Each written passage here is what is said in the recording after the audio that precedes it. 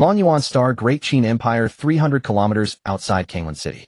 The dim heavens hung low as if about to crush this blood-soaked land beneath their weight. Across the desolate plain, corpses were piled like mountains. The unyielding remains of human warriors were intermingled with the mangled chunks of ferocious wild beasts. A stench of blood so thick it seemed to congeal the air spread through every inch of space, so acrid it made the stomach churn and revolt. This was no mere battlefield, it was a human purgatory. Cleaning squad for battlefield no. 9 or clear the field.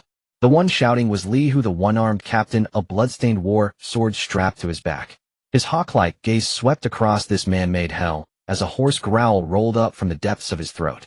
In that growl were buried the suffocating grief and pain of countless fallen comrades. He had once been a member of a wild beast hunting squad, but during the beast tide 8 years ago, he lost an arm by mischance and was forced to retire. He should have been enjoying a peaceful old age at home, yet he could not remain idle. He personally founded a battlefield cleanup team, gathering a group of old, frail, and disabled veterans to handle rearguard tasks, and in doing so help them earn enough to keep their families fed. The procedures for clearing a battlefield were almost ruthlessly strict, especially regarding the corpses of human warriors. They were heroes of the human race, living monuments. Their heroic souls must never share a grave with base and lowly wild beasts. Cleanup personnel first had to check the identification plate on the left shoulder to register each warrior's identity, then use instruments to compare blood types among severed limbs. After piecing the remains together as fully as possible, they would place them into body bags and send them back to Kanglan City to be buried in the Martyrs' Cemetery. Gu Feng, you knew. Go collect the wild beast corpses first. Li Hu's gaze fell upon the youth at the back of the squad, the one clenching his teeth, so hard his jaw trembled, face white as paper, as he fought the urge to retch. A faint, almost imperceptible note of concern colored his tone. Thank you, Uncle Li. Gu Feng's voice was tight, threaded with genuine gratitude as he hurried toward a special loading vehicle designed for clearing giant beast corpses. He feared that if he lingered even a second longer he would utterly fall apart. It was too horrific. Almost none of the warriors' bodies were intact. Though he was no child, bearing the soul of a 28-year-old, the scene before him still struck him with such force that his body could not help but react violently. The beast corpses were indeed gruesome, too torn apart and limbless, but they were wild beasts, not humans. Because of that, Gu Feng found them barely bearable. Wild beasts were so enormous it was enough to drive one to despair. Even the weakest beast soldiers stood several meters tall, their corpses towered like small hills that no ordinary tools could hope to move. To hold on to this job, to earn the spirit coins that might change his fate and allow him to buy body-tempering fluid, he had deliberately learned how to operate such machinery. Now staring at the 5-meter-long corpse of a wasteland wolf, its fur bristling upward like steel needles, Gu Feng felt as though an invisible hand had seized his heart in a crushing grip. The impact was overwhelming. The blurry images in the Preparatory War Academy's course videos were nothing compared to this real cold colossal beast radiating the very aura of death and battering his soul heated. And this was merely a lowest-tier beast soldier. If it had been a beast general or an even higher rank of wild beast, its might would have been far more terrifying. As for him, his blood energy value was a pitiful 35 points. A third-tier battle trainee with a mere 300 gene of strength. If he were to throw a punch, he would likely not even harm a single hair on such a beast, and instead injure himself from the recoil. He let out a mirthless breath. What was he thinking? Such matters were not for a mere third-tier battle trainee to contemplate. As one wasteland wolf after another was scooped up by the heavy mechanical arm and dumped into the vehicle's compartment, the tight line of Gu Feng's lips finally curved into the slightest of smiles. Each of these was spirit coins. +1, +1, +1. Battlefield Scavenger's work was filthy, exhausting, and foul enough to make one gag. Yet the pay was high enough to make one forget all of that for a time. The job was paid per corpse. One wasteland wolf was worth 1 spirit coin. In that brief bout of frantic labor, just now he had already cleared 33 wasteland wolf corpses, 33 spirit coins in total. For him, that was no small income. How astonishing was the purchasing power of spirit coins. A common family of 4 spent only a handful of coins per day, and yet in less than 3 hours he had already earned 33 spirit coins. The joy this brought him was beyond words. Though he was an orphan, as a family member of fallen heroes, he received a monthly subsidy of 300 spirit coins along with a pension left by his parents. Yet in his pursuit of strength, he had spent it all on body-tempering fluid to refine his physique, hoping that on awakening day he would manifest a decent talent. But fate had played him cruelly. Gu Feng drove the machine without rest, clearing beast corpses while the other team members watched, brows knotted, expressions complicated. Did he truly need to push himself so hard? Still, the few veteran members who knew the truth merely fell silent, leaving more of the relatively easy to clear areas of beast corpses to that thin yet stubborn youth. That silent kindness was like a ray of winter sunlight, gently warming the chill in Gu Feng's heart. Most of these disabled veterans had known his parents, Li, who, Uncle Li, had taken particular care of him. He held that kindness close in gratitude. On a slightly higher stretch of level ground, the squad captain, Xiaozhan, was resting. His sharp gaze swept casually over the youth striving amid the mountains of corpses and blood, and he pointed offhandedly. That kid, who is he? New. A faint note of a superior's scrutiny colored his tone. A warrior beside him immediately tapped open the smart wristband on his arm and pulled up the data. Gu Feng, male, 16 years old, resident of Welfare Community, Building 9, Unit 1, Apartment 2303. Both parents sacrificed 8 years ago, resisting the beast tide. He is a descendant of heroes. The warrior's voice suddenly paused, his expression turning faintly strange. A hero's descendant, then see that he's looked after. What's with that expression of yours? Captain, look at the rest of the entry. It records that Jiang Feishuan, female who awakened a 9-star legendary natural type talent, Qingye Bayan 5 days ago, and was personally taken away by Shanghai War Academy, is actually his childhood sweetheart. Some say she was his girlfriend, although that description is not quite accurate. As for him, he had only awakened a weapon type 1-star black iron grade talent, Taimugong and Ironwood. The warrior paused again, then continued. After the War Emperor from Shanghai War Academy took Jiang Feishuan away, Kanglan Preparatory War Academy expelled him almost immediately on the absurd charge of disrespecting his instructors. To survive, he had no choice but to come here and be a battlefield scavenger. Xiaozhan's lips curled into a cold arc, his voice laced with irony. Shanghai War Academy is still as domineering as ever, its appetite as ugly as always. But his gaze slid toward that small figure in the distance with a hint of pity. A legendary talent high above the clouds and a black iron talent wallowing in the mud. The gulf between them is vast beyond measure. If he cannot see reality clearly and still dreams of drawing near to her, that is not devotion. It is courting death. In a sense, Xiaozhan's eyes grew deep. What Shanghai War Academy did beneath that colossal shadow looming over us could be considered barely saving his life. The warrior nodded in earnest agreement. This world was cold and cruel. Talent was the foundational stone of the pyramid that determined all destinies. Without talent, even with connections and background, one remained an ant, mere dust. The fate of that youth had long since been nailed down by unfeeling reality. Half a day slipped by, and rest time finally arrived. Gu Feng jumped down from the vehicle and stretched his stiff limbs. As he passed a wasteland wolf corpse, a strange impulse stirred within him, and almost against his own will he reached out to touch the cold fur, coarse and rigid as steel needles. The instant his fingertips brushed that fur, ding! A sound faint to the point of vanishing, yet crystal clear, rang out, exploding like thunder upon the dead-still surface of Gu Feng's heart lake. His entire body went rigid on the spot, pupils contracting violently. His heart felt as if it had been struck by a heavy hammer, pounding so hard it nearly leaped out of his throat. An auditory hallucination. Just now that sound was a ding. Was that a system? A thought suppressed for 16 years, nearly ground to dust by despair, surged up like volcanic magma, tearing through every shackle as it erupted madly within him. Gu Feng had been born into this world with memories from another life. 16 long years had passed. The golden finger he yearned for day and night, the ray of hope that could drag him out of this mire and abyss, had never given the slightest sign of appearing. With time he had ceased to indulge in such extravagant hopes. Yet now this faint chime, like a bolt of lightning tearing through the dark heavens, ignited all the hope within him in an instant. System. His heart pounded wildly, his voice quivering. In this damned chaotic era, without talent or background, no matter how monstrous one's intellect, every step was still arduous and constrained. He craved the arrival of a golden finger far too much. Only with such a boon could he possess the chance to shatter all shackles and seize control of his own fate. Yet after a long moment, the only response was deathly silence. Immense hope transformed in an instant into profound disappointment. Seems I've been daydreaming far too much. He shook his head in self-mockery. If he was meant to die, so be it. But why let him transmigrate to this place? If he had to cross worlds, living 2 lives would not have been so bad.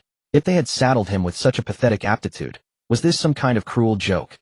The more he brooded, the more anger surged, until at last Gu Feng all but lashed out, slamming his palm hard against the icy corpse of a wasteland wolf beside him. The coarse wolf fur pricked his palm, sending a stab of pain through his hand. Just as he turned to leave, words suddenly appeared. Detected 0. 1 reinforcement point shard. Pick up. A line of text exuding a faint golden radiance clear beyond doubt surfaced abruptly in the depths of his mind like a divine oracle.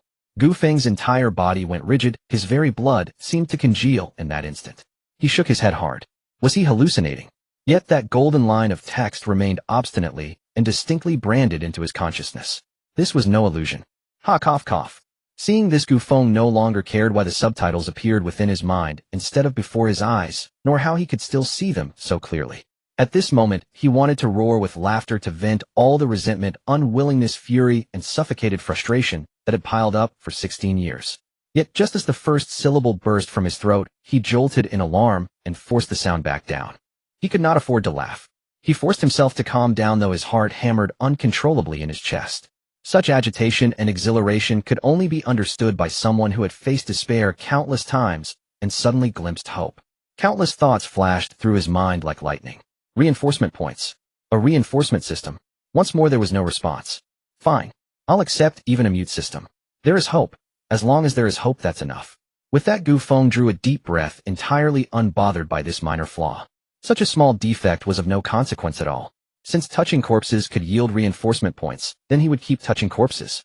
He inhaled once more, and with a thought tapped the word pickup. Pickup successful.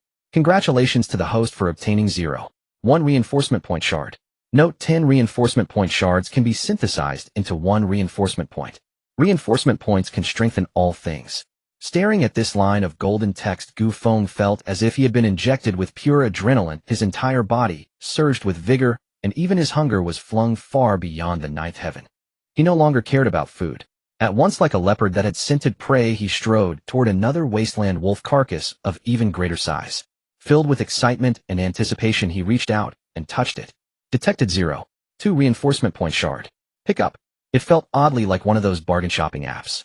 Still, these feral beasts were probably too low in rank, so the reinforcement points gained from them were limited. Pick up. Gu Feng focused his consciousness and tapped on the word pick up. Pick up successful. 2 reinforcement point shard. He ignored the strange looks from others as if they were watching some kind of freak. Like a man possessed, he darted rapidly through the mountain of piled corpses, hands constantly reaching out to touch. His movements grew faster, his gaze ever brighter.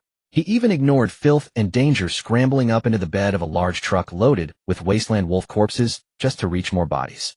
Let them sneer if they wished. Let them treat him like an idiot if they pleased. As long as he could become stronger, they could think whatever they liked. Every feral beast corpse his hand touched was a step on the ladder, leading to an infinitely brilliant future and the power to command his own destiny. Soon he had gathered 30 shards and synthesized a full 3 reinforcement points. The immense sense of accomplishment made his whole body tremble. His greedy gaze swept over the battlefield, searching for his next target. Just then the mangled remains of a human warrior entered his sight. The man's chest had been pierced through by some terrifying force. His shredded organs were faintly visible. Half of his skull was gone, and congealed blood crusted over a young face that had forever lost its vitality. A fierce sense of suffocation clamped around Gu Feng's throat in an instant. For reasons he could not name, the sight of this corpse filled his heart with a heavy choking pain, as if he could scarcely draw breath. He abruptly halted all movement, straightened his posture, and stood solemnly. Facing this nameless hero, he offered an impeccably standard military salute, incomparably earnest. This was respect born from the deepest recesses of his soul, an instinctive act.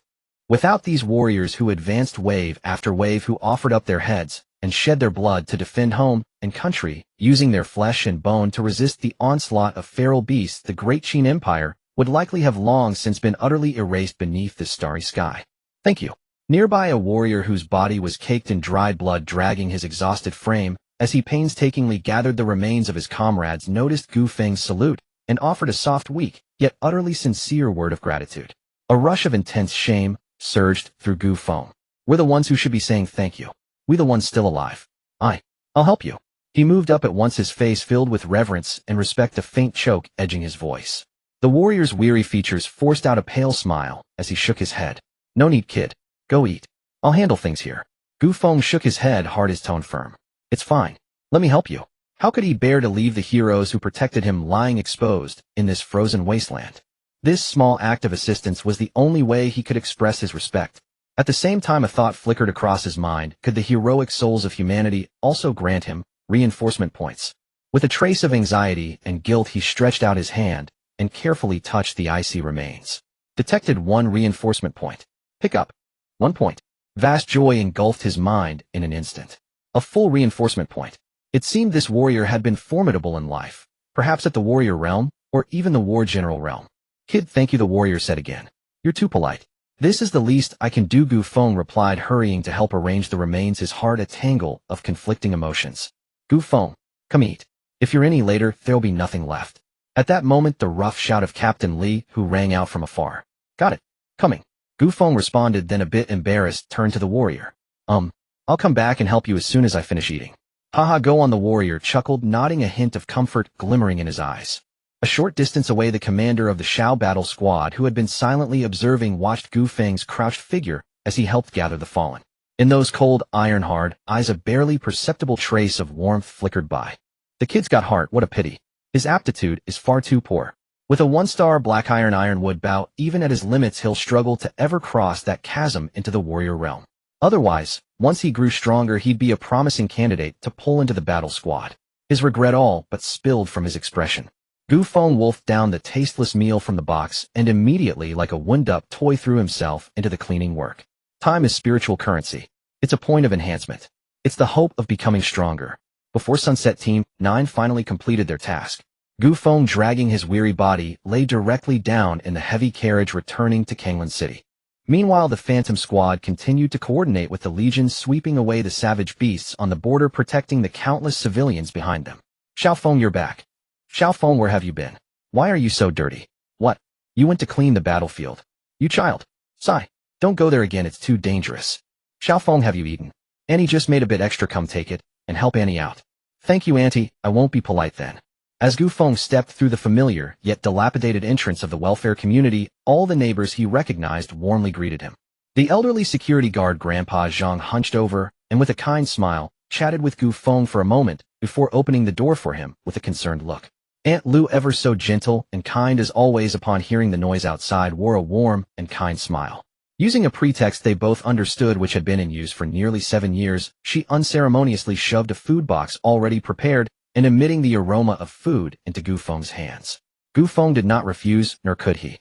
This heavy warmth was an indispensable source of comfort in his cold world. A gift from an elder cannot be declined.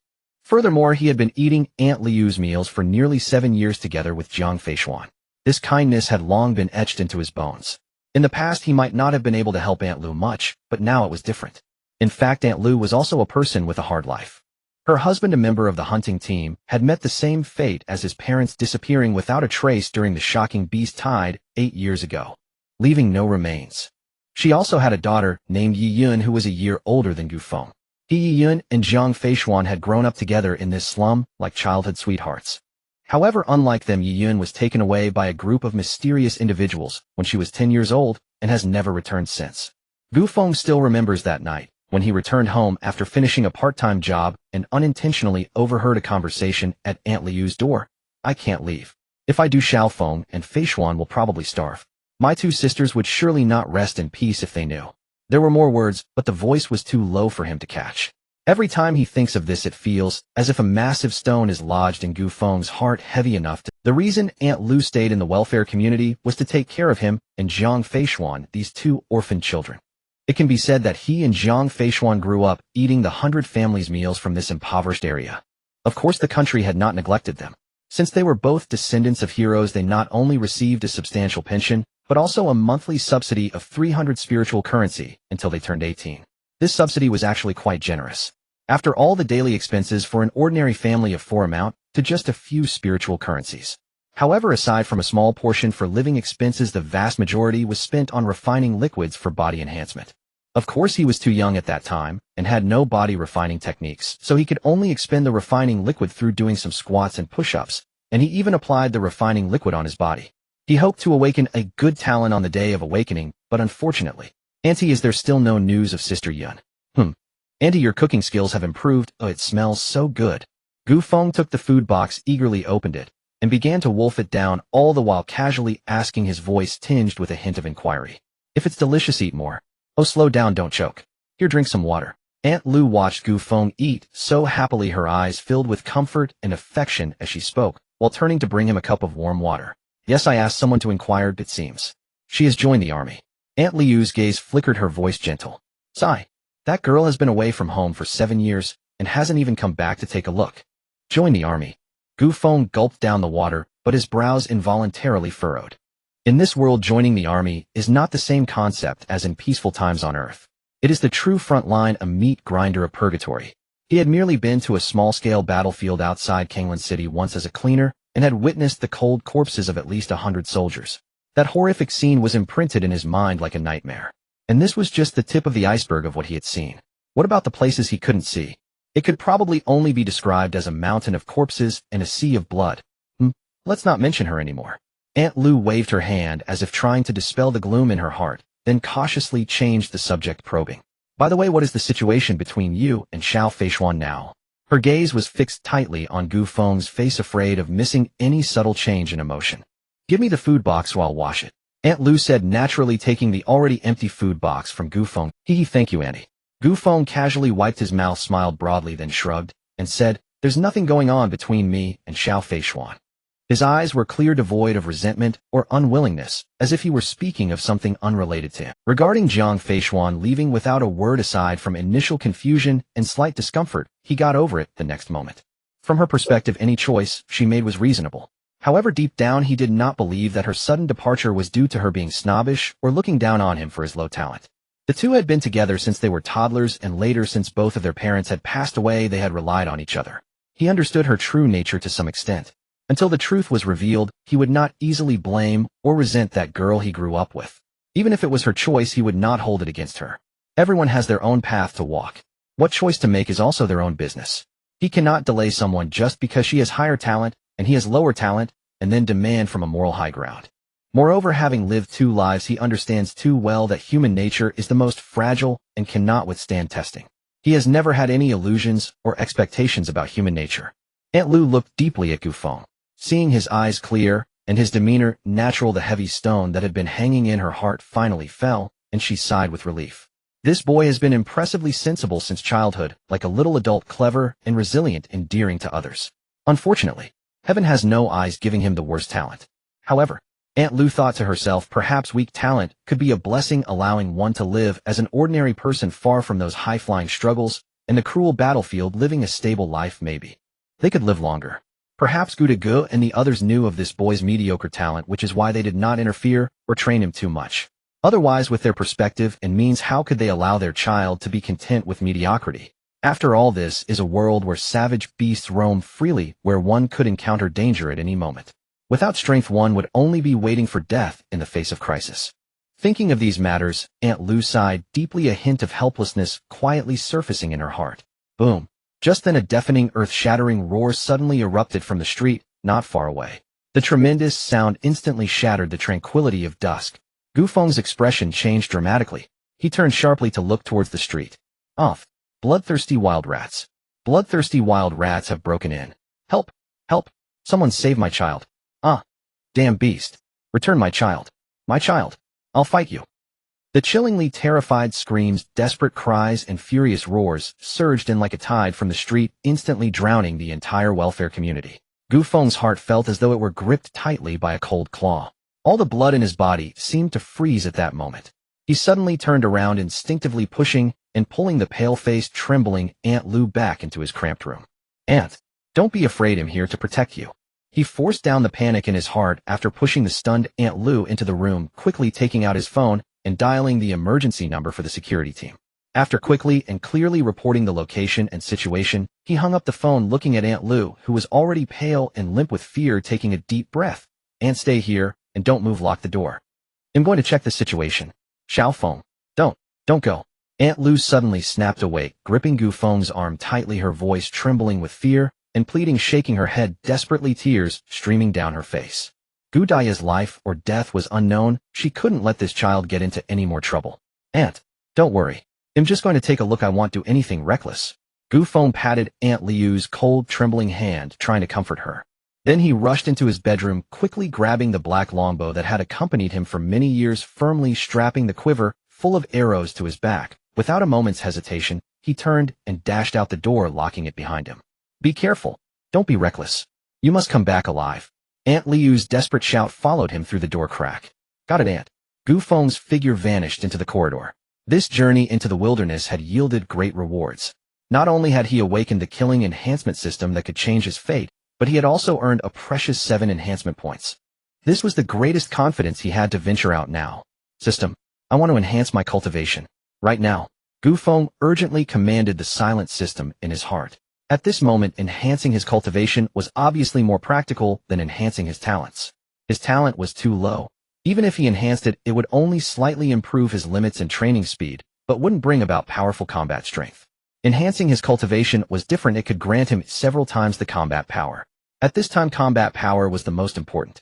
Congratulations, host, for consuming 4 enhancement points. Cultivation upgraded to the 4th level of combat, Disciple Realm. A majestic and warm, mysterious power surged forth from the depths of his body like a flood breaking through a dam. His limbs and bones felt as if they were experiencing a long-awaited rejuvenation, filled with immense strength. To enhance a small realm requires 4 enhancement points. Why so many? The ecstasy of breaking through had not yet faded, but seeing the consumed points, Gu Feng's heart tightened, his brows knitting into a frown. He only had 7 enhancement points, and if it took so many to elevate one realm, that wasn't a good sign. Calculating by this terrifying consumption rate, the 7 enhancement points he worked so hard to save wouldn't even be enough to break through 2 small realms. Instantly, a massive sense of crisis and urgency gripped him tightly. System, can my physical defense be enhanced? At this moment, Gu Feng's thoughts raced, recalling a possible option. Since the system page clearly stated that enhancement points could enhance everything, it should also be able to enhance his physical strength, right? Facing the bloodthirsty wild rats, engaging in close combat was akin to courting death. But what archers feared most was being closed in upon. To be precise, it was this archer in his current state who feared close combat the most. Generally, archers are the elite among the elite soldiers. After all, without powerful strength, how could one draw a strong bow and truly be called an archer? However, this was Longyuan Star, a world of high martial arts. Moreover, didn't archers also require a process to become stronger? He was currently in a fragile state, especially against the sharp, razor-like teeth and claws of the bloodthirsty wild rats. Once they broke his skin, they could crazily drain his blood, draining him dry in just a few seconds. Defense, especially for archers, was crucial. It was the cornerstone of survival. Although he wouldn't foolishly charge down to engage in close combat with the bloodthirsty wild rats, instead opting to take advantage of the long-range attack capability of his bow and arrows to shoot them down from the rooftop. The wild rats were not ordinary rodents. They could climb walls as well. Therefore, enhancing his defense was very necessary. Okay, the system replied succinctly. Good. Immediately. Use all the remaining 3 enhancement points to enhance my physical defense. Not a single one left. Without hesitation, Gu Feng ordered, a resolute light flashing in his eyes. Survival was always the top priority. Congratulations, host, for consuming 1 enhancement point. Physical strength successfully enhanced to 1-star black iron level. Congratulations, host, for consuming 2 enhancement points. Physical strength successfully enhanced to 2-star black iron level. As the golden subtitles faded away, 2 deeper and more refined sensations of power enveloped his entire body. His skin, muscles, and bones seemed to be repeatedly tempered, compressed, and reinforced by an invisible force. He could even hear a faint humming sound emanating from within his body. Gu Feng clearly felt that his body had undergone a tremendous transformation.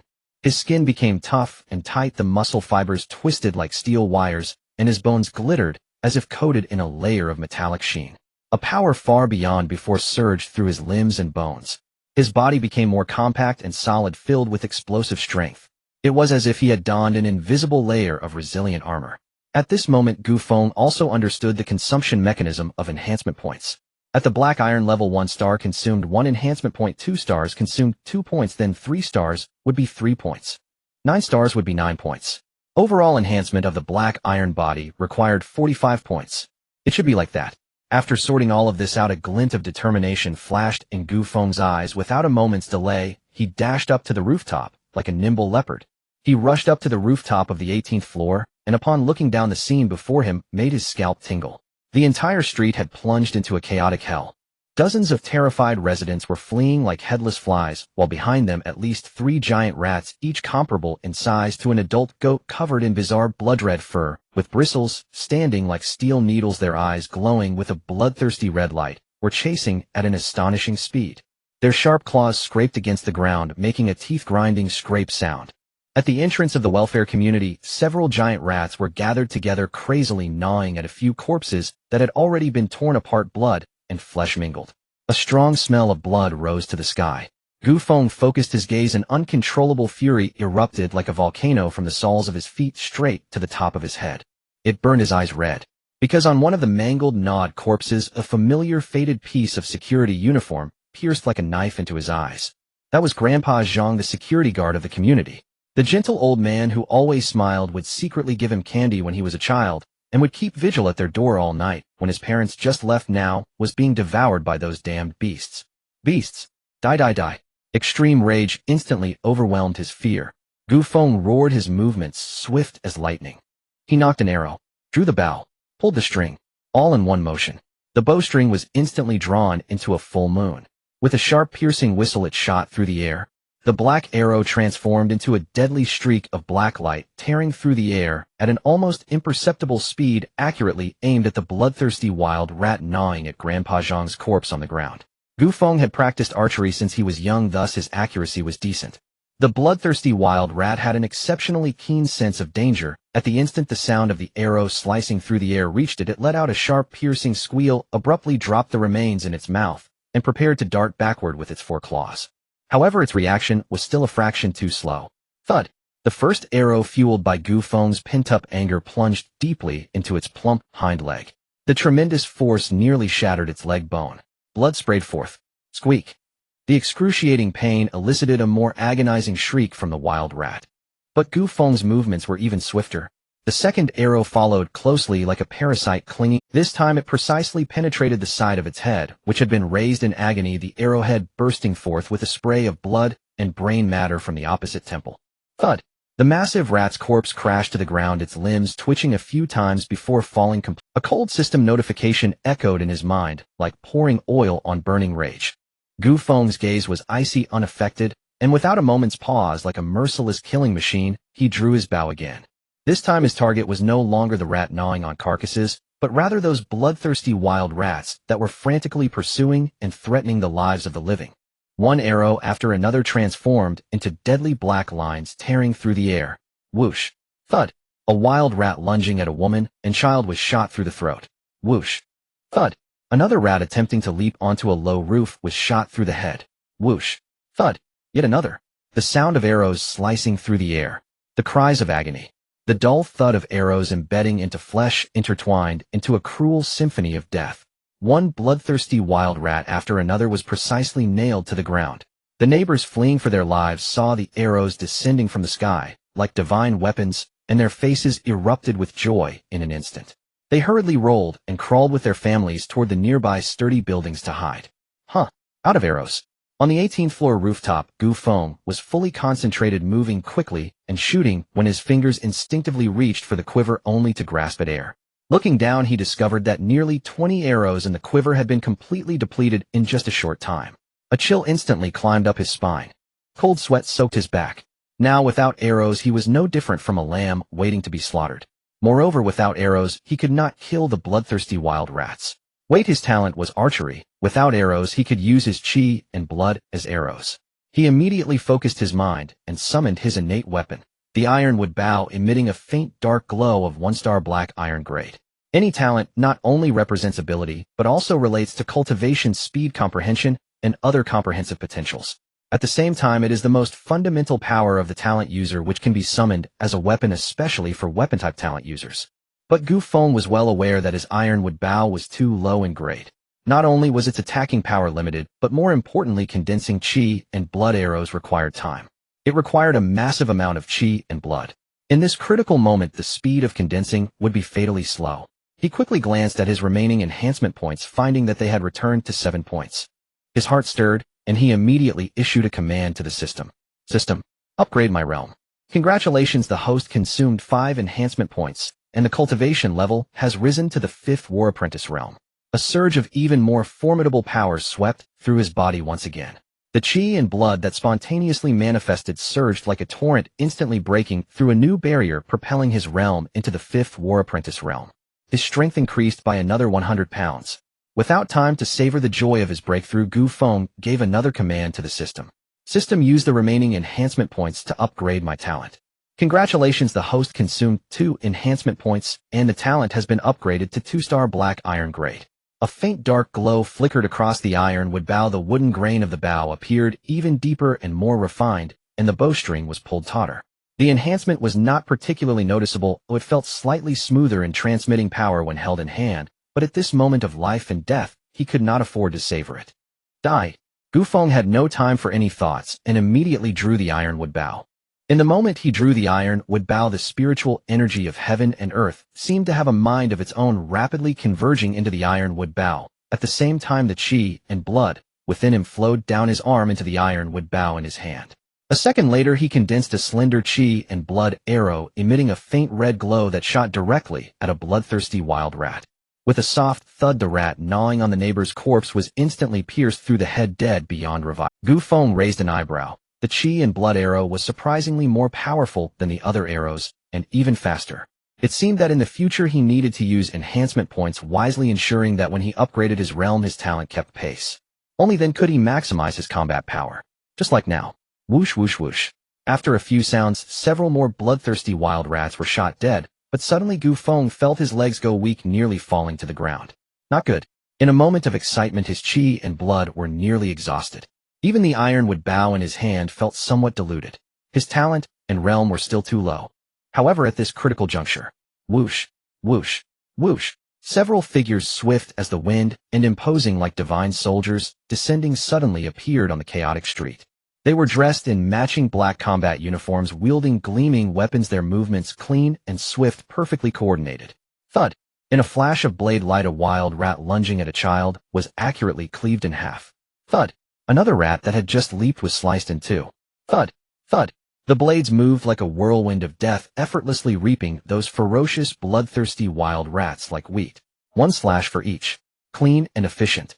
The speed and efficiency were astonishing. Gu Feng watched, his eyelids twitching and his heart racing. He knew they were the guard team of Kanglan City. They arrived so quickly. From the time of the report to now, it definitely did not exceed 3 minutes. No, he couldn't waste any time. He needed to loot the corpses.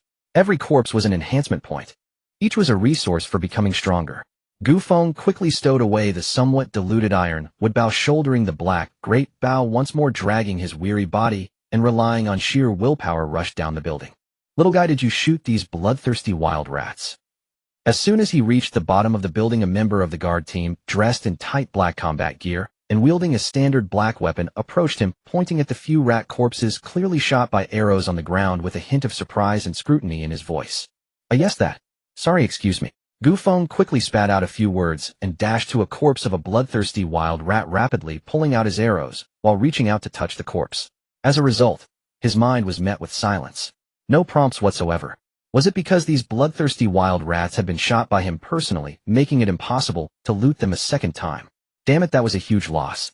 He grumbled inwardly and immediately dashed toward a corpse of a bloodthirsty wild rat that had been slain by the guard team, reaching out to touch it. Sure enough, for every savage beast I have personally slain, I cannot loot it again for enhancement points. As for the beasts slain by others, although I can loot them, the enhancement points they provide are pitifully few. But it's better than nothing. Loot. Gu Feng said without hesitation. Having something is better than nothing. Even a mosquito's leg is meat.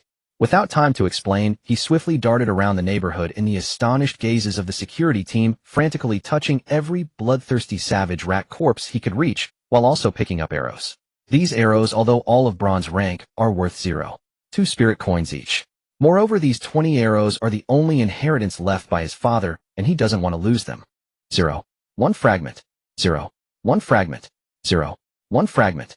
2.3 enhancement points received. As for the neighbors who were bitten to death by the bloodthirsty savage rats, perhaps due to their weak vitality or being drained of essence, there was no reaction upon touching them, and they provided no enhancement points.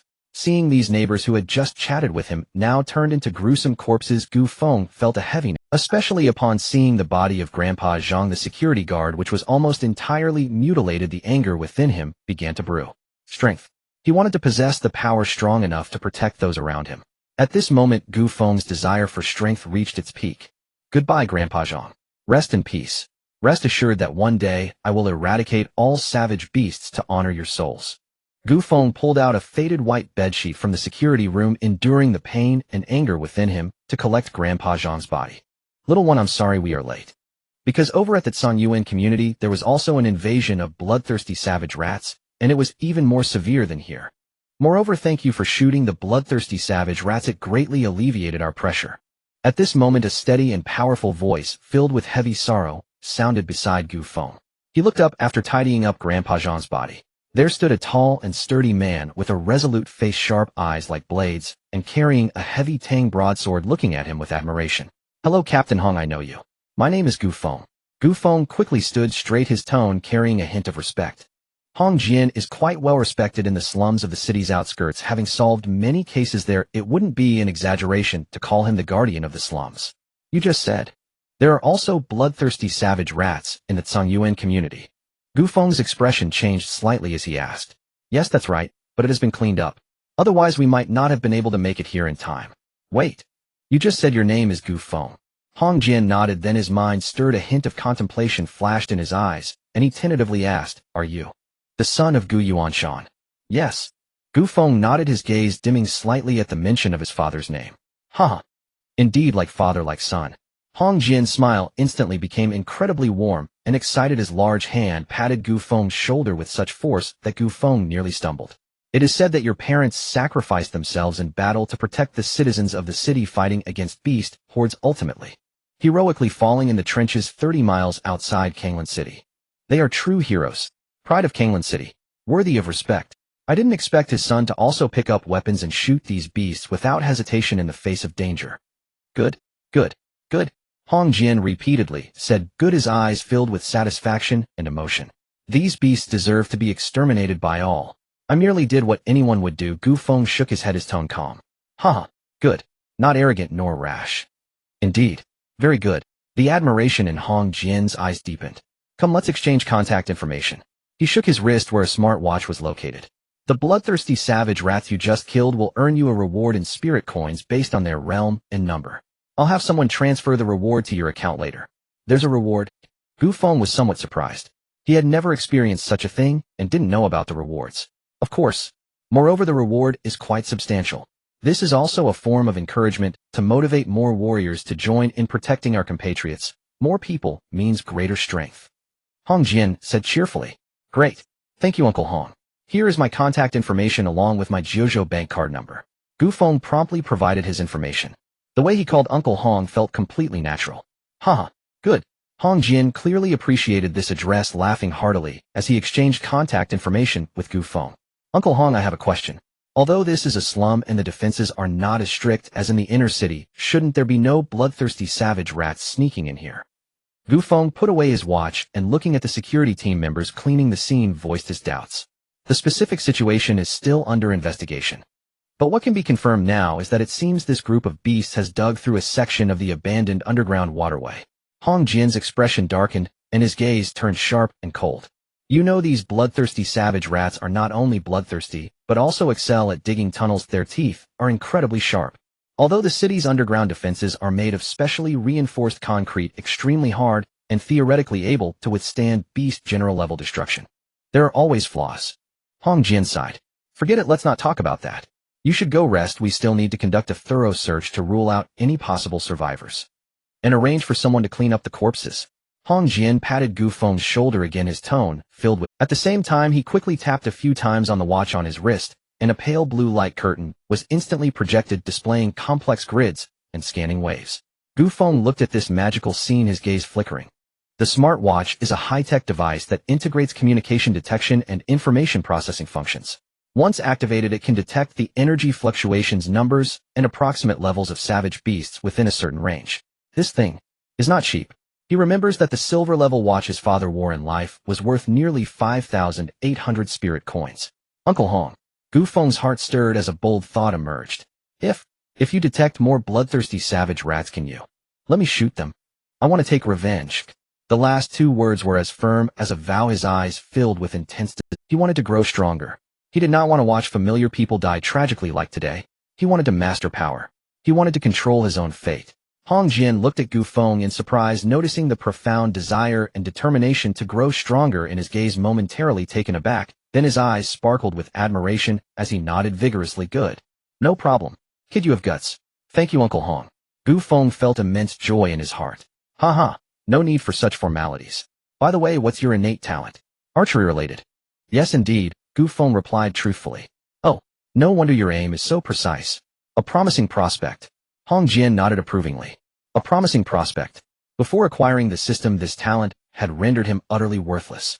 Alas, the subsequent thorough sweep yielded no new traces of bloodthirsty wasteland rat energy within the wristband's detection range. Only several foul-smelling cave entrances leading deep underground. The subsequent containment and pursuit operations fell entirely outside Gu Feng's purview. During this time, he also visited the ruined wall residential complex located 2 streets away. Only to arrive too late, the bloodthirsty wasteland rats had already been removed. Consequently, the entire ruined wall complex reeked of blood, its ground pockmarked with colossal craters. An atmosphere of despair and anguish hung thick and heavy over the neighborhood. Gu Feng did not linger long before returning home. En route, he watched neighbors kneel beside the mangled corpses of their loved ones, wailing with such raw, gut-wrenching grief that his own heart sank leaden and suffocating. Especially when he recognized several familiar faces that had smiled and greeted him just days earlier, now cold stiff and irrevocably severed from him by death. A profound sorrow, sharp and searing, surged once more within his chest, followed swiftly by blazing fury. Auntie, I'm back. Xiao Feng, you're unharmed. That's all that matters. You nearly frightened me to death. You must never act so recklessly again, do you understand? How perilous it was. If anything had happened to you, how could I ever face your parents? No sooner had Gu Feng stepped across the threshold than Auntie Lu, having paced anxiously all along, rushed forward, seized his arm, and scrutinized him head to toe again and again until she confirmed he bore not a single scratch beyond some grime on his clothes. Only then did she exhale deeply and truly at last. Then, trembling with delayed dread, she scolded him tearfully. Those accursed beasts, they still won't leave this child alone. His parents were already gone. Auntie, I'm fine, truly. Look, I'm perfectly whole. Gu Feng gazed into Auntie Lu's tear-streaked eyes and felt warmth bloom softly in his chest. Promise me, you'll never rush headlong into danger again. Do you hear me? Promise. Yes, I'll listen, I promise. Never again. Gu Feng nodded firmly. Even as warmth stirred gently within him, a quiet question took root. He knew Auntie Lu was profoundly kind. So much so that she chose to remain in the welfare residential complex solely to care for him and Xiao Feishuan. Yet something felt off. Could it truly be as simple as her lifelong friendship with his mother? Alas, though he had been reborn with full memory, his tender age had kept him confined within the welfare complex, his parents shielding him from the wider world. Much remained unknown to him. With the bloodthirsty wasteland rat crisis resolved, Auntie Lu lingered only long enough to deliver one final cascade of anxious admonitions before departing, still deeply unsettled. Only then did Gu Feng finally breathe freely. He had returned from the wastelands, eaten Auntie Lu's prepared meal downstairs without even entering his home, and then abruptly the assault struck. Afterward came relentless high-intensity combat. Especially the 7 Chieros. Each had drained his vital energy catastrophically. Both mind and body had been stretched to their absolute breaking point. Now at last safety. Were it not for his grimy state, he would have collapsed into sleep instantly.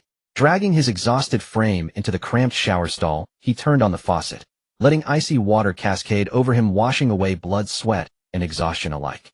The cold droplets stung his skin, sending a shiver racing through his limbs, fatigue dissolving as if swept away by the torrent itself. Now it was time to thoroughly examine the Slaughter Enhancement System, the very force that had rewritten his fate.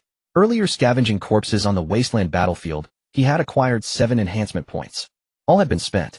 During the recent bloodthirsty wasteland rat assault, he personally slew 22 rats, earning 12 additional enhancement points. He then looted the rats slain by the guard team, netting another 3 points, bringing his total to 14. 3 enhancement points. Of those 14, 3.7 had already been expended mid-battle to elevate his cultivation realm and innate talent. Now only 7. 3 points remained. And because his Qi blood had been critically depleted by firing the Qi blood arrows, he immediately chose to break through his cultivation barrier. Swiftly as 6 points vanished, his realm ascended to 6th stage battle disciple. His Qi blood surged back, full, potent, and brimming. A palpable ripple of Qi blood emanated from his very being. Gu Feng sighed inwardly upon sensing it. If only the system could conceal such fluctuations, he could then advance freely anytime, anywhere without fear of discovery or dissection. Shaking his head, he savored the surge of newfound power. Fatigue, tension, every trace of weariness now utterly banished. Yet no joy stirred within him, for Grandpa Zhang and the others would never return. In that instant, an unquenchable thirst for true strength ignited deep within his soul. On Long Yuan Star, the Battle Cultivator hierarchy was defined by Kiblood capacity. Battle Disciple Realm stages 19 Kiblood ranging from 10 to 90 units, corresponding to physical strength of 100 to 900 gene. Warrior Realm stages 19 Kiblood spanning 100 to 900 units, translating to strength of 100 to 900 gene. Nota bene, actual combat efficacy depends on multiple variables, including martial technique, proficiency, weapon quality, and innate talent traits. His Kiblood had risen from 35 to 60 units, firmly establishing him at 6th-stage Battle Disciple.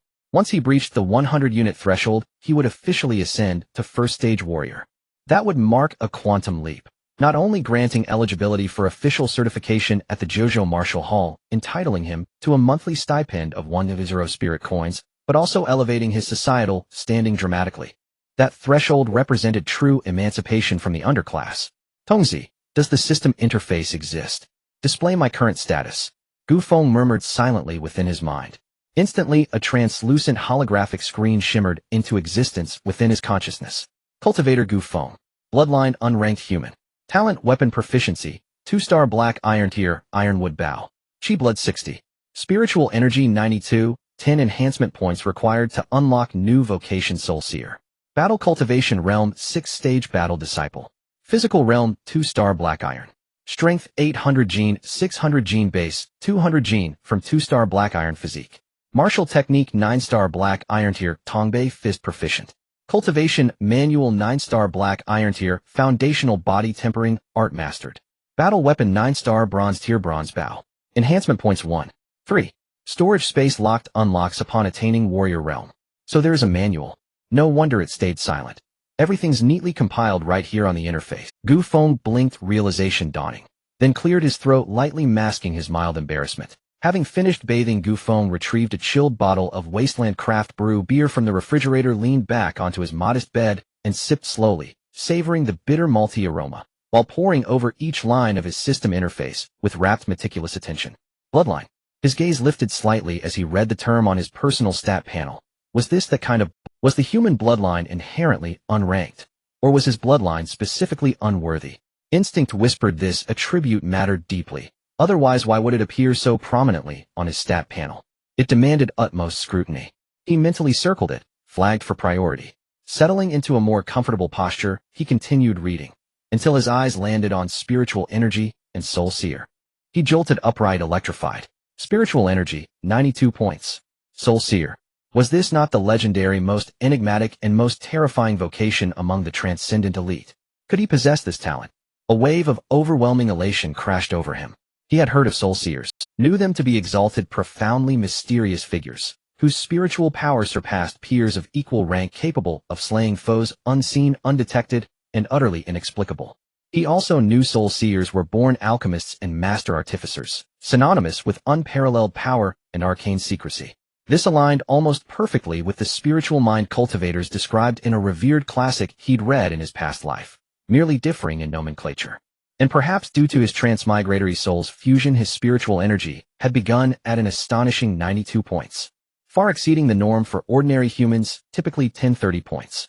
With merely 10 enhancement points, he could unlock this vocation, becoming one of the rarest, most revered beings in existence, a Soul Seer. Currently, he possessed only 3 points, still short by 8. 7. He needed a plan to unlock the Soul Seer path. At that moment, Gu Feng suddenly slapped his forehead, realizing why he hadn't checked his personal attribute. If he had known earlier that he possessed the talent to become a spirit master, he wouldn't have wasted those enhancement points, but rather saved up to unlock the spirit master directly after accumulating 10 points. In doing so, his combat power would instantly reach the warrior realm. As far as he knew, spirit masters were always a whole realm stronger than warriors. If he were a spirit master awakened at the 3rd level of the warrior realm, then his combat power would reach the 3rd level of the warrior realm. Wouldn't that mean Grandpa Bao and the others wouldn't have to die? For a moment, Gu Feng was overwhelmed by endless regret and self-blame. However, he quickly shook off such thoughts. How many ifs could there be in this world? Moreover, even if the conditions allowed, it would be too late to save them, since by the time he realized it, Grandpa Zhang had already met his fate. The bloodthirsty rat appeared too quickly. By the time he reacted, some of his neighbors had already been bitten to death. Gu Feng struggled to suppress his feelings of helplessness and continued to gaze at his personal attribute page. Logically, with his high mental strength of 92 points, he should have been able to detect it. Why hadn't it been detected at the Kanglan Preparatory Battle Academy? Gu Feng thought for a moment, and then felt relieved. The Kanglan Preparatory Battle Academy was, after all, just a preparatory academy, with limited resources. The detection equipment used was probably just basic stuff lacking precision, which explained why his hidden mental talent had gone undetected. A spirit master is a mental master capable of manipulating flying knives to kill, invisibly controlling objects to fly, and using mental detection. All sorts of magical abilities that make one's blood boil just thinking about it. This is undoubtedly a path that is stronger and rarer than that of a warrior. And he only needs 10 enhancement points to unlock it. Enhancement points are needed everywhere. This damned sweet trouble. As far as he knew, to become a spirit master, the threshold for awakening innate mental strength required over 50 points. And he starts with 92 points. This means he has immense potential. Once unlocked, he can immediately become a powerful spirit master. Once I gather 10 enhancement points, I will unlock the spirit master at the first opportunity. Gu Feng silently vowed within. Continuing to look down, he saw Physical Realm 2-star Black Iron Grade. This was the result of his investment of 3 enhancement points. He felt his skin had become much tougher, and his muscles were now stronger and more powerful. This level classification seemed to refer to the quality grading of warriors. Gu Feng's mind stirred as he rummaged through the bedside cabinet and found a utility knife he usually used for unpacking deliveries. Taking a deep breath and gathering his courage, he tried to lightly drag the blade across his arm. As a result, only a faint white line remained on his skin, not even breaking the skin. He felt a bit surprised. Then he increased the pressure and dragged it harder. Hiss! It hurt a little, but looking down, his skin was still intact, only showing a more pronounced red mark. Wow! Incredible! Gu Feng's face lit up with joy. Though this utility knife was not a warrior weapon, it was still a sharp metal tool. Yet it couldn't even break the skin of his enhanced arm. This increase in defense is quite significant. Although in both his past life and here archers were elite soldiers in terms of power, they were not something ordinary people could match. After all, without enough strength, one couldn't even draw a bow. But this is Lanyuan Star, where savage beasts run rampant, and one must improve their own defense. If not, getting too close to a savage beast could result in being turned to blood mist with a single swipe. However, if he had enough enhancement points, he could infinitely strengthen his body, which would mean he could stand still, and the enemy's attacks might not be able to break through his defenses, transforming into a super cannon that can withstand and strike. Moreover, the enhancement of physical strength doesn't just increase defense. It also synchronously boosts power. As a result, his strength isn't the 600 gene one should have at the 6th level of the warrior realm, but has reached 800 gene. The extra 200 gene of strength is due to the additional boost from the 2-star Black Iron Grade body. Awesome. So exhilarating. This means that under the same realm, his strength will far exceed that of others. With greater strength, the power of the arrows he shoots will naturally be stronger. Both speed and penetration will increase. His actual combat power will far surpass others of the same rank. Even if he doesn't attend the Kanglan Preparatory Battle Academy, so what? As for the 9-star Black Iron Grade Fist Technique Tongbei Fist, and the 9-star Black Iron Grade Basic Body Refining Technique, these are all basic resources provided for free to students at the Kanglan Preparatory Battle Academy. Basic Body Refining Technique can indeed slowly enhance one's vitality, but its efficiency is shockingly low, akin to a drop in the bucket. Tongbei Fist is currently the only close combat technique he knows that has some offensive power, and he has practiced it to a minor achievement. These things can be set aside for now. At this moment, Gu Feng's gaze was firmly locked on the line at the very bottom of the panel. Storage space unlocked requires warrior realm to unlock. Storage space. A system-provided storage space. Gu Feng's heart raced once more. This is a heaven-defying divine skill possessed by countless novel protagonists. With this, his actions would be countless times more convenient. No more carrying a heavy burden. Moreover, security would be unbeatable. However, why does he need to reach the warrior realm to unlock it? He felt a bit puzzled. But it doesn't matter. It's just a matter of raising his cultivation level to the warrior realm, right? Gu Feng's eyes ignited with fierce determination. Tomorrow I will go to the Kanglan No. 3 Warrior Secret Realm. Kill beasts. Earn enhancement points. Level up. Kanglan City, as a level 3 survival base, has 9 secret realms specifically designed for training. There are 3 that warriors can access. These secret realms can be entered for free as long as one meets the level requirements. There are not many barriers, but equally, there isn't much guarantee. If one dies inside, that would be real death. However, compared to the perilous and beast-infested wilderness, the environment in the secret realms is relatively controllable, with monster levels confined within a certain range, making it a comparatively safe training ground. He decided that first thing tomorrow he would go to the Kanglan City No. 3 Warrior Secret Realm. But before that he needed to do some shopping. The first thing to purchase is arrows. Previously, when he shot the bloodthirsty rat, he couldn't save more people due to a lack of arrows. This time he must stock up on arrows. He also needed water, high-energy compressed biscuits, jerky, and a sufficiently large backpack. He opened his phone to check his account balance at the Jojo Bank. Looking at the displayed 4,211 spirit coins, he rubbed his forehead. Spirit coins have strong purchasing power, but with this amount of money, it's simply a pipe dream to buy decent warrior equipment. Fortunately, there's that 9-star bronze grade black iron bow left by my father. Gu Feng's gaze fell on the long bow in the corner, completely black and glimmering with a metallic sheen, feeling slightly reassured. That was the only inheritance left to him by his father, which should be sufficient for now. Furthermore, even if it wasn't enough, he had enhancement points that should be able to enhance it right. As for the spatial capsule backpack, Gu Feng directly dismissed that thought.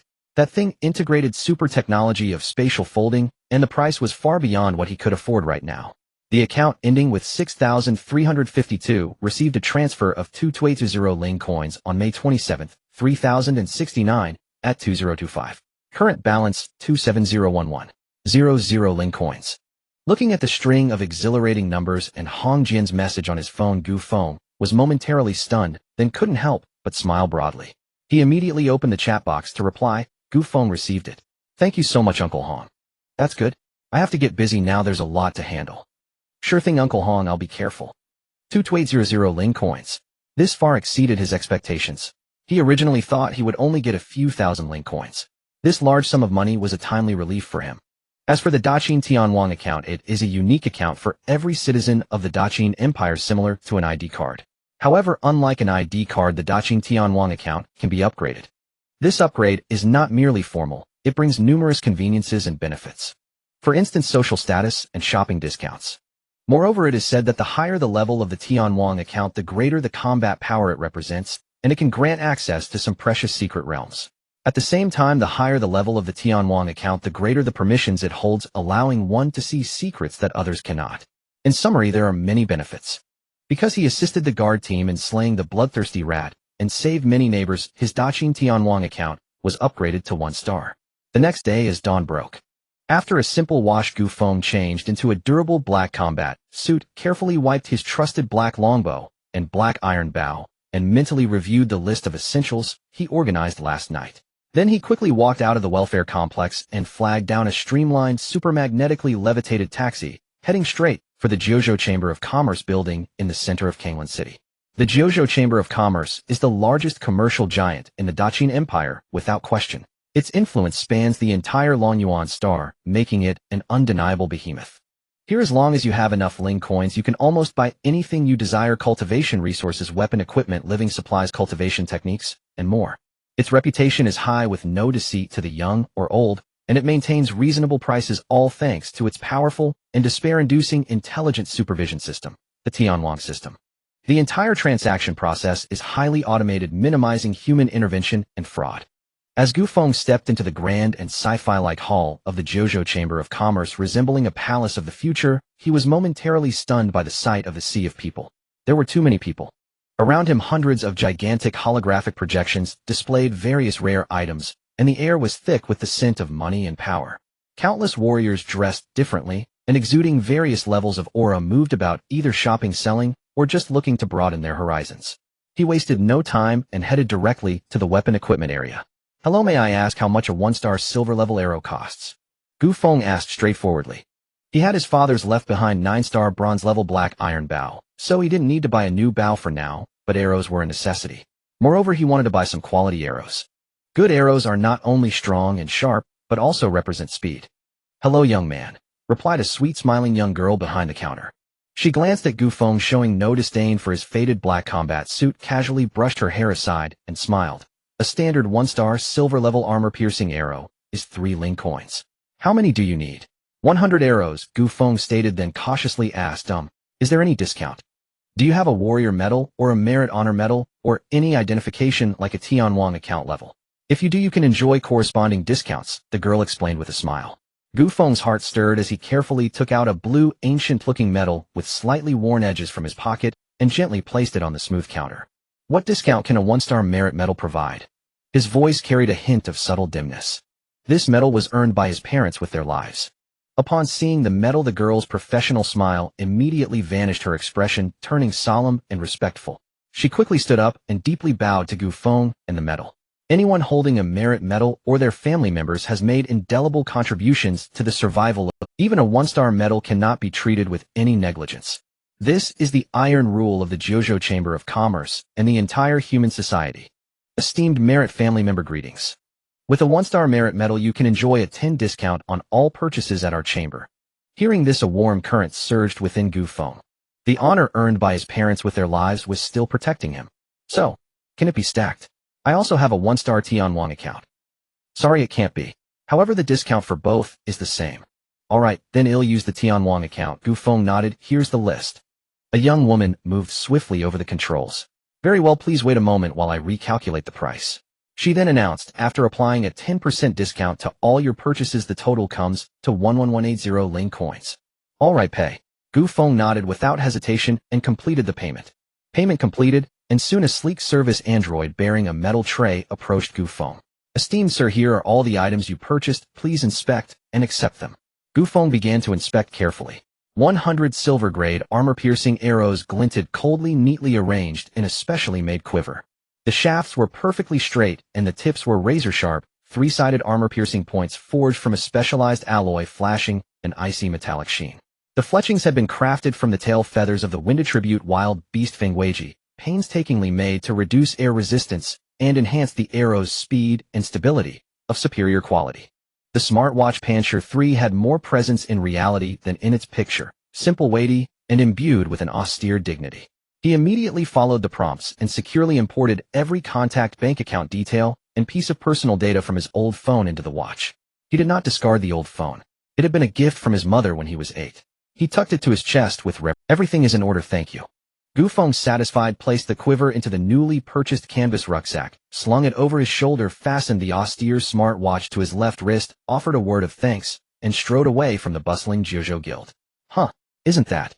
Gu Feng, who was expelled from the preparatory academy. He actually has money to shop at the Jiuzhou guild, a voice nearby asked in mild surprise. Who need you ask? When Jiang Feishuan left, didn't that battle emperor from the Shanghai War Academy give him an anonymous Jiuzhou dragon card as compensation? Another voice dripping with scorn and envy added, there must be some funds on it. He must be charging everything to that card. Living off a woman. Tisk, what rotten luck. Entangling himself with a heavenly-born beauty like Jiang Feishuan will feed him for life. Lucky my foot. A toad dreaming of swan flesh. She doesn't even give him the time of day now, they're worlds apart. Look at his shabby look. Buy a few trinkets and he struts about. Heh, nothing but trash, living off a woman's charity. Enough, what's the point of talking about a worthless nobody? Hurry up and buy the gear. Target no. 3 Kanglan Battle Disciple Secret Realm. Fewer than 70 days until the entrance exam. This time I'm going all out to try to get into a top war academy. A broad-shouldered youth impatiently cut off his companion's chatter. Wang Chang, from your tone, did your vital energy break through again? Someone beside him asked in surprise. Huh, indeed. Last night, I broke through to the 8th tier of the Battle Disciple Realm. Wang Chang declared triumphantly, chin raised, clenching his fist as he savored the surge of new strength. Only 2 more tiers to reach the warrior rank. If I gamble the High War Academy, I've got a chance. Brother Wang, you're amazing. If you make it big, don't forget us. His companions immediately flattered him. All right. Wang Chang beamed with self-satisfaction as the group clustered around him and headed for the equipment area. Gu Feng did not hear those malicious remarks. Even if he had, he would not have cared at this moment. This boy. Temperament, courage, character. All good, a promising one, what a pity. In the office of the 9th Guard stationed in the City Pass District, Hongjian was flipping through the detailed dossier on Gu Feng he had just retrieved from the Preparatory Academy archives. When he read the line that stated talent weapon type, 1-star black iron grade ironwood bow, the admiration on his face instantaneously turned to deep regret, and he sighed helplessly. This talent is simply too low. What a shame. If it were even slightly higher, even a 1-star bronze, I could have risked my old reputation to pull some strings and thread him into our 9th Battalion, secure him a steady position. He genuinely wished to help the son of an old acquaintance, the youth who had dared to step forward in a moment of peril. The guard carried risks but far less than the wasteland scavenger corps or venturing alone into secret realms. Moreover, with him looking after the boy and the squad as long as they did not encounter terrifying beasts of beast general rank or above, keeping him safe would not be a major problem. But talent is a fatal weakness. Black iron grade and only 1 star. That plainly fails the guard's rigid recruitment standards. This backdoor Hongjian cannot open it. Rules are rules. He was not powerful enough to disregard them. Perhaps send him to logistics. Hongjian murmured, stroking his chin, brows knitted as he pondered. The logistics department did not demand such strict talent. I should make some inquiries and see if they need personnel. Half an hour later, a superconducting maglev conveyance delivered Gu Feng to his destination. Before him lay a valley ringed by towering mountain ranges. This was the entrance area to Kanglan City's No. 3 Battle Disciple secret realm. The entire gorge was tightly surrounded by 30-meter-high electrified alloy meshes that shimmered with a dangerous blue light. The terrifying high-voltage currents that raced along the mesh could instantly turn any beast general that tried to force its way into charred ruin. Furthermore, to maximize the safety of the young battle disciples training within the realm, Kanglan City regularly dispatches battle general class champions to patrol inside, clearing any beast soldiers that exceed the realm's level cap. The grades of wild beasts ascend as follows: Wild Beast Battle Disciple, Beast Soldier, Warrior Beast, General Battle, General Beast, Zune Battle, Zune Beast, Sect Battle, Sect Beast, King Battle, King Beast, Emperor Battle, Emperor Beast, God Battle, God. Each grade is further divided into 9 tiers. Within the same grade, beasts often wield overwhelming advantage over humans by virtue of enormous size, resilient hides, or scales, lethal claws, terrifying strength, and uncanny innate abilities. Of course, after centuries of development, human warriors have also forged exquisite combat techniques, potent war implements, cunning and coordinated teamwork to resist them. All told, beneath this cruel firmament, the human race remains at an absolute disadvantage, forced to defend rather than prevail. Good day, sir. I wish to enter the No. 3 realm to undergo trial. Gu Feng walked to the massive alloy gate at the valley entrance and politely greeted a one-armed elder inside who reclined in a lounge chair with his eyes closed. Register. The old man did not raise his eyelids and tossed him a palm-sized electronic registry pad. Yet when the one-armed elder's peripheral gaze passed over Gu Feng, his murky eyes flickered ever so faintly. Registration was simple: fill in ID number, age, emergency contact, and other basic information. Gu Feng completed the form swiftly and handed it back to the elder. The shriveled fingers of the one-armed elder idly tapped the console. A low hum. The heavy alloy gate slid open without sound, revealing a gap just wide enough for a single person to pass. Go. Come out alive. The elder's hoarse, low voice carried a detached certainty, as if he had long since seen through life and death. Thank you, elder. Gu Feng bowed once more with reverence, tightened the bow and quiver on his back, and with a flash of motion slipped into the forest beyond the gate. Interesting body refinement, is it? His vital blood is condensed, hardened as if through 1,000 forges. This youngster, intriguing. The one-armed old man watched Gu Feng's disappearing silhouette. Wrinkles carved into his face barely shifted as a faint, almost imperceptible surprise crossed his features. He muttered softly to himself, then slowly closed his eyes as if melting into the reclining chair beneath him. Before long, more practitioners arrived, hearts fluttering with excitement and nervousness. The old man repeated the same mechanical routine. Gu Feng stepped into the secret realm and was immediately struck by a mingled scent of fresh foliage and a faint animal musk. He quickly oriented himself, suppressed his breath, and slithered toward the forest's depths like a ghost. As an archer, he sought an elevated vantage with a clear field of view or a hidden position ideal for a stealthy shot. Soon a chorus of labored grunts and the sound of soil being overturned reached his ears. Gu Feng's eyes brightened, his keen gaze instantly fixed on the source of the noise. He swiftly unshouldered his black iron bow, bounded with the lightness of a civet, and melted silently behind a mossy boulder. Carefully, he peered out to observe. Fortune favored him. In a soft patch of earth ahead, 4 stout, thick-skinned Qingpi pigs, each the size of a calf and roughly at the 3rd or 4th jhana level, were busily rooting for food. He held his breath and scanned his surroundings. After confirming no greater threat lurked nearby, his eyes sharpened like an eagle's. He nocked an arrow and drew. The black iron bowstring curved to a perfect crescent. A single sharp whoosh tore through the air. A silver armor-piercing arrow became a streak of lightning and crossed 20 meters in an instant. One Qingpi pig, rooting with its rump in the air, was pierced clean through the center of its forehead. The force threw its body backward. Without a sound, it crashed to the ground. 5 enhancement points. 5 enhancement points. Gu Feng had no leisure to ponder. He moved without pause. Extract, knock, draw, aim. Release. Whoosh. Uft. Whoosh. Uft. Whoosh. Uft. 3 arrows flowed like water and thundered true into the vitals of the other 3 startled pigs as they tried to flee. 3 great bodies toppled in succession. 2. 2 enhancement points credited. Current enhancement points 3. 5-1. 3-2. 2. It seemed these enhancement points corresponded to the level of the slain beasts. In other words, killing a 5th-tier wild beast would grant 0. 5 points. If he felled a 5th-tier beast soldier, perhaps it would yield 1. 5 points, or maybe more. He did not know. One more kill would tell him. Gu Feng leapt lightly into the pit, drew the silver dagger he carried, and began expertly harvesting his. The most valuable part of a Qingpi pig was the pair of half-meter-long tusks, razor-sharp and ideal as material for forging black iron war gear. 1 matching pair was worth 20 spirit coins. 4 pairs made 80 spirit coins. The meat was decent fare as well, but his backpack space was limited. He had to leave it behind. Time to hunt on. Time equaled enhancement points. Before long, half a day passed in intense searching, stalking, and shooting. During that span, Gu Feng found another small herd, 3 Qingpi pigs. Same tactic, 3 arrows, precise kills. He gained another 1. 5 enhancement points. His balance now stood exactly at 5 points. He decided to hold on to them.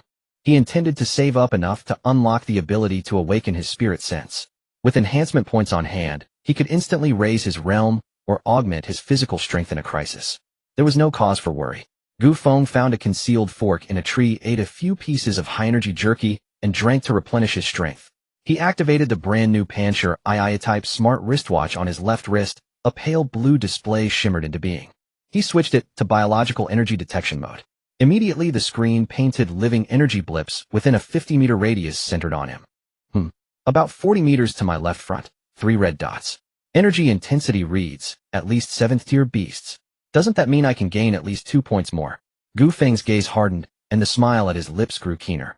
He closed the display and slipped soundlessly toward the locked direction. Soon the targets emerged into view, again Qingpi pigs. It seemed he kept crossing paths with these thick-skinned, reliably valuable beasts. That was fine, safe, steady, and profitable. The textbook sequence, stock, aim, shoot, repeated. Whoosh. Uft. Whoosh. Uft. Whoosh. Uft. After 3 soft cracks of air, 3 7th-tier Qingpi pigs fell where they stood. 0. 7 enhancement points. 0. 8 enhancement points. 0. 8 enhancement points. 2. 3 enhancement points credited. Enhancement point balance 7. 3. 10 points was within reach. Only 2. 7 to go. After gathering the loot, Gu Feng ventured deeper into the secret realm. The wristwatch's detection made him all the more capable, able to avoid danger zones and zero in on suitable prey. In the blink of an eye, the sunset dyed the clouds along the horizon a brilliant gold and crimson. Glancing at his watch, Gu Feng realized it was nearly 7 in the evening. Night in the secret realm multiplied. Danger, nocturnal, and far more perilous beasts would stir. Even if this was only a novice secret realm, he had no wish to risk it. He could return tomorrow. Time to retreat, he thought. He did not want to capsize in a gutter and die here. He oriented himself and began a swift return to the entrance. With his strong body and nimble limbs, his speed was considerable. Yet halfway back, as he crossed into a sparser glade, thud, thud, thud, thud, a heavy drum-like tremor from the dense woods on his left struck the ground. Pebbles skittered at his feet as if leaping to the beat. Gu Feng's expression shifted. He dove behind a large stone and hastily checked his wristwatch. On the pale blue display, a blip 2 rings larger than the others, darker, almost orange, was racing toward his location at terrifying speed. Beside the blip, a label read, clearly 1st-tier beast soldier. Beast soldier. The words leapt to his throat like ice. A cold sense of peril seized him. He flicked a glance at his enhancement point balance 7. 3. That amount could just, and only just, push his realm upward. Should he attempt it? Running had occurred to him, but a beast soldier's speed would eclipse his, especially in such tangled terrain. Fight. This was his first time facing an opponent an entire realm above him, a powerful beast soldier equivalent to a human warrior in level. Its strength, defense, and speed all vastly surpassed the Zhantu. In the flash of an eye, a ruthless resolve streaked through Gu Feng's gaze. Fortune favors the bold, he must fight. He bit down, blurred like a specter, and darted to the edge of the clearing, taking cover behind a half-height boulder. He swiftly retrieved his black iron bow and knocked a silver armor-piercing arrow. The bowstring drew taut. The cold arrowhead locked onto the direction of the vibration. Deep in the woods, trees shuddered, and a metallic, bloody wind washed over the air. A massive black shape laden with a suffocating weight of pressure was about to burst forth. The ground trembled violently. The surrounding trees seemed to be manipulated by an invisible hand swiftly parting to the sides. Finally, after 7 or 8 seconds, a nearly 2-meter-tall black-skinned pig, with sharp bristles like steel needles, tusks like ivory, blood-red eyes, and a body of bluish-green rushed out from the dense forest. Seeing this scene, Gu Feng's mouth twitched. He had truly stumbled into a pig's den. For nearly a day, he had been dealing with the blue-skinned pigs.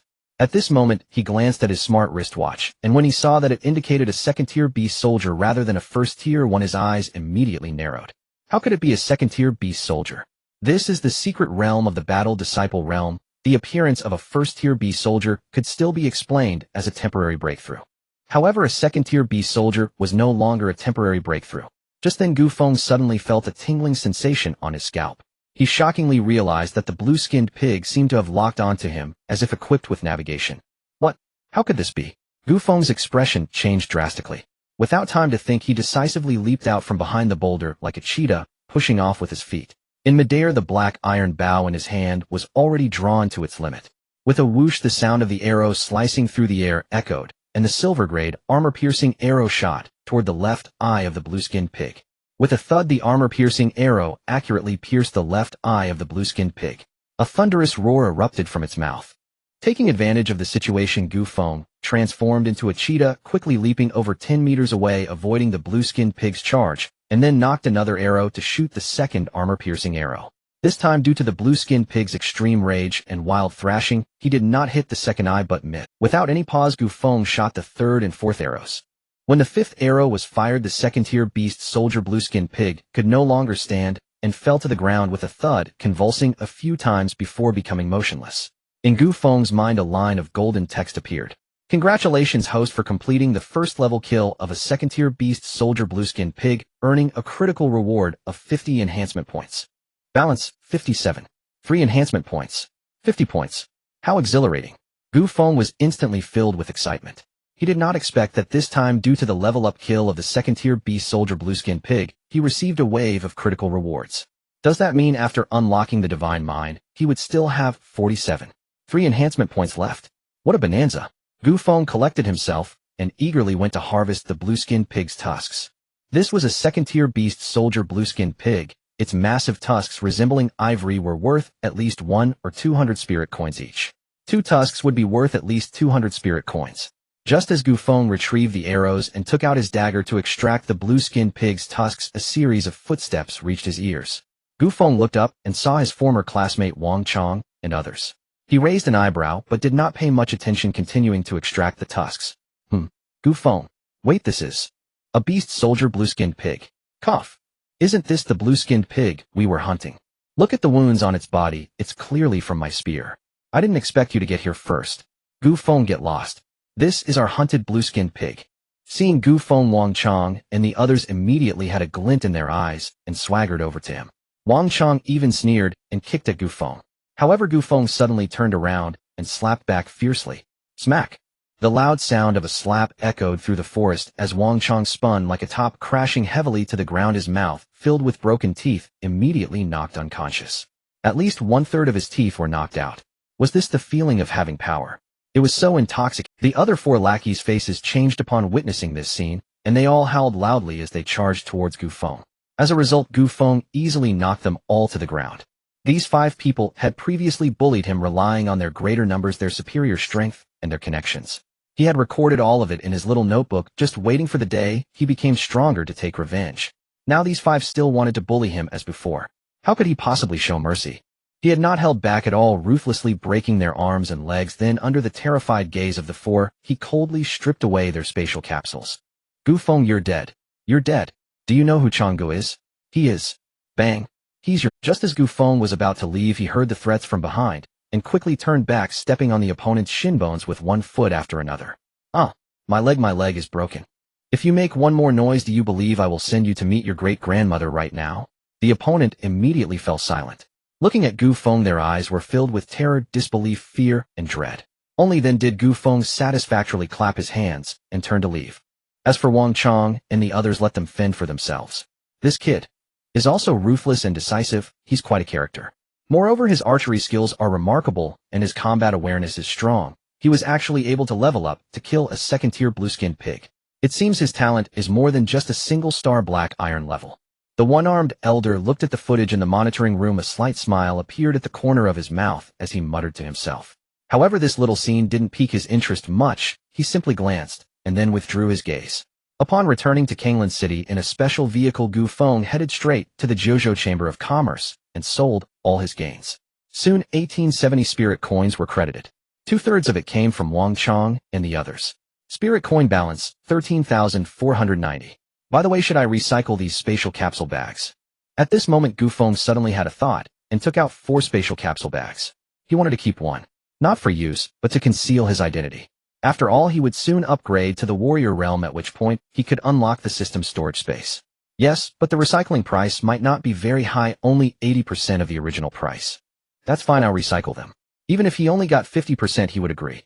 After all, he hadn't put in much effort. Okay, these 4 spatial capsules are 2 3-star black iron level, 1 1-star silver level, and 1 3-star silver level. Since they are intact and undamaged, they will be recycled at 85% of the price. That amounts to 25,670 spirit coins. How does that sound? So much. Gu Feng's eyes lit up.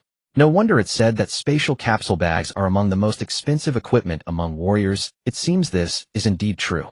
Okay, recycle them. Understood. Soon Gu Feng's spirit coin balance reached 39,160. He had made a small fortune. Having money naturally calls for a spending spree. As for weapons, a black iron bow is sufficient for him. This is an heirloom left by his father, and he has no intention of replacing it. He also retrieved all his arrows. He needed to change his combat outfit. The one he was wearing had turned pale from washing, had many damages, and was a bit small, making it quite uncomfortable. It was time to retire it. Next, he needed throwing knives. This was the most crucial part. He would soon become a spiritual sense user, and at that time his means of attack would increase. After some selection, he bought a set of 9-star silver grade combat outfit worth 9 Euro spirit coins, 6 9-star silver grade blood shadow throwing knives, and 3 9-star gold grade blood shadow throwing knives.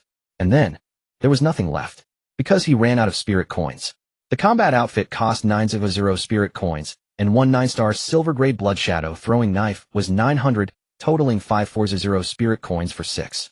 1 9-star gold grade blood shadow throwing knife costs 900, and 3 would be 2700. Altogether, that amounted to 41400 spirit coins. Since he had a 1-star Daqin Tianwang account, he could get a 10 discount, bringing it down to 37260 spirit coins. With the remaining 190 spirit coins, he couldn't buy a decent weapon. Later, he spent 100 spirit coins on some savage beast, meat, bronze grade wildcraft brew fruits, and so on. At this point, he still had 900 spirit coins left. These spirit coins were too easily spent. As for body strengthening liquid, he did not buy it. Strengthening points can enhance everything, so he did not need the body strengthening liquid. Moreover, he didn't have enough spirit coins. After a shopping spree, Gu Feng returned to the welfare community under the moonlight. Xiao Feng, why are you back so late? As usual, every time he returned home, no matter how late, he could always see a frail figure waiting for him under the big locust tree. This time was no exception. Seeing this scene, Gu Feng felt a warmth in his heart. And I found a job, that's why I came back late. Here, take this. You child, why are you spending money so recklessly? Save it for yourself. You haven't eaten yet, right? Come, I've saved some for you. Okay. Gu Feng felt no annoyance at Aunt Liu's chatter, only gratitude. When young and immature, one finds their parents nagging quite bothersome. However, when you grow older and find yourself without relatives, you will understand how fortunate it is to have someone chattering in your ear. After finishing his meal, Gu Feng returned to his room. Upon entering his room, he first squeezed into the small bathroom to wash off the dirt on his body, feeling exhausted, before finally returning to bed. Then with a thought, he called up the system interface. Who? Gu Feng looked at the 57. 3 strengthening points, excitedly rubbing his hands. System, unlock the spiritual sense user for me. Congratulations to the host for consuming 10 strengthening points, unlocking spiritual sense user. The moment it was unlocked, Gu Feng felt as if he had gained a new brain. An extremely unique and intense sensation surged from his brain. Moments later, Gu Feng felt that everything before his eyes was different. He closed his eyes, and everything within a radius of over 20 meters appeared to be scanned by a super radar, vividly presenting itself in his mind, like a 5D holographic projection. Is this the power of a spiritual sense user? Gu Feng murmured to himself, his gaze landing on the spiritual sense user section.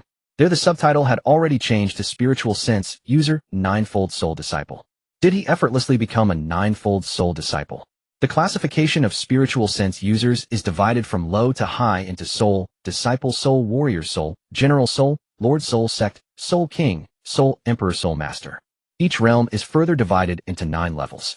This classification is very easy to distinguish, similar to that of Blood Warriors. However, spiritual sense users are inherently stronger than Blood Warriors by a significant margin. In other words, Gu Feng's true combat power now is enough to rival a 9-fold warrior.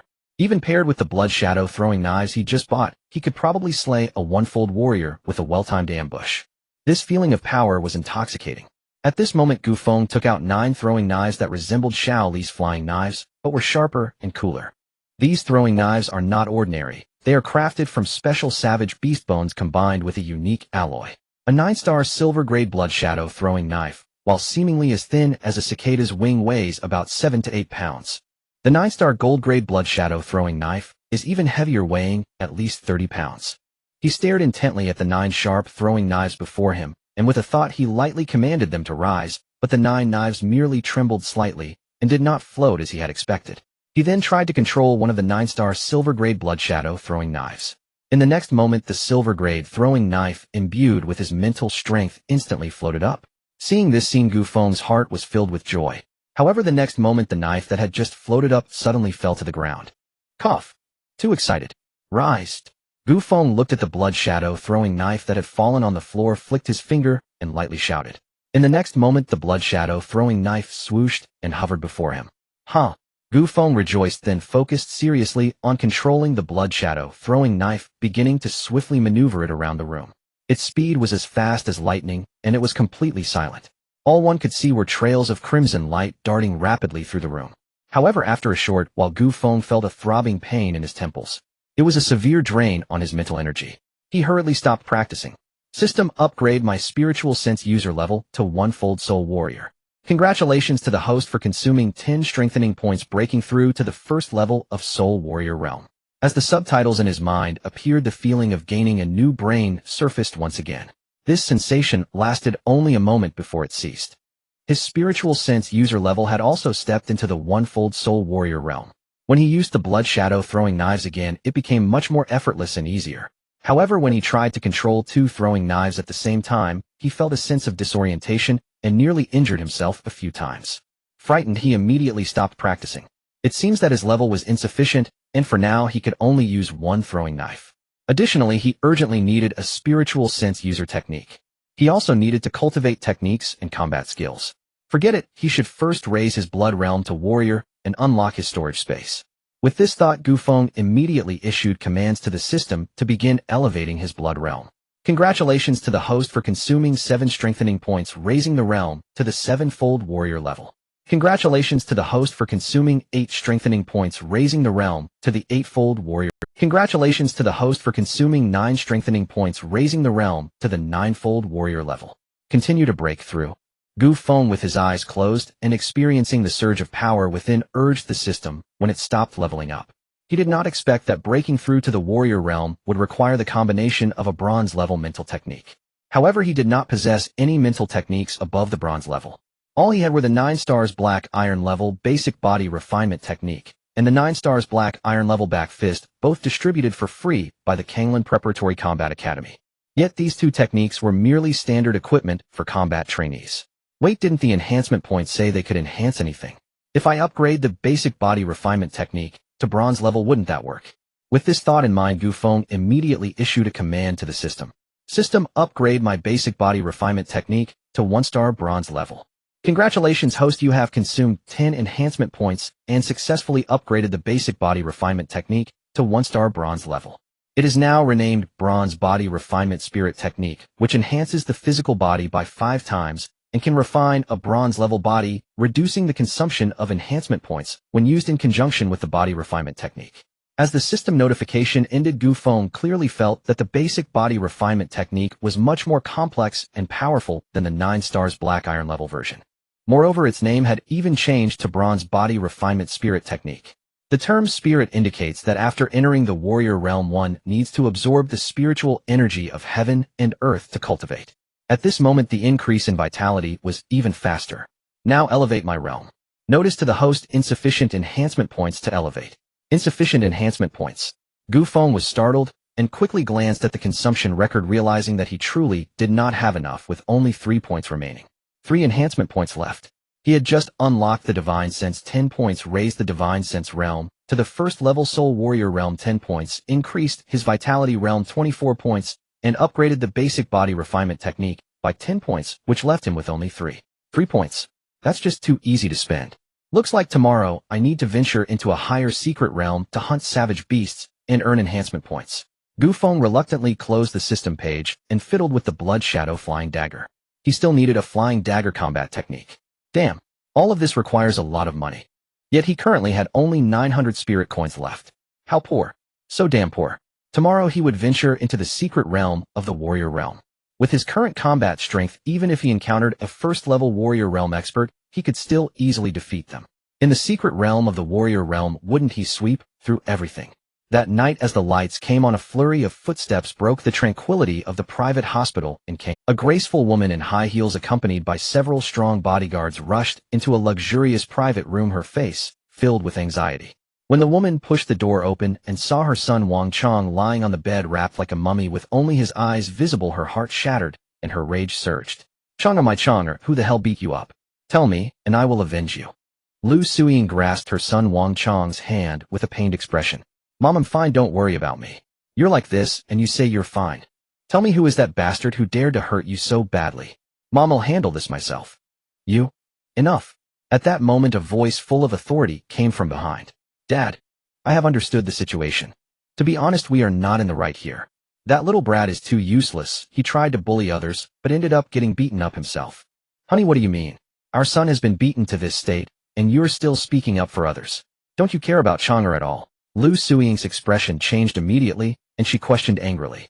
"What do you understand? Of course I care about him. He is my flesh and blood." The middle-aged man glared at his wife impatiently, and then turned his gaze to his son lying in bed. "Just now you had some semblance of a person. If you rely on our power to get revenge, I will look down on you. This world is chaotic, yet it is full of unknowns, opportunities, and mysteries. Nobody knows what will happen in the next moment, nor do they know if those they once looked down upon will suddenly rise up. Never underestimate anyone, understand? That little guy is named Gu Feng, right? His talent is a 1-star black iron level weapon system wooden bow, and he has a childhood friend with a 9-star legendary level talent, am I correct?" "Yes, Dad." "Old, you be quiet first." Wang Chun glared at his wife, and then continued, "But a little guy with only a 1-star black iron level wooden bow talent can shoot and kill a 2nd-level beast soldier, the greenskin pig. Don't you think that's ridiculous?" That greenskin pig was really killed by him. Yes, the surveillance shows it was indeed him. How is that possible? His talent is so poor, and after years of cultivation, he is only a 3rd-level combat trainee. He will never break through to the warrior realm in his lifetime." Wang Chong muttered in disbelief. "A 3rd-level combat trainee? Idiot, didn't he check the energy level of the opponent with his smartwatch before taking action? He is no longer a 3rd-level combat trainee, but a 6th-level combat trainee. A 6th-level combat trainee who can rely on a 9-star bronze-level black iron bow to shoot and kill a 2nd-level beast soldier greenskin pig. What does that represent? Even a pig would understand, right?" Wang Qin patiently and carefully explained. "A 6th-level combat trainee. How is that possible? The test 6 days ago only detected that his realm was only a 3rd-level combat trainee." Upon hearing this, Wang Chong let out a scream of disbelief. This news was too explosive, making it hard for him to accept. Looking at his son, who was deeply impacted, Wang Chen's expression was emotionless. One cannot grow without experiencing some hardships. He did not want his son to one day lose his life due to causing trouble. The current situation of the human race was becoming increasingly difficult. The savage beasts in the various wilderness and desolate domains were increasing. At this time, if one did not earnestly cultivate and grow stronger, but wasted time on bullying the weak, they would inevitably become useless. At that moment, if they encountered a real crisis, they wouldn't even be able to escape. This is not alarmist. In this matter, not only must you not take revenge, but you also need to sincerely apologize to the other party and make amends. Then, you must obediently go and train. Do you understand? At this moment, Wang Chun sternly ordered in a cold voice. "Husband, what are you saying? That little brat not only knocked out a 1/3 of our son's teeth, but also broke his legs, and you want our son to apologize? Do you know how the other families will view the Wang family if this matter gets out? At that time, they will surely mock the Wang family as a bunch of softies who are easy to bully. Moreover, our son has less than 2 months left before the assessment, and now he has suffered such serious injuries. If this affects his future, I won't let this go." Wang Chen looked at his wife Lu Suiying, whose face was full of disappointment, shaking his head in dismay. How could she have changed so much from the gentle and kind lady she used to be? Is it because he has spent so many years on the battlefield neglecting communication and discipline? Upon realizing this, Wang Chen felt a twinge of guilt, acknowledging that he also had significant shortcomings. With this thought in mind, Wang Chen found it difficult to blame his wife. What kind of expression is that? Did I say something wrong? Huh, did I? Seeing her husband's expression, Lu Suiying became even angrier and couldn't help but raise her voice. Hearing his wife's sharp, questioning, Wang Chen's guilt vanished instantly. Unable to contain himself, he let out a low growl, and a powerful aura flickered momentarily. Seeing that her husband was genuinely angry, Lu Suiying turned pale and fearfully closed her mouth. I only asked our son to apologize and not seek revenge, though I never said he couldn't challenge the other party. As a man, he should regain his dignity in a fair manner rather than resorting to underhanded tactics. As for the issues with his legs and teeth, a little money will restore them to their original state in less than 3 days. And regarding the surveillance video, do you not understand those 4 words? Although our Wang family is powerful, can we really surpass the laws of the Great Qin Empire? Can we truly outmatch Elder Chen? If you continue to indulge him, it won't be love, it will be harm. And what has he done all these years? Do you really think I don't know? Chen. Elder Chen. Husband, are you referring to Elder Chen? Lu Suiying selectively ignored the subsequent accusations and couldn't help but ask, how many Elders Chen can there be in Kanglan City? How is that possible? Isn't it said that that little guy is an orphan? How could he possibly have any connection to Elder Chen? No, they have no relation, but when I went to check the surveillance in the know, 3 Warrior Realm, Elder Chen once said something. He said, that little guy is quite interesting. What does this indicate? It means that the boy named Gu Feng has already caught Elder Chen's attention. He is definitely not as simple as he appears. Upon hearing this, Lu Suiying instantly deflated like a punctured ball, standing aside in silence. She didn't dare to speak. Although she spoiled her son, she was not a fool. The Wang family is strong, and her husband is still a peak. However, such a presence is nothing in front of the mysterious Elder Chen. If this incident brings disaster to the Wang family, it would be a loss beyond measure. Yet she felt choked with frustration. Dad, who is Elder Chen you mentioned? This is not something you can know at your current level. Remember, starting tonight, cut off all contact with your friends and focus on your cultivation. Wang Chong had never seen his father so serious. He felt a bit intimidated. Even though he was very displeased, he could only nod. Wang Chen glanced at his son, especially noticing his miserable appearance, sighed, and softened his tone. He said earnestly, son, don't blame your father for not supporting you. I can support you for a moment, but not for a lifetime. Moreover, this matter was indeed your fault. You must understand that this world is a chaotic era filled with savage beasts and lurking dangers. Only strength is the true path. Now the attacks from savage beasts are becoming more frequent, and they are growing stronger. Recently, there was another major battle at the northern battlefield of Kanglan City, where nearly 1/5 of our warriors were killed or injured. 1/5 of precious lives, hundreds of people just like that. In the future, battles like this will only increase. As a member of the Great Qin Empire, our Wang family enjoys its protection, but cannot remain idle. Do you understand? What if one day your father is no longer by your side? Husband, you are being overly pessimistic, aren't you? So you are being narrow-minded. Stop with the is. You need to start cultivating, as well as stop flaunting your bodyguards everywhere. The situation ahead will only become more severe. To survive, one must possess immense strength. Dad, I understand. I'm listening to you. Wang Chong looked at his father, feeling a bit guilty, and couldn't help but say, good, I believe in you, son. As the golden dawn broke through the night, a new day had arrived. Gu Feng woke up promptly at 6:30 a.m., as if his mind were set like an alarm clock. After washing up, having breakfast, and organizing his gear, he headed out. After greeting Aunt Lu on the first floor, he slung his spatial capsule backpack over his shoulder and left home. This time he was headed to the No. 4 Warrior Realm secret location. The No. 4 Warrior Realm secret location was not far from the No. 3 Warrior Student Realm secret location. They were only about 10 miles apart. Gu Feng took a special vehicle straight to the No. 4 tactical secret location. Just then his smartwatch vibrated slightly, and a message appeared on the screen. It was a message from Uncle Hong Jian stating that the logistics department of the guard team needed personnel, and asked if he wanted to take a job with a high salary of over 1,800 spirit coins a month. Seeing this message, Gu Feng felt touched. He didn't expect that someone he had only met once would remember him. This feeling warmed his heart. However, in the end, he still declined. If he didn't have the system, he would have certainly agreed.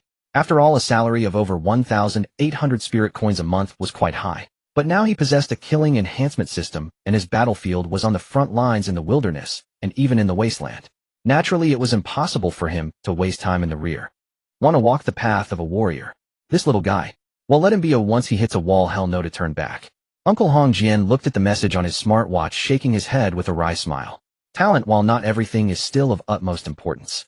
A one-star black iron level talent has almost no chance of entering the warrior realm. But everyone has their own aspirations. He couldn't forcibly drag the other party along, could he? Meanwhile, on the other side, Gu Feng had just turned off the screen when his smartwatch vibrated again. Who is it now? Gu Feng muttered to himself, opened the message, and was instantly struck with a strange expression. Wang Chong. An apology. Compensation. What the heck? Gu Feng rubbed his eyes, realizing it was indeed a message from Wang Chong, and an odd feeling surged within him. Is the sun rising from the west? Wang Chong. Gu Feng, regarding the incident in the No. 3 Warrior Student Realm and the previous matters, I sincerely apologize here. This 100,000 spirit coins is my compensation to you. I hope we can put the past behind us. Wang Chong, but I am not convinced. Once I recover, I will challenge you. Gu Feng made a bold offer, 5,000. To his surprise, Wang Chong replied. All right. Gu Feng's eyes widened. Could this really be happening? Had this kid changed his ways? It seemed this kid had quite the background. Did that mean he had unwittingly stirred up trouble for himself? Forget it, no need to think about it. Just focus on getting stronger. On the spacious magnetic levitation bus, there were 3 or 4 dozen men and women besides Gu Feng. The bus was lively, filled with conversations about various experiences. Gu Feng, however, remained silent, his face mostly covered with only his sharp eyes and well-groomed crew cut visible. The others showed no interest in starting a conversation, which made Gu Feng feel relaxed. The next steps were straightforward: register and enter the mountains. The registration process was quite lax, so after casually signing up, Gu Feng entered the No. 4 Warrior Realm Secret Realm. The environment in the No. 4 Warrior Realm Secret Realm was not much different from the No. 3 Warriors Student Realm. Ancient trees towered above, and the vegetation was dense among the majestic mountains. Upon entering the No. 4 Warrior Realm Secret Realm, Gu Feng oriented himself before heading deeper inside. Meanwhile, his smartwatch activated its detection features. After more than 10 minutes, Gu Feng had ventured about 1,000 meters into the No. 4 Warrior Realm Secret Realm. At that moment, his eyes brightened, and he quickly darted towards the east. At the same time, the black iron bow appeared in his hand. Moments later, Gu Feng arrived at a hilltop and looked down to see a river come into view. By the river, he spotted a dozen beast soldiers resembling zebras, but with 2 horns on their heads, emanating a powerful aura. They were 2-horned wild horses. This type of wild beast excelled in speed, impact, and trampling. The most valuable aspect was their horns, each worth at least 100 spirit coins. As for the meat of the wild horses, it was also a prized commodity, fetching over 10 spirit coins per pound. If he were to kill them all, not only would he earn 2 to 3 dozen enhancement points, but he would also acquire a significant amount of wild beast meat. Such good fortune. The level of these 2-horned wild horses wasn't very high, as indicated by his smartwatch's energy detection feedback. Among the 13, the strongest was merely a tier 3 beast soldier. No problem. Gu Feng quickly took position, drew his bow, and shot an arrow, the sound barely audible as it zipped away. In the next moment, a tier 2 beast soldier level 2-horned wild horse fell to the ground. Congratulations, host, you have received 2 enhancement points. Was there no critical hit reward for defeating it at a lower tier? Gu Feng muttered greedily and drew his bow once more. Meanwhile, the sudden death of the 2-horned wild horse caused panic among the others, and frantic whinnies erupted from their mouths, turning the scene chaotic. Just then, an arrow like a flash of lightning shot down another 2-horned wild horse. As arrows flew like lightning, the terrified and fleeing 2-horned wild horses fell one after another. Even as they scattered in panic, they could not escape their fate. Minutes later, all 13 2-horned wild horses were slain, and Gu Feng thus gained a total of 30 enhancement points. Enhancement point balance, 33. 3. He was feeling quite affluent. Gu Feng grinned, surveyed his surroundings, and seeing no other wild beasts, quickly approached the riverbank, took out a dagger, and swiftly cut off the horns of the 2-horned wild horses, storing away 41 armor-piercing arrows. His archery skills still needed improvement. It took 41 arrows to kill 13 2-horned wild horses. However, it also indicated how fast these wild horses were. When he returned, he would buy a book on archery techniques from the Jiuzhou Chamber of Commerce. With his bow talent, how could he not have archery techniques? With enhancement points in hand, it was time to put them to good use. He cherished his storage space too much. System, enhance my realm. With that, Gu Feng consumed 10 enhancement points, raising his realm to the first heavy warrior realm. As the golden text slowly faded in his mind, a powerful surge of vitality erupted from deep within him, flowing through his limbs and bones, refining and strengthening his body in a special manner. The force had doubled compared to the 9th heavy warrior realm, and Gu Feng felt exhilarated. Those with a golden finger at home know that the sensation of rapidly elevating one's realm and experiencing a sudden surge of power is simply delightful. Even more exhilarating was that upon elevating his vitality realm to the first heavy warrior realm, his storage space automatically unlocked. Storage space 1000 cubic meter. It could be expanded by elevating realms or using enhancement points, but note that living creatures couldn't. This is enormous. It's probably larger than a legendary space ring. Gu Feng was elated by the vast space that had suddenly appeared in his mind. This storage space measured 100 meters in length, width, and height. It could hold an immense amount of items. With such a vast storage space, how could he possibly leave it unused? With a mere thought, the 13 two-horned wild horses vanished from view in an instant. Gu Feng laughed at the bizarre sight of the two-horned wild horses appearing in his storage space. What he didn't realize was that nearby a pair of greedy eyes was watching everything. A legendary level space ring warrior. This must be a legendary level space ring warrior. Who exactly is this person possessing such a legendary space ring? The person pocketed their binoculars, licking their lips, unable to suppress their greed. This was a legendary space ring, a super warrior worth at least several billion spirit coins. If he could obtain such a warrior, whether for personal use or to sell, it would be a monumental opportunity for him. What would breaking through to a warrior realm matter then? He could even aim for battle general or even battle sovereign. Just thinking of it made a glint of ferocity flash in his eyes. However, he didn't act immediately. Instead, he quietly concealed himself. Gu Feng was unaware of any of this. After collecting all the two-horned wild horses, he continued searching for other wild beasts along the river. Before long, it was around 5 in the afternoon. After slaying the last iron-shelled wild crocodile, just as he was about to claim its body, a sudden and intense sense of danger surged in his heart. Instinctively, he rolled to the side, narrowly avoiding the attack. However, his left arm was grazed by the What made Gu Feng even more furious was that the area sliced by the arrow emitted a sizzling sound. His muscles were actually smoking. Tongzi, can you neutralize this poison? Gu Feng stared at the virulent toxin sizzling and rapidly corroding his arm, urgently querying the system in silence. Perhaps because the host's life was in imminent peril, the system, which had hitherto functioned like an imbecile, responded with uncharacteristic generosity. In Method 1, elevate physical cultivation to level 1 bronze tier. This poison will be purged. Method 2, spend 10 enhancement points to purge this poison. N. How many enhancement points are required to elevate my physical cultivation? Gu Feng glanced at his remaining enhancement points and asked.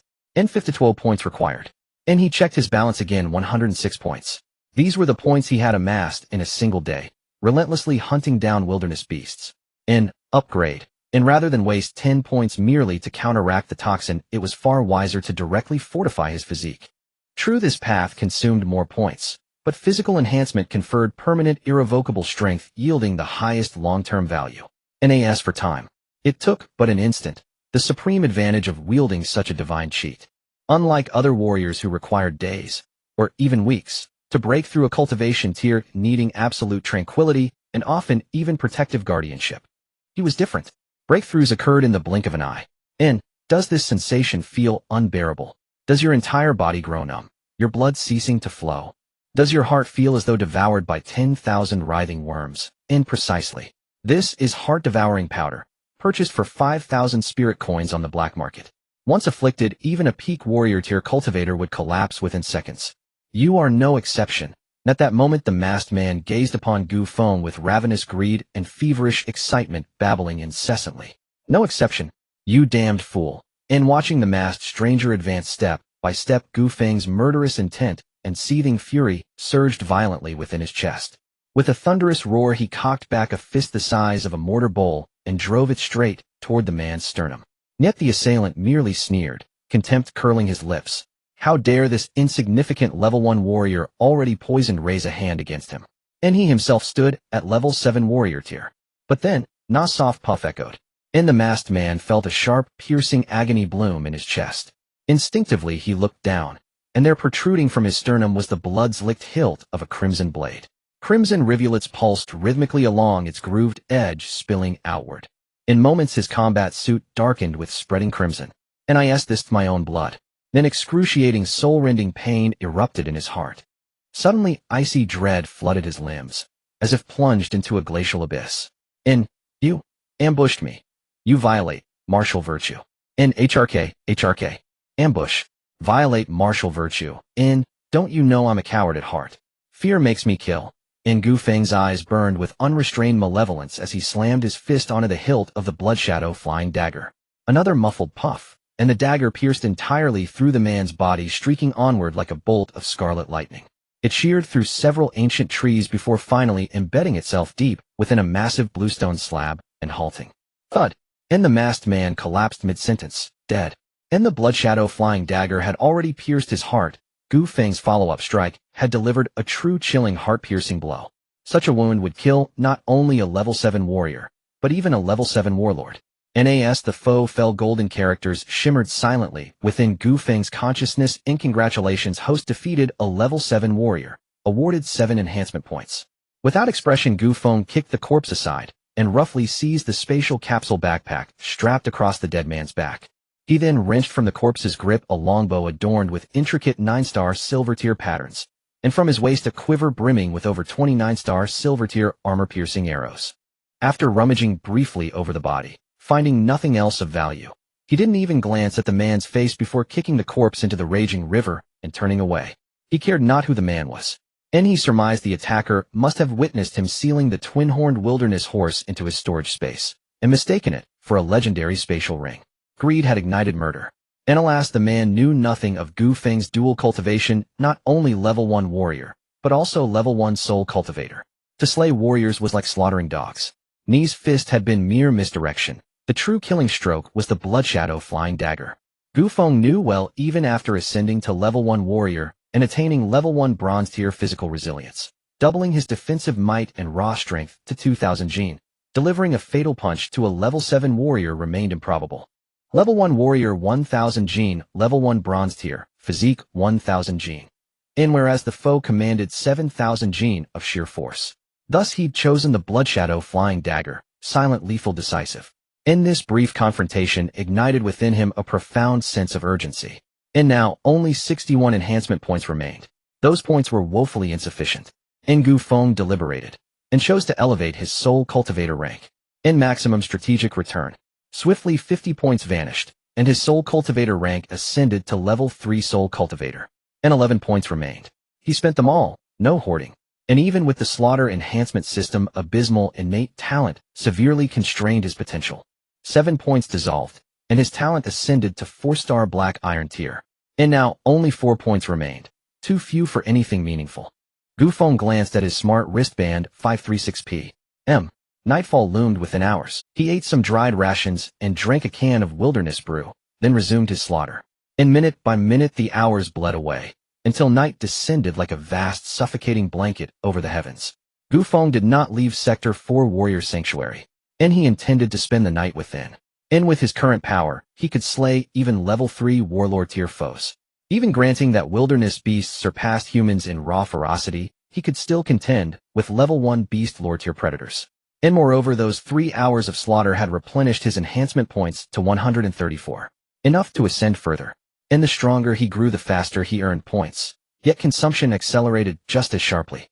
Gu Feng located a towering ancient tree, swept its surroundings with his spiritual sense, and finding no threat scaled its trunk with the agility of a forest spirit, reaching a thick branch 30 meters above ground. There he absorbed his points, and resumed the slaughter. Meanwhile in Kanglan City, within the city lord's residence, Lord Jiang Sun stared grimly at the wilderness combat report, his countenance storm-dark. Around him several warlords, and even a war sovereignty or cultivator, stood with faces equally ashen. City lord, the fighting on the northern front is growing increasingly dire. If we cannot hold the line, the entire northern front may collapse, and then our great rear Kanglan City will be in grave danger. Therefore I propose, we request reinforcements. In addition, I urge the forced mobilization of every hunter team in Kanglan City, all fighters of warrior level and above from every clan, and likewise every warrior of warrior level and above from the major battle academies and the broader society. Wang family head Wang Qin glanced at City Lord Jiang Sun, drew a deep breath, and offered the suggestion with a grave visage. At his words, many of the hall's veterans frowned, yet no one voiced opposition. They all knew the truth. The Northern War was indeed worsening, with hundreds of fighters falling or being wounded each day. The toll was staggering. Kanglan City was merely a third-tier survival base with fewer than 300,000 troops in total. The strongest among them were only at the war-sect realm. At this rate of attrition, it would not be long before their forces were exhausted. If that happened, unless the Kanglan army were mobilized, the Kanglan wilds would be left undefended, and that region was the true strategic linchpin. No one wished to witness such a disastrous outcome. Master Wang speaks sense. This time the Songlong Mountains in the north are strange beyond measure. The beasts pour forth as if they could never be ended. Our casualties among the fighters are monstrous. Could a new wild well have formed? Another strongman of the general level suggested. At that possibility, everyone's faces darkened. If true Kanglan City would be facing two wild wells at once.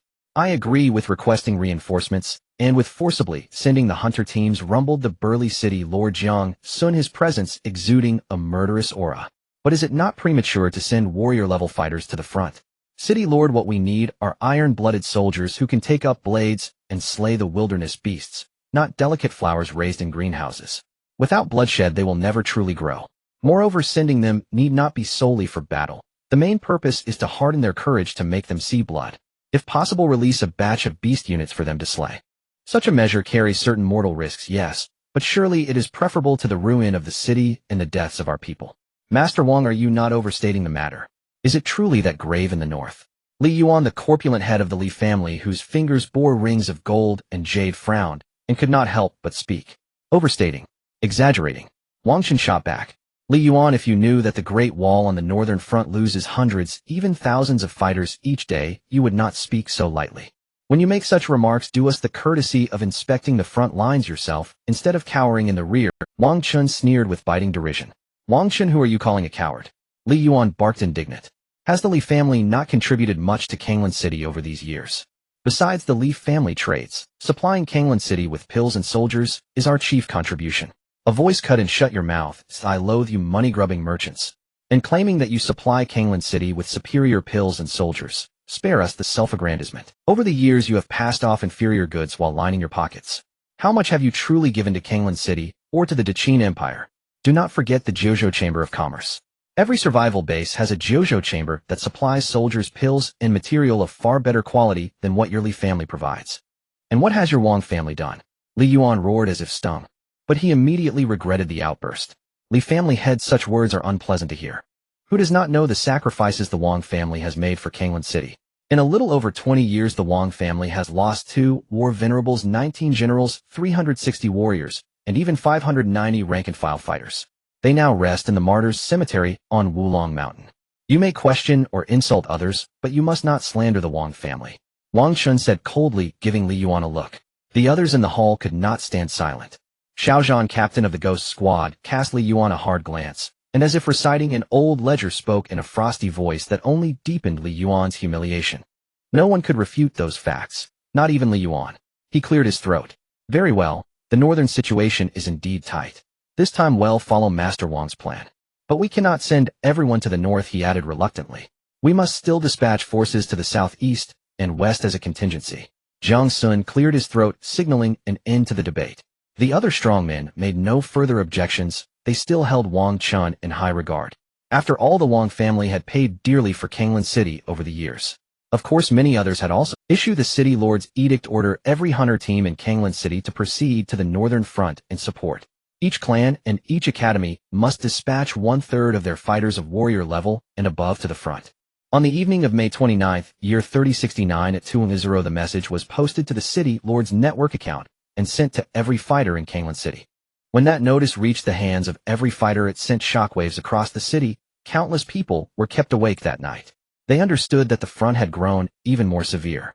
In an instant, every practitioner of warrior level and above readied themselves and set off for the front. This was a forced mobilization. No one dared defy the order. To disobey would land one on the Daqin Empire's blacklist, forfeiting welfare and access to cultivation resources. Besides, as sons of Daqin, how could they stand idly by while their homeland was imperiled?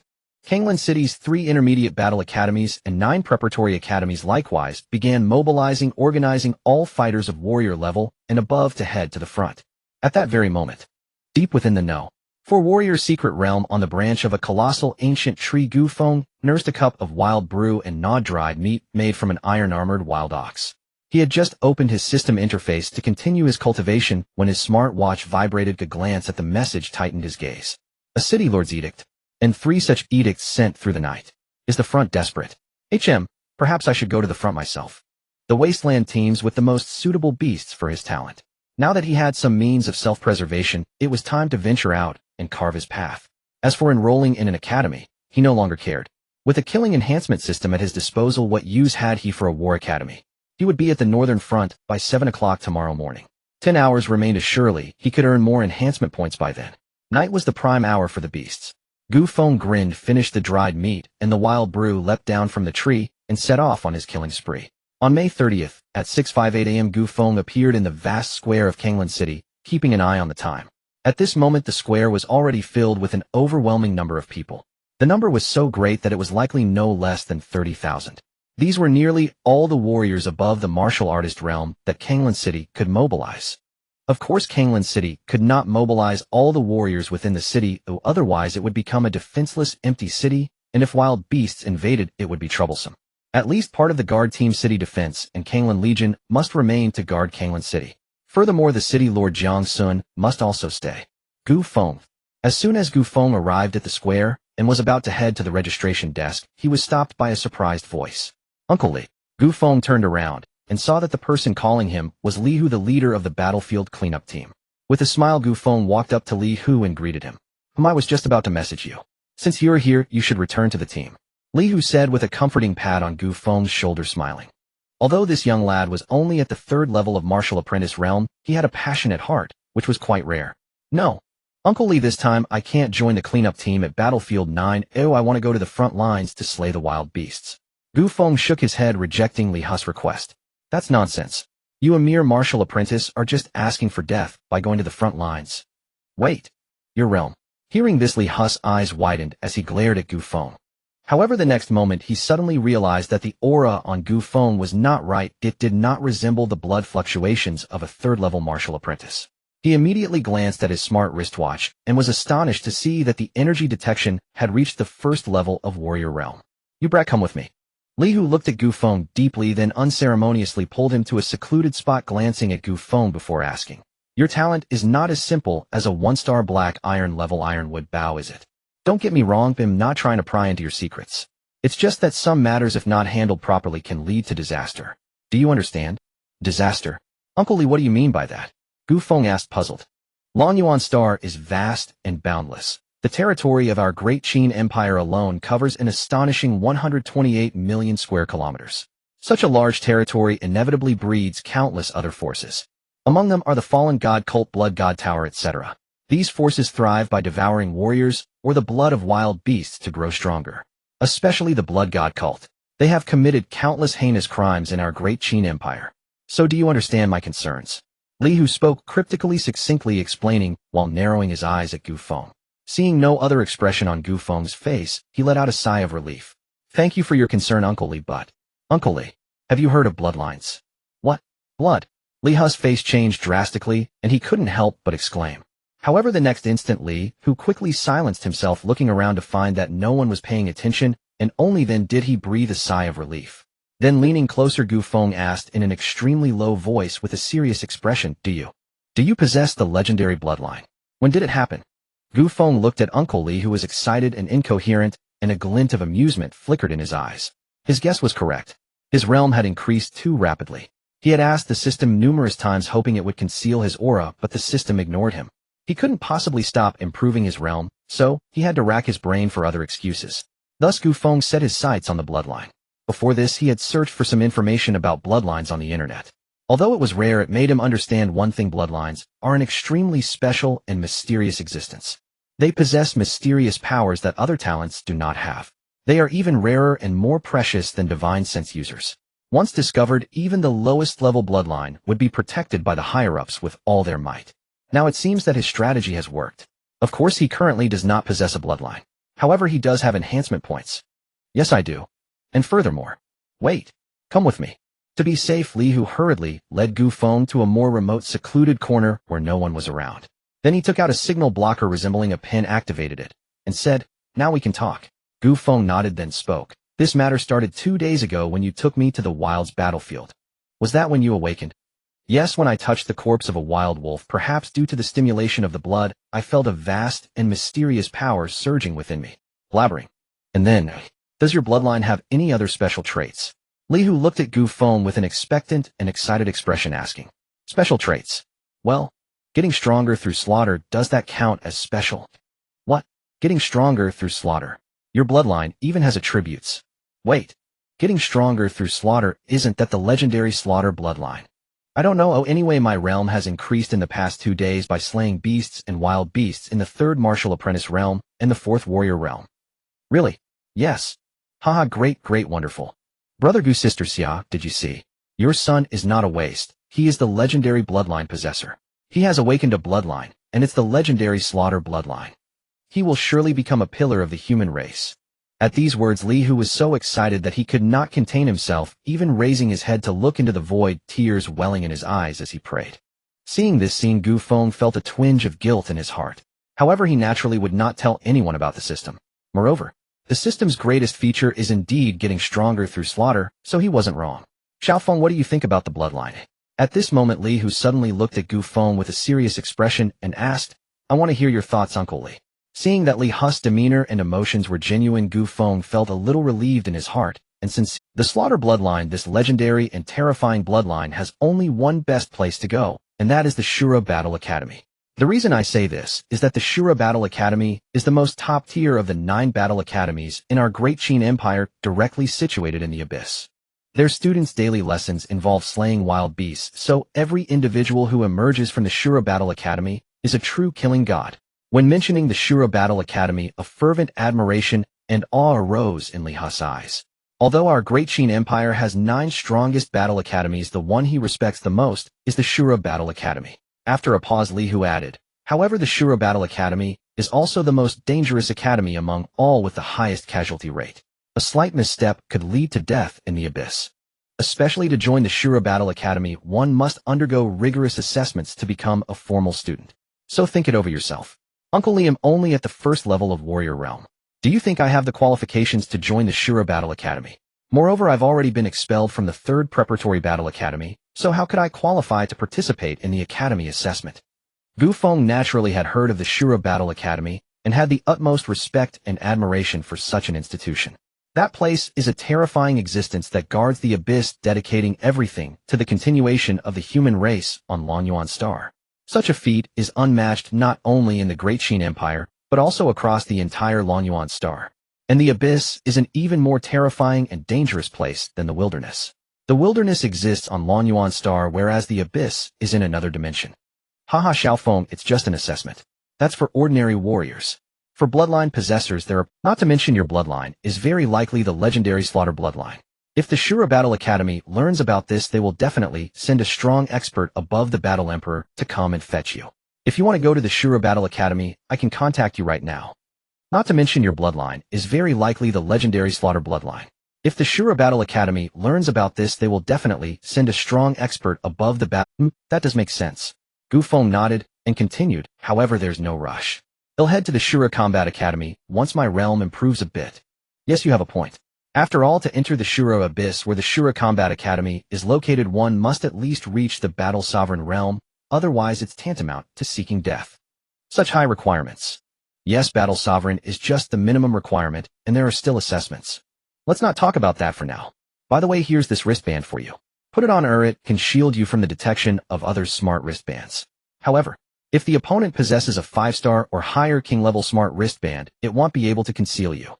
But there are very few people in Kanglan City who possess such smart wristbands. If you're careful, it should be fine. Thank you, Uncle Li. Gu Feng's eyes lit up, and he sincerely thanked Uncle Li, accepting the wristband without reservation. He needed this. You little brat, still being polite with your uncle. Alright, the team is about to depart. Let's regroup. Uncle Li playfully scolded as he tapped Gu Feng's forehead with his remaining right arm. A smile radiated from Gu Feng's eyes. This feeling was wonderful. He looked at Uncle Li, who walked ahead, tall and robust, with a bloodstained sword on his back and his left arm severed at the shoulder, and a glimmer of determination swept through his gaze. If there's a chance in the future, he would help Uncle Li find some healing elixirs for his body. It would be a way to repay him for the care he had received over the years. He knew that a 1-star king-level special combat weapon was extremely expensive. This detection shielding combat gear was worth at least 2 to 3 million spirit coins. Yet Uncle Li had given it to him without hesitation. That was a heavy favor. Soon the team set off. Gu Feng did not board the vehicle of the No. 9 battlefield cleanup team, but instead took a war vehicle heading towards the northern front. The war vehicle resembled a giant steel beast standing 5 meters tall, 13 meters long, and 5 meters wide with tires made from super tough gel that could withstand the bites of beast generals. The entire body of the vehicle was constructed from a special alloy possessing astonishing defensive capability. Additionally, the vehicle was surrounded by armed spikes and laser guns resembling a doomsday killing machine, fierce and imposing. The interior space of the vehicle was large, divided into 2 levels, easily accommodating over 100 people. Gu Feng sat in the back row on the upper level. To his left sat a girl dressed in a black and red combat outfit, petite and cute with her hair in pigtails. She was not very tall, appearing as a small bundle in her seat, exuding youthful energy, yet she cradled a massive bloodstained sword that was disproportionate to her size. On his right sat a scarred-faced man wielding a battle sword. This was all he gathered from a quick glance at the occupants of the vehicle. As for the others, he had no interest in probing further. After sitting down, he glanced around the cabin and immersed his mind in the system panel. Host Gu Feng. Bloodline human of lowly rank. Talent weapon system 4-star black iron level ironwood bow. Vitality 100. Mental power 600. Warrior realm, first layer warrior realm. Physical realm, 1-star bronze level. Spiritual sense realm, 6th layer soul master realm. Strength 2000 gene, first layer warrior realm, 1000 gene, 1-star bronze level. Physique, 1000 gene. Combat skills 9-star black iron level unarmed fist minor completion. Heart technique 1-star bronze body refinement technique major completion. Combat weapons 9-star bronze level bronze bow 6 9-star silver level 3 9-star gold level blood shadow. Flying daggers 1 9-star silver level long bow 100 1-star silver level armor piercing arrows 24 9-star silver level armor piercing arrows. Reinforcement points 1980 points. Storage space 1000 cubic meters. Overall combat power 6th layer battle general realm. Looking at the personal attribute panel, especially noticing that he was just 20 points short of reaching 2,000 reinforcement points, Gu Feng's lips curled slightly. This number was a result of the significant mental power consumption during the slaying of wild beasts, as he could only recover his mental strength by enhancing his spiritual sense realm, hence spending 150 reinforcement points. It must be said that the warrior level secret realm at night truly had an abundance of wild beasts. Meanwhile, the spiritual sense users were indeed formidable. He had not yet cultivated powerful spiritual sense combat skills, but relying on his own exploration, he forcibly controlled the silver-level blood shadow flying daggers with his mental strength and slaughtered nearly 300 wild beasts with ease. Most of them were above the 6th tier beast soldiers. Now all those corpses had been stored in his storage space. Just selling those wild beast corpses could earn him nearly 7 to 800,000 spirit coins, right? Coupled with the 5,000 spirit coins contributed by Wang Chong, it should be enough for him to purchase a decent cultivation technique for spiritual sense, right? With reinforcement points, naturally he had to spend them. His realm could not be improved as the cabin was filled with warriors above the warrior realm, including the driver and the leader, who was even a battle general. Even though he possessed a special wristband that could shield him from detection, he could not afford to let his guard down. Then let's upgrade my talent first. Talent is very important. The higher the talent, the faster the cultivation speed, and when using bows, both accuracy and speed, power and consumption would be enhanced. System upgrade my talent to 1-star silver level. Congratulations to the host for consuming a total of 370 reinforcement points. Weapon system bow and arrow talent upgraded to 1-star silver level. As he had guessed, whether it was talent or realm upgrades from black iron level, the required reinforcement points were 1.2 points, 3 points, totaling 45 points. The bronze level required 450 points, while the silver level required 4,500 points. Upgrading to 1-star silver level bow and arrow talent had made it much more solid than before, with patterns that were more intricate, exuding a much stronger aura. The entire bow had also changed color from black iron to silver. Gu Feng felt a wave of ease throughout his body, as if certain shackles had been broken. He understood that this was the effect brought about by the talent upgrade. Previously, with a 1-star black iron level talent, it would have been impossible for him to break through to the warrior realm in his lifetime. There had been an insurmountable obstacle in between. Now with the enhancement of his talent, that barrier had been. Now he probably wouldn't even need the system's help. With a little effort, he could also step into the first layer of the battle general realm. He glanced at his reinforcement points and found that he still had 1610. After a moment of contemplation, he decided to upgrade the black iron bow's level. Even though he possessed a more powerful 9-star silver level battle bow, he preferred to use the black iron bow left to him by his father. System enhanced the black iron bow to 3-star silver level. Would you like to bind the black iron bow? Bind? What does that mean? Gu Feng felt a faint stir in his chest and asked, but the system offered no reply. He had wasted the question. Bind. Binding successful. Please name. Gu Feng murmured. Let it be Hei Tai Gong Black Iron Bow. Naming successful. Congratulations, host. An exclusive war weapon Hei Tai Gong has been obtained. Exclusive war weapon function. 1 Other arrows may be randomly bound as well. Thereafter, any arrow you fire no matter how distant can be recalled instantly with a thought. Exclusive war weapon function 2. Its power increases by 5% over the original baseline. The higher the weapon's rank, the greater its might. Congratulations, host. 600 enhancement points have been consumed to upgrade Hei Tai Gong to a 3-star silver war weapon. Huh. Tongzi, is this real? Huh. No wonder you asked about binding earlier. So there really is such a boon. Marvelous. Seeing the golden words materialize in his mind, he rewatched them several times until certain and joy swelled in his heart. So even with only a single arrow after firing and slaying a target, it could be recalled in an instant. Moreover, the exclusive war weapon grows stronger as its rank rises. This is nothing short of a divine technique. In that moment, Gu Feng trembled with excitement. Hey little brother, can you stop shaking? If someone didn't know, they'd think you were high. A teasing rough voice came from Gu Feng's right. Every pair of eyes in the carriage turned toward them. Gu Feng cleared his throat. Ahem. Sorry, first time on the battlefield. I'm a bit excited. It was nothing, another replied. Most of us are likely on the battlefield for the first time. We're all somewhat uneasy. When we reach the field, stay behind me. My talent is a beast-type silver rank man bear, strong in both defense and strength.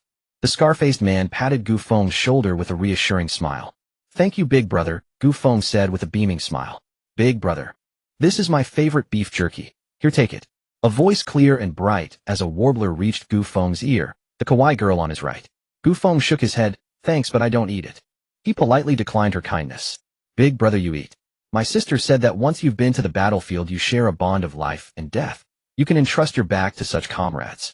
Since we are life and death comrades, then don't be shy. At those words, the people in the war chariot exchanged warm smiles. Your sister is right. Henceforth we are comrades of life and death.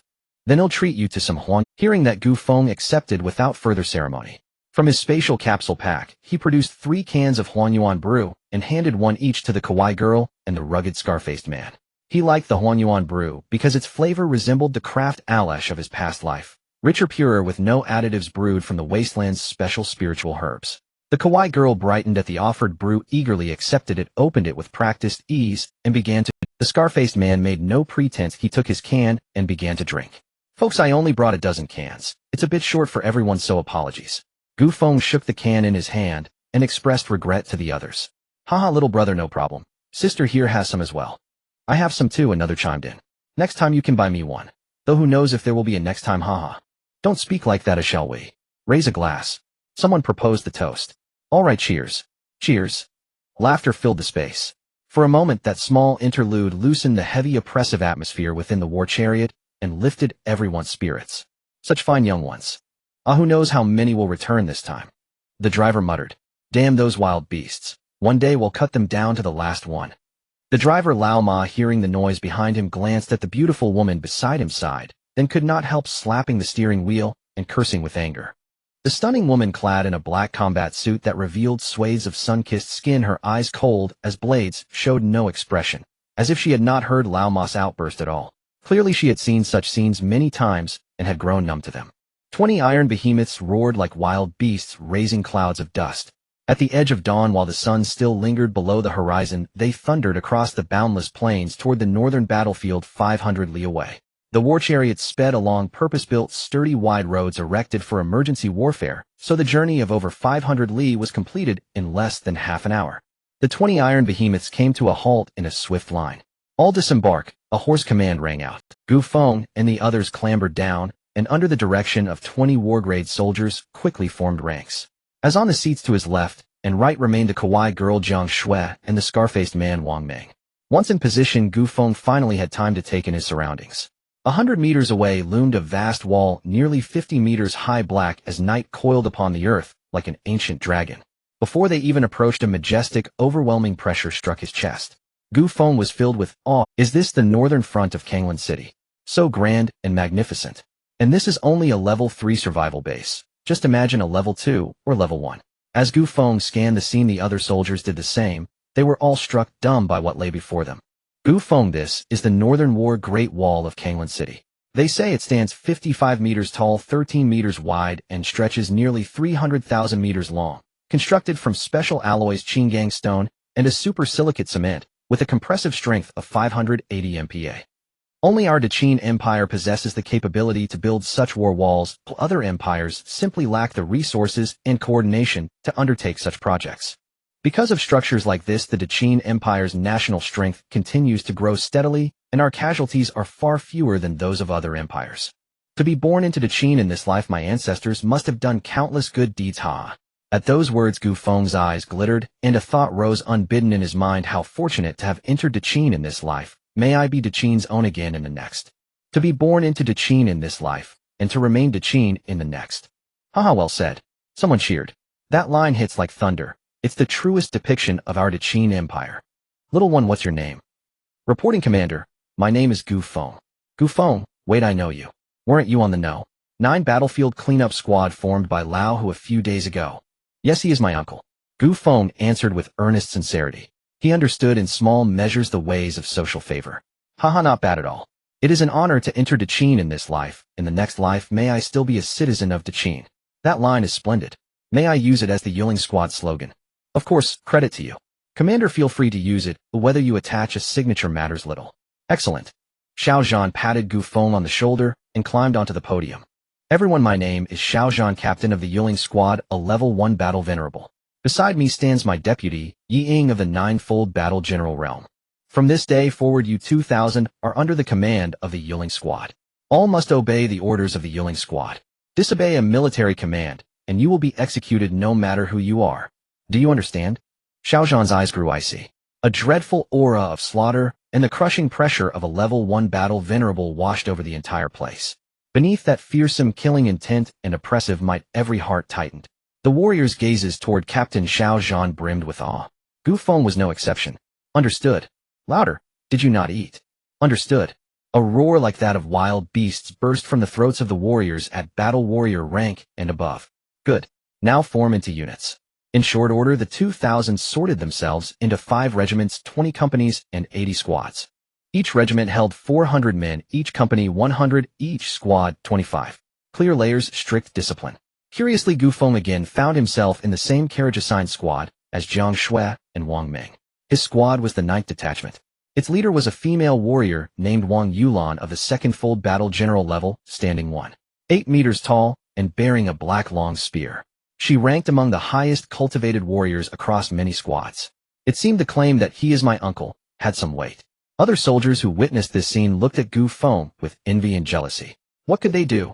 None of them had so formidable an uncle, nor could they blurt out a phrase as grand and soul-stirring as, "It is an honor to enter Daqin in this life. In the next life, may I still be a citizen of Daqin."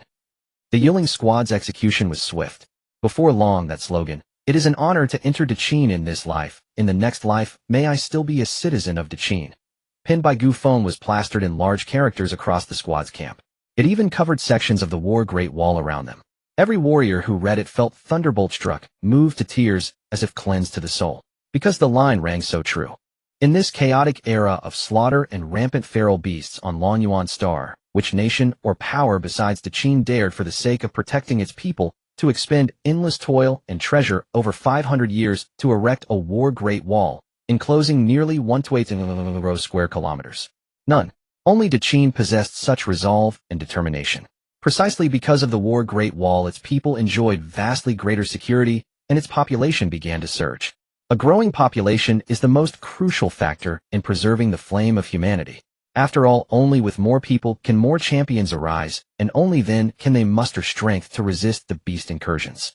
That slogan had become the perfect spokesperson for their truest feelings and thoughts. Indeed, thanks to those words, the cohesion of the Yiling Squad reached unprecedented heights.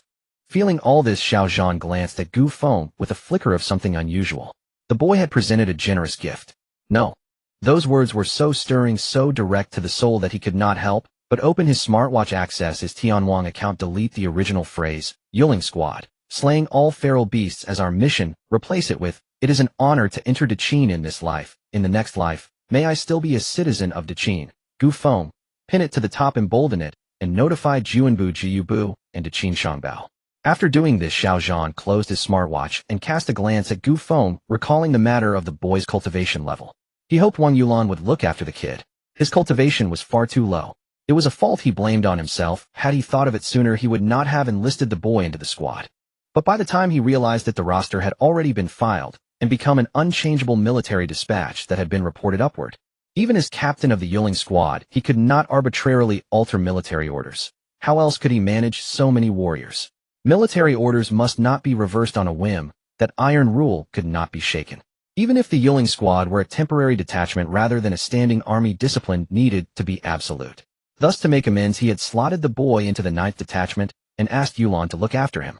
Wang Yulan was a prodigy blessed with a weapon system 3-star king-class talent for the Qi Yin Spear Crimson Flame Spear. At only 19, she had already reached the second-fold battle general realm.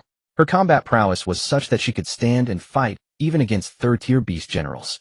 With her watching over him, unless he were sent deep behind enemy lines, the youngster's safety would be greatly assured. Yet the arrangement did stir displeasure among some soldiers. Let them be displeased. He was captain of the Yuling squad. So long as it was not a matter of principle, his word was final. Those who dared oppose would be dealt with according to military law. In the 9th Squad's barracks, squad leader Wang Yulan swept her gaze around and lingered on Gu Feng for a moment before speaking coolly. I am Wang Yulan of the second-fold battle general realm. From now on until an order to disband is issued, I am the captain of the 9th Squad. I have but one requirement: absolute obedience to orders. Now everyone collect your supplies. 1 marching pack apiece containing healing and chi-replenishing elixirs. In 10 minutes we depart for the true front line. Gu Feng, Jiang Shui, you two will handle distribution. Yes. Gu Feng and Jiang Shui exchanged a glance, then moved to the neatly stacked supplies and began handing out the marching packs. 10 minutes later, everything was in readiness. A series of teeth-grinding creaks sounded as massive doors, each 3 meters high and 2 meters wide and forged of superalloy, slowly opened. Move out. In an instant, 2,000 warriors filed forth in orderly succession and surged toward the true battlefield ahead. Stepping out from the ancient peaks beyond the Great Wall, he couldn't help but look back at the towering walls behind. Seeing the walls adorned with numerous special spikes, each 10 meters long and 2 to 3 meters thick, an involuntary sense of security arose within him. Inside the War Great Wall, and outside it, there existed 2 completely different worlds. Within the War Great Wall, it was relatively peaceful and safe. The walls sloped gently and lacked the menacing spikes. Outside the War Great Wall, however, the atmosphere was filled with a murderous aura shrouded in darkness, and the ground was a deep brown. Even the air was thick with a suffocating tension. The walls were lined with terrifying spikes. According to Wang Ming, those spikes were harder and sharper than the walls themselves, especially the sharpest ones at the top, crafted from a superalloy. Not to mention beast generals, even beast lords could be easily pierced. Such conditions were not unique to the Northern Front, but were present on all War Great Walls. This shows just how much effort, resources, and wealth the Qin Empire invested in constructing the War Great Wall. Gu Feng retracted his gaze and approached the squad leader Wang Yulan. Report, Captain, I have something I wish to discuss with you. Go ahead. Captain, I possess talent in archery, making me most suitable for long-range attacks from a high vantage point. Therefore, I request permission to fight independently. This way I can unleash my maximum combat strength while also assisting my comrades. Please approve. Wang Yulan glanced deeply at Gu Feng before shaking her head. No, your task is to treat the wounded from the rear. You belong in logistics. Captain, I came to the battlefield not to play but to slay enemies. Besides, who says my realm is that of a third-tier warrior? This was said in a voice only the two of them could hear. Moreover, Gu Feng showed Wang Yulan the shielding bracelet on his wrist. Upon seeing the shielding bracelet on Gu Feng's wrist, Wang Yulan's beautiful eyes narrowed slightly. It was a 1-star king's shielding bracelet. It seems this little guy is not as simple as he appears. The information on his third-tier warrior realm must be inaccurate. After pondering, Wang Yulan finally nodded. All right, but you cannot stray too far from my sight, otherwise I won't be able to look after you. Yes, Captain. The other team members nearby were almost burning with envy and jealousy at this scene. Gu Feng, you couldn't possibly be that Gu Feng from the 3rd Reserve Battle Academy, right? At this moment, the adorable Jiang Shui tilted her head and asked with a peculiar expression. Upon hearing this, the other comrades nearby lightened their steps. Am I that well known? Gu Feng chuckled lightly, not denying it. So it really is you. Gu Feng, I meant no offense. Well, if we broke up, then just find someone better in the future. Gu Feng replied. What break up? We're just friends. Alright, right. You're right, just friends. Gu Feng, who spread the rumor that he and Jiang Feishuan were a couple. Forget it, no need to explain, let them think what they want. Right now the most important thing is to grow stronger quickly. Oh, everything else does not interest me. At this moment, tens of miles away on the battlefield, stretching for dozens of miles, flames of war raged, powerful combat techniques and terrifying shells fell like dazzling fireworks, mercilessly crashing into thousands of savage wolves and iron-backed crocodiles. The deafening screams and battle cries pierced the sky, scattering the thick, dark clouds above. These savage beasts were more ferocious, turning into a terrifying tide, relentlessly crashing against the human lines. Each charge claimed several, even dozens of human warriors' lives. At this moment, the battlefield resembled a slaughterhouse with piles of human and beast corpses on the ground, blood flowing like streams, dyeing the earth red, and the stench of blood wafting through the air. When will the rear support arrive? Have you called to urge them? If not, keep urging. A burly man resembling an iron tower pierced the skull of an 8th-tier battle general savage wolf with his spear, not even pausing to wipe the blood from his face as he shouted back. His voice was filled with urgency and anger. Commander Wang, Captain Xiao Zhan, just replied, 2,000 troops are rushing here at an extremely fast speed. They have arrived, the reinforcements are here. Brothers, hold on. Kill, kill, kill. Upon hearing that reinforcements were arriving, the weary warriors who had been fighting fiercely against the savage wolves instantly surged with an inexhaustible power and re-engaged in battle with the savage wolves and iron-backed crocodiles. Quickly, everyone speed up. Behind them, the 2,000 troops, led by Xiao Zhan, surged forward like a flood, directly penetrating the rear of the battle line. The moment they stepped onto the battlefield, seeing the mountains of human and beast corpses on the ground and blood flowing like streams, Gu Feng's fury surged within him. Even the warriors who had already participated in battles wore expressions of rage. In contrast, a group of rookies who had never experienced battle were overwhelmed by the horrifying scene before them, resembling a purgatory, and the stench of blood assaulted them, making them uncontrollably vomit. As for this scene, Xiao Zhan and other experienced fighters held no scorn or mockery. After all, they had all gone through this themselves. All warriors in the 3rd tier, and those participating in battle for the first time, should retreat to the rear. We will let you practice your courage against a batch of beast-level savage beasts. Those with natural healing talents immediately rescue the wounded. Don't skimp on the potions you brought. The rest, pick up your weapons and kill with me. As Xiao Zhan's orderly and rapid commands were given, the 2,000 men quickly began to act according to the previous arrangements. Of course, since most were coming to battle for the first time, there was a bit of panic and even chaos. However, they quickly regained order, avoiding any major issues. Meanwhile, Gu Feng did not rush into battle with the squad. He scanned his surroundings and noticed a pile of boulders about 20 meters high. His eyes lit up as he dashed towards that rocky mound like a leopard. Wang Yulan, seeing this, was about to call out to him, but ultimately dismissed the thought. She directly brandished her red flame spear and charged into the savage wolf horde like a female war goddess. Jiang Shui, Wang Meng, and the other 25 members of the 9th squad saw this scene and said nothing. At this moment, there was no time for conversation, only killing. However, upon witnessing this, Xiao Zhan frowned slightly. This little guy, is he really that timid? Is he planning to hide? Forget it, hiding is fine, or it might even be a good thing for the team. He is too weak. This place is great. I can see almost 1,000 meters around me. Within this range, it's all my battlefield. Upon reaching the rocky mound, Gu Feng surveyed the surroundings, smiled with satisfaction, and then, guys, allocate half of the remaining enhancement points to my physical realm and half to my blood energy realm. Previously upgrading the black iron bow to a 3-star silver war weapon cost 600 enhancement points. Now he has 1,010 enhancement points left. Just enough to elevate his physical body to the 9-star bronze level, and his blood chi realm can also rise to the 9th level warrior realm. However, golden subtitles appeared in his mind. Please enhance the mind technique first. Does the realm and mind technique level need to be the same? Gu Feng muttered to himself and had the system directly upgrade the mind technique bronze body refinement and spirit gathering technique to 1-star silver. Meanwhile, the arrows in his hand showed no signs of stopping. As arrows pierced through the void, several wild wolves were shot through the head.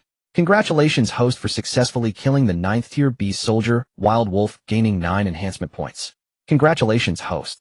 Looking at the enhancement points pouring in, Gu Feng's heart was instantly filled with excitement. Indeed, the battlefield was the most suitable place for him. The arrows in his hand shot toward the battlefield like silver lightning. Below on the battlefield, Xiong Zhan, Wang Yulan, Wang Meng, Jiang Shui, and other warriors were stunned by this scene. Gu Feng, is he that strong? Little Jiang Shui, what are you daydreaming about? This is the battlefield. At that moment, Gu Feng's light shout reached Jiang Shui's ears. In the next moment, a wild wolf that had opened its mouth wide to bite her head was pierced through the skull by a gold thud. With a dull sound, the 90-year beast soldier wild wolf as large as a small mountain fell to the ground. Jiang Shui also snapped back to reality. She glanced gratefully at Gu Feng, then swung her giant battle knife, letting out a shout, and charged toward the wild wolf. Huh. Gu Feng, keep an eye on the battlefield. If you see any comrades in danger, save them first. At this moment, Xiongzhan's excited voice reached Gu Feng's ears. Xiongzhan didn't expect that among the 2,000 people there would be such a variable as Gu Feng. His archery skills were extremely high, and killing 9th-tier beast soldiers was a matter of a single arrow. While this may not lead to overwhelming victory and crushing defeat, it could greatly protect those warriors amongst his comrades. That was enough. Yes, Captain. Gu Feng responded in a low voice. What he wanted was not just to protect the other comrades. He wanted it all. These are all walking enhancement points, and he had no reason to let them go. Congratulations, host, for consuming 540 enhancement points, refining the mind technique to 1-star silver, renamed silver body refinement and spirit gathering technique. Good system. Now elevate my physical body to 1-star silver. As Gu Feng instructed the system to enhance his body, he simultaneously shot 3 arrows toward the wild wolf pack below. The lovely readers provide handsome. If anyone has good handsome pictures, feel free to send them, and I will post the good ones. Below are all wild beasts, no need to aim. 3 wild wolves were immediately shot dead. 27 enhancement points were instantly credited. Awesome. Kill, kill, kill. Gu Feng went crazy. The arrows in his hand seemed endless. However many he shot, they would eventually return automatically to the quiver. With each shot, a large number of enhancement points would be gained. Congratulations, host, for consuming 540 enhancement points, elevating the physical body realm to 1-star silver. Boom, boom, boom. After the 540 enhancement points disappeared, his body, from muscles, bones to cells and molecules, began the most thorough tempering. Streams of overwhelming power surged out from within him. His height also began to rise by nearly 10 centimeters. His previously somewhat frail body had transformed into a strong and powerful one. However, it wasn't the kind of bulky muscle of a fitness coach, but instead it was extremely well-proportioned, yet undeniably explosive muscle. Feeling the overwhelming power surging within him, Gu Feng could only feel his heart racing. Previously, his strength was 2,000 pounds. Now, with his body elevated to 1-star silver, equivalent to the level of a war general, his strength had skyrocketed from 1,000 pounds to a terrifying 1,000 pounds. Fortunately, the enhancement system was invincible. Even though he had instantaneously elevated his physical body realm and possessed the terrifying strength of 1,000 pounds, he could still control it perfectly. This feeling made Gu Feng incredibly exhilarated. At this moment, he also noticed that the power unleashed by the black iron bow in his hand had become several times stronger than before. It had transformed into something even more terrifying and powerful. Previously, when the black iron bow was upgraded to a 3-star silver war weapon, not only had its sturdiness increased significantly, but it could also withstand forces exceeding 3,000 pounds. With his strength, it was clearly impossible to fully draw the black iron bow. At most, he could only pull about 1/5 of it. However, even with a 1/5 draw, the arrows shot out could still easily kill 9th-tier beast soldiers. Now that his strength had surged to 1,000 pounds, it naturally allowed the black iron bow to unleash even more terrifying power. But this was still not enough. As 3 silver armor-piercing arrows shot through the air, killing 3 wild wolves and earning him another 27 enhancement points, Gu Feng issued another command to the system to elevate his blood chi realm. System, elevate the blood chi realm to the 1st level of war general. Congratulations, host, for consuming 540 enhancement points, elevating the blood chi realm to the 1st level of war general. As the system's prompt finished, Gu Feng suddenly felt a surge of overwhelming and domineering blood chi erupting from deep within him, like a tidal wave, one wave crashing after another. This blood chi, wherever it flowed, refined his limbs and bones hundreds and even thousands of times. Gu Feng noticeably felt his physical body becoming stronger than before. He took a moment to glance at his personal attribute panel and found that his physical body had truly reached the 2-star silver level, instantly filled with joy. Reaching 2-star silver physical body realm meant that his strength had reached 2,000 pounds. Coupled with the 1,000 pounds of strength from the 1st level of war general, that was a total of 3,000 pounds of strength. When using the black iron bow, he could finally unleash the strongest combat power of the black iron bow. The previously somewhat clumsy 3-star rapid-fire technique could now be executed easily. Unfortunately, without powerful archery skills, his attacking power would be even stronger.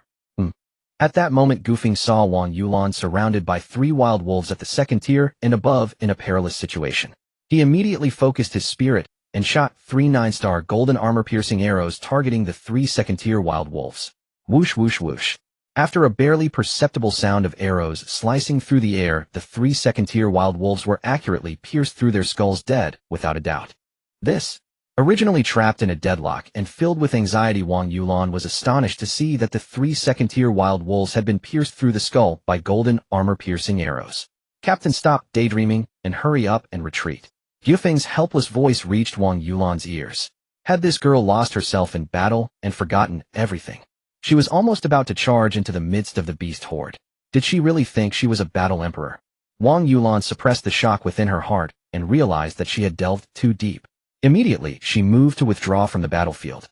However, at that moment, several ferocious second and third-tier beast generals of the savage wolves opened their bloody maws, emitting a nauseating stench as they lunged at her. In this critical moment, 3 silver arrows appeared with precision, instantly piercing the skulls of 3 second and third-tier beast generals. The remaining 2 posed no threat to her. A terrifying flaming spear transformed into a myriad of spear shadows, instantly piercing through their abdomens. At that moment, 2 more arrows accurately struck the skulls of the savage wolves. Seeing this, Wang Yulan's heart sank, and she quickly retreated to regroup with the army. Yulan, what are you doing? This is a team battle, not a solo fight.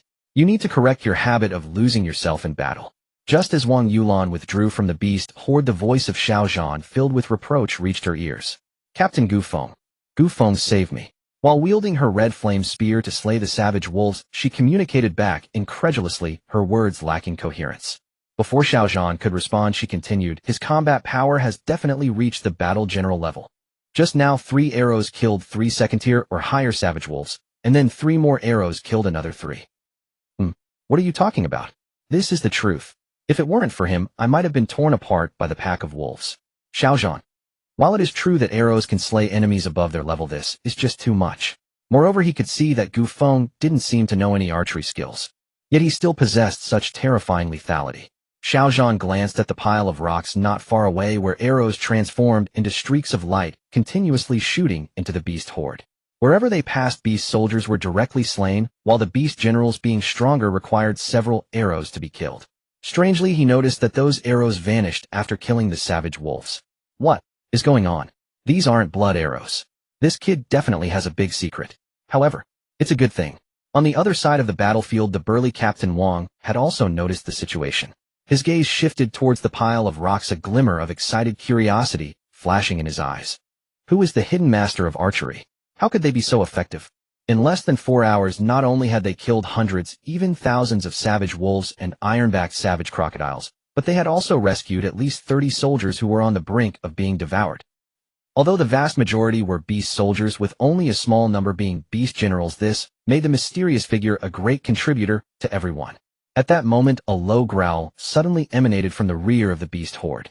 The savage wolves engaged in battle with the human squad seemed to receive some signal, instantly changing direction and racing towards Gu Feng's location. Not good, the savage wolves have discovered Gu Feng's position. Quickly follow me to intercept this pack of savage wolves. Seeing this, Xiao Zhan shouted loudly, leading over a dozen battle generals to charge towards the oncoming savage wolves. However, just at that moment, silver streaks of light, carrying the sound of death, shot out from the pile of rocks. The savage wolves that had just turned into shadows towards the pile of rocks were instantly shot down. A massive number of enhancement points instantly piled up. Haha, come on. Gu Feng laughed loudly, no longer hiding, leaping out from the pile of rocks, standing on a large stone, pulling his black iron bow, and shooting out 3 arrows after 3 arrows. The arrows flew like lightning, and before they could react, they had already pierced through the charging savage wolves. Their massive corpses tumbled over several times due to inertia. This is the terrifying benefit of having a physical body enhanced to the 2-star silver level, providing him with a continuous source of strength. Although this power cannot last forever and will eventually exhaust, it should be sufficient for him to shoot for an hour without issue. Moreover, if there were any problems, directly enhancing his level would instantly dispel any fatigue. This was something he had recently figured out. This is yet another divine skill. Enhancing his level also restores everything. Moreover, he was not only at a physical level comparable to that of a battle general, his blood level had also reached the first level of battle general. Once he is exhausted, he could use his blood level to kill. It was a perfect match. At this point, the black iron bow in his hands was almost smoking. This, just as Xiao Zhan, leading over a dozen battle generals to help Gu Feng intercept the savage wolves, witnessed Gu Feng transforming into a shadow to mercilessly harvest savage wolves he couldn't help but swallow hard. This kid, how the hell is he so strong? What was that threefold battle apprentice level he saw? Ha ha ha, brothers kill for me. Seeing this scene, Captain Wang's worries instantly dissipated, replaced by a surge of battle intent and killing intent. He raised his arm and unleashed the terrifying pressure of his battle master realm. Then he led the army to charge towards the pack of savage wolves and iron-backed savage crocodiles. At this moment, the beast horde had already been thrown into disarray, making it the perfect time to charge. How could he let this opportunity slip away? Of course, Gu Feng's safety had become his top priority. He immediately sent a message to Xiao Zhan instructing him to protect Gu Feng at all costs. Naturally, he did not know the archer's name was Gu Feng, but that was unimportant. What mattered was that this mysterious powerhouse, which had almost turned the tide of battle, must not encounter any mishap. Xiao Zhan naturally did not refuse. How could he not understand Gu Feng's importance? However, he was still somewhat bewildered. Why had it come to this? His 2,000 troops had achieved less than a single Gu Feng. Why bother thinking? Isn't Gu Feng just one of the 2,000 troops he personally led? Everyone listen up. At all costs protect Gu Feng. Yes, Captain. On the other side, Jiang Shui, Wang Yulan, Wang Ming, and the other soldiers who had come to battle alongside Gu Feng felt an overwhelming sense of disbelief as they caught sight of this scene. For some reason, they felt an illusion in their hearts that one person could turn the tide of battle. No, it wasn't an illusion. Because Gu Feng's terrifying arrows had directly disrupted the battle formation of the beasts. This had signaled the army to launch a counterattack. Moreover, at first glance, it seemed to be achieving good results. Die. The arrows in hand, propelled by a tempest-like momentum, shot into the beast horde.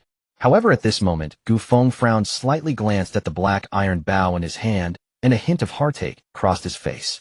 He was so immersed in shooting that the black iron bow began to show cracks, and he failed to notice the bowstring was on the verge of snapping. He glanced at his enhancement points balance, and was surprised to find it had reached 4,120 points. His brows furrowed slightly, and he immediately commanded the system to upgrade the black iron bow to a 5-star silver grade. If he didn't upgrade soon, the black iron bow would shatter. Congratulations to the host for consuming 900 enhancement points, upgrading the exclusive battle weapon, the black iron bow, to 5-star silver grade, with an additional 7 increase in power. After the upgrade, the fine cracks on the black iron bow and the bowstring, which could snap at any moment, were instantly restored to their original state, and had become even sturdier than before. Its power was also additionally increased by 7. Although not significant, this was just the beginning. Once the black iron bow reached a higher level, the additional power would be even more terrifying. After repairing the black iron bow, Gu Feng naturally could not remain idle. These were enhancement points after all. In an instant, the piercing arrows were shot out, frantically targeting the wild wolf pack. However, at that moment, Gu Feng noticed a group of warriors from the hawk battle team rushing towards him. Would they come? This wouldn't do. Wouldn't that mean they were competing for kills?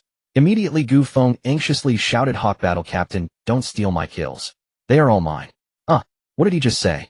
Hawk Battle was momentarily stunned and uncertainly asked a nearby 7th-tier warrior.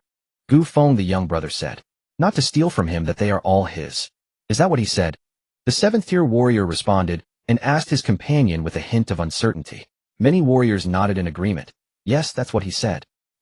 Hawk Battle was left speechless. However, when he saw that over 100 wild wolves were racing like lightning towards Gu Feng, only to be pinned to the ground by arrows before even reaching 300 meters, both Hawk Battle and the other warriors fell into silence.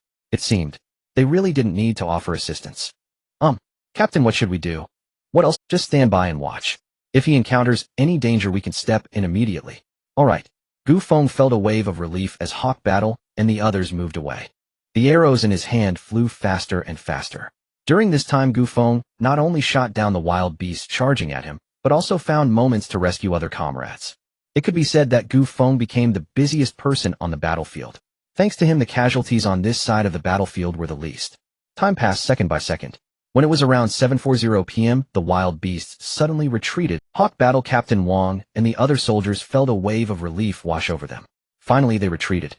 However, someone was getting anxious. Damn it, don't run away. Come on, keep going. Gu Feng dashed out from the pile of rubble like a cheetah, shooting arrows towards the wild wolves.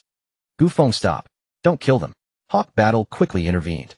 After a whole day of battle, the soldiers were already exhausted, and if more wild beasts were drawn out to counterattack, the consequences would be dire.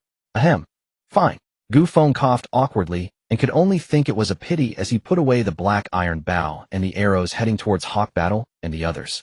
As he walked upon the bloodied ground, stepping over the corpses of wild beasts, all eyes were filled with awe, admiration, and gratitude, all looking towards Gu Feng. It was he who nearly turned the tide of the battle and forced the wild beasts to retreat early. He was also the one who saved no less than 100 warriors. Hawk Battle Captain quickly introduced this young hero to me. At that moment, the burly Captain Wang, resembling a towering iron tower, pushed through the crowd and approached Hawk Battle, laughing heartily. His name is Gu Feng. Hawk Battle paused here, unsure of what more to say, because he only knew the other's name was Gu Feng, but as for other information, it was either unnecessary to say or had no significance. Young brother Gu Feng, I am Wang Tiechue, the commander of the Iron Hammer Legion on the No. 3 battle line in the north. I would like to extend my highest respect to you on behalf of all the soldiers. You assisted our army in turning the tide of the battle and saved hundreds of comrades. All soldiers salute. Salute. As Wang Taichue's words fell, all the soldiers, whether they were clearing the battlefield, resting in the blood and mud, or heavily injured and receiving treatment, instantly stood up and saluted in unison. The roar of nearly 20,000 people echoed through the heavens, shaking the skies. At that moment, all eyes looking towards Gu Feng were filled with gratitude, respect, and even fervor. Gu Feng's expression turned solemn as he immediately returned the salute in all directions. Dear comrades, it is you who have stood firm on the borders of our homeland with your flesh and blood, resisting the endless wild beasts. You are the most admirable and respectable people, and I salute you. Hawk Battle, witnessing this scene, felt the blood within him boiling and could not help but raise his arm and shout, in this life I am fortunate to enter the Great Qin, and in the next life I will still be a person of the Great Qin. Boom. When these words roared from Hawk Battle's mouth, all the soldiers felt as if they had been struck by thunder, a surge of indescribable emotion bursting forth from their chests. In this life I am fortunate to enter the Great Qin, and in the next life I will still be a person of the Great Qin. In this life I am fortunate to enter the Great Qin, and in the next life I will still be a person of the Great Qin. In this life I am fortunate to enter the Great Qin, and in the next life I will still be a person of the Great Qin. All the soldiers could not help but shout these 14 words. In an instant, a deafening roar surged into the sky above the No. 3 battle line in the north. The dark clouds on the horizon were dispersed by this roar. At that moment, all the soldiers' hearts were stirred with inexplicable emotions. They wanted to cry. They willingly stood guard on the borders of the homeland day and night, guarding the wilderness, having long since placed life and death aside. They only wished for the millions of compatriots behind them, their relatives and children, to live safely and grow strong. For this they had no regrets. But they were also flesh and blood with their own emotions, needing recognition from others. And these 14 words struck like hammers, igniting all the feelings deep within them. Indeed, they were people of the Great Qin. Since they were people of the Great Qin, they had to guard the homeland, allowing no vile wild beasts to invade even a fraction. For this they would spare no effort, even at the cost of their lives. Witnessing these scenes and hearing the roars of 20,000 soldiers born from their lives, Gu Feng's heart trembled and his eyes became slightly moist. The Great Qin Empire not only had millions of kilometers of war walls protecting it, but also countless living bodies, which formed an indestructible wall of defense safeguarding the Great Qin. Battlefield cleanup team, clean up the battlefield, hurry. Wang Tiechue praised Gu Feng with a pat on the shoulder before turning around and shouting loudly, I will help with the cleanup too. Gu Feng joined the battlefield cleanup. The eyes of Captain Wang and Xiong Zhan reflected a hint of appreciation as they looked at Gu Feng. The other soldiers were not idle, either, springing into action one after another. Seeing this, Gu Feng quickly accelerated his pace. His kill enhancement system could also gain enhancement points from looting bodies in addition to killing. Though it was a bit less, it was still better than nothing. After more than half an hour, the battlefield was cleaned up. Gu Feng glanced at the increase in enhancement points, a slight smile curling at the corners of his lips. Not bad, 354 enhancement points credited. This time the Hammer Legion on the northern front suffered minimal losses. Aside from the previous loss of over 300 soldiers, the casualties, due to Gu Feng's miraculous archery skills, had dropped sharply to just 37. This casualty figure filled Captain Wang's gaze towards Gu Feng with profound gratitude. The nearly 20,000 soldiers of the Hammer Legion looked at Gu Feng with eyes full of appreciation. Young brother Gu Feng, are you interested in joining my Hammer Legion? If you come, I'll make you the deputy captain right away. What do you say? Captain Wang, I'm sorry, report. Captain, it's bad. The second front is about to fall. They've sent an urgent distress signal. What? Hearing this, Captain Wang's expression abruptly changed. Captain Wang, you stay at the third front. I and the brothers will head to the second front for support. Gu Feng is going too. Xiong Zhan, seeing the situation, decisively stated, emphasizing Gu Feng. Gu Feng nodded, not that he wasn't going anyway. This was a perfect opportunity to earn enhancement points.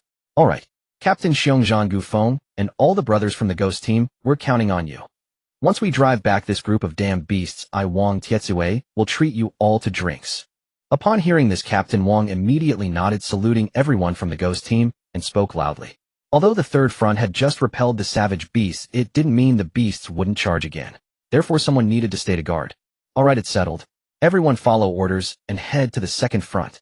Xiongzhan nodded, and he along with Gu Feng and others headed straight for the second front. The northern front was divided into 4 sections, each guarded by 20,000 troops. The distance between each section was roughly more than 10 kilometers. This distance was nothing for the soldiers, they would reach quickly. Captain, I'll go ahead. Gu Feng greeted Xiongzhan before his speed surged several times, transforming into a cheetah and vanishing from sight. Xiongzhan. This kid had indeed hidden his strength. However, it seemed he didn't know any movement techniques and was relying solely on brute force. You all follow behind those at the battle general realm, speed up. After leaving this sentence, Xiongzhan followed closely behind. The other battle generals also quickened their pace. Only a group of soldier realm warriors were left struggling to catch up. Although Gu Feng hadn't practiced movement techniques with his physical strength, his running speed was comparable to a 4th or 5th tier battle general. He didn't want to expose his identity as a divine sense user. Otherwise his speed would be even faster. In less than a few dozen seconds, Gu Feng had already arrived at the destination. Upon arriving at the second front, he saw the Jin Hui Legion being overwhelmed and disarrayed under the onslaught of countless terrifying wild wolves. Their defensive line had long been lost to who knows where. The 2,000 reinforcements had also suffered heavy losses, abandoning their armor and fleeing in disarray. Seeing this scene, Gu Feng had no time to hesitate. He quickly found a high spot, climbed up, and then began to draw his bow and shoot arrows. His hands shooting arrows left behind afterimages. One could see streaks of silver lightning cutting through the void, accurately piercing the heads of the wild wolves. In just a moment, over 20 wild wolves at the 2nd or 3rd tier battle general level had been shot dead. This astonishing scene caused many soldiers who were fighting valiantly against the wild wolves to pause in surprise and then rejoice. New reinforcements have arrived. In an instant, countless soldiers felt a surge of boundless fighting spirit. Soldiers, new reinforcements have arrived. Severely injured soldiers fall back to recover. Those with minor injuries follow me to kill. The leader of the Jin Hui Legion, a tall and stunning woman, seeing the terrifying arrows slaying wild wolves as if they were mere vegetables, felt immense joy in her heart. She immediately shouted, wielding her blood-stained battle knife, unleashing a terrifying blade light as she charged into the wild wolf horde. However, none of the soldiers of the Jin Hui Legion retreated. At this moment, they were blinded by rage. It was this pack of beasts that had slaughtered their comrades who had recently shared drinks and meals with them. They sought revenge. Xiongzhan and the others arrived at the battlefield in a minute, joining the fight. Captain Xiongzhan, it's you. How is the third front? We held it. Let's kill these beasts first. Xiongzhan bellowed, leading the ghost team towards the wild wolves. And Gu Feng's arrows flew like the arrows of death, with every shot resulting in a wild wolf being slain. However, Gu Feng was somewhat dissatisfied. Although each beast general level wild wolf could bring him at least 10 enhancement points, it was too little. He glanced at the enhancement points and immediately issued an order. System, upgrade the mind technique to 1-star gold level. To elevate his realm, he needed to first enhance the mind technique. Congratulations, host, for spending 5,400 enhancement points. The mind technique has been upgraded to 1-star gold level and renamed Golden Body Refining Spirit Technique. While the enhancement points immediately dropped by more than half. But it was alright, he would earn them back soon. Use all remaining enhancement points to enhance physical realm. Gu Feng issued commands to the system while not forgetting to shoot arrows madly at the wild wolves. Congratulations, host, for consuming 1,800 enhancement points. Physical realm upgraded to 6-star silver level. Boom, boom, boom. Terrifying power surged out from deep within his body. His physical defense had reached a terrifying level comparable to a 6-star silver warrior inside and out. His power had also directly reached a fearsome 600 gene. Feeling the strong sensation emanating from his body, Gu Feng was immensely exhilarated. The arrows in his hand were shot with greater urgency and speed. One by one, the powerful wild wolves fell under Gu Feng's arrows as if they were mere wheat being harvested. This scene greatly alleviated the pressure on the Jin Hui Legion. Meanwhile, Gu Feng's frenzied shooting attracted the attention of the wild wolves. In an instant, 100 or so wild wolves, nearly 5 to 6 meters tall and resembling hills, turned their focus on Gu Feng, charging towards him with a roar filled with rage. Naught could save him. Jiang Yu, the leader of the Jin Hui Legion, saw this scene and immediately changed his expression, preparing to act. Don't compete for kills with him, or he'll get angry with you. Xiong Zhan shook his head to stop him. Jiang Yu. The second battle line stretches long nearly 3,000 meters. Its overall shape resembles a gourd, wide at the top and narrow at the bottom. On either side rise cliffs like knives, and the area defended by the Jinhui Legion is relatively small and elevated. A massive surge of wild wolves pours out from the bottom of the gourd-shaped valley, flowing endlessly, as if there were no end. However, this terrain offers a significant advantage to Gu Feng. Standing on a high point, he draws his black iron bow, unleashing silver arrows that shoot into the wild wolf pack like lightning. Wherever the arrows pass, every target struck is killed. Even wild wolves at the 6th or 7th rank struggle to escape death. Seeing this scene, Jiang Yu begins to understand what Xiaozhan meant when he advised her not to snatch kills. Xiaozhan, who is he? When did such a terrifying archer emerge from Kanglan City? He looks so young, probably not over 20. As Jiang Yu slays enemies, she asks in astonishment. His name is Gu Feng. As for his age, he seems to be around 16. What? 16? Xiaozhan, are you sure you're not joking with me? Haha, I can't believe it either. Captain Xiaozhan slashes a peak beast general level wild wolf, crimson blood splattering across him as he laughs heartily. Jiang Yu's beautiful eyes narrow slightly. From what she knows of Xiaozhan, he wouldn't lie. So is it true? But how can a 16-year-old boy slaughter wild wolves of the 6th or 7th rank with ease? Such a prodigy must only exist in top battle academies, right? However, in all of Kanglan City, aside from the girl named Jiang Feishuan, who recently joined the Shanghai Battle Academy, no one has joined a top battle academy in the past 3 years. Moreover, he is so young. Who exactly is he? Jiang Yu has no way of knowing. Meanwhile, the slaughter continues. Thanks to the support of Xiaozhan and the logistics providing ample ammunition, countless wild wolves are obliterated. The second battle line is secured, and Gu Feng is on the verge of going crazy with joy. Due to the terrain of the second battle line, the wild wolves are much denser and stronger than those on the third battle line. As a result, in the 4 to 5 hours of fighting on the second battle line, he earns more enhancement points than he did on the third line. Enhancement points balance 1410 points. He has broken through the 10,000 mark. Now he can enhance himself once again.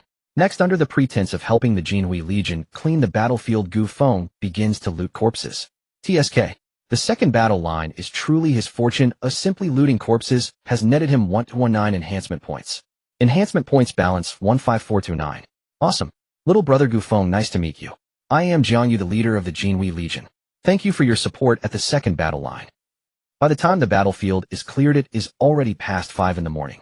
The blood-red moon in the sky casts a faint crimson glow, enveloping the entire battlefield in an eerie hue. At this moment, a striking figure in a red combat uniform exuding a strong aura approaches Gu Feng. Jiang Yu first salutes him and then extends her hand with a smile to express her gratitude. At this moment, a striking figure in a red combat uniform exuding a strong aura approaches Gu Feng. Just then, an excited voice reaches their ears. It's Jiang Shui, the adorable girl wielding an oversized crimson battle knife that seems mismatched with her stature.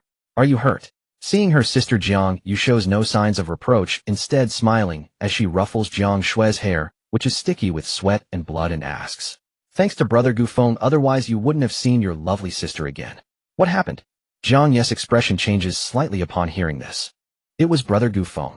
Jiang Shui glances gratefully at Gu Feng, recounting the thrilling events that unfolded at the third battle line.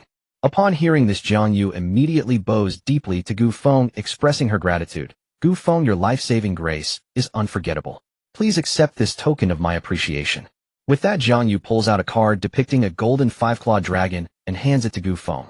Truly a soldier, straightforward and unambiguous. Brother Gu Feng, you must accept this.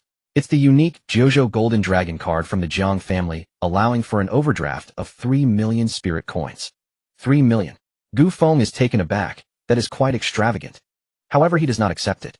After pushing the card back to Jiang Yu, he glances at Jiang Shui and smiles, saying, "On the way here, you mentioned that your sister said once on the battlefield we are life and death comrades. Since we are life and death comrades, it is only natural for me to save you. If I were to accept spirit coins, what would that mean?" "Gu Feng, that's a different matter. You must accept this card." Gu Feng, just take it, her family is rich beyond measure. At that moment, Xiaozhan chimed in with a smile. Gu Feng shook his head and finally said, "Then how about this? Let this 3 million spirit coins be distributed to the fallen soldiers." This? Xiaozhan and Jiang Yu exchanged glances, both their eyes flickering with surprise and complexity. They never expected such words to come from a 16-year-old boy. Is he really just 16? Xiao Zhan, who is somewhat aware of Gu Feng's identity, gazes deeply at him, sighing inwardly. The children of the poor are often wise beyond their years. His maturity and composure far exceed that of his peers, especially his decisiveness in killing beasts, which is completely unmatched for his age. It's as if he were a battle-hardened veteran who has been killing on the battlefield for years. In the Great Qin Empire, every fallen soldier is honored with generous compensation starting from at least 1 spirit coins in addition to some other decent benefits. Moreover, no one dares to embezzle these compensation funds. After all, everything is under the surveillance of the Heavenly Network. There's no need for complicated procedures. The fallen soldier's family simply submits evidence online and the compensation is promptly credited. For instance, Gu Feng's parents, although not soldiers, sacrificed themselves to fend off the beast tide, ultimately receiving 1 in compensation and 2 one-star merit medals. Additionally, they receive a monthly living allowance of 300 spirit coins, which will continue until Gu Feng turns 18 and becomes self-sufficient. Currently, Gu Feng is still receiving the monthly allowance of 300 spirit coins, which is deposited off. However, because of his mature soul, he previously spent a large amount of spirit coins on purchasing body-tempering liquid to strengthen his physique. He had hoped to increase the success rate of awakening good talents, but unfortunately things did not go as planned. Alright, it's settled then. You, young man, are truly impressive. In that case, as the captain of the Phantom team, also coming from the military, I will contribute 5 million spirit coins to the fallen soldiers. Alright, I will report this to my superiors. Gu Feng, on behalf of all the families of the fallen, I thank you. Leader Zhang, you flatter me. Looking at Gu Feng, who is tall and handsome, and recalling his terrifying combat power, Jiang, you could not help but say, from now on you can call me Sister Jiang. No need for Leader Jiang. That feels too formal. Besides, you are also my sister's lifesaver. Sure, Sister Jiang. What about me? Xiao Zhan, who was nearby, couldn't resist chiming in, jokingly asking. Old brother Xiao. Ha ha ha, good. 3 days ago, Gu Feng, 16 years old, residing in the welfare community, an orphan at the 3rd level of the warrior stage. 3 days later, Gu Feng, 16 years old, residing in the welfare community, an orphan with a 1-star weapon affinity for the ironwood, bow. Or perhaps he has been concealing his true level all along. No one can know. However, regardless of the circumstances, befriending such a prodigy is undoubtedly a wise choice. Thus Xiao Zhan shamelessly put on a youthful facade and insisted that Gu Feng call him Big Brother. Gu Feng, on his part, did not refuse. However, after calling him Big Brother, he added, Li, who is my uncle. The meaning was clear: you and my uncle Li, who are life and death comrades. I call Li Hu uncle, yet you want me to call you Big Brother. You should weigh that yourself. Xiao Zhan coughed. I'm a few years younger than him. Gu Feng smiled slightly and said nothing. This was your matter now. Weisstein, do you? Do you recognize that person who is chatting happily with Captain Xiao Zhan? Doesn't he seem... At that moment, another teacher from the 3rd Preparatory Combat Academy, who had just finished cleaning the battlefield, looked at the 4 figures not far away chatting and laughing, rubbed his eyes vigorously, then pulled the vice dean, whose shoulder was nearly severed, and asked uncertainly, Lu Jun, if you pull any harder my arm might gloriously retire. Vice Dean Li Chongqing slapped away Lu Jun's arm and scolded him before following the direction Lu Jun was pointing. Then he shook his head and said, I don't know him. Who is he, do you know? He seems to be Gu Feng, the one expelled from our class 8 or 9 days ago. Lu Jun's face turned pale, and an extremely bad premonition welled up in his heart. For some reason, he always had a feeling of impending doom. Because it was he who deliberately made things difficult for the other party, then took advantage of the situation to have his cousin, the then director of the 3rd Preparatory Combat Academy, Lu Jingyun, take action to have him expelled. Gu Feng. Li Chongqing was momentarily taken aback, then his heart skipped a beat, uncertainly asking, is he the one who disrespected his teachers and elders, with only a 1-star black iron level affinity for the ironwood, Bao, who was eventually expelled? Yes. That's him. Wait. The arrow master who just slaughtered the wild wolves seems to be him as well. Li Chongqing's heart suddenly raced, and his face turned ashen. He was also at the 3rd level of the warrior stage. However, in comparison to the other party, the gap was not just. After all the number of 6th and 7th tier beast general level monsters he had shot dead in just a few hours exceeded 300. As this bad premonition began to rise in his heart, Xiao Zhan and Zhang Yu approached them with grim expressions. Captain Zhang, Captain Xiao. Li Chongqing immediately stepped forward to get close, but was directly interrupted by Xiao Zhan, who coldly sneered, your 3rd Preparatory Combat Academy is really something. After saying this, he left without looking back. Zhang Yu, though saying nothing, looked at Li Chongqing and Lu Jun with eyes full of pity and mockery. What? Captain Zhang, what has happened? Li Chongqing, although suspecting something, still pretended to be oblivious. However, his tone trembled and his lips quivered. Not now, but what happens later is uncertain. After saying this, Jiang Yu also turned to leave. As for the support, Kanglan City doesn't belong solely to her Jiang Yu. Their support was expected, necessary, and a command from the city lord. Moreover, it should not be forgotten that the huge lapse in the second battle line, which nearly collapsed and retreated back to the war fortress, was greatly related to them. If they hadn't hesitated at the critical moment, causing the formation to be thrown into chaos, allowing the wild wolves to take advantage of the opening and tear a hole, how could her Golden Glory Legion have suffered the loss of nearly 400 valiant soldiers? She hasn't even settled that score yet. But it doesn't matter. Everything that happened on the battlefield has already been recorded and uploaded to the military headquarters. At that time, those who should be punished will be punished, and those who should be rewarded will be rewarded. She is somewhat looking forward to seeing the expressions of those at the military headquarters when they see Gu Feng single-handedly slaying nearly 300 powerful wild wolves in such a short time. It's over. This time it's really over.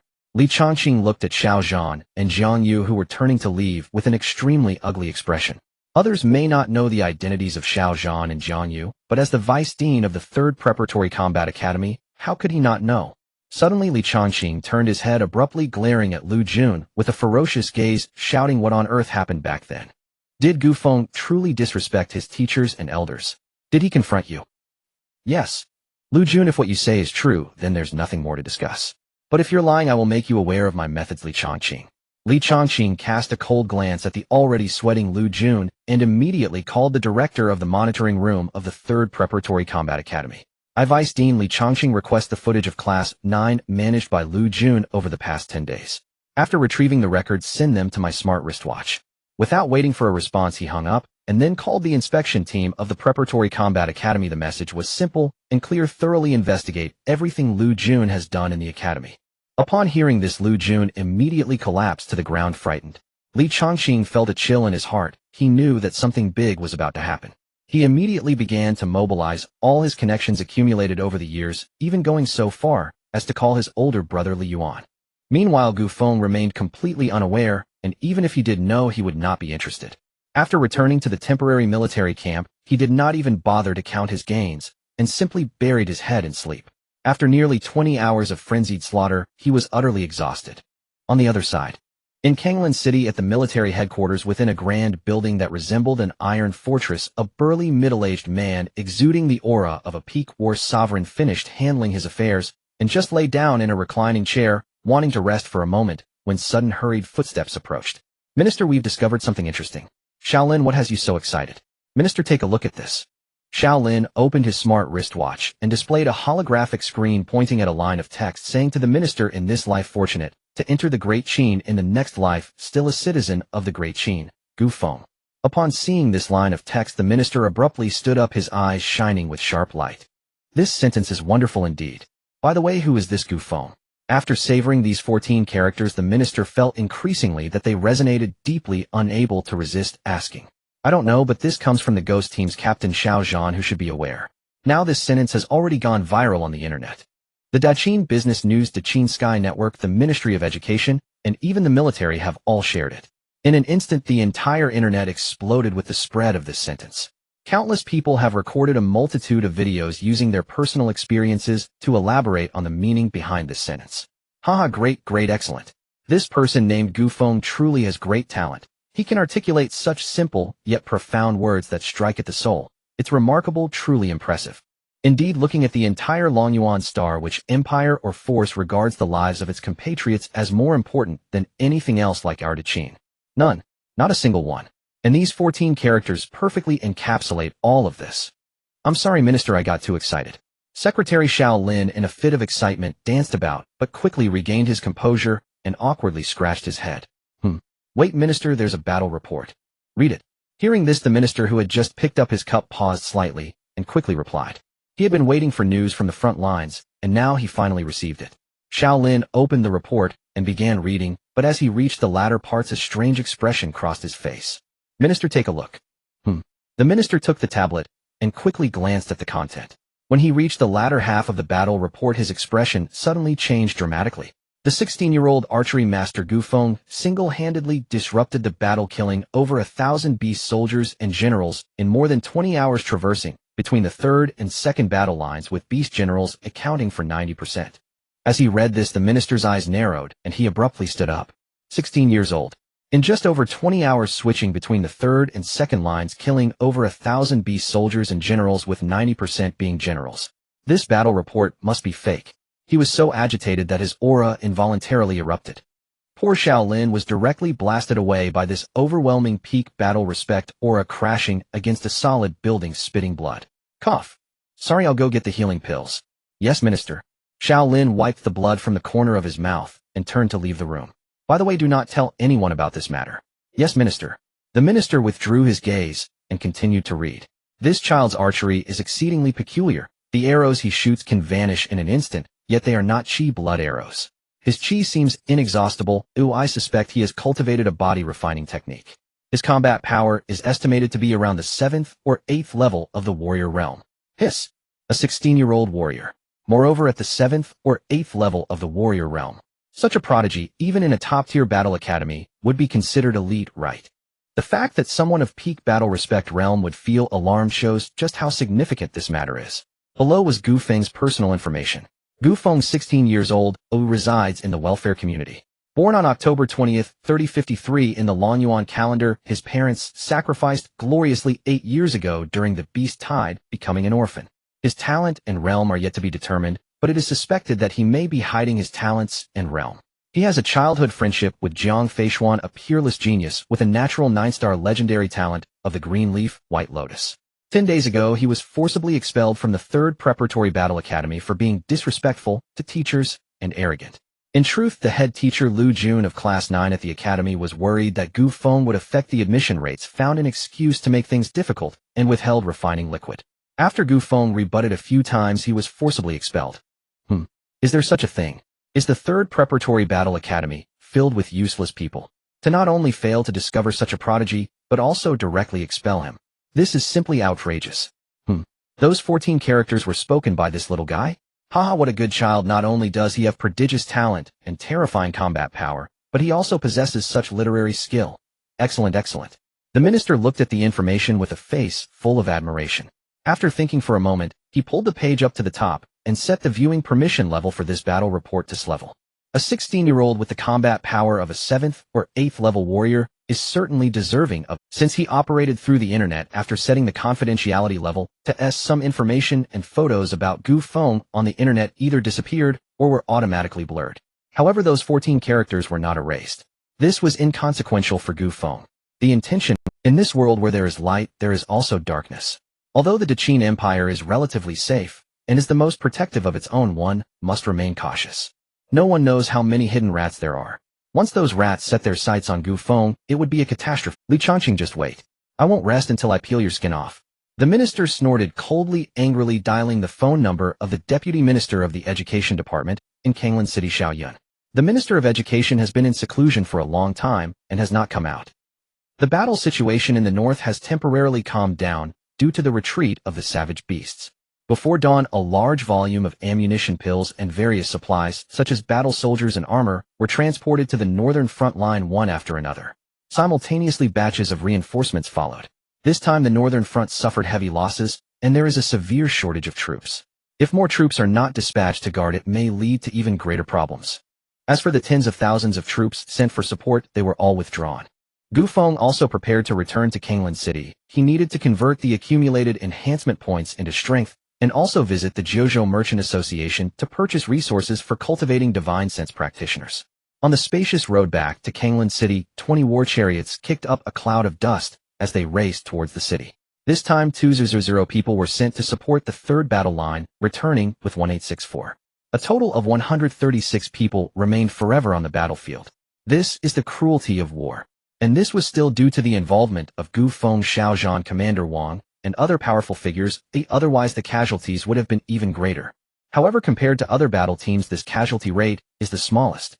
Gu Feng learned that the temporary battle team supporting the 2nd battle line, which had 200 people, was left with only over 120, with nearly 800 remaining on the battlefield.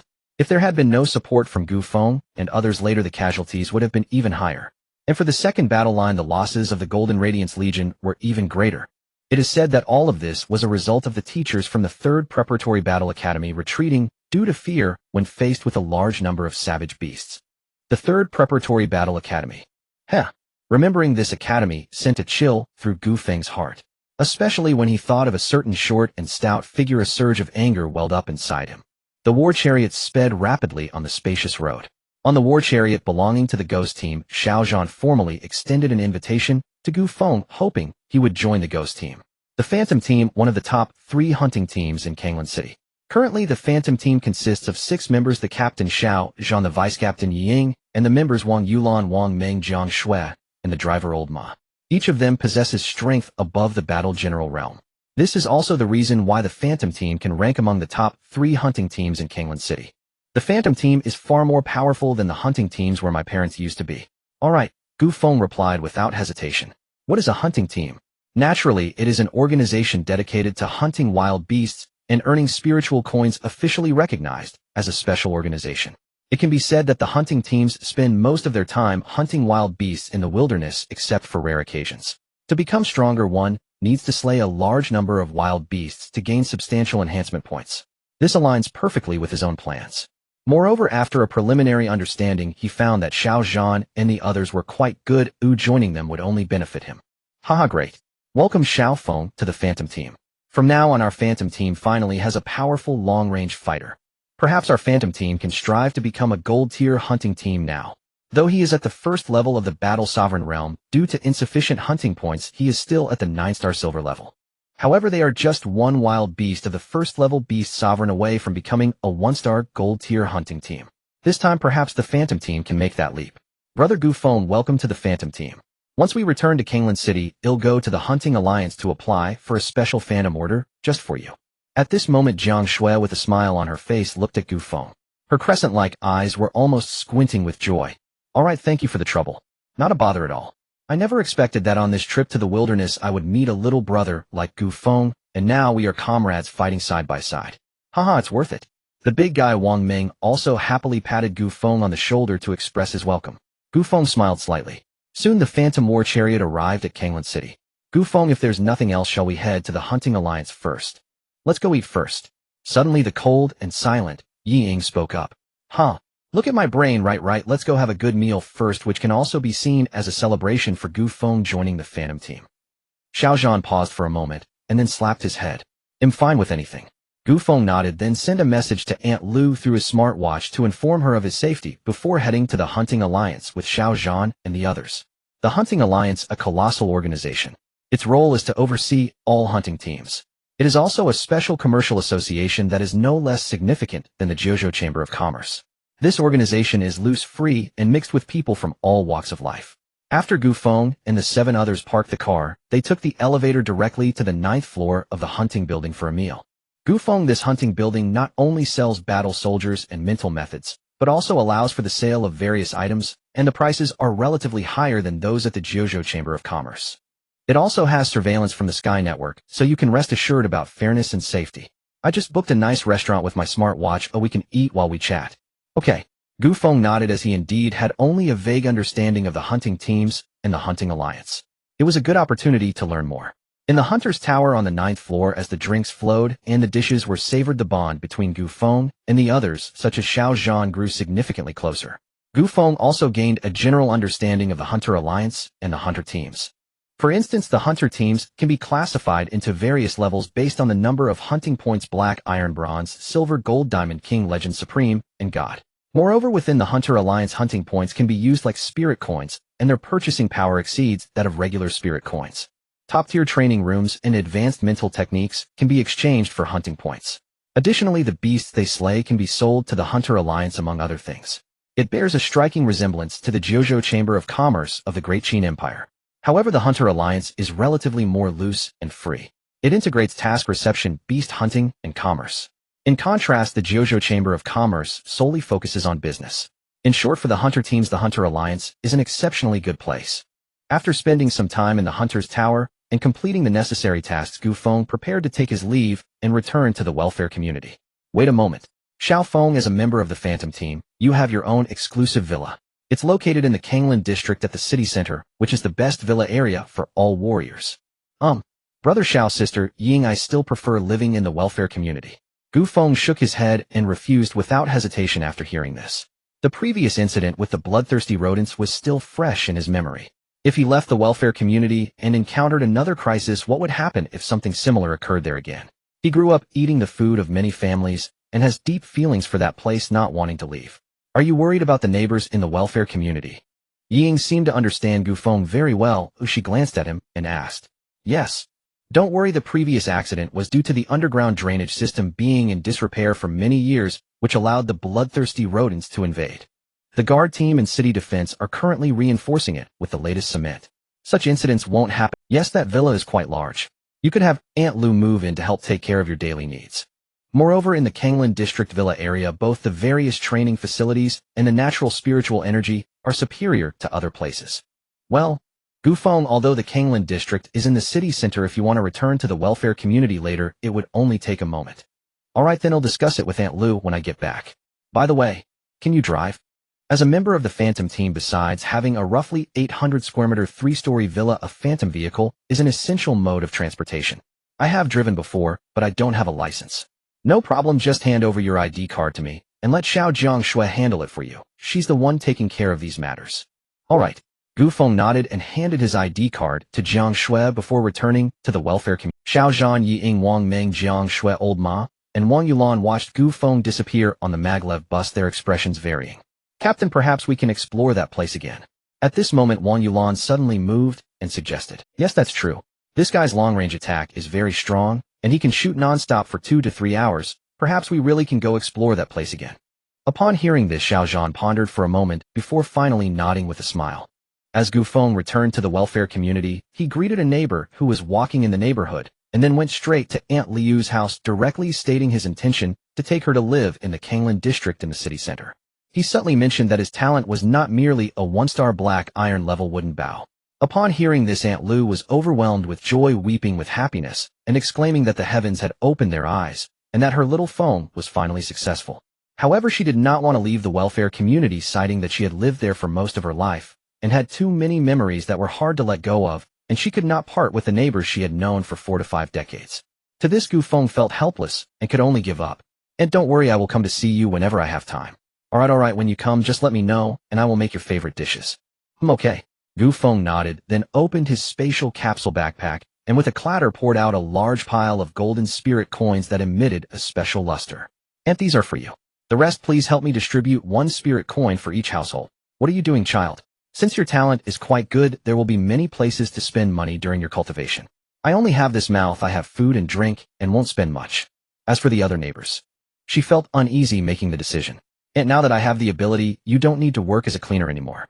I earned no less than 1,000,000 spirit coins during this trip. Once you supported me and Fei Xian, now it's my turn to support you. Our welfare community has about 500 households, and 1 spirit coin worth 1,000 for each household. Of course, compared to the love you and Fei Xian have given me, these spirit coins are nothing. You child. Aunt's job is quite easy. Alright, I'll quit, you take care of me, is that okay? As for the neighbors, I will help you. Anyway, I have nothing to do right now, and there's a group, just call out, and let them come to collect. Seeing Gu Feng's red-rimmed eyes looking like a wronged little bride, Aunt Lu helplessly poked his forehead with her finger and finally agreed. After all, she also had some savings, and her daughter would send some spirit coins back every month, although she didn't know how much. But it was enough for her alone. Thank you, Aunt. Don't be so polite with me. Alright, you must have things to do, go ahead, just leave this to Aunt. Okay, and I will head home now. Home? Which home? Aunt Liu's voice was somewhat tense. Of course it's the home here. I don't go over there often unless there's something urgent. Other than going to the wilderness for training, I will be here. Alright. A faint smile passed over Aunt Lu's face. She had watched him grow up, and suddenly leaving, how could she bear it? However, she understood that the fledgling eagle would eventually grow up and soar into the sky that belonged to them. After Gu Feng returned home, he directly closed the windows and focused his mind to bring up the system page. Host Gu Feng. Bloodline human low tier. Talent weapon system 1-star silver level silver bow. Vitality 1430. Mental power 600. Warrior realm 1 heavy warrior realm. Physical realm 6-star silver level. Divine sense realm 6 heavy soul master realm. Strength 700 genes 1 heavy warrior realm 100 genes 6-star silver body 600 genes. Combat skill 9-star black iron level Tongbei fist minor achievement. Mind method 1-star golden body refinement spirit technique great achievement. Battle weapons 5-star silver black iron bow 6 9-star silver level 3 9-star golden level blood shadow. Flying daggers 1 9-star silver level long Bow 101 star silver level armor piercing arrows 24 9-star silver level armor piercing arrows. Enhancement points 15429. Storage space 1 million cubic meters. Overall combat power 7 heavy warrior realm. Looking at his personal attribute page, which had once again been refreshed, Gu Feng's lips slightly curled upwards. In 3 days his combat power was comparable to that of the 7 heavy warrior realm. Such a speed of enhancement, even a mythical level, or even super divine level talent, could not achieve right. Not to mention, he still had 1549 enhancement points. Once he consumes these enhancement points, could his combat power reach the War Respect realm? Hiss. The War Respect realm. The enhancement was a bit too fast.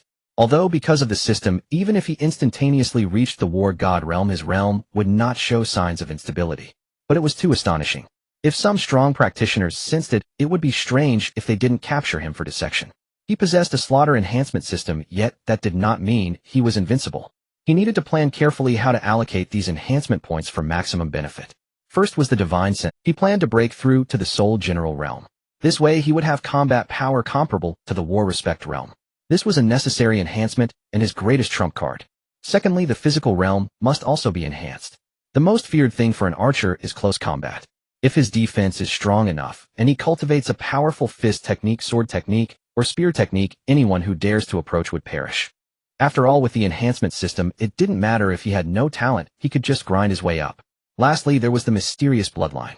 He was very curious about the bloodline. He planned to enhance it, and see what kind of bloodline he could possess. As for talents, there was no rush for now. Oh, and he also needed the cultivation methods for the Divine Sense realm, and archery, all of which needed to be purchased. However, purchasing these would require a large number of spirit coins. He didn't have many spirit coins left on him.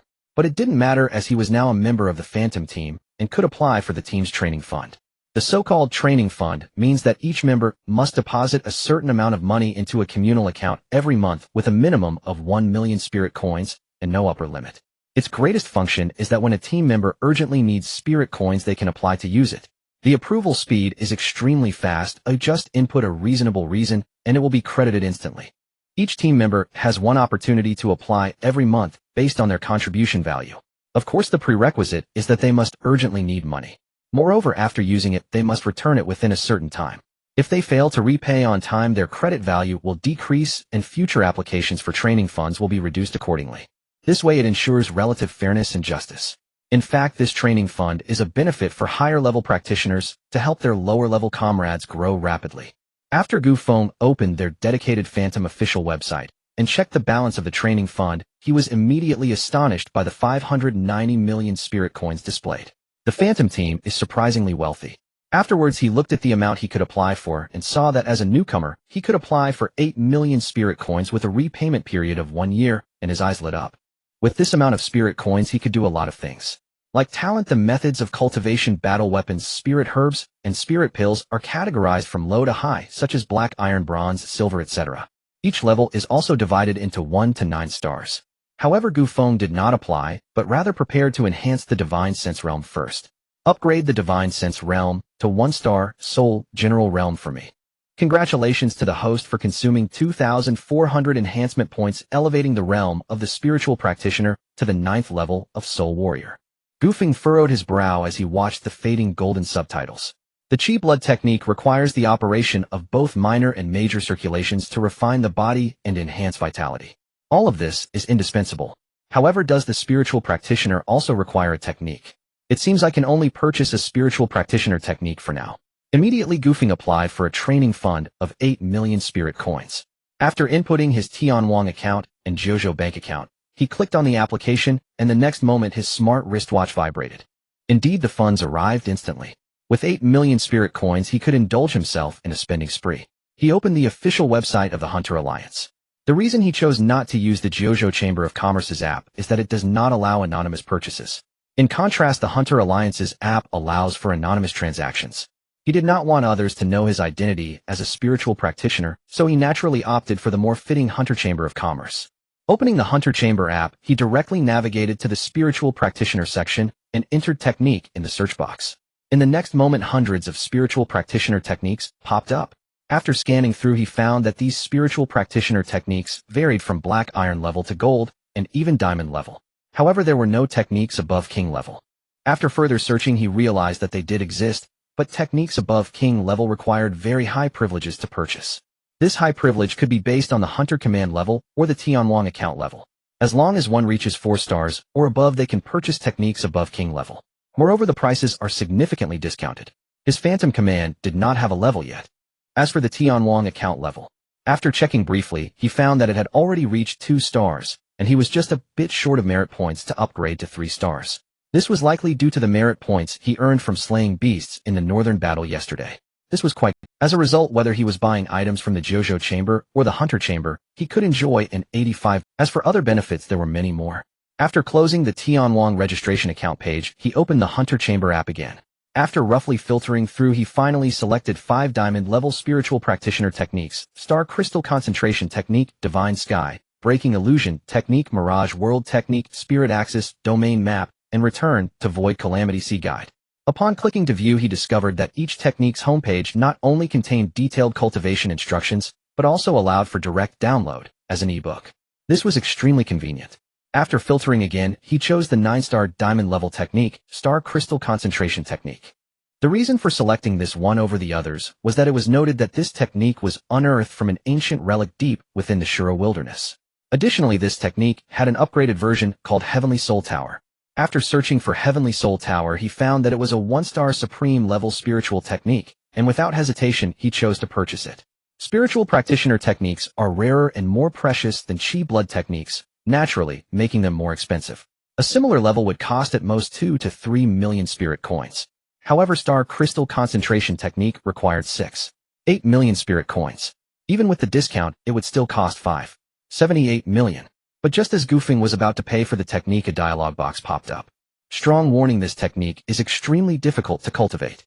If one does not possess exceptional comprehension and spiritual practitioner talent, it is best not to engage with it. Otherwise, the practitioner may suffer from mental confusion or even mental collapse. Beware. Looking at the crimson warning message, Gu Feng simply ignored it. With the Slaughter Enhancement System, as long as he had enough enhancement points, he could strengthen himself without cultivating. Without hesitation, Gu Feng paid 5.78 million spirit coins to purchase Star Crystal Concentration Technique, and the download option instantly lit up, indicating it was ready to be downloaded. After downloading, he immediately began to read through it. Star Crystal Concentration Technique was created during ancient times by a powerful being who, while contemplating the cosmic starry sky, took nearly 3,000 years to develop it based on nebulae, black holes, and singularities. Its core essence revolves around rotation, concentration, and compression, honing one's mental power. It condenses scattered mental energy into a high-speed, rotating, high-density mental crystal. The more condensed mental crystals one has, and the deeper the understanding, the faster the speed of condensing mental power. Theoretically, 1 mental crystal signifies intra-level, 3 mental crystals signify minor success, 6 mental crystals signify major success, and 9 mental crystals signify perfection. Cultivation method: basic visualization. Meditate on the vast universe using mental particles to simulate the rotation of stars in the sea of consciousness, constructing a small mental vortex, and attempting to attract, capture, and compress one's dispersed mental particles into mental crystals. Drive the mental crystal to rotate rapidly within like a centrifuge, separating and purifying mental power, eliminating impurities such as distracting thoughts and emotional disturbances to make the mental power more refined and pure. The refined crystal mental power can be projected outward to form high-speed rotating mental drills, cutting blades, binding vortices, and mental hammers, constituting powerful mental attacks. Looking at such detailed instructions, Gu Feng felt an immense joy in his heart. The 5.8 million spirit coins spent were truly worth it. At that moment, the system page also displayed the 9-star diamond level Star Crystal Concentration Technique. Does this mean he can start cultivating right away? Without hesitation, Gu Feng clicked the sign. The system has detected 985 defects in the 9-star diamond level Star Crystal Concentration Technique. Would you like to enhance and repair it? There's a repair function. Seeing the golden subtitles, Gu Feng's eyes brightened. However, he quickly thought of the basic body tempering technique. Although it did not indicate any defects, it had advanced to the current 1-star gold level gold body tempering spirit technique under the enhancement points. Enhance and repair. Congratulations to the host for consuming 1300 enhancement points. The Star Crystal Concentration Technique has been successfully enhanced and repaired. The level of this technique has been upgraded to 9-star King level, and entry level has been successfully achieved, condensing a mental crystal. In the next moment, an endless array of cultivation methods and profound truths for spiritual practitioners seemed to surge into his mind out of nowhere. It felt like his mind was expanding rapidly. At the same time, the chaotic mental energy in his mind was being compressed and gathered by an invisible force, quickly transforming into a miniature rotating crystal that spun rapidly. With each rotation, his mental power became more refined and powerful than before, and it was gradually increasing. Feeling all of this, Gu Feng was overjoyed. Although he had just deducted 1300 enhancement points, leaving him with only 29 points, the gains were immense. He did not expect that this enhancement system possessed the ability to repair the defects in techniques, directly enhancing the 9-star diamond level star crystal concentration technique to 9-star king level. Moreover, it allowed him to directly enter the stage of condensing a mental crystal. As a result, his realm as a spiritual practitioner also rose directly to the first level of Soul General. This breakthrough was achieved because the mental technique Star Essence Concentration was enhanced, allowing it to mend its flaws and thereby condensing a spiritual Star Essence to make the breakthrough. Nevertheless, regardless of the circumstances, his current combat power is already comparable to that of a first-stage battle sovereign. At this moment, he felt a mental strength in his mind that was more than 10 times stronger than before. Especially feeling the powerful mental force emanating from the spiritual Star Essence, which was 10 times more refined than before, if not several dozen times. A hint of surprise flashed in Gu Feng's eyes. This is merely one spiritual Star Essence. If he were to reach the minor success, major success, or even perfection stages, to what extent would his mental force condense? It's akin to the difference between graphite and diamond. Mental force without the refinement of a spiritual Star Essence is like graphite, soft and scattered. In contrast, mental force refined through the spiritual Star Essence is as tough and concentrated as superalloy. The gap between the two is enormous. Choosing Star Essence Concentration this time was indeed the right choice. As for the enhancement points, he felt no regret whatsoever. The enhancement points he earned are meant to be consumed, maximizing their benefits, which is the best choice. He sensed the mental force and discovered that under the rotation of the spiritual Star Essence nearly every few minutes, it condensed 1 point of mental power, causing the corners of his mouth to rise. Perhaps this is the benefit of cultivating the heart method of a mental practitioner. In the future, even without enhancement points, his realm as a mental practitioner will continue to rise steadily. This is still just one spiritual Star Essence. If he had 3, 6, or even more than 9, his cultivation speed would be even faster. He glanced at the remaining 29 enhancement points, and then at his personal attributes panel. He found that aside from the sign behind the 9-star black iron level of the Universal Fist, all others had disappeared. He thought of the 9-star black iron level basic body refining technique. With the enhancement points, it has now been upgraded to a 1-star gold level golden body refinement technique, just like the Star Essence Concentration. Thus, Bro used all the remaining enhancement points on the Universal Fist. 29 enhancement points made him call out with the momentum of 2,999 enhancement points. Congratulations, host, for consuming 10 enhancement points and successfully upgrading to 1-star bronze level. The Universal Fist at 1-star bronze level has become more intricate than before. 19 enhancement points remain, and I'll save them. After closing the system page, Gu Feng checked his spirit currency balance, which stood at 22 million spirit coins, looking for a close combat technique. There's no need to look for soul techniques, because the Star Essence Concentration already comes with powerful soul techniques. These include Star Essence Lasso, Binding Enemy, Spirit Lock, Rotating Star, Shield Breaking Star, Cone Star, Vortex Cage, and Returning Ruin Star Vortex. These 6 techniques have no level distinction, meaning that he can cultivate any of them now. Of course, he would never waste time painfully practicing them. With enhancement points, he could directly enhance them. Compared to his archery talent, what he personally likes most are guns and knives. They feel domineering and stylish. As the saying goes, an inch longer is an inch stronger, an inch shorter is an inch more dangerous.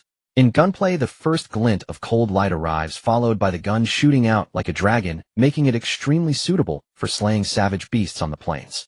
Similarly, the knife technique is equally domineering, grandly sweeping, and also extremely suitable for slaying savage beasts. However, one cannot be greedy. Even with enhancement points, it's sufficient to enhance just one, but that also requires a large number of enhancement points. Ultimately, among the various gun and knife techniques, Gu Feng chose a knife technique called 10,000 Calamities Thunderblade, which is of 9-star diamond level. Just as Gu Feng was about to pay with spirit coins, his smart wristwatch suddenly vibrated. Upon checking, he found it was a call from Captain Jiangyu. Sister Jiangyu, what's up? You don't have anything urgent at hand, right? If not, come over to the address I sent you. Your ride should be arriving soon. Okay. Gu Feng glanced at the address and nodded. All right, we'll wait for you. After finishing, Jiang Yu hung up the phone. After tidying up a bit, Gu Feng immediately went downstairs. However, just as he reached the bottom of the stairs, a large crowd of uncles and aunts, grandpas and grandmas had already surrounded him. Xiao Feng, we can't accept this money. Yes, Xiao Feng, we are all from the same community, we're like family. What you're doing is too formal. Xiao Feng, you've only eaten a few meals at my house, this money.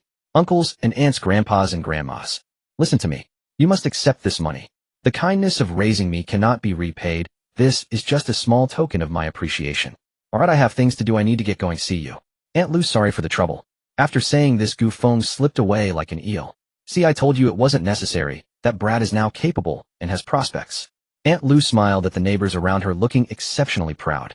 The neighbors nearby, seeing this, no longer insisted and happily accepted the 1,000 spirit coins. For a moment, praises of Gu Feng being sensible and capable echoed one after another. Gu Feng had become the talk of the welfare community. Brother Gu Feng, over here. Just as Gu Feng walked out of the welfare community, a familiar voice came from a luxurious war vehicle across the street. Xiao Shui, why are you the one here to pick me up? Gu Feng approached the car, glanced at the luxurious war vehicle, then sat in the passenger seat and asked with a smile. Can I come? By the way, this car will be your exclusive war vehicle from now on. The driver's license and vehicle registration are in the box in front of you. This is for fingerprint authentication. Once you verify, only you can start the car. Okay. Under Jiang Shui's guidance, he quickly completed the authentication. According to Jiang Shui, this small war vehicle, named Ghost War Vehicle, was specially customized based on the Ghost team. The entire body is made of super alloy of gold level. What he didn't know was that Jiang Shui, to repay his life-saving grace, had this vehicle customized not with 9-star gold level super alloy, but with 9-star diamond level super alloy throughout. Additionally, in terms of endurance, driving experience, intelligent driving, and weaponry, it has reached the top tier. One could say that this vehicle would be difficult to damage even when facing a battle sovereign, especially with the special laser cannon equipped on it, which is sufficient to kill experts at the 6th or 7th stage of battle sovereign. Therefore, the value of this war vehicle is certainly no less than 10 million spirit coins. Let's go. Jiang Shui pressed down on the gas, and the small war vehicle, 5 meters 7 long, over 2 meters wide, made entirely of special alloy, roared like a beast and disappeared from the street under the envious gazes of the crowd. Gu Feng had been back on the Phantom War Chariot for a while, still feeling a bit dazed. He never expected that the person he would meet this time would be Jiang Qin, the Lord of Kanglan City. What surprised him even more was that he was also the father of Jiang Yu and Jiang Shui. However, the other party was quite friendly, chatting about some family matters and mentioning that he was aware of Gu Feng's expulsion from the No. 3 Preparatory War Academy, assuring him that an investigation would be launched. In response, he expressed his gratitude.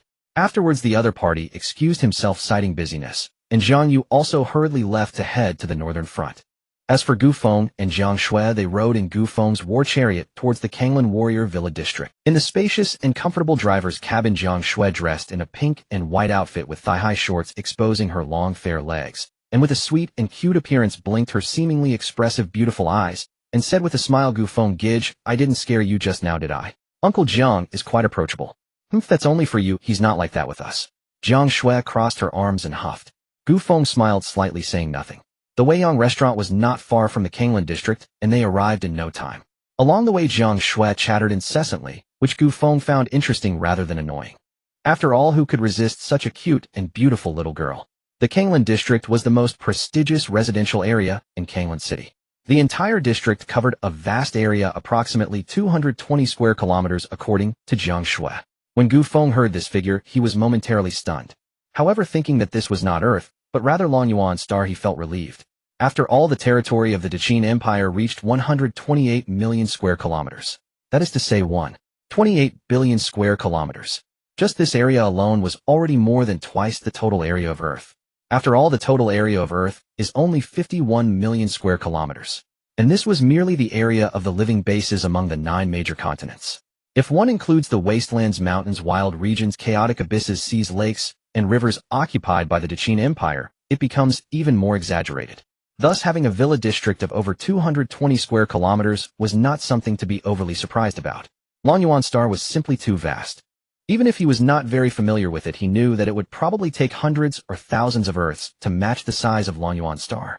The entire Kanglan district was divided into the villa area and the ordinary area. The so-called ordinary area was actually far from ordinary. The 259 tall buildings, each over 280 meters high, were spaced nearly 70 to 80 meters apart.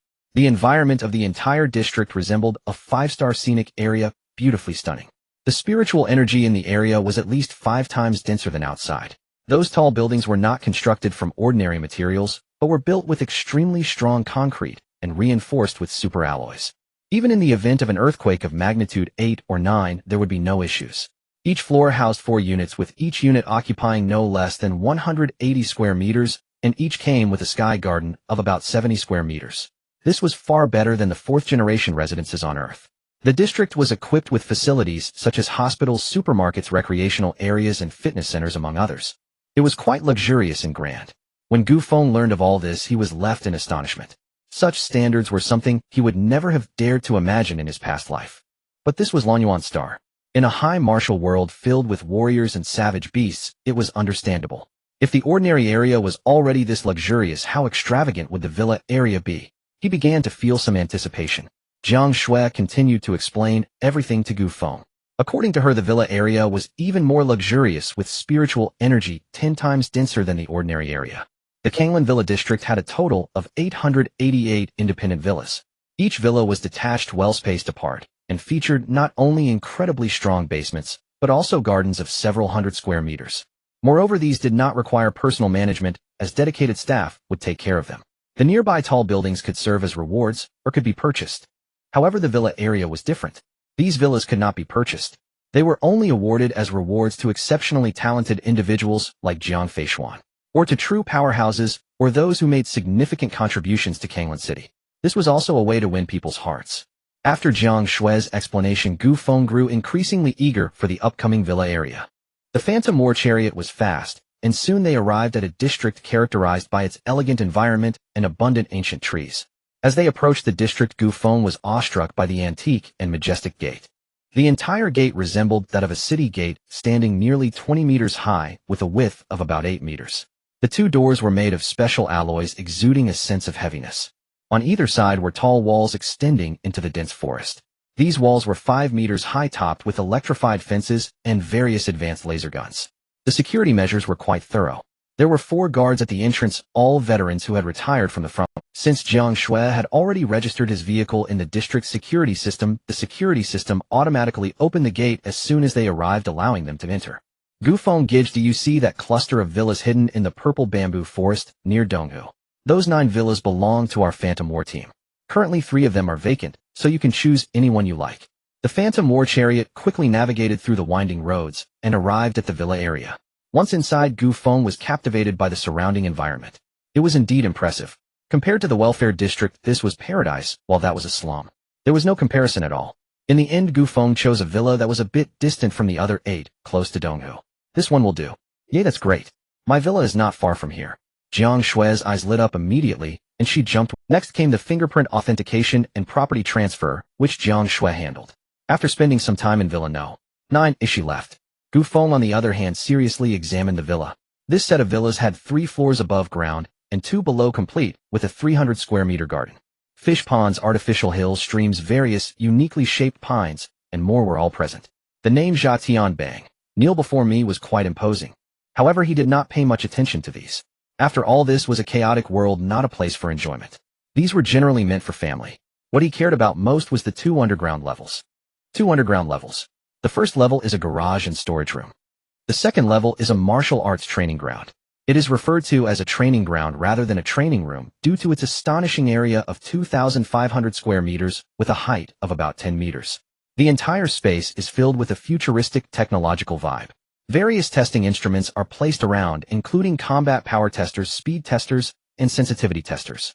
In addition, the surrounding walls are made of a specially crafted 9-star golden grade super alloy capable of withstanding full force attacks from 9-star warlords. The thickness of the walls is an exaggerated 50 centimeters. This is essentially a steel training ground made of super alloy. Moreover, this place is also a great spot for relaxation, equipped with a wine cabinet, a bath, a dining area, a bar, and more. Additionally, the soundproofing here is excellent. Even if you were to dismantle everything inside, the outside world would hardly hear anything. As Gu Feng toured all of this, he felt a myriad of emotions. If it weren't for the Slaughter Enhancement System, he wouldn't have everything he has today, nor would he have been able to see this other side of the world. Even surviving here feels like a luxury. Perhaps this is one of the motivations that drive people forward. Of course, to wear the crown, one must bear its weight. To enjoy all these benefits, contributions must be made. This is only right and natural. Gu Feng was not overwhelmed by everything before him. He would not indulge excessively because of it. The path he intends to take is that of supreme strength to slay all wild beasts and turn them into enhancement points. Occasional enjoyment serves to relax the tense strings of his heart. If one becomes addicted to it, death is not far off. This is not Earth. Lazing around will genuinely lead to death. Let's test my strength. Gu Feng approached the uniquely designed combat power tester. After glancing at the operating manual, he activated the machine and reset the power to 0. Huff. Gu Feng exhaled lightly, then suddenly threw a punch, producing a loud bang that reverberated like thunder within the training ground. After a series of ringing sounds, the numbers on the display screen stopped at 654 combat power. Seeing this, Gu Feng decided not to hold back this time and unleashed his full strength. After a louder explosion resonated, his combat power reached 714 points. This was achieved without using any combat weapons or techniques, purely through explosive strength. According to the manual, his combat power rating should be classified as upper tier. After all, his strength was 7,000 pounds. 1 point of combat power equals 100 pounds of strength. The combat power is divided into 9 levels: lower tier, middle tier, upper tier, super tier, excellent, extraordinary, supreme, perfect, and invincible. The rating standard is based on the conversion rate of combat power. Generally speaking, lower tier combat power can convert up to 70% of one's total strength. For instance, according to his realm, his original strength of 7,000 pounds could only produce 490 points of combat power, which is merely 70% of the potential. A conversion rate of 80% is considered middle tier. 100% is upper tier. The 714 points of combat power he just unleashed can be classified as upper tier. Exceeding 0. 5 times the combat power is regarded as super tier. 3 times is excellent. 5 times is extraordinary. 9 times is supreme. 10 times is perfect. Exceeding 10 times is deemed invincible. There are many methods to enhance combat power. Special combat weapons inscribed with battle patterns, techniques, and mind methods can all amplify combat power. As for him, he has only learned 2 or 3 mind methods and techniques so far.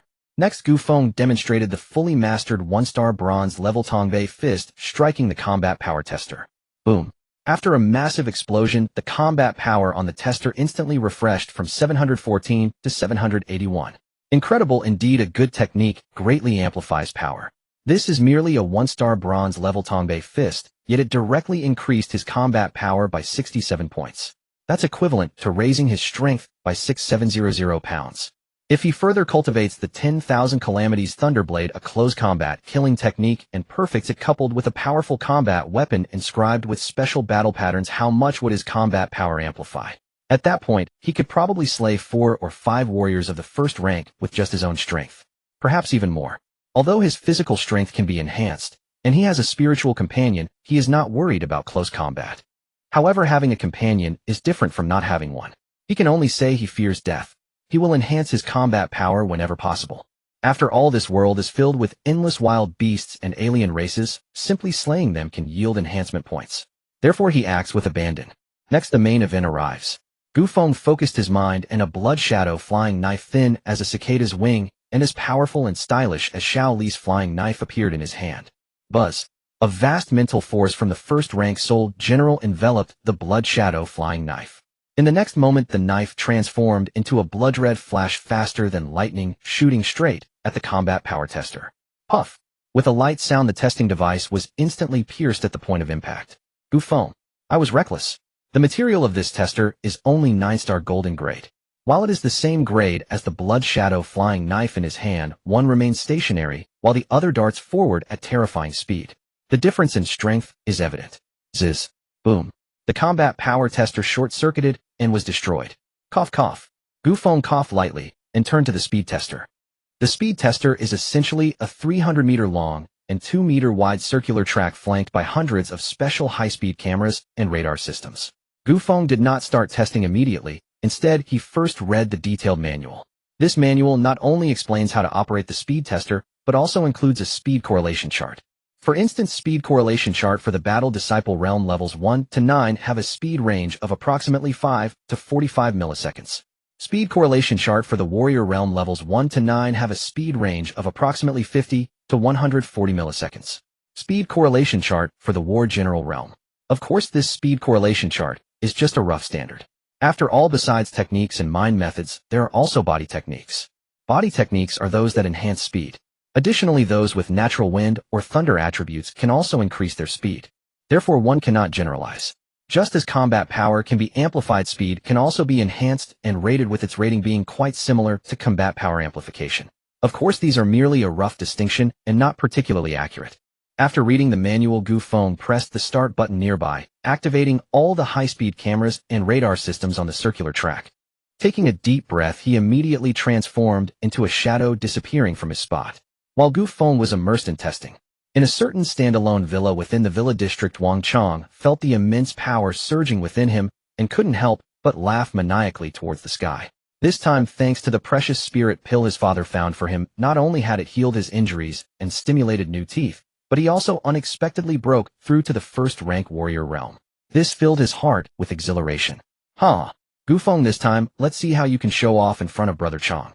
Haha, Brother Chang's 500 spirit coins are not so easy to obtain.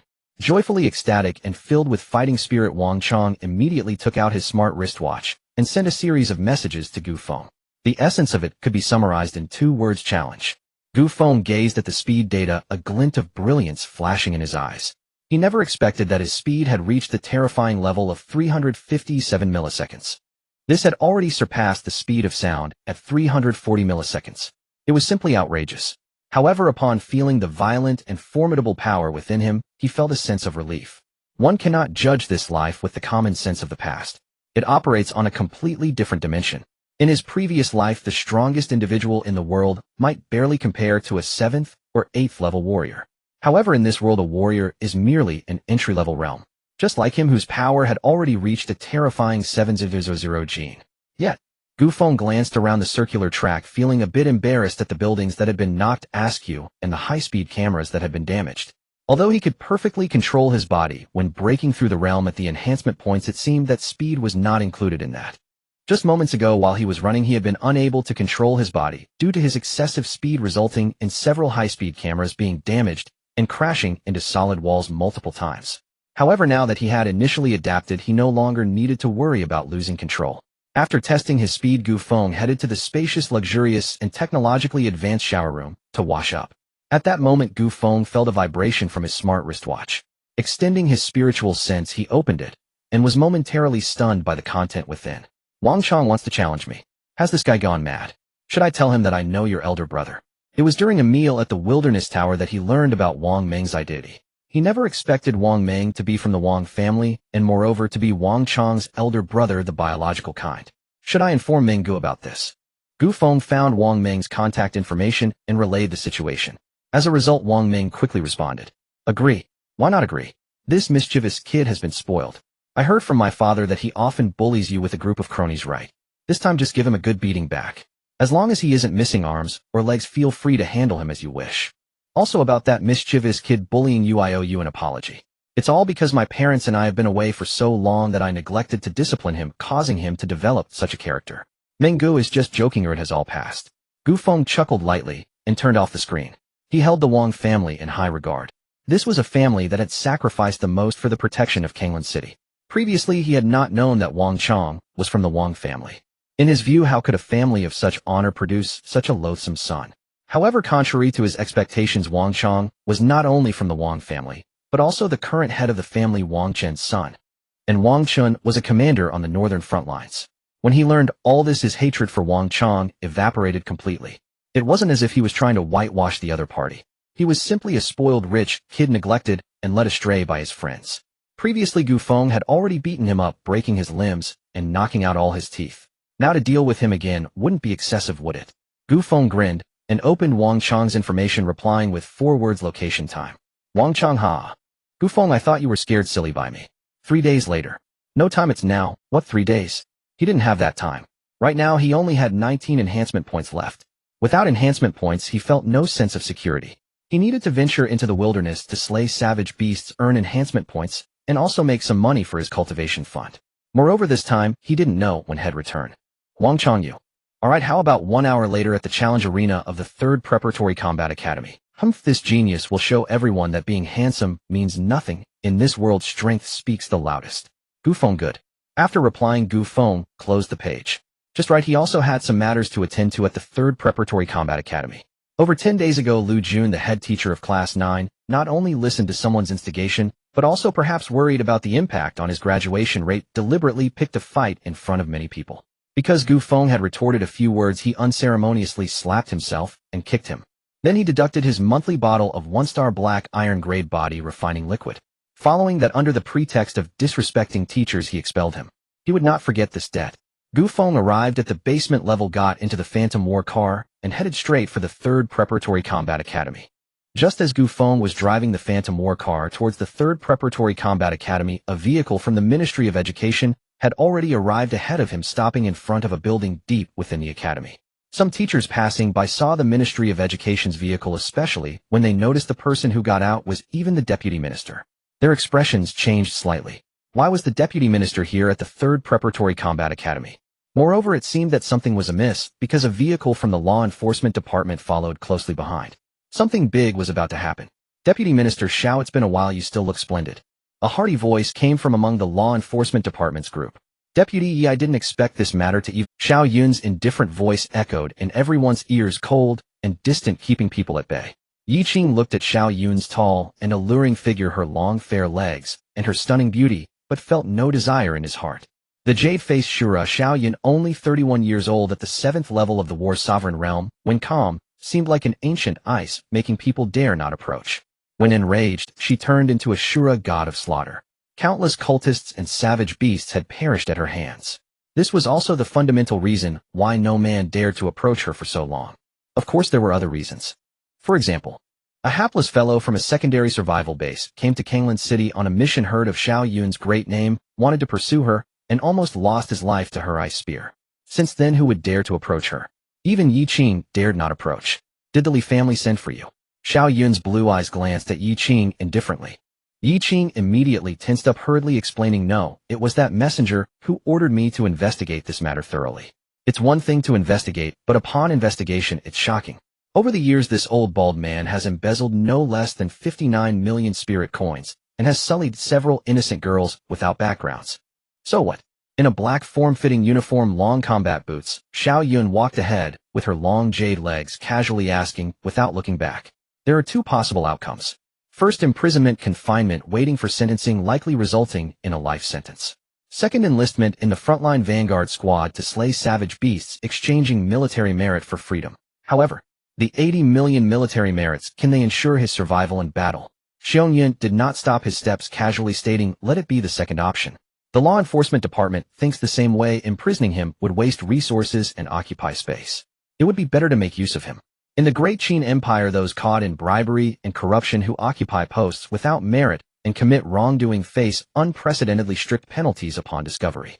As for Li Changqing's actions, had it not been for the merits of the Li family, he would likely have already received the... After a moment, Xiong Yun narrowed his eyes, gazing at the empty vice president's office. After a brief operation on his smartwatch, he coldly remarked, go to the Li family. In the recent monitoring, Li Changqing's location was at the Li family. However, just as they were preparing to head to the Li family, a call from Li Yuan, the head of the Li family, came in. The caller did not plead, nor say much, only stating send him to the battlefield to redeem his sins. Clearly, Li Yuan already knew what his good brother Li Changqing had done. At this moment, any plea for mercy might affect the Li family. Rather than this, it would be better to abandon the car to save the commander. Furthermore, they could utilize some of the Li family's resources to help him accumulate 80 million military merits as soon as possible, thus leaving the battlefield. It's up to you. Yes, I will personally take the deputy minister to take him to the front line. Throw him to the second battle line in the north. They recently suffered heavy losses there. Xiong Yun suddenly spoke. Yi Qing was taken aback, ultimately nodding. Where to detain him would be decided by the law enforcement department. Deputy Minister Xiong, Deputy Minister Yi. I apologize, I just returned from the Eastern Front, and I may have been disrespectful, please forgive me. At this moment, an elder dressed in bloodied combat attire with a rugged face, standing about 1.8 meters tall with graying hair, entered carrying a battle knife. Upon seeing Xiong Yun and the others, he quickly expressed his apologies. Director Liu, it was our oversight for not informing you in advance. Yi Qing and the others quickly bowed to the elder. The elder before them was the head of the 3rd Reserve Battle Academy. Due to the beast tide 8 years ago, almost everyone in his family was killed by the savage beasts except for his grandchildren, who were too young to suffer. At that time, he vowed to eradicate all savage beasts in Kanglan City. Thus, this elder has been tirelessly hunting savage beasts on the wasteland, spending little time at the academy. He is a pitiful yet immensely respectable person. The reason he hurried back was likely due to news of Li Changqing's incident. Director Liu waved his hand, looking ashamed. The greatest responsibility for the incident at the 3rd Reserve Battle Academy lies with me. I was lax in my supervision and placed too much trust in the other party. Let them handle it as they see fit. I have no complaints. Director Liu, you are being too harsh. This matter has been thoroughly investigated, and everything was done by Li Changqing during his tenure, and it has nothing to do with you. Moreover, at the age of 89, you roamed the Eastern Front slaying savage beasts to protect Kanglan City. Not only are you innocent, but you have also rendered great service. Indeed, Director Liu. Alas, regardless, I was lax in my supervision. Handle it as you see fit, but can you send a director to take over the 3rd Reserve Battle Academy? I plan to continue to the wasteland. Director Liu, the 3rd Reserve Battle Academy will still be under your management. Also, regarding your journey to the wasteland, the Education Department has issued orders prohibiting you from going, unless of course you break through to the Battle Sovereign Realm first. Additionally, I did not come to the 3rd Reserve Battle Academy solely to handle the Li Changqing matter. There's something even more important: to deliver a Battle Sovereign pill and a life potion to you. This is a reward from the higher-ups in light of your contributions. What? Battle Sovereign pill? This is too precious. Such a valuable pill and life potion for someone like me who is nearing the end of his life is simply a waste of resources. This is an order from the Education Department. Director Liu was taken aback, ultimately receiving the wooden box handed to him by Xiong Yun with a face full of gratitude and excitement. In the Great Qin Empire, the most powerful departments besides the military are the Law Enforcement Department, the Education Department, and the Finance Department. The military controls all armies. The Law Enforcement Department holds the authority of adjudication, law enforcement, and order in the entire Great Qin Empire. As for the Education Department, it oversees all battle academies. It is the strongest cradle for nurturing strong individuals in the Great Qin Empire. The 9 top battle academies are all under the jurisdiction of the Education Department. As for the Finance Department, as the name implies, it manages the economic lifeblood of the Great Qin Empire. Organizations like the Jiuzhou Chamber of Commerce and the Hunting Savage Chamber have the shadow of the Finance Department behind them. Deputy Minister Xiao. Director Liu, just call me Xiao Yun. I am your student. Haha. Alright then, I'll call you Xiao Yun. Xiao Yun, there should still be matters to attend to, right? Alas, I didn't expect that the 3rd Reserve Battle Academy is already full of holes. This group of useless people. Yes, there are some, but they are all minor issues now. Xiong Yun nodded, then glanced at the attendant beside him. The attendant nodded, and soon, along with the Law Enforcement Department personnel, they brought Lu Jun and several other errant teachers before everyone. Lu Jun, Wang, Li Jun. You all actually. Director Liu looked at the 7 teachers before him, feeling a surge of anger, and questioned them sternly. Director, you have returned. Director, I was wrong. I was wrong, please save me. Shut up. Xiao Yun, Deputy Minister, ye handle it, as you see fit. Yes. What? You all see in the group Wang Chong is actually challenging that useless Gu Feng on our arena. What is Brother Chong thinking? To challenge such a useless person is just bullying. Hurry and take a look, there is less than half an hour until the challenge. Grab a good position. Quick. A flurry of discussions suddenly echoed through the dense forest. Others showed no expressions. After all, such challenges happen from time to time, and they are permitted by the country, as long as there are no fatalities. However, upon hearing Gu Feng and Wang Chong, Lu Jun's face suddenly turned pale, unable to stand. While others may not know how strong Gu Feng is, he certainly does. That person can easily kill those in the 7th or 8th rank of the battle general realm. And the reason he and Deputy Minister Li Changqing were exposed was due to that person's influence. Xiong Yun, on the other hand, raised his eyebrows slightly, leaving a remark for them to handle it after, and then headed towards the arena. Returning to the ancient peak, an indescribable feeling of nostalgia welled up within him. 10 days ago, he was merely a reserve warrior in Class 9 of the 3rd Preparatory Battle Institute. Now he could easily kill a general-level opponent with one hand. The fate of this person is truly remarkable.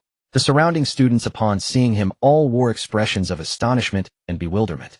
Wang Chong, in order to create a buzz, not only spread the news of challenging Gu Feng in the group chat, but also disseminated this information through his friends. With his influence in the 3rd Preparatory Battle Institute, he quickly attracted a large number of classmates to the martial arts arena where the challenge would take place.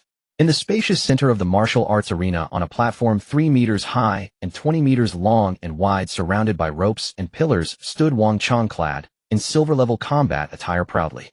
For this challenge, he even went to the hair salon to get a trendy hairstyle. A Bloodshadow series long knife hung at his waist, exuding an impressive aura. "Chong-gu awesome! Chong-gu awesome! Chong-gu awesome!" Below, a group of sycophants shouted wildly. Under the influence of others, the crowd, driven by a herd mentality, began to chant as well. As the top student of Class 9, combined with his background from the Wang family, Wang Chong was quite popular in the 3rd Preparatory Battle Institute. Before long, the atmosphere in the spacious martial arts arena became electrified. Gu Feng is here. At this moment, one of the boys who had his leg broken by Gu Feng and was now limping with a crutch suddenly caught sight of Gu Feng, and a flicker of fear and hatred crossed his eyes, prompting him to shout out, "Gu Feng! Tisk, the person with the worst talent in the history of the 3rd Preparatory Battle Institute, actually dares to show up." Actually, Gu Feng is quite pitiful. It is said he was betrayed by his childhood sweetheart and then expelled from the Battle Institute. Now he is going to be humiliated by Wang Chong. Are we being a bit too much? What does that have to do with us? We didn't bully him. Huh? Gu Feng, you really dare to come? While reveling in the admiration of the crowd, Wang Chong's vanity nearly burst as he saw Gu Feng striding in through the main entrance, a provocation-laden smile appearing on his face. "Didn't you call me here? If someone is seeking a beating, how could I not come?" Gu Feng chuckled lightly as he stepped onto the platform. "The only reason you succeeded in your sneak attack before was that I hadn't broken through to the 1st level of the warrior realm yet. But now it's different. I have already advanced to the warrior realm. However, during the challenge, you are not allowed to use weapons or your talents. Do you dare to accept?" Gu Feng couldn't help but smile at Wang Chong's expression. This kid is just a little brat. "Sure. All right, begin." Bang! Roar! Wang Chong nodded, but as he shouted the start, he saw Gu Feng's figure suddenly vanish. He was taken aback, silently cursing, and tried to evade. But, damn it, his body couldn't keep up with his mind. The next moment, a sharp pain struck his chest. Before he could even react, Gu Feng kicked him in the chest, sending him soaring like a cannonball until he crashed into the surrounding ropes. These ropes were made of highly elastic special materials. As Wang Chong slammed into them, their powerful rebound immediately sent him flying back. Then a dramatic scene unfolded. Gu Feng stood in the center of the platform. Except for swiftly executing kicks, he didn't move at all. Meanwhile, Wang Chong was kicked around in the air like a ball. It was only after Gu Feng felt he had kicked him enough that he stopped grabbing the collar of his opponent. He intended to mock him a bit and teach him a lesson. However, he found that Wang Chong had already fainted. Gu Feng couldn't help but wonder, is he really that weak? I barely put in any effort. Below, dozens, even hundreds of students were left dumbfounded by this scene. Only after Gu Feng carried Wang Chong off the platform and left gracefully did they snap back to reality. What in the world did I just see? A mere 1-star black iron level wooden bout talent actually defeated Wang Chong, who possesses a 5-star golden level talent of the Diamond Wolf. And it was all like kicking a ball. This can't be real. In an instant, the scene erupted in chaos. Dozens of students who had been in the same class as Gu Feng were even more shocked. However, after the shock came more feelings of fear, anxiety, dread, and regret. The anxiety and fear stemmed from the fact that they had once verbally insulted and bullied Gu Feng. The regret came from those who had chosen to ignore Gu Feng, lamenting why they hadn't befriended him properly. That 1-star black iron level talent must be false. He is very likely to have awakened dual talents. Otherwise, how could he possess the strength to beat Wang Chong, a 1st-level warrior, in such a short time? He had hidden himself too deeply. A true dark horse. Lu Yuan, now do you understand why we came to the 3rd Preparatory Battle Institute? Wasn't it to deal with Li Chongqing and the others? Lu Chonghe, who was excited to discover such a talented student as Gu Feng, turned his head in confusion upon hearing Vice Minister Xiao's question. Yes, it is to deal with them, but the fundamental reason is still because of him, the boy named Gu Feng. Did he summon you? Lu Chonghe was even more perplexed. Could this kid have some incredible background? But in Kanglan City there is no Gu family. That's right, it is for him. But it is not him who summoned us, rather it was the city lord, the Minister of Education, the Minister of Military. As for the reason, we cannot disclose it. Lu Yuan, this is all I can say. We have many matters to attend to, so we will take our leave now. By the way, don't think about bringing him back to the 3rd Preparatory Battle Institute. His sky is not here, nor is it even in Kanglan City. After leaving these words, Yi Qing paid a respectful gesture to the bewildered Lu Chonghe, and followed by a group of enforcers turned to leave. Xiao Yin, what did Vice Minister you mean just now? Lu Yuan, it seems you are completely unaware of what has transpired in these past days. Let me explain. Gu Feng was once a student of Class 9 in the 3rd Preparatory Battle Institute, but Lu Jun. Now do you understand why we came to the 3rd Preparatory Battle Institute? Vice Minister Yu was right. That little guy will probably soon leave Kanglan City for broader horizons, so you shouldn't think about bringing him back to the 3rd Preparatory Battle Institute.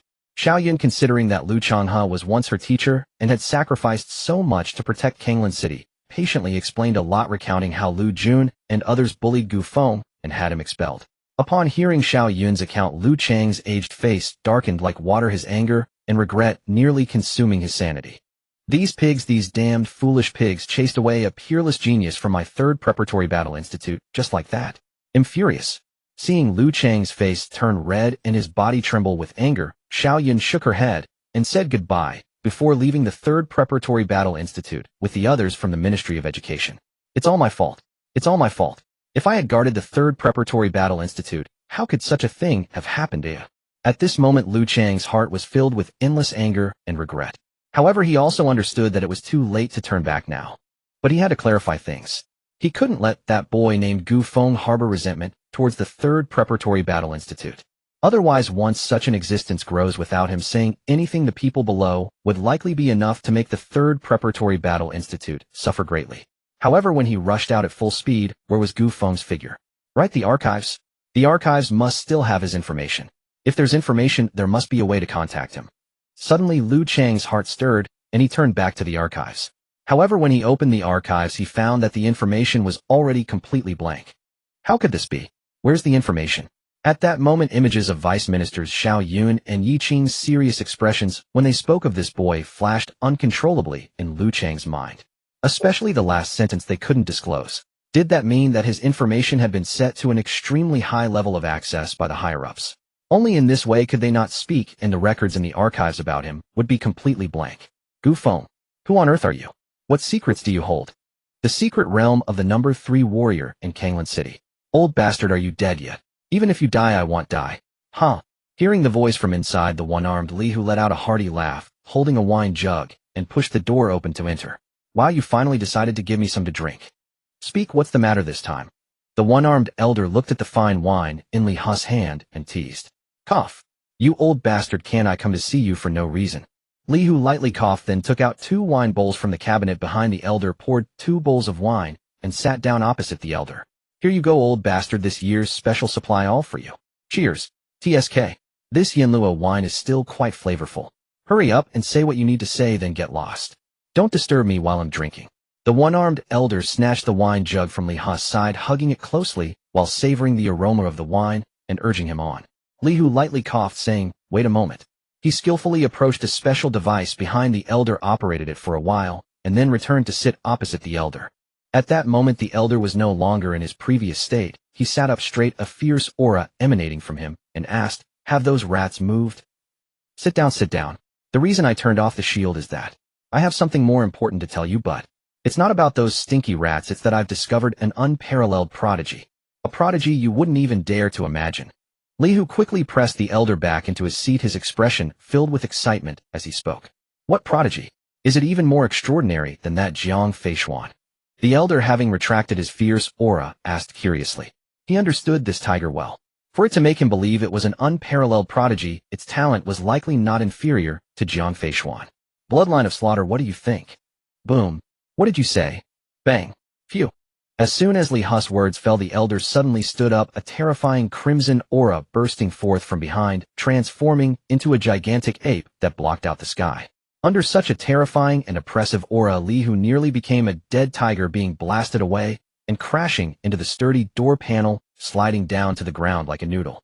Blood poured from his mouth like a geyser, and it seemed he had only exhaled air and no longer had any breath left. Sorry, I forgot you were too weak. Cough. So miserable, thank you.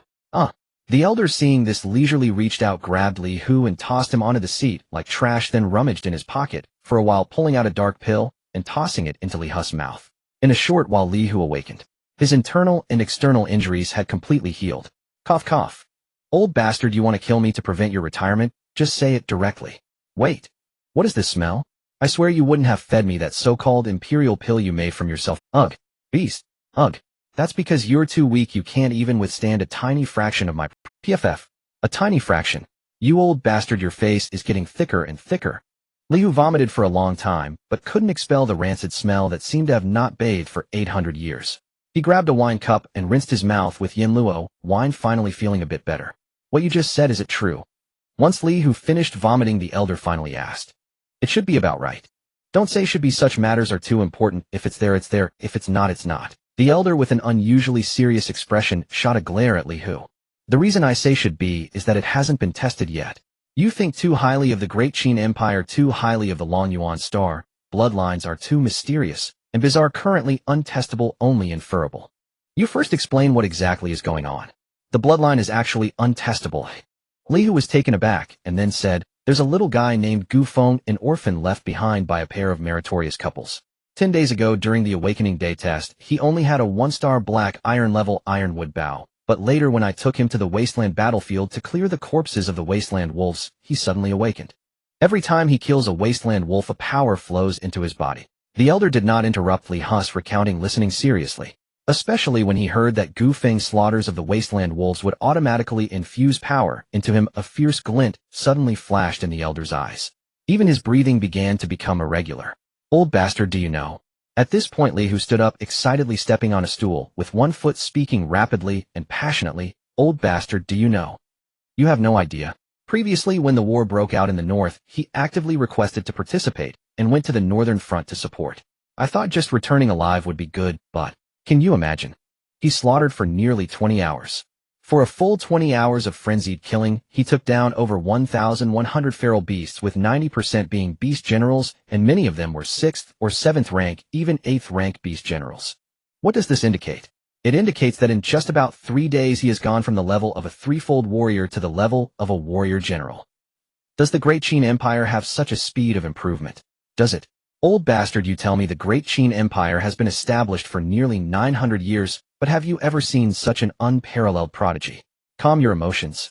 The elder saw Li Hu getting more and more excited, almost dancing, and disdainfully wiped off the saliva from his face, waving his hand. Yet he too was excited, his hands trembling with his beard. So it's indeed possible that he possesses the legendary bloodline of Slaughter. It's likely to be the legendary bloodline of Slaughter.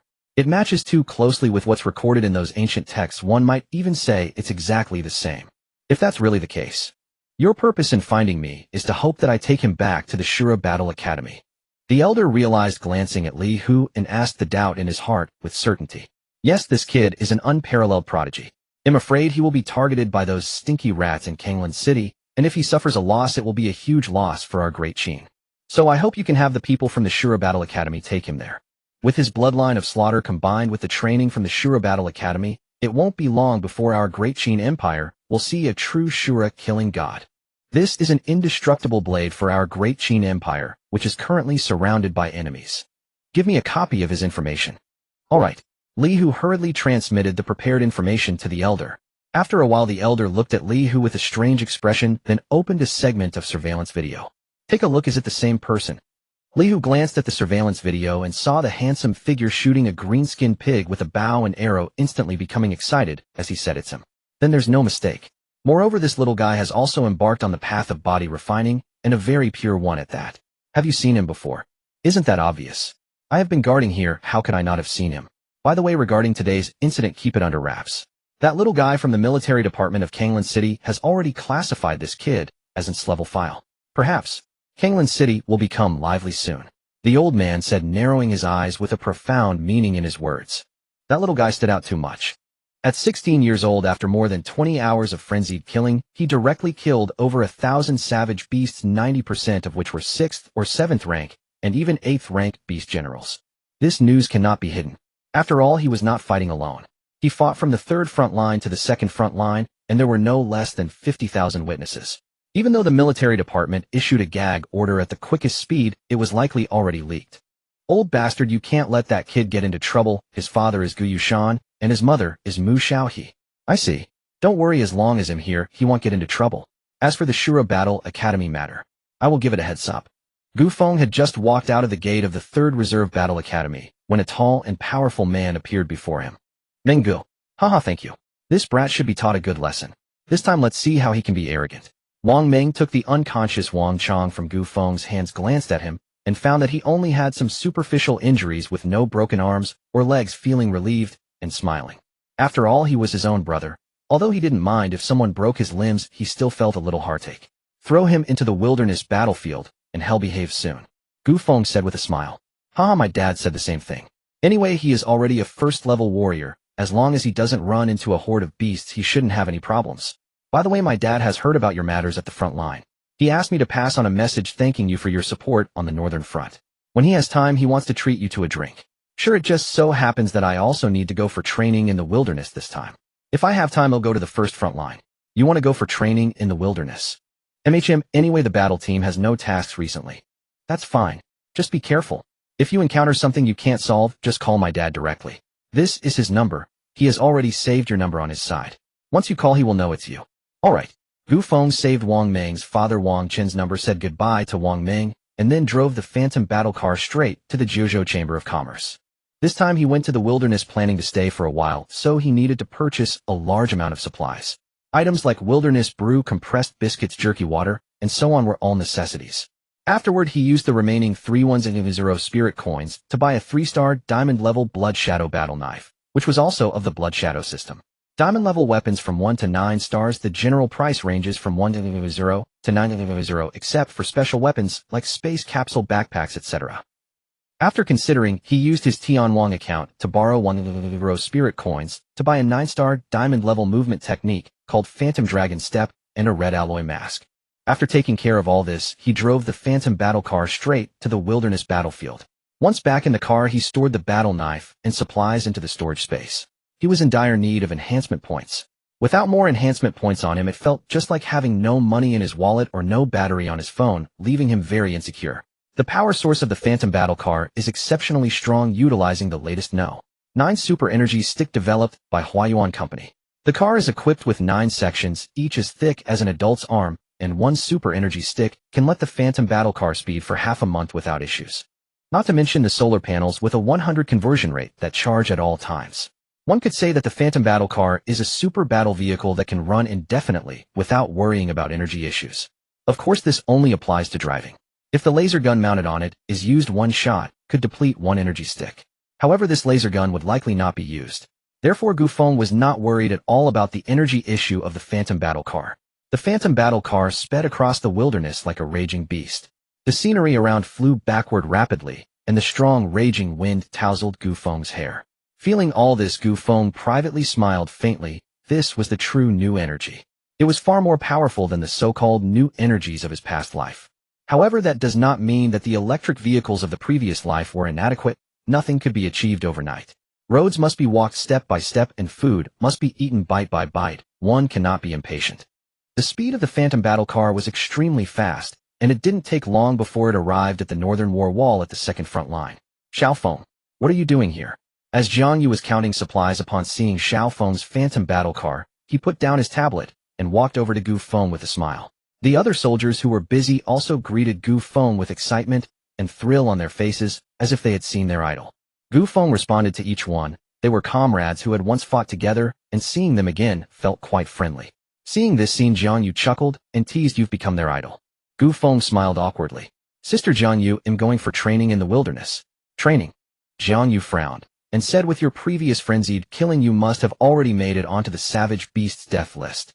Once you appear in the wilderness, you will likely provoke countless savage beasts' crazy revenge. Do you still dare to go?" Her intention was to discourage Gu Feng from going to the wilderness for training. It was too dangerous. Previously, with his frenzied slaughter of savage beasts, he had already been marked with the unique signs and aura left by those beasts. This aura, unless a strong person above the War Emperor realm intervenes, cannot be washed away or eliminated. Thus, if he appeared in the wilderness, he would definitely be sensed by the wilderness wolves and ironback savage crocodiles, leading to frenzied pursuit. It was too dangerous. "It's fine." Gu Feng's eyes subtly brightened. There was such a good thing. That was incredibly exciting. Jiang Yu saw that Gu Feng was not heeding her advice and decided not to insist further. She waved to a figure in the distance and said, You go to the armory and bring back a god-killing gun just developed by Huayuan military industry." "Yes, Commander." Soon a 9-star warrior approached Gu Feng with a box nearly 2 meters long made entirely of dark super alloy with a look of fervent admiration on his face. "Idle, here you go." "Huh. You have no idea nowadays your fame on the second front line, and even the third front line, is resounding. I don't know how many soldiers regard you as their lifelong idol." "Ahem. Thank you. Gu Feng expressed his gratitude as he took the box. Sister Jiang Yu, what is this god-killing gun? He knew nothing about these. The god-killing gun is the latest generation sniper rifle developed by Huayuan Military Industry with 5 bullets. It can threaten strong beings at the 7th and 8th warrior levels, so use it sparingly. On the second front line, it also took a lot of effort to acquire 5 of them. I can't accept this, that's too precious. It would be better to leave it here to play a greater role. Upon hearing this, Gu Feng immediately refused. It won't be long before he possesses the strength to slay warriors at the 7th and 8th levels of the Battle Sovereign Realm. Holding this divine extinction spear would be a waste. It would be better to leave it on the second front line to maximize its utility. You can take it. You little rascal, you have no idea that your existence is far more important than this divine extinction spear. Well, alright, I'll hold on to it for now and return it when I come back. No need, this divine extinction spear can only be fired 5 times, and after that the spear will be almost unusable. Then this thing is even more important. However, he did not refuse any further. Nodding, he placed it on his back, said goodbye to the others, and drove the phantom war chariot straight out of the gates of the War Great Wall, speeding away. Be careful. If you encounter any danger, signal me immediately, and I will lead the troops to support you at the first moment. Okay, got it. Gu Feng's voice echoed from afar. That little brat. Jiang Yu watched the phantom war chariot disappear into the swirling dust, contemplated for a moment, and sent a message to Xiao Zhan explaining the situation. What Gu Feng revealed was simply unfathomable. Sending him alone to train in the wilderness posed too great a risk. She couldn't forcibly detain him either. For now, the best option was to let Xiao Zhan and others secretly protect him. What the heck? That brat has entered the Songlong Mountains beyond the northern front line alone. This kid is simply reckless. Stop chattering. If there's nothing wrong, hurry and protect him from the shadows. Alright, I need to report this to the military department. Okay, sure. After hanging up, Jiang Yu reported to the military department. Gu Feng is now on the protection list of the military department, and it's an S rank. Although the military department is supposed to have strong individuals watching over talents at all times, one must be wary of being harmed by rats. However, what needed to be reported still had to be reported. Soon the military department replied. The response was simple, just 2 words received. Seeing this, Jiang Yu shrugged. This must be the treatment for geniuses. Gu Feng, of course, was unaware. After distancing himself from the War Great Wall, he changed into a new combat uniform, donned a scarlet butterfly mask, and drove the phantom war chariot at full speed. In less than a few minutes, he had crossed the Gourd Pass and arrived at the foot of the Songlong Mountains, shrouded in endless mist. Looking at the endless mist before him, he could only see the vast and blurred outlines of countless distant mountains. From the foot of the mountain, a glint of sharp light flashing in his eyes. The Songlong Mountains, guarded by the northern War Great Wall, lay before him. According to the information he had gathered, the Songlong Mountains are located 50 kilometers beyond the northern War Great Wall of Kanglan City, shrouded in mist all year round, with a length of about over 3,000 kilometers, though its width is unknown. Because no one can explore the innermost areas, it is too dangerous. The mountains are vast and majestic with an imposing presence. Within the mountain range, there are not only endless wild beasts, but also numerous precious herbs. It's a natural treasure trove. Thus, this place is also a training paradise for countless wild hunting teams. In the Songlong Mountains, wild wolves are prevalent, followed by ironback wild crocodiles, shadow wild panthers, and so forth. He glanced around, finding no one else, and then with a thought stored the phantom war chariot into his storage space. He then transformed into a cheetah and sped towards the Songlong Mountains. Upon entering, a cool sensation immediately washed over him. At the same time, he clearly felt that the spiritual energy in the Songlong Mountains was even denser. No wonder countless heavenly materials and earthly treasures could be born here. Roar! As soon as Gu Feng entered, the roar of a beast that shook the surrounding trees echoed in his ears. The black iron bow appeared in his hand in an instant. The next moment, a giant wolf, several meters tall with a gray-black body covered in hair as thick as fingers, approached Gu Feng with a foul stench, ready to bite. Whoosh! With a soft sound, a silver arrow like a flash of silver lightning instantly pierced through the wild wolf's head, killing it dead on the spot. 9 enhancement points received. Trash. It was just a beast soldier. The beast soldier's corpse cannot be wasted, it's all spiritual currency. He focused his mind and directly stored these beast soldiers into his storage space. Now there are still plenty of wild beast corpses in the storage space. He had not found an opportunity to strike until now. At this moment, Gu Feng's expression slightly changed as he looked towards the dense forest not far away. Extending his spiritual sense, he soon detected a large number of wild wolves rushing towards him. Gu Feng's eyes instantly lit up. It seems Jiang Yu was indeed correct. as he must have some special aura and mark that the wild wolves could sense as soon as he entered the Songlong Mountains. This is fantastic. Immediately Gu Feng's figure flickered and he arrived at a high ground ready to shoot down the wild wolves that were madly charging towards him. As he shot arrow after arrow from his hand, the dozen or so wild wolves that charged out were instantly shot down. Unfortunately, these wild wolves were too weak, the strongest being only a first-level beast general. After collecting the wild wolf corpses, he headed deeper into the mountains. Where is he? It's only been less than half a day, and he can't be found. As soon as Xiao Zhan received Jiang Ye's message, he immediately took Wang Yulan, Wang Meng, old Ma Jiang Shui, and Ying with him, and they quickly rushed to the Songlong Mountains in their war chariot. During this time, they tried to contact Gu Feng several times, but they couldn't reach him even once. This made Xiao Zhan and the others quite worried. Although the sky net is powerful, the area it covers is only within the War Great Wall.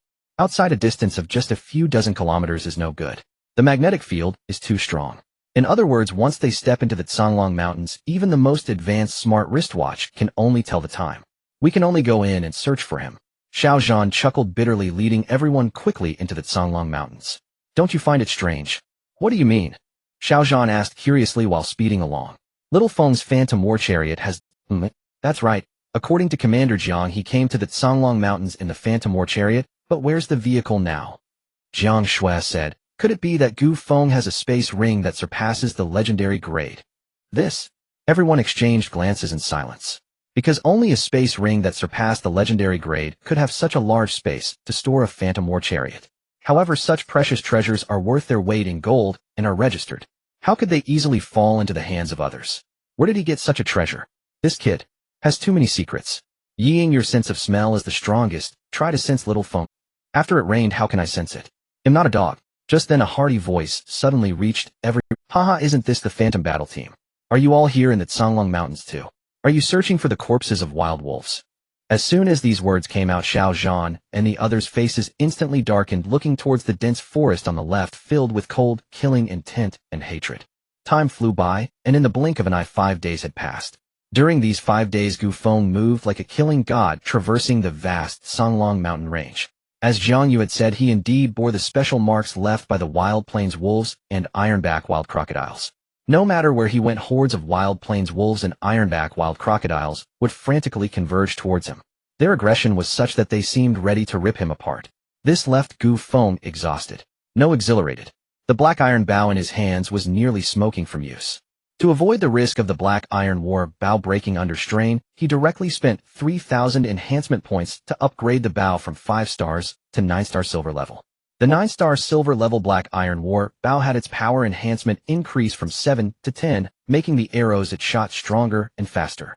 In an instant, he shot down numerous wild plains wolves and ironback wild crocodiles. The aura left on him by these beasts became even more intense, almost like a 1,000-watt light bulb shining brightly. Wherever he went, countless wild plains wolves and ironback wild crocodiles chased after him madly. For Gu Feng, this was nothing short of sheer delight. During these 5 days, his enhancement points reached a terrifying 29329, just a tad short of 30000 points. With such a large number of enhancement points, he naturally could not hold back. Thus, during these 5 days, he took the time to spend 3,400 enhancement points, raising his physical realm from 6-star silver level to 1-star gold level. Now his physical strength was already comparable to that of a 1-star gold warrior, with his power directly breaking through to 100 gene. His blood energy realm also rose to the 1st level of Battle Sovereign after consuming 5,400 enhancement points. At this point, his strength had already reached 200 gene. Naturally, he could not neglect the enhancement of his Divine Sense realm, as it was one of his greatest trump cards. Previously, his Divine Sense realm was at the 1st level of Soul General. After spending 5,400 enhancement points, it skyrocketed to the 1st level of Soul Sovereign. He used the remaining 15529 enhancement points to enhance the 9-star diamond level skill Phantom Dragon Steps. This was a balanced development. Here in the Songlong mountain range, towering ancient trees were abundant, and having a powerful movement technique combined with a strong physical body could unleash even greater combat power. Similar to enhancing the star crystal concentration technique, the system repaired its flaws before the upgrade. However, this time it consumed even more enhancement points, directly using 1500 points to complete the repair of the 9-star diamond level Phantom Dragon Steps, raising its rank to 1-star legendary level. This marked the first movement technique he achieved at 1-star legendary level. Likewise, just like with the star crystal concentration technique, he initially grasped the Phantom Dragon Steps after its successful repair. In other words, his Phantom Dragon Steps reached an entry-level standard the moment it was repaired, saving him 3 of his 0 enhancement points. Now bolstered by this 1-star legendary movement technique, his speed was truly like that of a phantom, greatly enhanced compared to before. As of now, he only had 529 enhancement points left. He had become poor again. However, feeling the overwhelming aura emanating from his body, Gu Feng was quite satisfied. In just 5 days, his combat power had undergone a tremendous transformation. Now, even a first-level battle sovereign wouldn't stand a chance against him, would they? After all, he was now at the first level of Soul Sovereign. Judging by the principle that Divine Sense cultivators are always one major realm stronger than Blood Energy cultivators, killing a first-level battle sovereign was truly not a difficult task. As for speed, it should be comparable to a 3 or 4-level battle sovereign, right? He hadn't tested it, so he wasn't sure. This was the benefit of having a heavenly trump card. It felt incredible. However, he was unaware that due to his actions, the entire Songlong mountain range was thrown into chaos and many hunting teams training within were suffering immensely. What the hell? Are these wild plains wolves and ironback wild crocodiles insane? Why are there suddenly so many? We were just on the outskirts. How did we encounter so many wild plains wolves and ironback wild crocodiles? Could it be that some truly rare treasures are about to mature? Is that why these wild beasts are going crazy? Should we follow and take a look? You go check it out. I don't want to be surrounded by these 8th and 9th ranked beast general level wild plains wolves only to die without knowing how I got killed. All this. Once these words were spoken, some cautious hunting teams immediately dared not approach, instead distancing themselves. One of the rules of survival in the wilderness: don't be greedy, retreat at the first sign of danger. The wilderness is too dangerous. No one knows what kind of crisis they might face in the next moment. To survive long, one must be extremely careful. The so-called rare treasures are actually a super fierce, mysterious powerhouse ruthlessly slaughtering wild plains wolves and ironback wild crocodiles. His actions have completely angered these wild beasts. It has provoked their pursuit. At this moment, a panting expert at the 7th level of battle general, soaked as if he had just emerged from water, rushed out of the dense forest, shouting excitedly. Is that true? What would I gain from lying to you? This is a video I personally filmed hundreds of meters away. Take a look for yourselves. As he spoke, he opened the video, projecting the captured images into the air.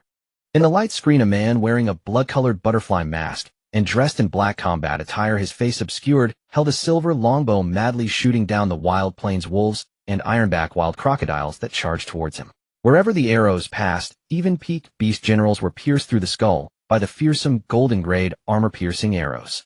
They even saw from the light screen that as more and more wild beasts surrounded him from behind, he shot out 3 golden armor-piercing arrows. Seeing such a shocking scene, everyone was left speechless, their eyes filled with astonishment. When did such a terrifying powerhouse appear in the Songlong mountain range? This person is definitely a master archer. Moreover, his movement technique was extremely exaggerated, moving with lightning speed, leaving behind trails of phantoms. If they were not mistaken, he had likely cultivated the Phantom Dragon Steps. However, for some reason, the Phantom Dragon Steps he executed seemed even more profound and inscrutable. Huff. So tired. After Gu Feng wiped out nearly 30 powerful wild plains wolves before him, he felt a little exhausted. There were simply too many. Over these 5 days, he spent every moment either killing beasts or preparing to kill beasts without even a moment's rest. Several times he had just arrived at a waterfall to wash off the smell of blood, but before he could even take his clothes off, a giant ironback wild crocodile would leap out of the water, lunging at him. He drank water and ate rations, all while in battle. As for resting, that was out of the question. Sometimes the unique aura and marks left by the wild beasts on him were not necessarily a good thing. It was just too exhausting. At this moment, Gu Feng suddenly heard a familiar angry shout and the sounds of fighting. His eyes narrowed and he hurriedly rushed towards the direction of the sound. Ha ha ha. Nightingale, today your phantom team is doomed. However, if you and that girl named Jiang Shui can entertain us, we might just let you all live. How about that? Captain, there's also that woman named Wang Yulan. She's equally on time. A battle general holding a giant golden scissors with a black cloth covering his face and a triangular eye was so thin that he seemed unable to shed even a few pounds. While snipping with the giant scissors, he leered wickedly and shouted loudly. Haha, yes, and that stinky woman Wang Yulan. She almost stabbed my vital parts just now. Oh, it's simply outrageous. Let's not dawdle. If others find out about this, we're done for. After all, the members of this battle team are not. Rest assured, we've already scanned this area. Within a 10-mile radius, there are no people or wild beasts. They all went after that mysterious butterfly-masked man. But we can't let our guard down. Let's end this quickly. As soon as the words fell, the 17 masked battle generals surrounding Ying, Old Ma, and Wang Ming, along with 3 first-stage battle sovereigns, no longer hesitated. They immediately unleashed their strongest combat power and pounced toward Ying and the others. You two choose the right moment to break through. I will help you. Whoosh whoosh whoosh. Just as Ying burned her beastly talent, the Night Owl origin, and forcefully broke through to the battle sovereign realm, a series of barely perceptible sounds suddenly shot out from all directions. In the next moment, many masked battle generals who had been snarling and pouncing toward Ying and the others suddenly fell to the ground. Each of their heads was pierced by trembling, penetrating arrows. The force of the arrows was immense, not only piercing through the back of their heads, but also emerging from their mouths, throats, foreheads, and the center of their brows. Those who fell to the ground 1 second were dead the next. Who? Come out. Seeing this scene, the 3 first-stage battle sovereigns were instantly horrified, their souls fleeing in fear. They quickly chose the most powerful formation, standing back-to-back, weapons in hand, vigilantly observing their surroundings, not daring to show any carelessness. The arrows shot in from all directions, and the 14 subordinates had no time to react before all were killed in the same manner. It must be noted that among those 14, 5 were peak battle generals. Yet they couldn't escape death. This shows how terrifying and powerful the hidden archers were. The most critical point was that there was not just one opponent, but at least 4 or 5 shooting cold arrows from all directions. This was truly the most frightening aspect. As the 3 felt unease fill their hearts and their bodies tense, 3 golden-grade penetrating arrows shot toward their faces from 3 different directions. Upon seeing this scene, the 3 first-stage battle sovereigns immediately swung their weapons to block the arrows. However, at that moment, 9 more arrows, also coming from 3 directions, shot toward the 3 of them like lightning. No, the 3 first-stage battle sovereigns were horrified and employed their strongest techniques to defend against the arrows. Unfortunately, the speed of these arrows was too fast. Aside from a few that they managed to block, the rest pierced their hearts, throats, and centers of their brows. The terrifying force directly sent their bodies flying far away, ultimately nailing them to rocks or trees. They were dead beyond any doubt. Ying, Wang Ming, Old Ma. The 3 of them were stunned by this scene. However, in the next moment, Ying looked at the mysterious man wearing a red butterfly mask and a black tight-fitting combat uniform emerging from the nearby dense forest. A strange light flickered in her eyes, and in the next moment her heart tightened, her eyes brightened, and she nearly called out Gu Feng's name. But upon seeing Gu Feng's outfit, she instantly understood that he did not want to reveal his identity. Supporting her exhausted body, she cupped her fists toward Gu Feng and said, "Thank you for saving my life. Sister Ying, how did you all end up here? And what happened to you? Where are Brother Xiao and Jiang Shui?" Gu Feng hurriedly stepped forward, helping the swaying Ying and the others while asking with concern, Damn! Old Ma and Wang Ming, upon hearing that extremely familiar and somewhat childish voice, immediately cursed. It was indeed Gu Feng. Has he truly grown to the point of easily killing a first-stage battle sovereign? Is this the talent of a 1-star black iron-grade ironwood bow? The legendary ironwood bow can't possibly be this terrifying, right? How did he train? However, both of them were sharp-witted and did not call out Gu Feng's name. Xiao Feng, quickly save Captain Xiao. They are being pursued by the captains of the evil wolves, ice herons, and mad lions of the 3 golden-grade battle teams, and eventually fled into the Misty Mountain. Jiang Shui and Yulan are also missing. Do you have a way to find them? Like a locator or something? Hearing this, Gu Feng's expression changed, and he hurriedly took out the recently enhanced healing elixirs to distribute to the 3 while asking. No. The magnetic field in the Tsang Wolf Mountains and any wild plains is very strange. All electronic devices become ineffective within it and can only be used to tell time. However, I have a rough direction. The Misty Mountain is in that left direction, and Jiang Shui and Yulan are temporarily missing. Alright, I understand. You all quickly return to the second battle line. We can't stay here any longer. Gu Feng glanced at the direction, and after leaving a sentence, instantly disappeared. Be careful, if it doesn't work, come back. Watching Gu Feng disappear into the dense forest, Ying felt a vague sense of regret. She had been too hasty. Seeing Gu Feng could easily kill a first-stage battle sovereign made her think of him going to rescue Captain Xiao. Yet she overlooked that he was only 16 years old and still an extraordinary genius. But it was already too late. Got it. You all hurry back. It may not be long before things get chaotic here. Quickly return and inform Sister Jiang Yu to prepare for battle. Far away, Gu Feng's voice clearly reached Yi Ying's ears. Yi Ying was stunned. Was he communicating from afar? And at such a great distance. Quickly deal with these guys. Try not to let anyone find out they were shot with arrows, and then retreat. Yi Ying was very decisive. She knew that given their current state, staying here would only be a burden, and besides, Gu Feng had such important news to relay back, they had to return. All right. Old Ma and Wang Meng showed no hesitation, and immediately the three of them picked up their weapons and began the cleanup. These 17 were all members of the three major Golden Grade battle teams. Although they all wore black cloths covering their faces, how could they possibly be mistaken? Soon the three quickly searched through the 17 individuals, each taking a vial of corpse, dissolving water, and dripping it onto the bodies. In no time, the 17 bodies transformed into a pool of liquid amidst the green smoke merging into the earth. Even their combat suits rapidly liquefied, melting away. As for the weapons, they were all stuffed into Yi Ying's spatial capsule backpack, which was of a higher grade, and thus had a larger capacity. The smart wristwatch was smashed and discarded in the dense forest. By the time everything was resolved, less than 3 minutes had passed. The skillful technique indicated someone experienced in such matters. With no details overlooked, Yi Ying uttered, "Let's go," and immediately dashed towards the second combat line. Did you notice something? While rushing forward, Yi Ying felt the severity of her injuries, yet noticed a rapid recovery in such a short time, causing her heart to skip a beat, as she couldn't help but quietly ask Wang Meng and Lao Ma. The medicine. The pill Xiao Feng gave us is definitely not simple. It's estimated to be at least of 8 or 9-star golden grade. Lao Ma and Wang Meng, not being fools, naturally understood what Yi Ying was implying. No. The vitality pill Xiao Feng gave us is only 1-star silver grade, but it is incredibly pure, as if it has no impurities at all, which allows its effects to be maximized. This guy has too many secrets about him. But it doesn't matter. After all, he is a member of my Phantom Battle team. Exactly. As Yi Ying and the others rushed back to the second combat line, Gu Feng had just entered the dense forest and glanced at his enhancement points, which were at 1809. Upgrade the Black Iron War Bow to 1-star golden grade. Congratulations, host, for consuming 1,000 enhancement points. The Black Iron War Bow has successfully been upgraded to 1-star golden grade, increasing its power by 12. There are still 809 enhancement points left. They must not be spent. They should be kept for enhancing the elixir in hand. He had just spent some enhancement points to allow Yi Ying and the others' injuries to recover faster by enhancing the 1-star silver grade vitality pill several times, making it more refined and nearly reaching perfect purity. As a result, its medicinal effect would exceed expectations, allowing them to recover quickly. Now his divine sense realm had already reached the first level of Soul Sovereign. The radius of his spiritual scan reached 1,000 meters. This matched the amount of his spiritual. The spiritual power of a first-level Soul Sovereign is 1,000 points.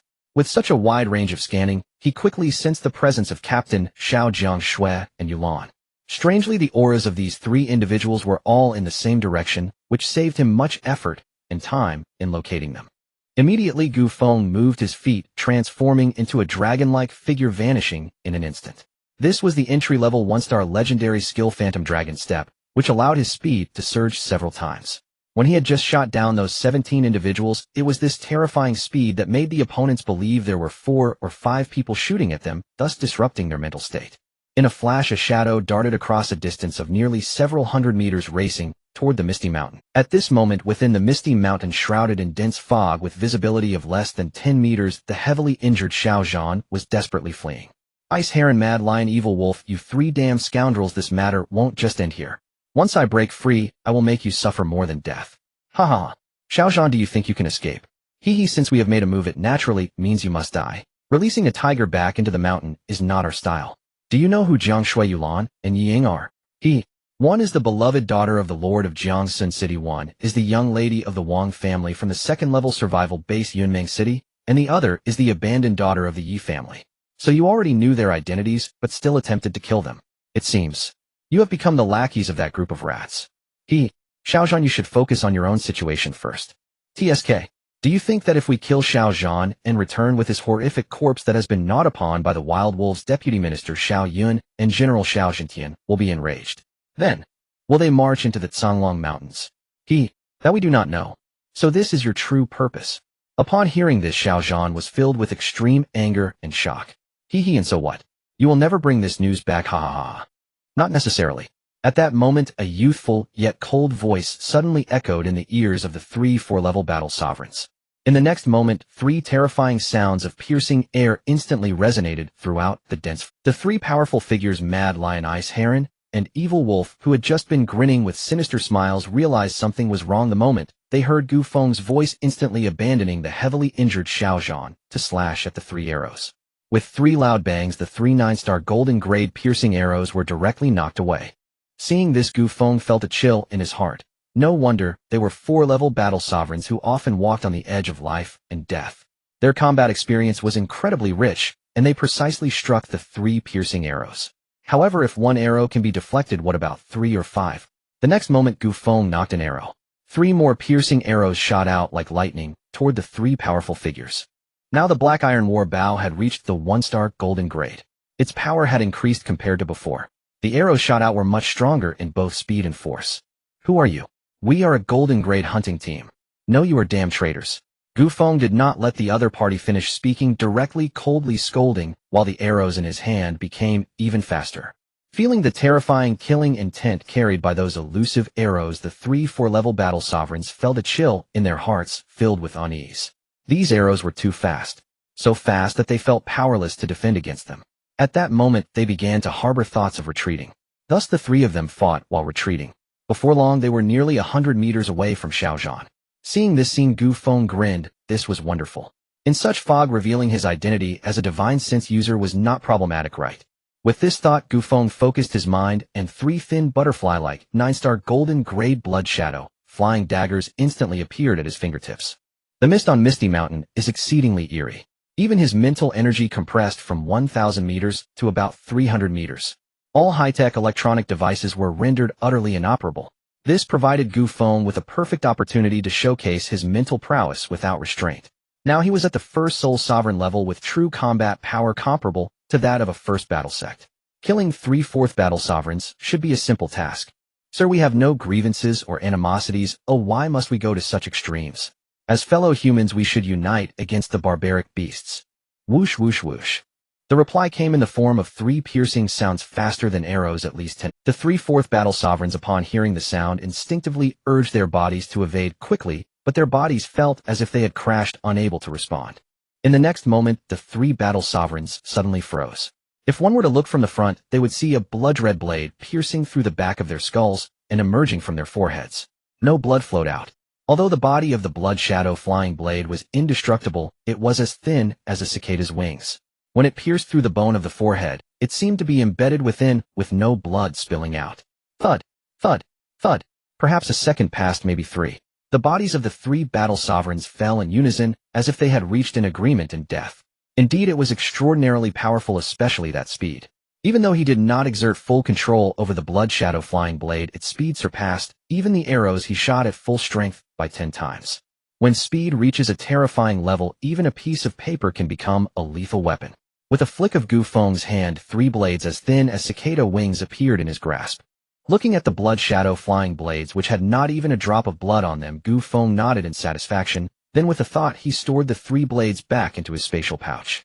The 3 4th battle sovereigns contributed a total of 1,200 enhancement points, 400 points each. He checked their spatial capsule backpacks and found they were all above 1-star diamond grade. Each small backpack could carry at least 1,000 pounds of goods. Good items. He would keep one to avoid drawing attention. Then there were the weapons in their hands: a Blood Shadow Series 9-star diamond grade battle knife, a Qing Feng Series 8-star diamond grade sword, and a pair of 1-star king grade gauntlets. As for the combat suits they wore, they were all of gold grade, but he disliked wearing the belongings of the dead. However, he could strip them off and sell them to the Jojo Merchant Association or the Barbarian Hunter Association. Immediately, Gu Feng swiftly stripped the 3 of them. Then, with a flick of his mental energy, he lifted the 3 corpses and tossed them into a crevice in the rocks before leaving with an air of nonchalance. Less than 2 minutes passed from when he left to when he returned. Upon his return, Xiaozhan was consuming healing pills to treat his injuries. Hearing the noise, Xiaozhan quickly got up. "Benefactor. Cough. Brother Xiao, it's me." Gu Feng had no intention of teasing Xiaozhan or hiding his identity, revealing his face beneath the mask. Cough, cough, cough. Little Feng. Xiaozhan looked at the familiar youthful face so close to him that he nearly choked on his own saliva. He stared at Gu Feng in shock, and waves of turmoil surged in his heart. He frantically shook his head, suspecting he was experiencing an illusion. Indeed, it must be an illusion. Otherwise, this would be too absurd. He had cultivated for nearly 17 years to reach the first battle sovereign level. But Gu Feng, he had only met him about 10 days ago. At that time, Gu Feng was merely a battlefield sweeper, helping them clean up the battlefield with a cultivation level of only 3rd battle disciple. And now, in the blink of an eye, he could slay battle sovereigns. Could it be this ridiculous? Smack, smack, smack. Brother Xiao, why are you slapping yourself? Gu Feng looked at Xiao Zhan, who seemed to be having a nervous breakdown, suddenly slapping himself, and asked with a puzzled expression. Hiss. It hurts. This is real, not a dream. But how could this be possible? I've been cultivating for 17 years, yet I'm only at the first battle sovereign level, while you who are not even 17 this year possess the power to slay first and second battle sovereigns. Cough. There are differences between people, but that's not important. What matters is to save Sister Shuer and Sister Yulan first. Right, damn it, I almost forgot about them. Quickly follow me. I've hidden them in a secret place, but they are both severely injured and urgently need treatment. Upon hearing this, Xiao Zhan's face showed guilt as he led Gu Feng following the special marks he had secretly left towards a hidden location. Brother Xiao, take this pill first, otherwise you might bleed to death. On the way, Gu Feng watched as Xiao Zhan staggered, spitting blood with each step, trying hard not to collapse, and quickly took out a highly refined life restoration pill and handed it to him. Cough, cough. Well, I won't be polite, then I've just run out of pills here. Xiao Zhan did not hold back, taking it and swallowing it whole without a glance. This pill. Something's off. Very off. The aroma, the taste, the purity, and the healing effect. Hiss. Little Feng, the pill you just gave me is golden grade or diamond grade. Impossible. 1-star silver grade pills I've had before, while they were decent, they've never been so exaggerated. Moreover, the purity. Cough. Brother understands now, don't worry, brother will keep it a secret. Even if I die, I won't leak it out. As he spoke, Xiao Zhan suddenly grasped the situation, then patted his chest solemnly, assuring Gu Feng. Gu Feng smiled. He dared to bring it out because he had considered the consequences. Furthermore, his greatest secret was the enhancement system. Although everything he displayed would lead any observant person to suspect he harbored a tremendous secret, as long as his pace of becoming stronger was fast enough, what could it matter even if they found out? His strength was constantly being refreshed. Just like now, he was comparable to a first battle sect after only a few days, around 10 days at most. Is it exaggerated? Yes, a bit, but those with a golden finger at home know this is merely basic practice. As long as there are ample enhancement points, he can step into a higher realm in a very short time. A few minutes later, Xiao Zhan's injuries had healed more than half. He looked at Gu Feng with eyes filled with astonishment. If he recalled correctly, not to mention 1-star silver grade pills, even 1-star golden grade pills would take at least a day or two to fully heal his injuries. The reason being the impurities involved. This issue was like a stubborn ailment, and to this day there had been no good way to resolve it. Yet now the 1-star silver grade pill Gu Feng gave him had healed most of his injuries in just a few minutes. Could it be that this kid possessed ancient methods to purify pills? If that were true, it would certainly be a groundbreaking and astonishing event. For a moment, Xiao Zhan was caught in a dilemma. In the Great Qin Empire, the year of establishment is 983. Now it stands as one of the most powerful empires on Longyuan Star. The reason for this is the empire's long history and its splendid culture. After the revival of spiritual energy and the changes in the world, numerous ancient ruins emerged dating back to even more distant eras. Countless ancestors sacrificed their vibrant lives to uncover a wealth of cultivation secrets, techniques, and treasures, and through the painstaking translations and deciphering by these predecessors, the Great Qin Empire acquired a multitude of cultivation methods. Thus, the Great Qin Empire of today came to be along with the current cultivation system of Longyuan Star. In other words, the Great Qin Empire has made the greatest contributions to the cultivation framework of Longyuan Star. However, many of the legacies, such as alchemy, remain too profound and esoteric. Despite significant advancements in the deciphering process, it is still far from enough. Take alchemy, for instance. According to ancient records, true spiritual pills possess unique, glowing auras and exquisite golden patterns. Only such pills can deliver effects that astonish the heavens and move the spirits. Yet the spiritual pills produced today, due to impurities, yield effects that are less than a tenth of what ancient texts describe. Nevertheless, even so, they have significantly enhanced the safety of the warriors of the Great Qin Empire compared to before. This is indeed a true national defense technique. Having experienced the 1-star silver level recovery pill given by Gu Feng, he was utterly astonished. The healing effects, fragrance, and purity are indistinguishable from those recorded in ancient texts. Could it be that this kid is lucky enough to find an ancient ruin devoid of danger, and within it there just happens to be alchemy, which he has perfectly deciphered? This is impossible. Although the characters used in ancient texts are quite similar to the ones used now most of the time, while one may recognize all the characters, understanding their combined meaning is quite another matter.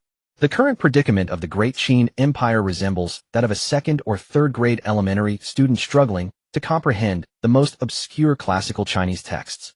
How could a 16-year-old boy who has lived in Kanglan City and whose every move can be easily traced obtain such a ruin? Moreover, how old is he? Xiongzhan's mind was in disarray.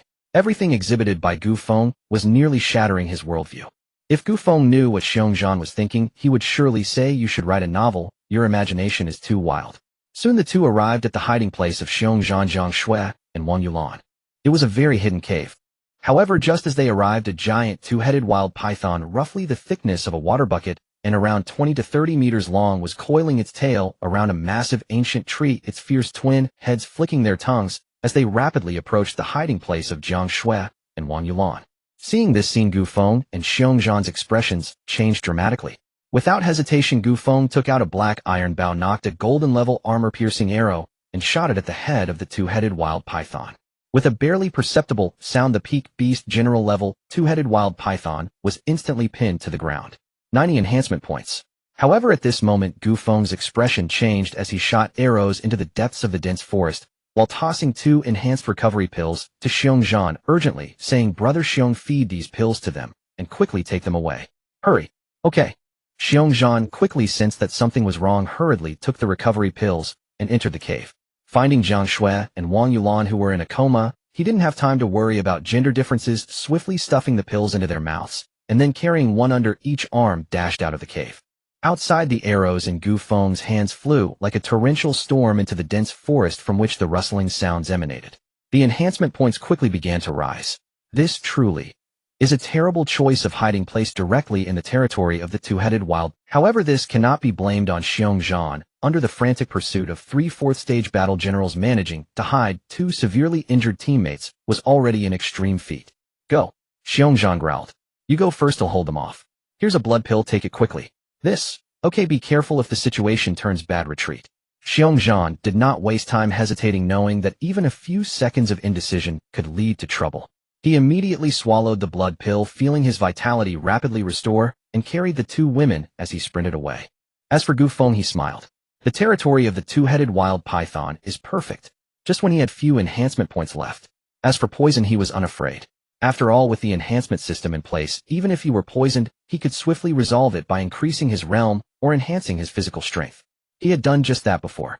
Gu Feng's spiritual sense swept around, discovering that numerous two-headed wild pythons were rapidly gathering from all directions, their numbers exceeding 100, and each one was at the beast general level, with 7 of them being at the 5th or 6th beast sovereign level. "Good, good, good." Gu Feng excitedly shouted "good" 3 times, and the arrows in his hands transformed into terrifying silver and golden lightning, shooting towards the rapidly writhing 30-meter-long bodies of the two-headed wild pythons charging at him. As each two-headed wild python was shot down, the enhancement points began to roll in quickly. Gu Feng had once again gone berserk in his killing spree. The terrifying advantages of specialized soldiers were evident at this moment. Regardless of how far the arrows were shot, they could be recalled with a mere thought. However, as he killed more wild beasts, the arrows began to suffer significant wear and tear. Some even crumbled to dust, resulting in a considerable loss of the arrows in his hands. Now there were fewer than 30 one-star silver-level arrows and 9 golden-level armor-piercing arrows left. The golden-level ones had been taken from his enemies. As for the 20 or so arrows left by his father, he didn't use them. Their levels were too low, and they would probably shatter in midair before even being shot. However, Gu Feng did not intend to enhance these arrows. Each one-star silver-level armor-piercing arrow costs only 3 spiritual coins. Even a 1-star golden-level arrow costs only 30 spiritual coins, and he could easily purchase better ones. All he needed to do was enhance the black iron battle bow. He understood the principle of saving the best steel for the blade. As time passed, the two-headed wild pythons closing in on Gu Feng showed no signs of decreasing, in fact their numbers were increasing. Gu Feng sensed all this and knew it was time to unleash his trump card. With a thought, the 9-star golden-level blood shadow flying knife appeared before him. Under the potent effects of the blood pill, Xiongzhan's vitality had recovered significantly, and his speed. Before long, he, along with the awakened Jiang Shui and Wang Yulan, who had taken the recovery pills, burst out of the Misty Mountain and sped towards the direction of the second battle line. He needed to quickly exit the magnetic field range of the Songlong Mountain range to send a message to Jiang Yu and the others. "Captain, it's great that you guys are okay. Over here." Just as Xiongzhan, Jiang Shui, and Wang Yulan rushed out of the Songlong Mountain range, they encountered Yi Ing Wang Meng and Old Ma, who had returned to the Songlong Mountain range after delivering a message. "Quick, take Jiang Shui and Yulan back. I will help Xiao Feng. After handing Jiang Shui and Yulan over to Yi Ying, Xiongzhan dashed back into the Canglong mountain range without looking back. Old Ma, take them back. Wang Ming, let's go help them. Yi Ying decisively stated. Okay. Wang Ming nodded and swiftly headed into the Canglong mountain range with Yi Ying. What on earth has this young man done in the Canglong mountains? Sending word for me to station troops at Haluku Pass was the sole passage through which countless savage beasts from the Canglong mountains sought to breach the war Great Wall of the Second Front, and also the stronghold of the Golden Radiance Legion. Following the last campaign, the Military Command and Logistics Department dispatched large numbers of engineering corps proficient in earth and metal affinity natural arts, who swiftly erected a defensive wall along Haluku Pass, 8 meters thick and 30 meters high, encircling the entire pass, leaving only a single gate leading into the Canglong Mountains. At this moment, Jiang Yu, clad in resplendent battle armor, tall and commanding, her bearing both heroic and graceful, stood upon the battlements of the fortress, gazing silently toward the mist-shrouded towering peaks in the distance. She also worried deeply for Jiang Shui and the others. They had entered the mountains nearly 6 days ago. Though Nightingale and the rest had recently sent reassuring messages, Jiang Yu's intuition whispered that something grave had occurred. Commander, the Divine Destroyer rifles, laser cannons, and particle cannons are fully charged. Good. And without turning, Jiang Yu nodded, her gaze never wavering from the majestic fog-draped mountains far beyond. Meanwhile, a combat vehicle, fierce as a wild beast, roared down from the foot of those towering mountains, hurtling toward Haluku Pass at breakneck speed. Jiang Yu raised a specialized scanning device. The moment she read its display, her face lit with relief. It was the ghost vehicle. Xiao Zhan and the others were returning. Yet when the vehicle rolled into the fortress, only Jiang Shui and Yulan emerged, drenched in blood, their faces deathly pale, causing Jiang Yu's expression to instantly darken. Old Ma, where are the others? Nina flashed. Jiang Yu leapt 40 meters down from the watchtower landing before the vehicle in an instant and demanded of Old Ma inside. Commander Jiang, Captain Xiao Nightingale and Wang Ming have gone to reinforce Xiao Feng. Please look after these two for us. And with that, Old Ma spun the vehicle around and accelerated fiercely across the wastelands. Xiao Shui, what happened? How did you and Yulan sustain such grievous wounds? And since her younger sister served in the Ghost Squad, Jiang Yu knew every member well and held them all in deep affection. Elder sister, while searching for brother Gu Feng, we were ambushed and surrounded by 3 elite gold-tier squads, the Mad Lion, the Vile Wolf, and the Ice Heron. And after recounting the ordeal in a weakened voice, Jiang Shui looked up at Jiang Yu with tearful, desperate eyes. Elder sister, brother Gu Feng sacrificed himself to save Captain Xiao and us. He strayed into the territory of the twin-headed savage serpent in the Mist Mountains. We don't know his fate now. Could you please dispatch a rescue force? What? How dare the Mad Lion, the Vile Wolf, and the Ice Heron do such a thing? And do you have irrefutable evidence? And yes, we bear their wounds upon our bodies, and we possess video proof. Had Captain Xiao not fought to the death to shield us, and hidden us deep within a concealed cave, we might already be in wretched scum. Their audacity knows no bounds. They dared lay hands upon you. How dare they? Did they not know your identities? Rest easy. This matter will be handled. I shall lead a detachment myself to search for Xiao Feng and the others. Hearing her sister's account, Jiang Yu erupted in fury. She immediately reported the incident to High Command and prepared to assemble a rescue team bound for the Canglong Mountains. Yet before she had taken more than a few steps, a reply arrived from High Command. And High Command, stand down. Hold Haluku Pass and prepare for potential beast tide. Beast tide? What has this young man done in the Canglong Mountains? Jiang Yu's exquisite phoenix eyes narrowed slightly as she stared at the message, curiosity surging within her. At this moment in Kanglan City's High Command headquarters, this youth has truly ascended to such heights.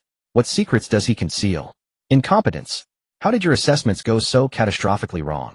Is this truly the cultivation speed attainable by a mere level 1 black iron grade ironwood bow? Secrets beyond your comprehension, not yours to fathom.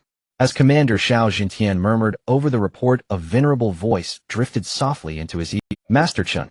At the familiar voice, Xiao Jintian's pupils contracted sharply, his broad back tensed instinctively, and he bowed ever so slightly, sending a reverent silent transmission. Withdraw your operatives from High Command. With such crude tracking techniques, they'll endanger the young master, not protect him, and may even draw those foul vermin closer. Yes, I'll recall them at once. With Master Chen safeguarding him, he is utterly secure. Can true strength ever be protected into existence? Master Chen's ethereal voice echoed in Xiao Jintian's mind. He froze. Then in that single breath his thoughts raced through countless possibilities. Finally, he sent orders to the hidden guardian watching over Gu Feng, withdraw immediately. But then, I believe I've been detected. Detected? By whom? Those foul vermin. Xiao Jintian's face paled as he read the reply, and urgently queried further. No, by the young master himself. Xiao Jintian. Could this be what Master Chen meant by crude tracking techniques? Cold sweat broke across his brow. Return at once. But, is that appropriate? He belongs to Master Chen. Perhaps, soon, to the Shirluo War Academy. Damn it, is this true? Get back here, now, no wait. Proceed to the second front. A beast tide is imminent there, take command. Understood, Xiao Jintian. Time rewinds half an hour. Puffed, puffed, puffed. Deep within the mist mountains, Gu Feng finally expended some enhancement points to reinforce the last remaining arrows in his hand. Otherwise they would have shattered. The twin-headed savage serpents were too numerous, like disturbing a hornet's nest.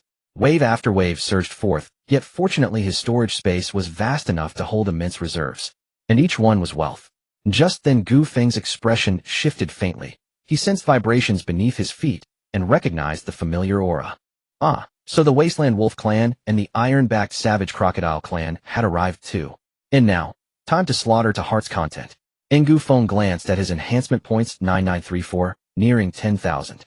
Whoosh, whoosh, whoosh. Na volley of arrows later, his enhancement points surged past the 10,000 threshold. Tongzi, advance my Spirit Seer realm. At this juncture, elevating his Spirit Seer cultivation bore the greatest strategic value. After all, Spirit Seers always surpassed warriors by an entire major cultivation tier.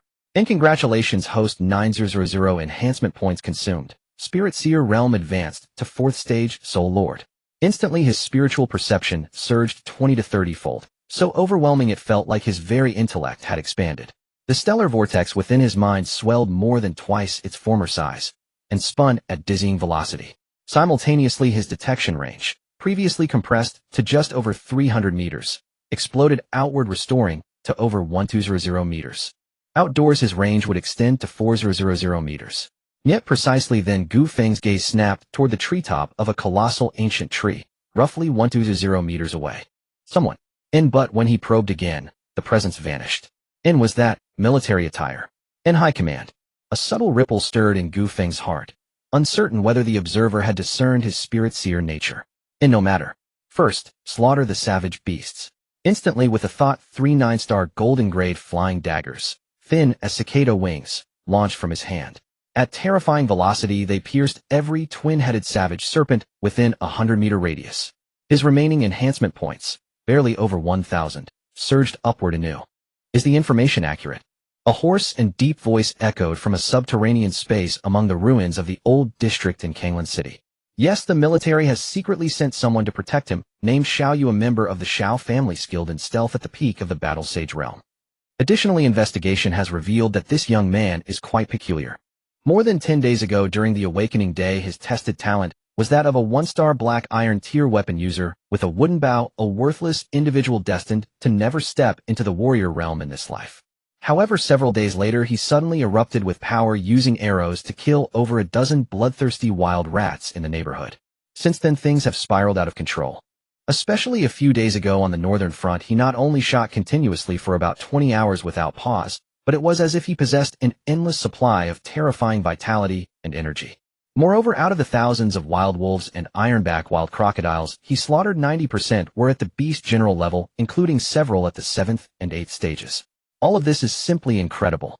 Thus my subordinates conclude that this young man undoubtedly possesses a great secret. Interesting. It seems that he truly has something remarkable about him. But I wonder what it is. Could it be the legendary bloodline? Damn it, a vast amount of heritage has been seized by them. We only managed to snatch some scraps, otherwise we could have uncovered some clues. The mysterious person's eyes narrowed slightly as he murmured to himself.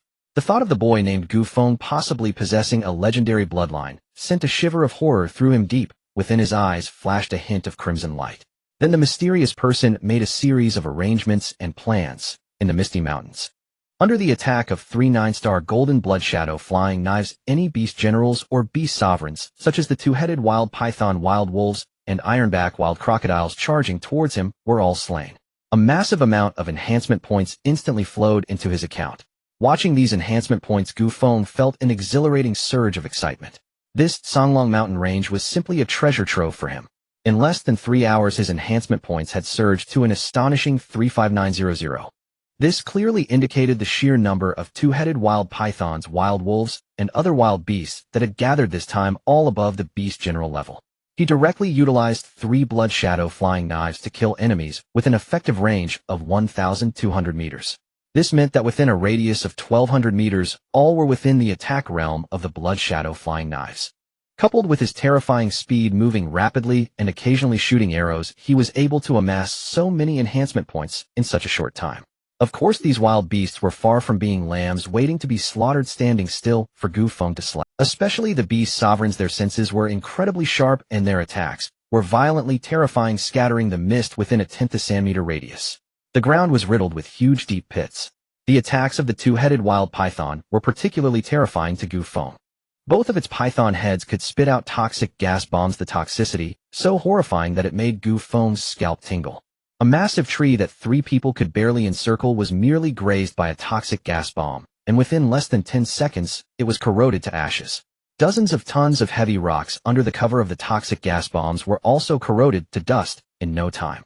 This instilled a sense of dread in Gu Feng, while also giving rise to a different thought.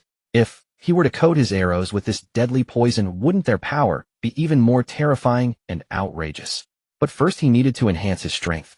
Fortunately, these enhancement points could elevate his spiritual realm to the 9th level of the Soul Sovereign Realm. Enhance my spiritual realm to the 9th level of the Soul Sovereign Realm. Congratulations, host, for consuming 3500 enhancement points. Your spiritual realm has been upgraded to the 9th level of the Soul Sovereign Realm. Buzz. As a massive amount of enhancement points were consumed, a thunderous rumble echoed in his sea of consciousness, and endless spiritual power surged forth, converging into the spiritual star vortex. The originally expanded spiritual star vortex, nearly twice its size, suddenly expanded dramatically. In no time it transformed into a nearly 10-meter wide spiritual star vortex. How strange, the brain is only this big, yet the sea of consciousness is boundless, harboring a 10-meter spiritual star vortex. Gu Feng suddenly had a peculiar thought in his mind. Naturally, his combat power had surged far beyond before. The speed and attack power of the blood shadow flying knives had become even more terrifying. The range of his spiritual power's radiation also expanded from the previous 1,200 meters to about 2,700 meters. At the same time, the number of blood shadow flying knives he could control increased from 3 to 5. Due to the spiritual star vortex, the power unleashed by the 5 controlled flying knives was shocking. Of course, this was not his limit. He had not intentionally trained in controlling the number of blood shadow flying knives, nor did he have time to do so. He was purely using his overwhelming spiritual power to rudely control these flying knives. Whoosh, whoosh, whoosh. 5 blood-colored streaks of light swept across a 2,700-meter radius of the Misty Mountain at a terrifying speed, several times faster than before. Wherever they passed, whether it was peak beast generals or peak beast sovereigns, they were all slaughtered. A massive amount of enhancement points flowed into his account once more. However, at this moment, Gu Feng distinctly felt that the heavenly energy within the Songlong mountain range was somewhat off. It was becoming increasingly violent and chaotic. The beast tide may truly be about to erupt. Then, let's unleash a devastating attack. However, at this moment, he suddenly sensed the presence of Xiao Zhan and others approaching him. Gu Feng's heart warmed. He naturally understood that Xiao, his elder brother, and others were risking their lives to enter the Misty Mountain at this time to support him. It felt great to have someone care. But this place was too dangerous. They were too weak. Keeping them around not only posed a threat to their lives, but could also drag him down. Having read countless masterpieces, Gu Feng quickly formulated a plan in his heart. He cleared his throat, and in the next moment an aged voice echoed in the minds of Xiao Zhan and others. Halt, you who approach. Are you the leader of the Phantom Brigade? Xiao Zhan along with Yi Ying and Wang Ming. Thank you for coming to assist that young man, but he is currently undergoing training. No one is allowed to disturb or help him. You must leave quickly. The group of Xiao Zhan rushing madly towards the Misty Mountain were taken aback by the elderly voice that suddenly appeared in their minds. Did you all hear that? Xiao Zhan asked in a daze, looking at Yi Ying and Wang Ming beside him. I heard. It said Xiao Feng is undergoing training. Yi Ying squinted her eyes slightly and clasped her fists towards the forest of Misty Mountain, asking, Might I ask, what is your relationship with Xiao Feng Sr.? Is he safe? Could you allow him to send a message back? This little girl is quite thoughtful. Don't worry, I am the master of this little fellow. He is quite safe. Right now he is slaying a 2-headed wild python. Kid, there's a girl outside who wants you to say something. I will help you send her out. In the next moment, the familiar voice of Gu Feng came through. Brother Xiao, sister Yang Meng, Gu, you all go back first, I'm fine. By the way, tell sister John you to prepare early, in 2 or 3 days a beast tide is likely to erupt. Okay, just be careful. Upon hearing this, Yang breathed a sigh of relief, and then left the Tsang Wolf Mountain range with Xiao Zhan and Wang Meng, their minds still in a daze. No wonder this kid has grown to such an extent in such a short time. He actually has a master at the Battle Emperor realm. Xiao Zhan, who had walked out of the Tsang Wolf Mountain range, turned back to look at the majestic mountains piercing the sky hidden in the clouds and mist with excitement flashing in his eyes. He felt happy and even shocked for Gu Feng. A Battle Emperor. Such an existence is the strongest besides the god of war in the entire Longyuan star. With his guidance, Gu Feng would at least become a Battle Emperor. A Battle Emperor could probably crush our entire Kanglan city with a single slap, right? At this moment, Wang Meng beside him murmured excitedly, probably. Phew. Thankfully, I was clever and fabricated a non-existent Battle Emperor master to help Brother Xiao and the others leave Misty Mountain. After persuading Xiao Zhan and the others to leave, he sighed in relief. He had been a bit too ruthless, and his terrifying blood energy had attracted more and more wild beasts such as wild wolves, ironback crocodiles, and two-headed wild pythons. If he had let Xiao Zhan and the others in, he could protect them, but then his identity as a divine sense wielder would be exposed. A trump card is something only one should know about. Thus, he concentrated his thoughts and fabricated an identity, a non-existent Battle Emperor master. This way he could also have an excuse for his sudden rise in cultivation. Even if this excuse might have numerous loopholes. As long as he could buy himself a little time, having or not having a master would not be important. By then he might already be a Battle Emperor. Doesn't this mean that, while others have yet to graduate from the Battle Academy, he has already become a supreme powerhouse at the God of War realm? TSK. Just thinking about it feels incredibly amusing. Now that he has sent Xiao Zhan and the others away, he can finally slay with ease. However, after prolonged use, this blood shadow flying knife has started to dull a bit. He glanced at the reinforcement points, just enough to reinforce one blood shadow flying knife of the 9-star golden level. Hey, reinforce one of the 9-star golden blood shadow flying knives to 1-star diamond level. Congratulations to the host for consuming 100 reinforcement points and successfully reinforcing one 9-star golden blood shadow flying knife to 1-star diamond level. In the next moment, one of the flying knives quietly underwent a change. Its form and color remained that of the blood shadow flying knife. However, its strength and sharpness were at least 5 times stronger than the 9-star golden blood shadow flying knife. Moreover, the speed of the blood shadow flying knife at this level had also increased significantly, making it as easy as slicing vegetables to slay 4 or 5 rank beastmasters. This made Gu Feng's eyes light up. Indeed, to excel in one's craft, one must first sharpen their tools. This saying is absolutely correct. With the addition of the 1-star diamond blood shadow flying knife, his speed in exterminating wild beasts has increased compared to before. A large number of reinforcement points flowed in quickly. As time passed, the area around Misty Mountain, extending dozens of miles, had been utterly destroyed. Meanwhile, he had already reached the mid-slope of Misty Mountain. Below, countless wild beasts were madly attacking the mountain. Under the relentless attacks of poison gas bombs, wind blades, energy blasts, and claw strikes, the entire Misty Mountain trembled. However, under the slaughter of 4 9-star golden blood shadow flying knives and 1 1-star diamond blood shadow flying knife, even 6 or 7 rank beastmasters could not withstand a single strike. Just then a terrifying pressure suddenly emanated from the peak of Misty Mountain. Gu Feng narrowed his eyes and immediately looked up. It was a 2-headed wild python at the peak of the beastmaster realm. Moreover, there were no less than 7 of them. At this moment, they all moved out, heading straight for him. Yet Gu Feng felt not a trace of fear or unease, only excitement and thrill. A first-rank beastmaster would bring him 100 reinforcement points, while a peak beastmaster would bring 900 points. 7 peak, 2-headed wild pythons could bring him 6,300 reinforcement points. Hiss, that's simply delightful. Gu Feng instantly transformed into a flash of lightning, taking the initiative to attack. Below, dozens or even hundreds of wild beasts, having lost their target, roared in anger and frantically charged towards the mid-slope. As for Gu Feng, with 5 flying knives swirling around him in a circular pattern, wherever he passed, the wild wolves, 2-headed wild pythons, etc., that charged at him were all slaughtered. Blood sprayed wildly, staining the mountainside red. Roar! Human, you have some audacity to dare massacre my 2-headed wild python clan. Die! Boom, boom, boom. At this moment, a roar that shook the heavens and the mist suddenly came from the mountain peak. In the next moment, 3 terrifying poison gas bombs, emitting a terrifying aura, sliced through the mist at an incredibly terrifying speed, heading towards Gu Feng. Before the poison gas bombs even got close, Gu Feng felt a churn in his stomach. The toxicity was... He stepped out with profound steps, his body like a swimming dragon, instantly appearing hundreds of meters away. At the same time, the 5 flying knives shot down from the mountain peak in 5 different directions, swiftly darting towards the peak, two-headed wild python targeting him. The two-headed wild python sensed the crisis of death and frantically retreated, trying to avoid it. Simultaneously, a powerful energy shield protected its heads and heart. However, what it faced was a peak soul master capable of annihilating pinnacle battle sect realms.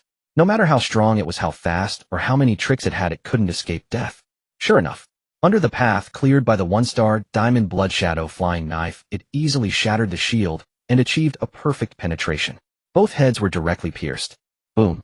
With a loud crash, the 100-meter-long two-headed wild python tumbled down from the mountain peak, yet its corpse vanished midway. Clearly, it was captured by Gu Feng. This was a peak beast master two-headed wild python worth over 1 million spirit coins. After killing 8 of them, he would have paid off the cultivation funds borrowed from the Phantom Battle team. However, his storage space was a bit small. Hey, help me reinforce the storage space. Please upgrade it yourself. Upgrade. Gu Feng looked at his personal attributes page in surprise and found that the words upgradable had indeed appeared after the storage space. Can it be upgraded without reinforcement points? Upgrade. Gu Feng continued to slay the two-headed wild python while clicking to upgrade. Congratulations, host. The storage space upgrade was successful. In the next moment, the storage space rapidly expanded in all directions, and the originally cramped area became incredibly spacious. He glanced at the explanation on his personal attributes panel, and to his astonishment, the dimensions had directly increased to 1.0 meters. For a long time, he would not need to upgrade the storage space again. Moreover, at this moment, he realized that this storage space did not require enhancement points for upgrades. It only needed his realm to reach a certain level. This was quite user-friendly. Gu Feng focused his mind and exerted all his strength to slay the remaining 6 two-headed wild pythons. When he said he was using all his strength, it was actually an exaggerated rhetorical device.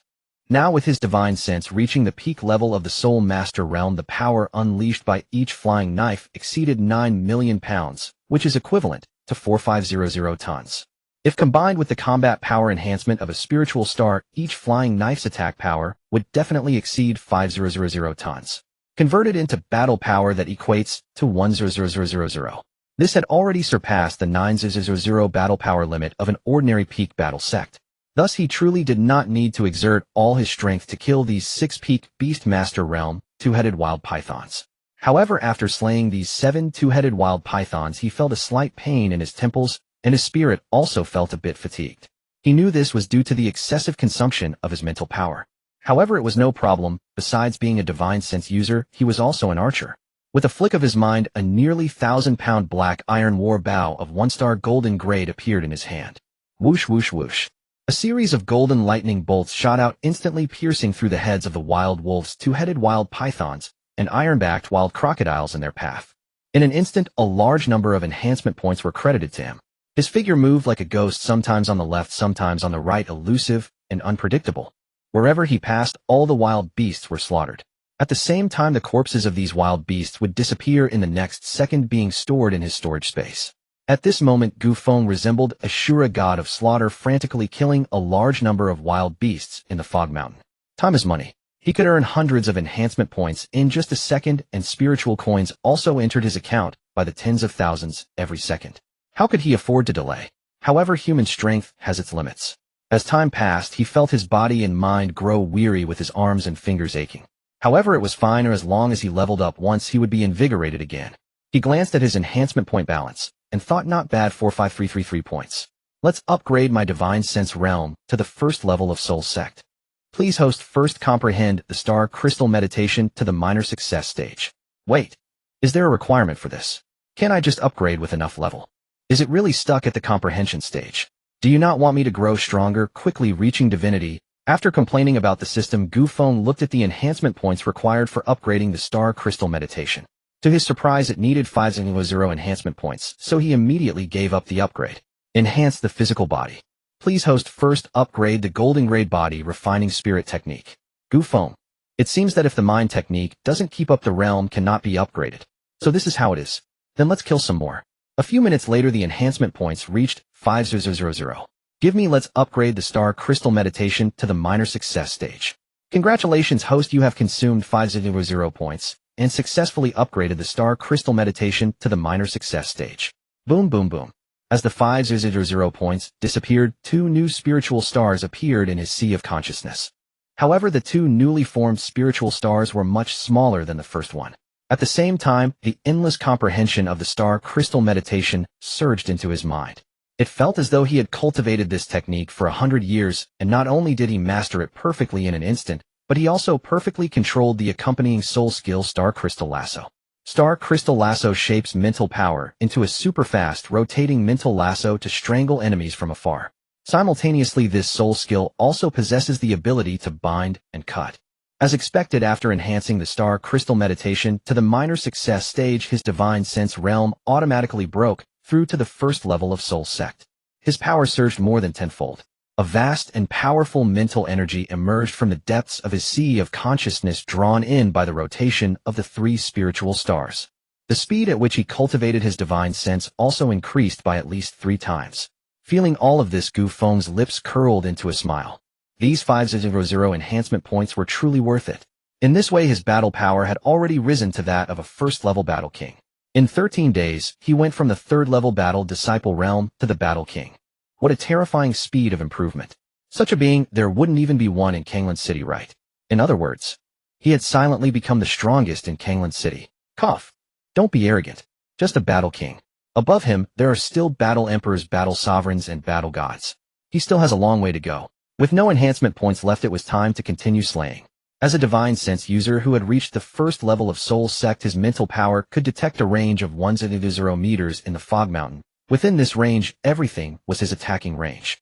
However, at this moment, Gu Feng realized that the 2-headed wild pythons and wild wolves in Fog Mountain had already been mostly killed by him. Time to change locations. Gu Feng concentrated his mind and left Fog Mountain. Once he left, his mental detection range instantly restored to 100 meters. Thus, his attacking range increased from 100 meters to 100 meters. This is the miraculous aspect of being a divine sense user. Can this be considered taking a head from 1,000 miles away? Of course, the further the distance, the weaker the mental power becomes, and the power unleashed would be correspondingly lower. At this moment, deep within the Kangwolf mountain range, in a basin surrounded by towering vegetation and giant peaks, hundreds or even thousands of powerful wild beasts had gathered. These wild beasts were at least at the 2nd or 3rd level of Beastmaster. The strongest among them had even reached the peak Beast King realm. They were a golden-colored wild wolf king standing atop a giant peak, a sturdy blue 2-headed wild python king measuring 500 meters long, and an iron-backed wild crocodile king that lay across the land like a mountain, its body as black as ink. They were the kings of the 3 tribes and the strongest beings in the Kangwolf mountain range. Awoo! Wild python king, wild crocodile king, how prepared are you? The wild wolf king, with eyes as sharp as a blade, glanced at the wild python king and asked coldly, "What do you mean, wild wolf king? Hearing your tone, do you want to become our leader?" The wild python king's mocking and displeased voice came from his 2 heads, sounding like metal scraping against metal, painful to the ears. "What do you, a foolish reptile, want to be the leader?" The wild wolf king sneered disdainfully. You 3 really have exquisite taste. Even at this moment, you still have the leisure to argue about this." Just then, a cold voice suddenly reached the ears of the 3 beast kings. On the 2nd battle line, "Commander, the detection instrument has detected energy fluctuations within the Tsonglong mountain range, and they are growing stronger, exceeding the threshold of a level 3 beast tide, heading straight towards a level 2 beast tide." What? A level 2 beast tide? Upon hearing this, Jiang Ye's expression changed dramatically. She quickly took the energy detection device, which resembled a tablet but was thicker, and saw the energy detection line on the screen akin to an electrocardiogram rapidly approaching the level 2 beast tide. Her face instantly turned very grim. The level of the beast tide determines the number and strength of the beasts that appear. For instance, a level 3 beast tide, characterized by thousands of beasts with the strongest being beast generals, can be annihilated by the Golden Radiance Legion on the 2nd battle line. If the number reaches 100,000 with the strongest appearing as beast sovereigns, it becomes a level 2 beast tide. Not long ago, the 2nd battle line faced a beast tide that exceeded level 3, yet was still a distance away from qualifying as a level 2 beast tide. As for a level 2 beast tide, it comprises more than 100,000 beasts, and the strongest will appear as beast kings. Such a tide poses a risk of annihilating the entire Kangland City with just a single misstep. The beast tide that occurred 8 years ago was a level 2 beast tide. At that time, the hunting teams and legions of Kanglan City rushed in, but were still unable to defeat it. In a critical moment, a powerful and mysterious sword king intervened, and at a great cost managed to slay the enormous wild wolf king, thereby ending the beast tide that nearly obliterated Kanglan City. However, Kanglan City suffered heavy casualties, sustaining severe injuries, with only about 3 out of 10 strong cultivators surviving. Now, after 8 years, is a level 2 beast tide about to erupt again. This time, can Kanglan City hold its ground? Jiang Yu trembled inwardly, her hands shaking with anxiety. 8 years ago, she was still young, and her cultivation level was only at the warrior stage, lacking even the qualification to be on the front lines. All she could do was transport supplies from the rear, yet she had still experienced it firsthand. At that time, the entire northern battle line was surrounded by countless wild wolves, two-headed wild pythons, lion-head wild griffins, and other wild beasts that filled the horizon. Countless warriors fearlessly charged into the horde of wild beasts, fighting fiercely, but there were simply too many beasts. The number of warriors who perished among the wild beasts was not less than 80,000, if not 100,000. Every time she recalls this scene, she shudders. Jiang Yu took a deep breath, suppressing her unpleasant memories, and immediately reported this situation to the military headquarters, also relaying it to the other for major legions. After completing all this, Jiang Yu personally checked all the equipment and facilities once more. However, she remained unsettled.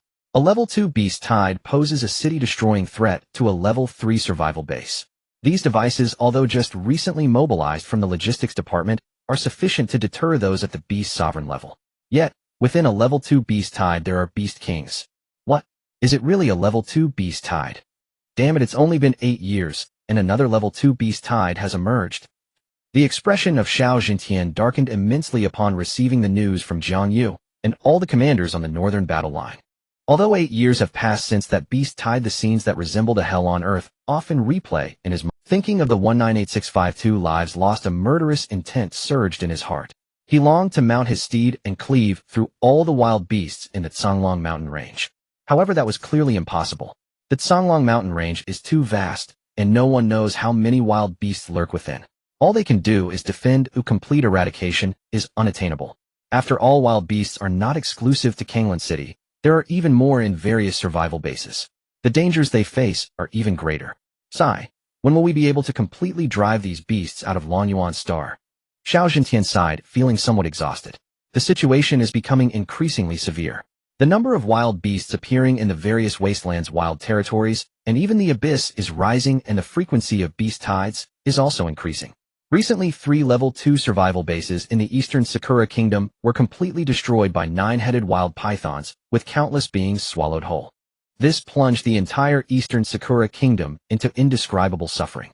During this period, the eastern Sakura Kingdom shamelessly sought assistance from the Daqin Empire, hoping that the Daqin Empire could dispatch a war god to protect them. It's really hard to believe where the eastern Sakura Kingdom found the audacity to make such unreasonable demands.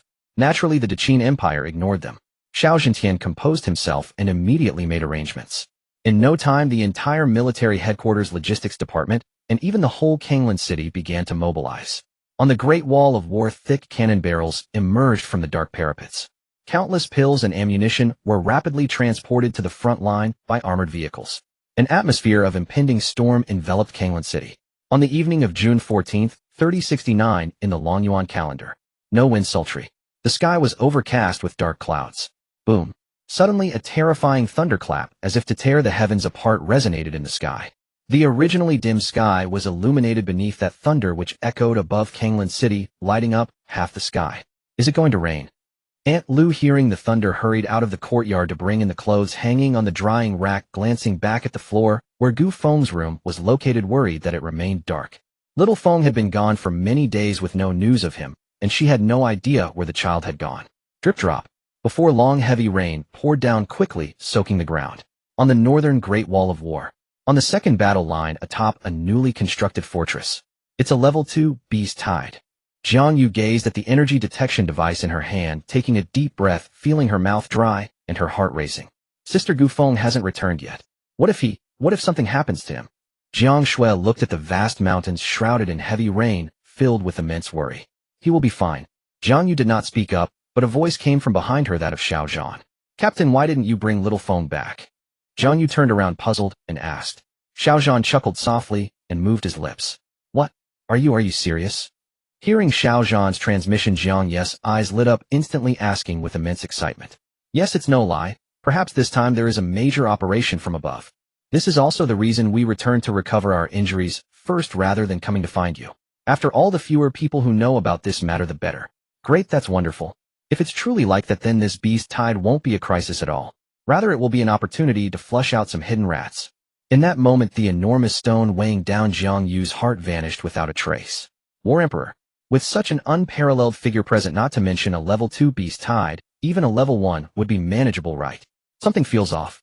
Why does it seem that the energy deep within the Songlong mountain range is becoming increasingly violent and chaotic, sending shivers down his spine? Gu Feng was slaying the savage beasts while casting his gaze towards the depths of the Songlong mountain range, a sense of foreboding growing within him. Previously, he had predicted a beast tide might occur because he sensed a significant amount of peculiar aura and marks left by the wildland wolves and ironback savage crocodiles on him. Once he entered the Songlong mountain range to slay the savage beasts, it would undoubtedly attract the pursuit of the wildland wolves. Thus, it was highly likely to trigger a small beast tide. That's why he had reminded Jiang Yu and the others to prepare in advance. But now it seemed that the situation was beyond his expectations. It was likely that a grand beast tide was already being prepared within the Songlong mountain range, and he was merely stumbling upon it by chance. He just didn't know what level this beast tide would be. He glanced at his enhancement points. After nearly 3 hours of frenzied slaughter, his enhancement points had increased to 6A922.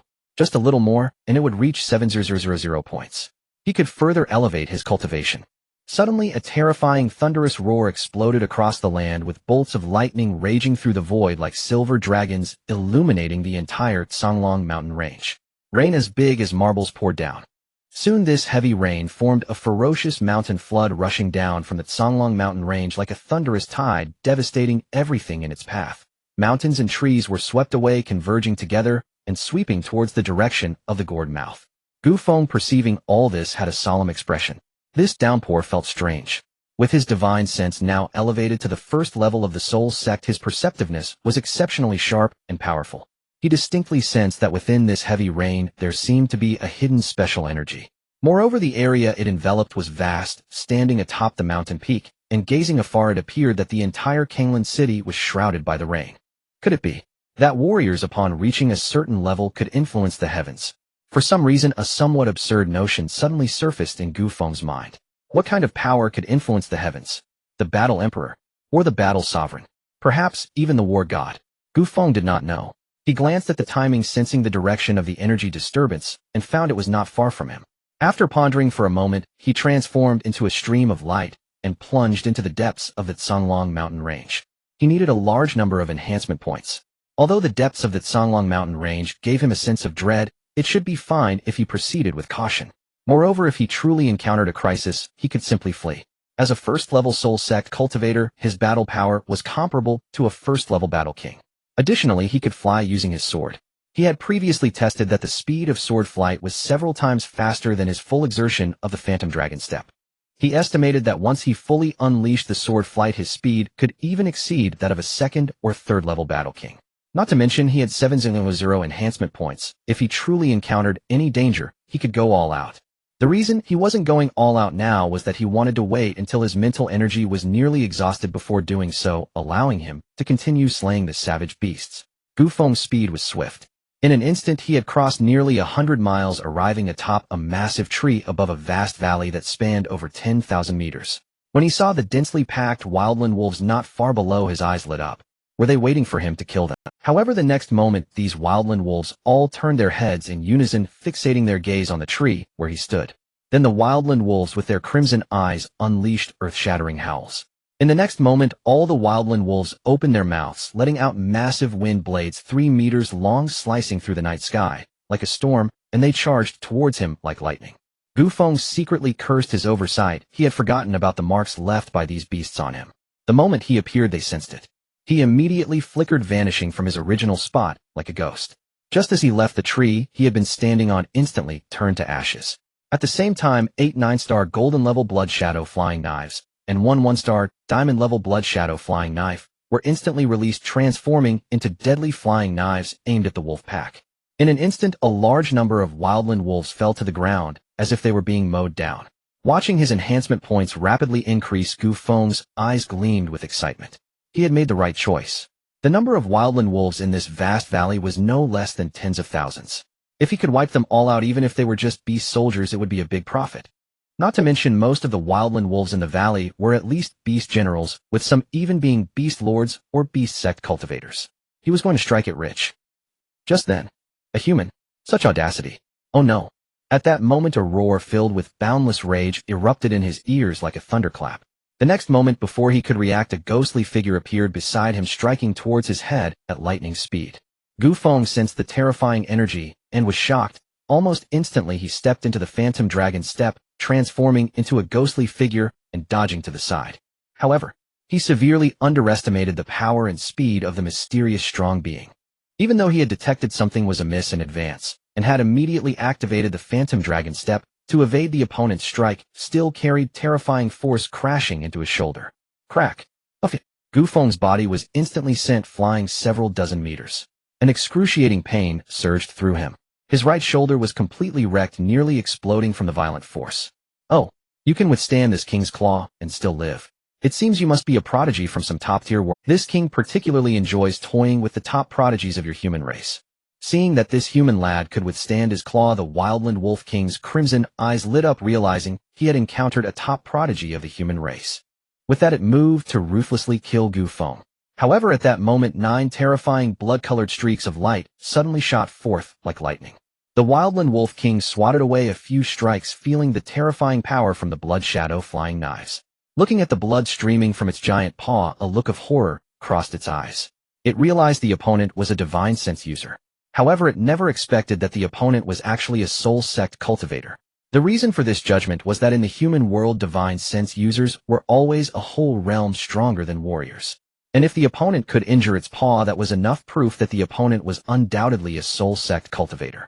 Only thus could they injure it. If it were a soul king, then it would be comparable to a battle emperor, and it was simply not its opponent. Hiss. At such a young age, he had already grown into a soul sect cultivator. What would happen if he was given more time? A surge of overwhelming killing intent instantly surged into the heart of the Wildland Wolf King. This child must die. Otherwise, that Songlong mountain range would become the stepping stone for his rise. At this moment, Gu Feng's condition was dire. He felt as if his entire right shoulder had been completely shattered under the grip of the opponent's claw. A tearing pain surged to his heart, leaving him greatly alarmed. The one who attacked him was undoubtedly the Beast King. Moreover, it was at least a 7th or 8th tier Beast King. Otherwise, it would be impossible for just a mere scratch to render his entire right arm useless. After all, his physical body had already reached the strength of a 1-star golden warrior. Yet he still suffered a severe injury. At this moment, his entire right arm was soaked in blood and fragments of bone were exposed. Gu Feng felt an overwhelming sense of dread. Simultaneously, he realized how reckless and even insane he had been.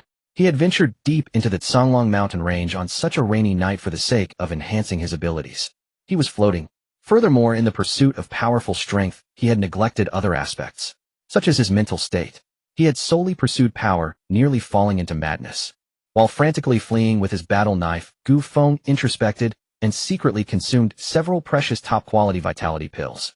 Though the vitality pills were not of high grade, their effects were terrifying due to their enhanced quality. As soon as he swallowed one, a powerful medicinal force began to repair his arm. However, at that moment, Gu Feng's expression suddenly changed as he sensed the Wild Wolf King approaching at an alarming speed. What incredible speed! He gritted his teeth, enduring the tearing pain, and drove his battle knife to flee desperately, while instructing the system to allocate all enhancement points towards breaking through to the spiritual realm. At this moment, only by breaking through to the spiritual realm could he have a chance to escape. Congratulations, host, you have consumed 500 enhancement points, elevating your spiritual realm to the 3rd level of soul cultivation. Boom. A terrifying mental force surged forth from the depths of his consciousness, instantly infusing into the 3 spiritual star orbs. The originally slightly smaller 2 spiritual star orbs expanded instantly, matching the size of the first one. His combat power also surged to around the level of a 3rd-tier battle king. His speed increased more than tenfold in an instant. In a flash, he created a significant distance between himself and the Wild Wolf King, which was the size of a human, but as if forged entirely of gold. The Wild Wolf King, originally approaching with a Catan mouse mentality to let the human prodigy feel what despair was, widened its eyes in shock upon seeing Gu Feng's speed suddenly increase tenfold. His speed was so terrifying. Could it be that he possessed some kind of speed-related talent? Immediately the Wild Wolf King let out a furious howl, and its speed surged several times as it chased after Gu Feng. While fleeing, Gu Feng sensed the enemy behind him had also increased its speed, and his expression grew increasingly. At once he focused his mind, and the 3 spiritual star orbs began to spin rapidly, attaching a stronger and more refined mental force to the blood shadow battle knife. In the next moment his figure shot forth like a bolt of lightning, producing a terrifying sonic boom that shattered the rainy night and vanished into the horizon. The Wild Wolf King, relentlessly pursuing behind, sensed Gu Feng's speed had increased again and was filled with rage. It knew it could not afford to underestimate him. If he were to escape back to the human city, it would be difficult to kill him again. With that it howled towards the heavens, shaking the very skies. In the next moment the pack of wolves in the Songlong mountain range heard the Wolf King's call and responded with their own furious howls. Then these wild wolves rushed out of the valley, charging towards the direction indicated by the Wolf King. What is happening? Did it not go to rally the troops? The Wild Python King and Wild Crocodile King, upon hearing the furious roar of the Wild Wolf King, abruptly lifted their heads to look in the direction of the howl. Wild Python King, Wild Crocodile King, you two intercept a human lad each from Chin Bamboo Ridge and Wild Python Mountain. This lad possesses terrifying talent. He is not yet 20, but has already reached the realm of soul cultivation, and his speed is nearly on par with that of a 3rd or 4th tier beast king. You must capture him or face endless troubles in the future. What? A soul cultivator under 20. Upon hearing the transmission from the Wild Wolf King, the 2 kings' eyes widened in shock, their hearts stirred by tumultuous waves. Realizing they could not afford to falter at this moment, they transformed into streaks of light, soaring from their respective territories to encircle Gu Feng. Meanwhile, the Wild Wolf King also transmitted information to the Griffin King of the Lionhead Griffin clan, summoning it to capture Gu Feng. Though they could fly after advancing to the beast sovereign level, the Griffin King's speed was the fastest. After all, this creature was a flying wild beast, having resided for years in the Griffin Mountain, the highest peak in the Songlong mountain range. Upon receiving the message, the Griffin King felt a chilling glint flash across its large blood-red eyes. A soul cultivator under 20. If it were to consume him, perhaps it could break through to the Beast Emperor realm in one go. With that thought, the Griffin King spread its nearly 100-meter wings, and with a slight tremor, it let out a whoosh as it broke through the air. Its speed was so fast that even if Gu Feng flew with all his might, he would still be far behind. The remaining Lionhead Griffins also took to the skies, pursuing after. Gu Feng sensed the terrifying aura emanating from all directions, his expression icy cold. He glanced at the remaining enhancement points, and a glint of cold light flashed in his eyes. Though he was frantically fleeing, he divided his focus to unleash 3 9-star golden-level blood shadow flying knives, ruthlessly slashing at the wild wolves within the range of his mental perception. Now trapped in a crisis, his only hope to break free lay with the system. That is a large number of enhancements. Thus he could only take risks, fleeing recklessly and chaotically while controlling the flying knives to slay the wild wolves. He could not return to the northern front. If he returned, he would lead the Wild Wolf King back with him. With the strength of the northern front, defense was impossible. Though he was fleeing, his enhancement points were rapidly increasing. In the blink of an eye, his enhancement points broke through the 5000 barrier again. System, elevate the spiritual realm. Congratulations, host, you have consumed 400 enhancement points, elevating your spiritual realm to the 4th level of soul cultivation. A familiar sensation surged through his heart. The powerful mental force once more surged forth from the depths of his consciousness, infusing into the 3 spiritual star orbs. His speed, due to the breakthrough in realm, surged again. The transition from the 3rd to the 4th level is a watershed, as is the transition from the 6th to the 7th. Now, having entered the 4th level of soul cultivation, it was equivalent to advancing from the beginner stage to the intermediate stage. Thus the increase in mental force naturally became more substantial. Sensing his soaring strength, a frenzied intent surged within Gu Feng's heart. Damn beasts! They dared to ambush me. Today I shall annihilate the entire Wild Wolf clan. With a vengeful heart, Gu Feng deliberately changed direction, approaching the valley from earlier at an unimaginable speed. However, he soon realized he no longer needed to get close, because the Wild Wolf King had already mobilized a large number of wild wolves to pursue him from all directions. He saw terrifying wind blades rise from the ground, charging towards him. Unfortunately, while his speed was no match for the Wild Wolf King, it was far faster than these beasts. Moreover, whenever he dashed like a comet through the night sky above these beasts, many wild wolves would perish. Sensing all of this, the Wild Wolf King howled to the heavens in rage. In an instant, the wind attribute energy in the world surged towards its mouth. Simultaneously, the pale red moon in the night sky cast beams of red energy upon the wild wolf. Human, I shall have you dead. With a roar that echoed across the night sky, dozens to hundreds of massive pale red wind blades surged forth at an extremely terrifying speed, slashing towards Gu Feng. Not good. It's the Wolf King's roar. Xiao Feng is in danger. My apologies, I overreacted. I forgot that there are seniors protecting Xiao Feng. Upon hearing the distant thunderous roar, Jiang Yu suddenly stood up, looking towards the direction of the Songlong mountain range's eyes, filled with concern. However, the next moment she recalled the news brought back by Xiao Zhan, and the others awkwardly smiling, as she said, could this furious Wolf King's roar be a sign that a senior has made a move? Wang Ming said suspiciously, his eyes filled with admiration, wondering when he would have the chance to become such a supreme existence. Would he ever have this opportunity in his lifetime? Not necessarily. The Battle Emperor Senior likely wouldn't intervene to temper Xiao Feng. Previously, when Ai Ying and Wang Ming were preparing to enter the Misty Mountains to find Xiao Feng, the Battle Emperor Senior mentioned that Xiao Feng was in training.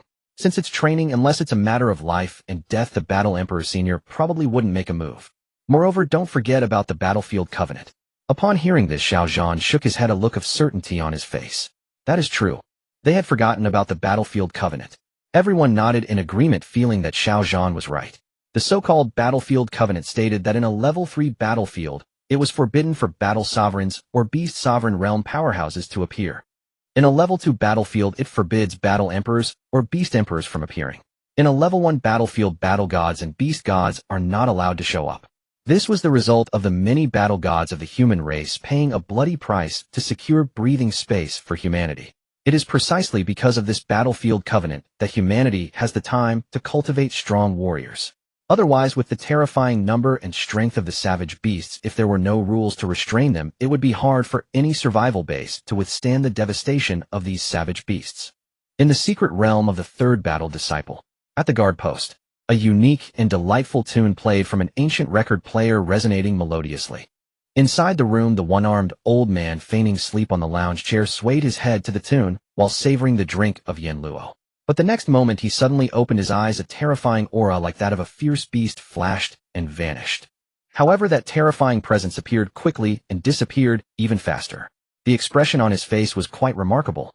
One moment filled with murderous intent, the next with a strange look, and finally, it turned into astonishment, uncertainty written all over his face. It was like a face-changing act, truly captivating. He kept muttering to himself, at such a young age he is already at the soul sect realm. Moreover, as he spoke, his eyes were filled with shock. He's only 16, right? How did he cultivate to this level? Or did he hide his true strength all along? Now has he suddenly revealed himself due to Jiang Fishuan's performance that triggered something in him? So he has decided to stop pretending. But doesn't he know how desperately the Daqin Empire seeks talents? If he had displayed such terrifying mental talent earlier, he would have been taken by the top battle academies long ago. However, thinking of those damned rats, a chilling killing intent flashed in the one-armed old man's eyes. He had been here for some time, yet he still couldn't locate the exact position of those filthy rats. Just then the old man's expression changed slightly, and the next moment his figure vanished from the room like a ghost. The wine jug filled with Yen Luo spun leisurely on the table, then came to a stop. The tune still flowed from the old record player, resonating in the rainy night, echoing far and wide, strangely mysterious. At this moment, deep within the Songlong mountain range, thanks to the healing effects of the top-grade life essence pill, Gu Feng's shoulder had nearly healed.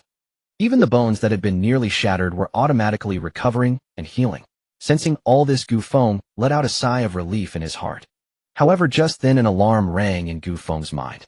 Under the perception of his mental power, a terrifying figure faster than the Wild Wolf King was rapidly approaching him at lightning speed. Its speed was so swift that the void seemed to be torn apart as it passed, and before the strong gust reached him, he already felt a tingle on his scalp. This is a flying savage beast, a lionhead rock. Moreover, it's the Rock King. Isn't it supposed to reside on the highest peak of the Songlong mountain range? Has it come to hunt him down as well? Damn, this is getting ridiculous.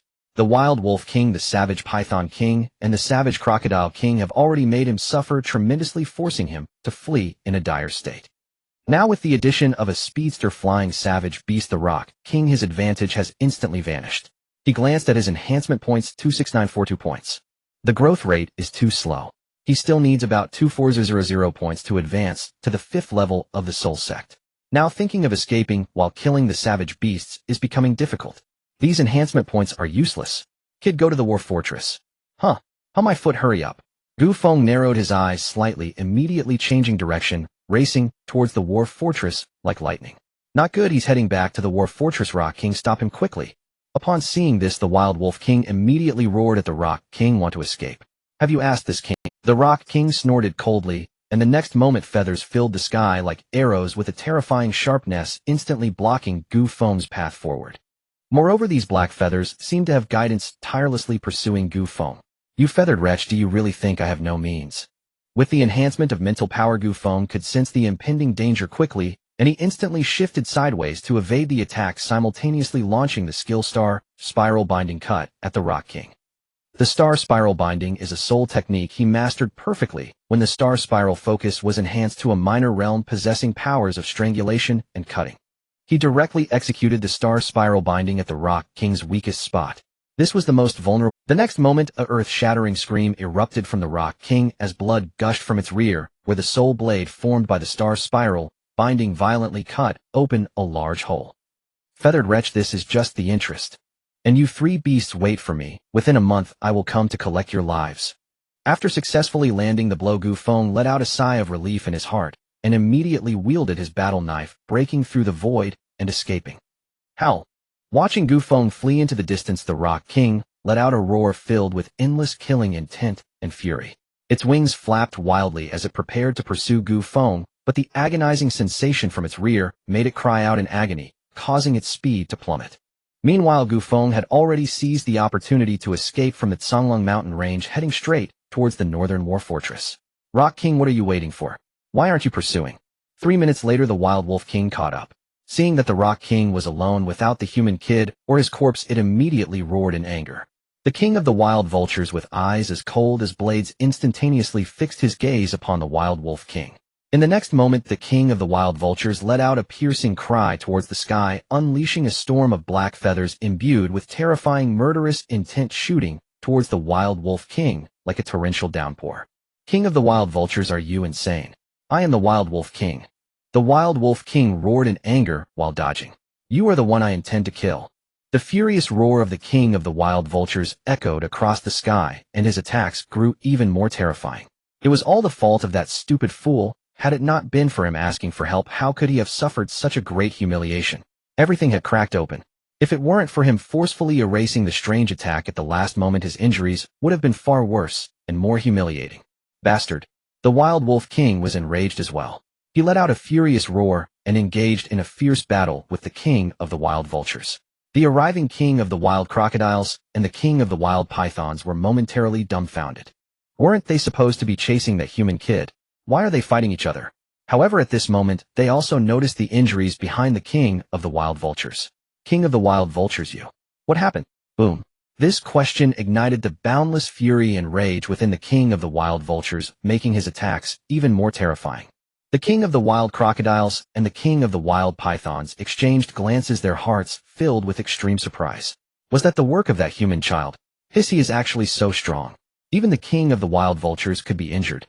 However, this place is too treacherous. Who would have thought that the opponent would be so underhanded? Half an hour later, the battle between the Wild Wolf King and the king of the wild vultures finally came to an end. King of the wild vultures, are you insane? The king of the wild vultures coldly glanced at the Wild Wolf King and with a movement transformed into a streak of light and flew back to Wild Vulture Mountain. 3 hours later, we act. This time my Wild Vulture Mountain will move all out. If we do not destroy Kanglan City, we will not return. Also, the human kid is mine. Whoever dares to snatch him will die. A cold shout filled with endless malice and murderous intent emanated from the direction of Wild Vulture Mountain. Upon hearing this, the Wild Wolf King immediately flew into a rage, as this was an attempt to seize his command. The king of the wild crocodiles and the king of the wild pythons exchanged glances before transforming into streaks of light and leaving. They wouldn't foolishly explain themselves. The Kangwolf Mountain range is only that big. With one less opponent, they gain more resources. Why not? Who doesn't want to advance to Beast Emperor? Everyone wants to. As for leaving that human kid to the king of the wild vultures, that's simply absurd. Although that kid has some special battle soldiers developed by humans that can seal his blood energy. But they are all peak beast kings, and their perception has already reached a terrifying height. How could they not sense the deadly allure of the blood energy emanating from him? In addition, there is even more delicious soul energy. They also want to obtain these. Huff. After more than 10 minutes, Gu Feng finally broke free from the Kangwolf mountain range. He glanced at the vast mountains shrouded in heavy rain, his eyes flashing with a cold gleam. This time the loss was immense. If it weren't for those 4 beasts, he would have already advanced to a higher realm. It's all their fault for blocking him from slaughtering their kind. Why not let him kill them and ascend to the realm of bliss sooner? Damn it. He silently vowed that within a month he would slaughter all the wild beasts within the Kangwolf mountain. He would turn them into his enhancement points. But who was that mysterious person who just reminded him to return to the war wall? Why did they want to remind him? At that time he had swept the area with his mental power for dozens of kilometers, but found nothing.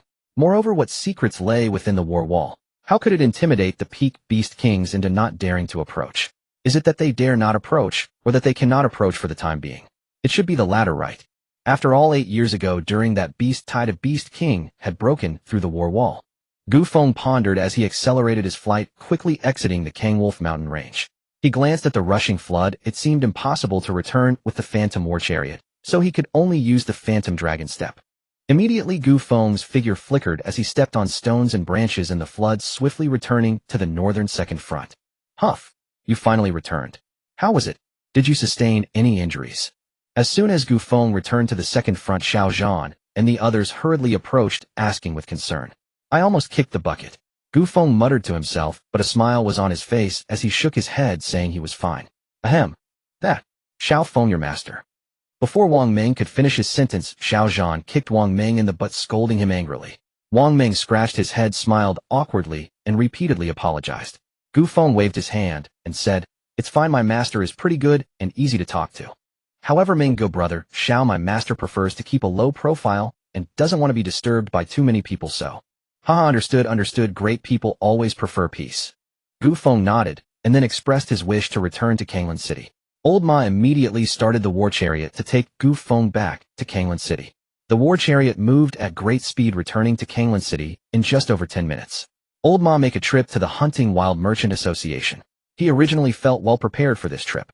However, it still wasn't sufficient, especially for healing pills. Due to the enhancement of quality, their effects were far superior to those of the same grade healing pills. As a result, the arm that had originally shattered into pieces had completely healed by the time he flew back to the northern front. It was just that absurd and exaggerated. Therefore, this time, he wanted to properly purchase some pills and enhance their quality to the utmost. After all, enhancing quality wouldn't cost too many enhancement points. Alright. Old Ma nodded, immediately heading towards the Hunting Wild Merchant Association. Old Ma, wait for me a moment, they'll be there soon. Okay, go ahead, I'll wait for you. After Gu Feng arrived at the Hunting Wild Merchant Association, a manager who had been waiting at the door quickly approached with a smile, saying, You must be young brother Gu Feng, right? Indeed, just as brother Xiao described, handsome and extraordinary. Hello brother Lan Gong, it's me. Haha, welcome, shall we go to the third floor first? Sure. The person before him, named Lan Gong, was a manager at the Hunting Wild Merchant Association responsible for purchasing wild beast corpses and was also a friend of Xiao Zhan. Before coming, Gu Feng had mentioned this matter, and Xiao Zhan had helped him get in touch with him. The two quickly made their way to the third floor. Lan Gong wanted to offer tea, but Gu Feng declined. Brother Lan Gong, I'm pressed for time. After the transaction, I need to head to the front line, so let's skip that. Haha, that's fine. Next time I'll treat you to a meal. Sure. By the way, brother Lan Gong, this place might be a bit small. Are there many wild beast materials? Lan Gong glanced at the spatial capsule backpack behind Lu Ling Tian, curiously asking. It seemed that the level of this spatial capsule backpack wasn't that high either.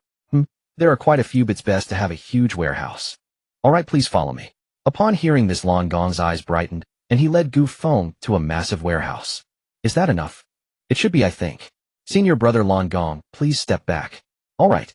At those words, Lan Gong grew even more exhilarated. It seemed this youngster was not ordinary. He must possess a legendary grade spatial ring. In the next instant, Gu Feng waved his hand, and countless carcasses of wasteland wolves, two-headed wasteland pythons, and iron-backed wasteland crocs thundered into the vast warehouse. The once enormous warehouse was instantly filled with the bodies of wasteland beasts. So many.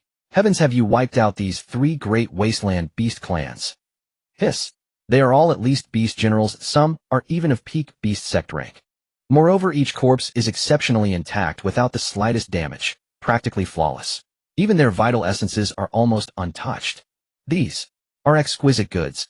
Seeing so many carcasses, Lan Gong became incoherent with excitement.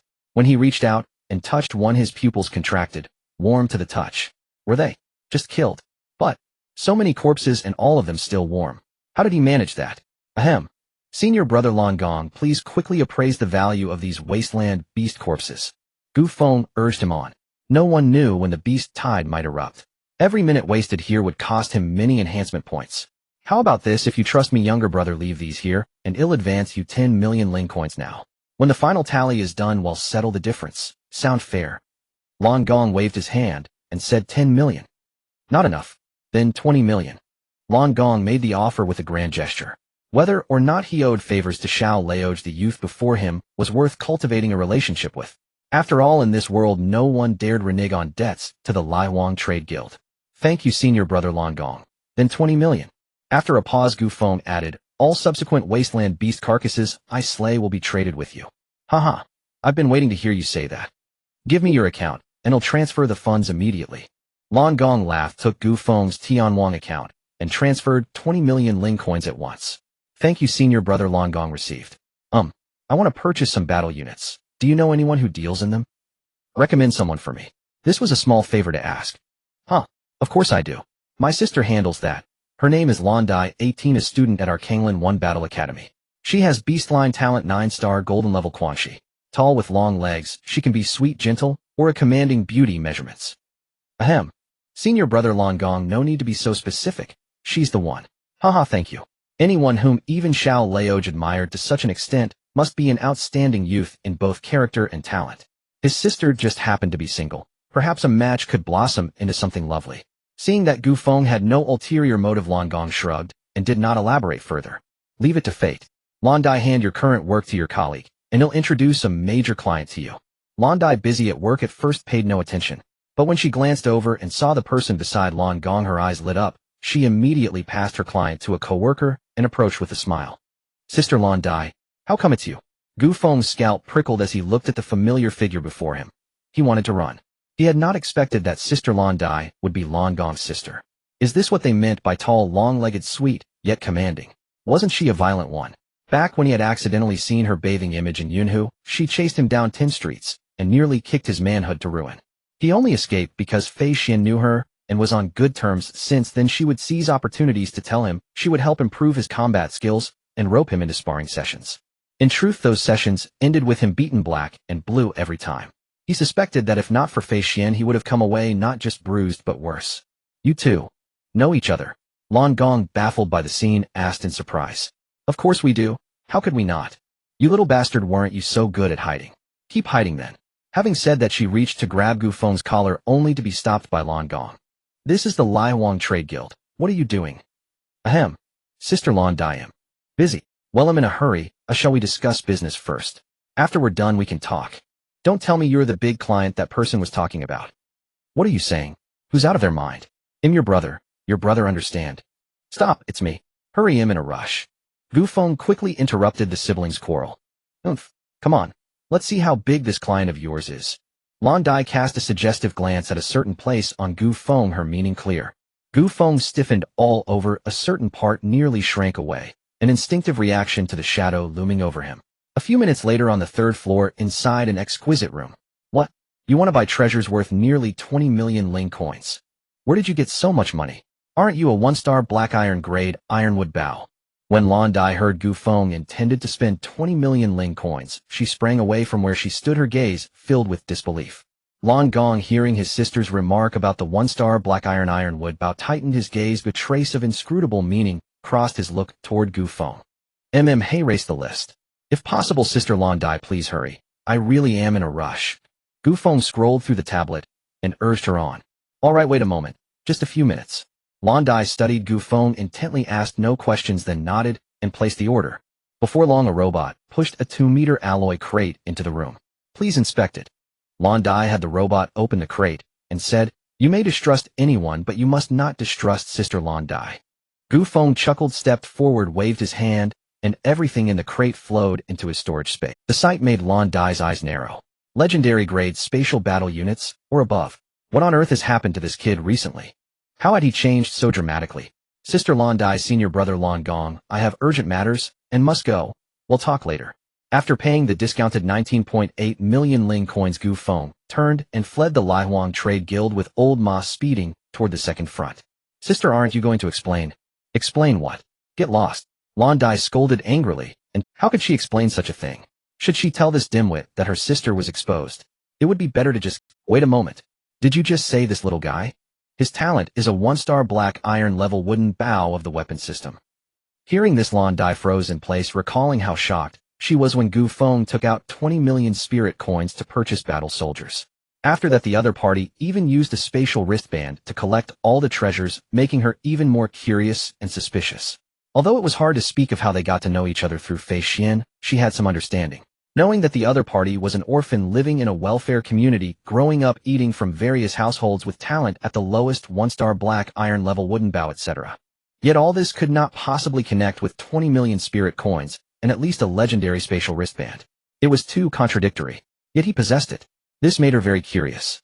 Well, as far as I know, that's interesting. The 20 million I just transferred to him was not a gift. He brought me a large number of wild beast corpses, most of which were beast lords and beast sect corpses.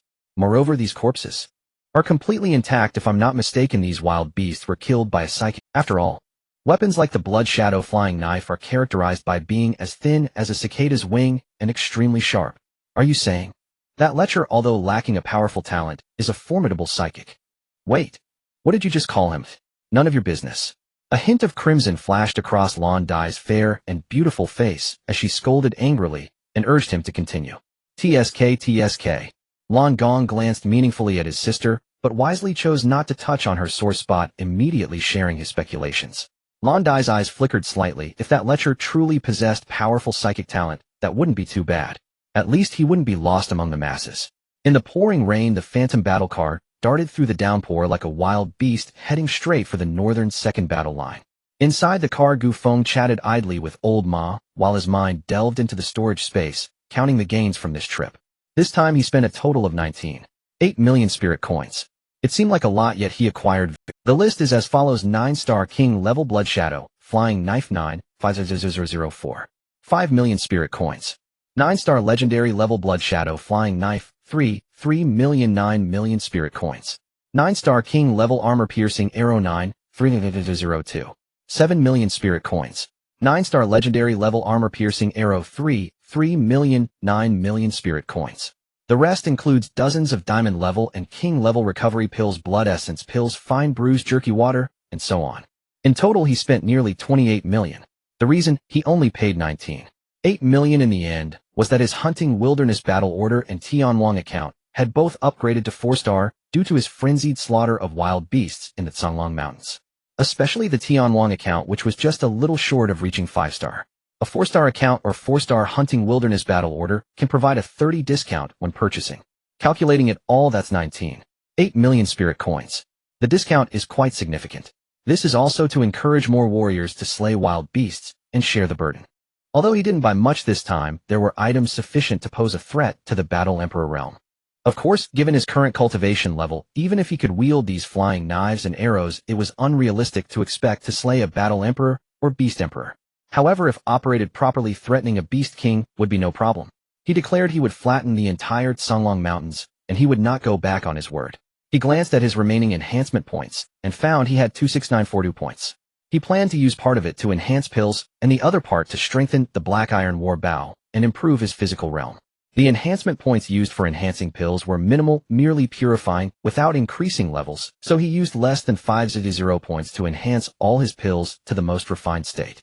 Upgrade the Black Iron War Bow to 4-star gold level with this. Congratulations to the host for spending 900 enhancement points. The exclusive Battle Soldier Black Iron War Bow has been upgraded to 4-star gold level, power increased by 17. In the next moment, the Black Iron War Bow in the storage space trembled slightly, and a mysterious energy immediately enveloped the bow. Soon the Black Iron War Bow began to change. First, its weight had increased by nearly 300 pounds, almost reaching 1000 pounds. The battle patterns on the bow were more intricate and profound than before, emanating waves of thunder arcs. Unfortunately, Gu Feng didn't understand battle patterns, otherwise he would realize that this battle pattern is an extremely powerful thunder battle pattern, a high-level battle pattern only accessible to advanced battle pattern masters. A battle soldier with battle patterns is completely different from one without. Let's put it this way, if a battle soldier of the same level is endowed with battle patterns, its power will be at least tripled from its original capability. Such battle soldiers are referred to as attribute battle soldiers. Moreover, such battle soldiers are extremely rare. Each one is a masterpiece of a master and is extremely valuable. As for the tension the bowstring can withstand, it has reached a terrifying level of nearly 400 pounds. Feeling all this, Gu Feng's lips curled slightly. He looked at his remaining enhancement points, which were down to 12942. He decided to enhance his physical strength a bit. After all, with the bow's level increased, without the corresponding strength, he wouldn't even be able to pull the bowstring, so the upgrade would be pointless. However, not now. Enhancing physical strength would inevitably cause some signs, and he was currently in the car. If he were to enhance, old Ma might notice something.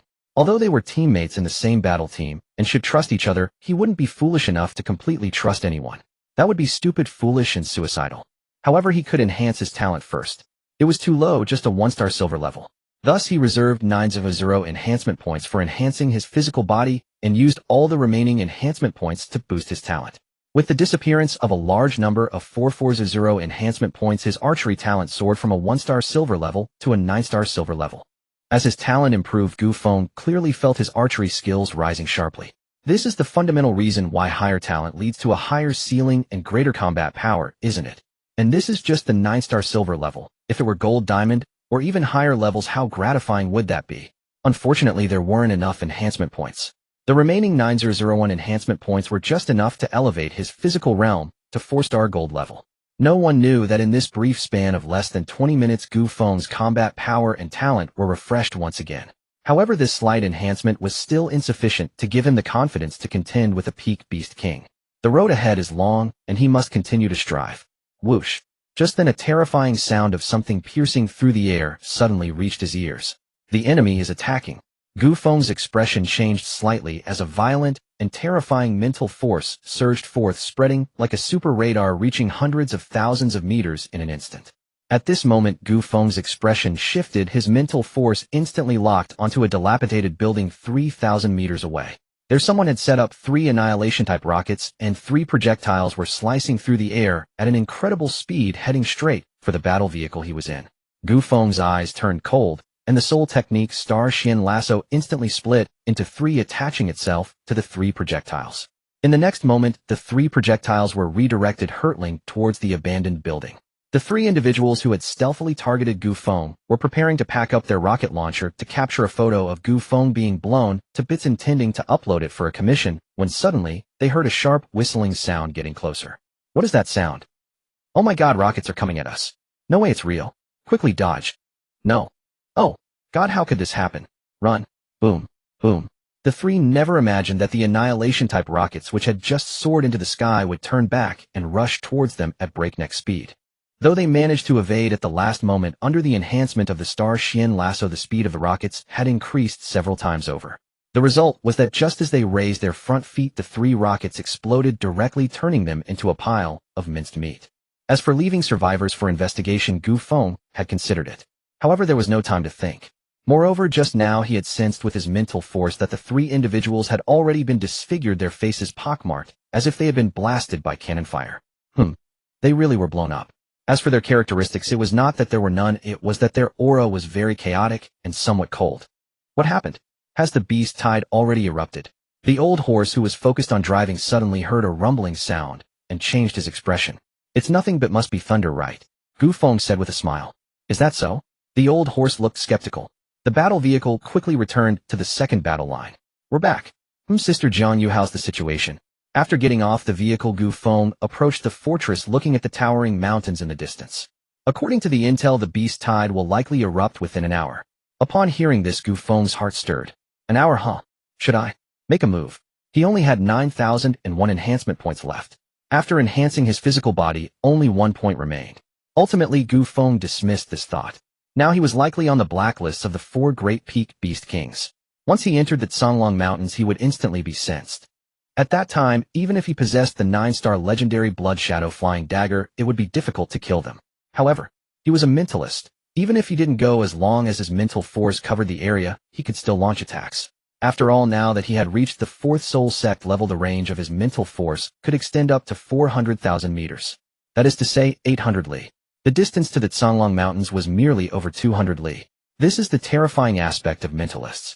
With this thought, Gu Feng silently released the blood shadow flying dagger that he had upgraded to a 1-star diamond. The reason it was the upgraded 1-star diamond blood shadow flying dagger was that Gu Feng had previously discovered that any blood shadow flying dagger that had been enhanced was much easier to control, and it consumed about 20% less mental force. Moreover, its speed was faster and quieter. The speed of the 1-star diamond blood shadow flying dagger was extremely fast. In just over 10 seconds, it had crossed 200 li and quietly entered the Songlong Mountains. At this moment, the diamond-level blood shadow flying dagger acted as his eyes. Everything in its path was laid bare before him. However, what puzzled Gu Feng was that the blood shadow flying dagger had silently penetrated nearly 100 li into the Songlong Mountains, yet had encountered very few savage beasts. The entire mountain range was quiet. Where was the promised second-level beast tide? For some reason, this scene made Gu Feng feel a vague sense of unease. He felt that something was off. He continued to output mental force, probing deeper. Soon his mental force extended several dozen li further. This time he finally encountered some savage beasts. However, these wilderness wolves and iron-backed wild crocodiles were not of high level, with the strongest being only at the beast general level. Something strange. Absolutely strange. Gu Feng's heart raced, and he hurriedly asked Jiang Yu beside him, "Sister Jiang Yu, check if the energy detection device can still detect any movement of the beast tide." Jiang Yu didn't understand, but still opened the energy detection device to check. "It's still there, or what's wrong?" "It's still there." Gu Feng's eyes narrowed as he continued to probe inward with his mental force. At that moment, deep within the Songlong Mountains, the Wild Griffin King, Wilderness Wolf King, Wild Python King, and Wild Crocodile King, the 4 peak kings, gathered together. Ha ha ha. Those foolish humans must still be guarding the northern front, waiting for our appearance.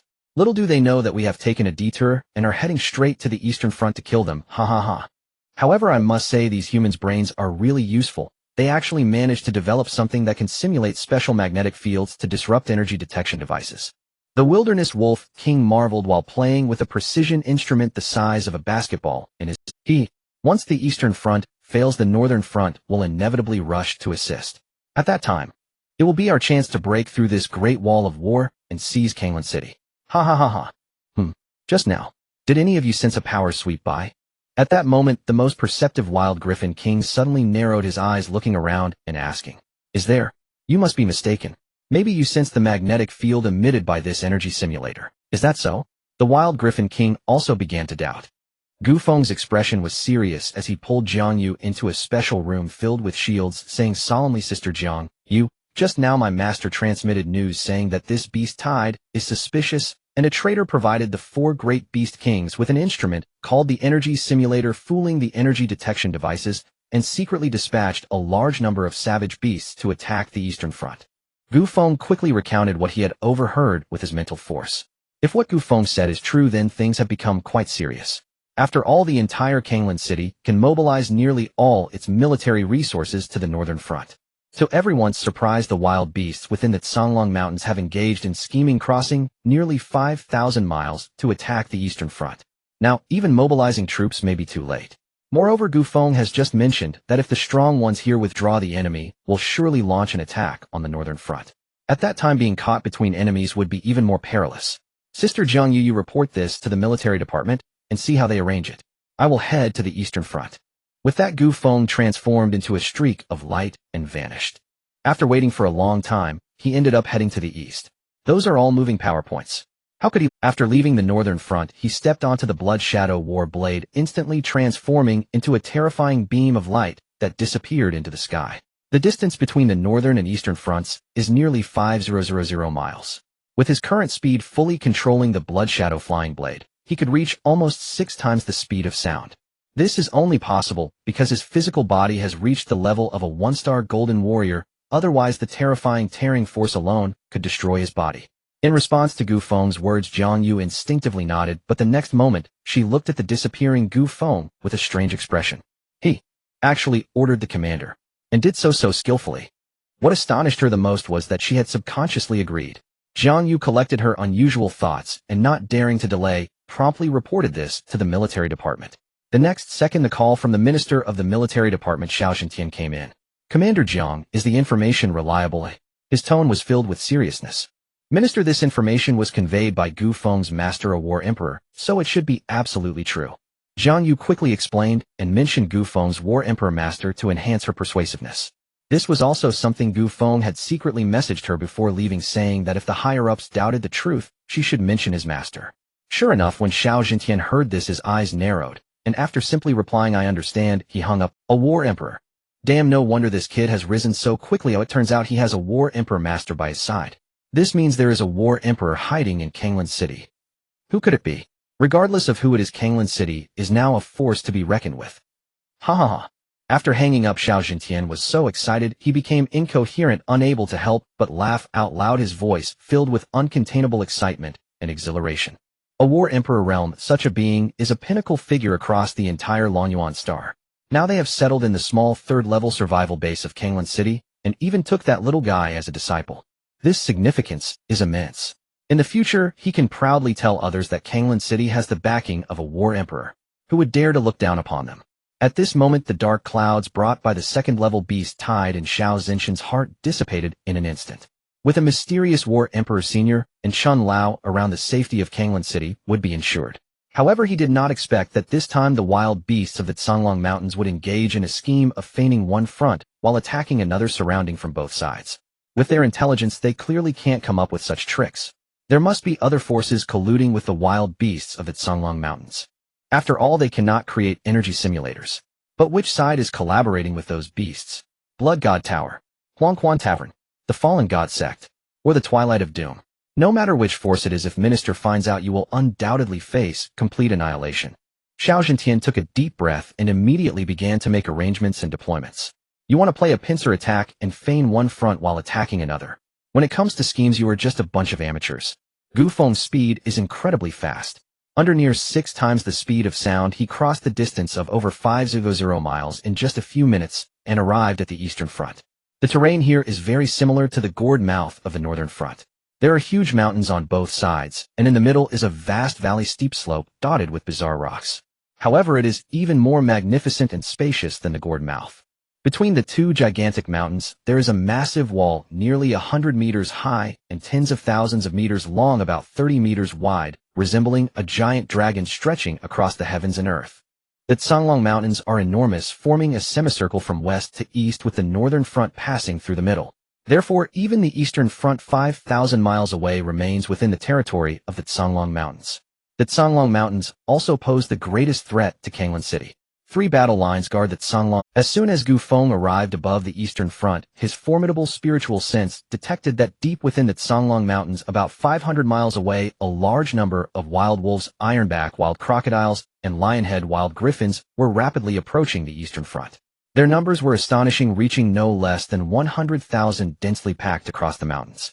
On the war wall of the Eastern Front, perhaps due to the effectiveness of his prior words, tens of thousands of soldiers were quickly moving numerous shells out of the warehouses, while also activating the laser turrets on the war wall, aiming firmly at the direction of the Songlong Mountains. The atmosphere was extremely oppressive. Gu Feng merely glanced, and then moved, changing direction to speed towards the location of the wild beasts. Previously, due to the presence of the 4 peak wild beast kings, he was unable to enter the Songlong Mountains and recklessly slay the wild beasts to earn power points.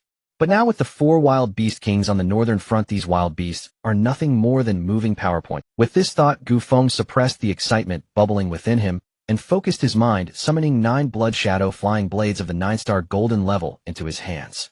Of course, the 1-star diamond level blood shadow flying blade he enhanced would not be left behind. Go! Gu Feng focused his mind and shouted, instantly slicing through the void, with the blood shadow flying blade targeting the wild beast horde.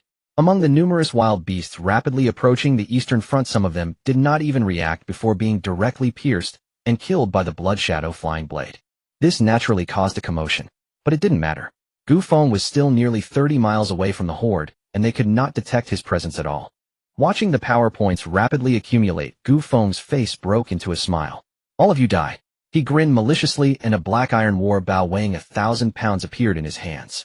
The next moment, 9-star king-level arrows silently shot into the beast tide. Below, the wild beasts were so densely packed that precise aiming was unnecessary. He only needed to draw the bow and shoot, then retrieve the arrows and shoot again. 300 power points. 500 power points. 3,000 power points. 5,000 power points. Looking at the surging enhancement points, Gu Feng's mood instantly soared with excitement. So you want to feign an attack, do you? You want to flank me from both sides, huh? You nearly blew yourself up, didn't you? Today I will slaughter you all. Roar. Damn it, it's that human boy. He actually knows we are coming. Damn it, where is he, eh? He is 30 miles away. Lionhead Wild Griffin go chase that human other. PFF. Whoosh whoosh whoosh. However, the peak beast realm Wild Wolf had just finished speaking when a terrifying beam of light pierced through its skull, killing it instantly. 9,000 enhancement points. How exhilarating. The other wild beasts were thrown into chaos and panic upon witnessing this. That flying knife was too bizarre. It appeared and vanished without a trace. Wherever it passed, even peak beast realm entities could hardly escape death.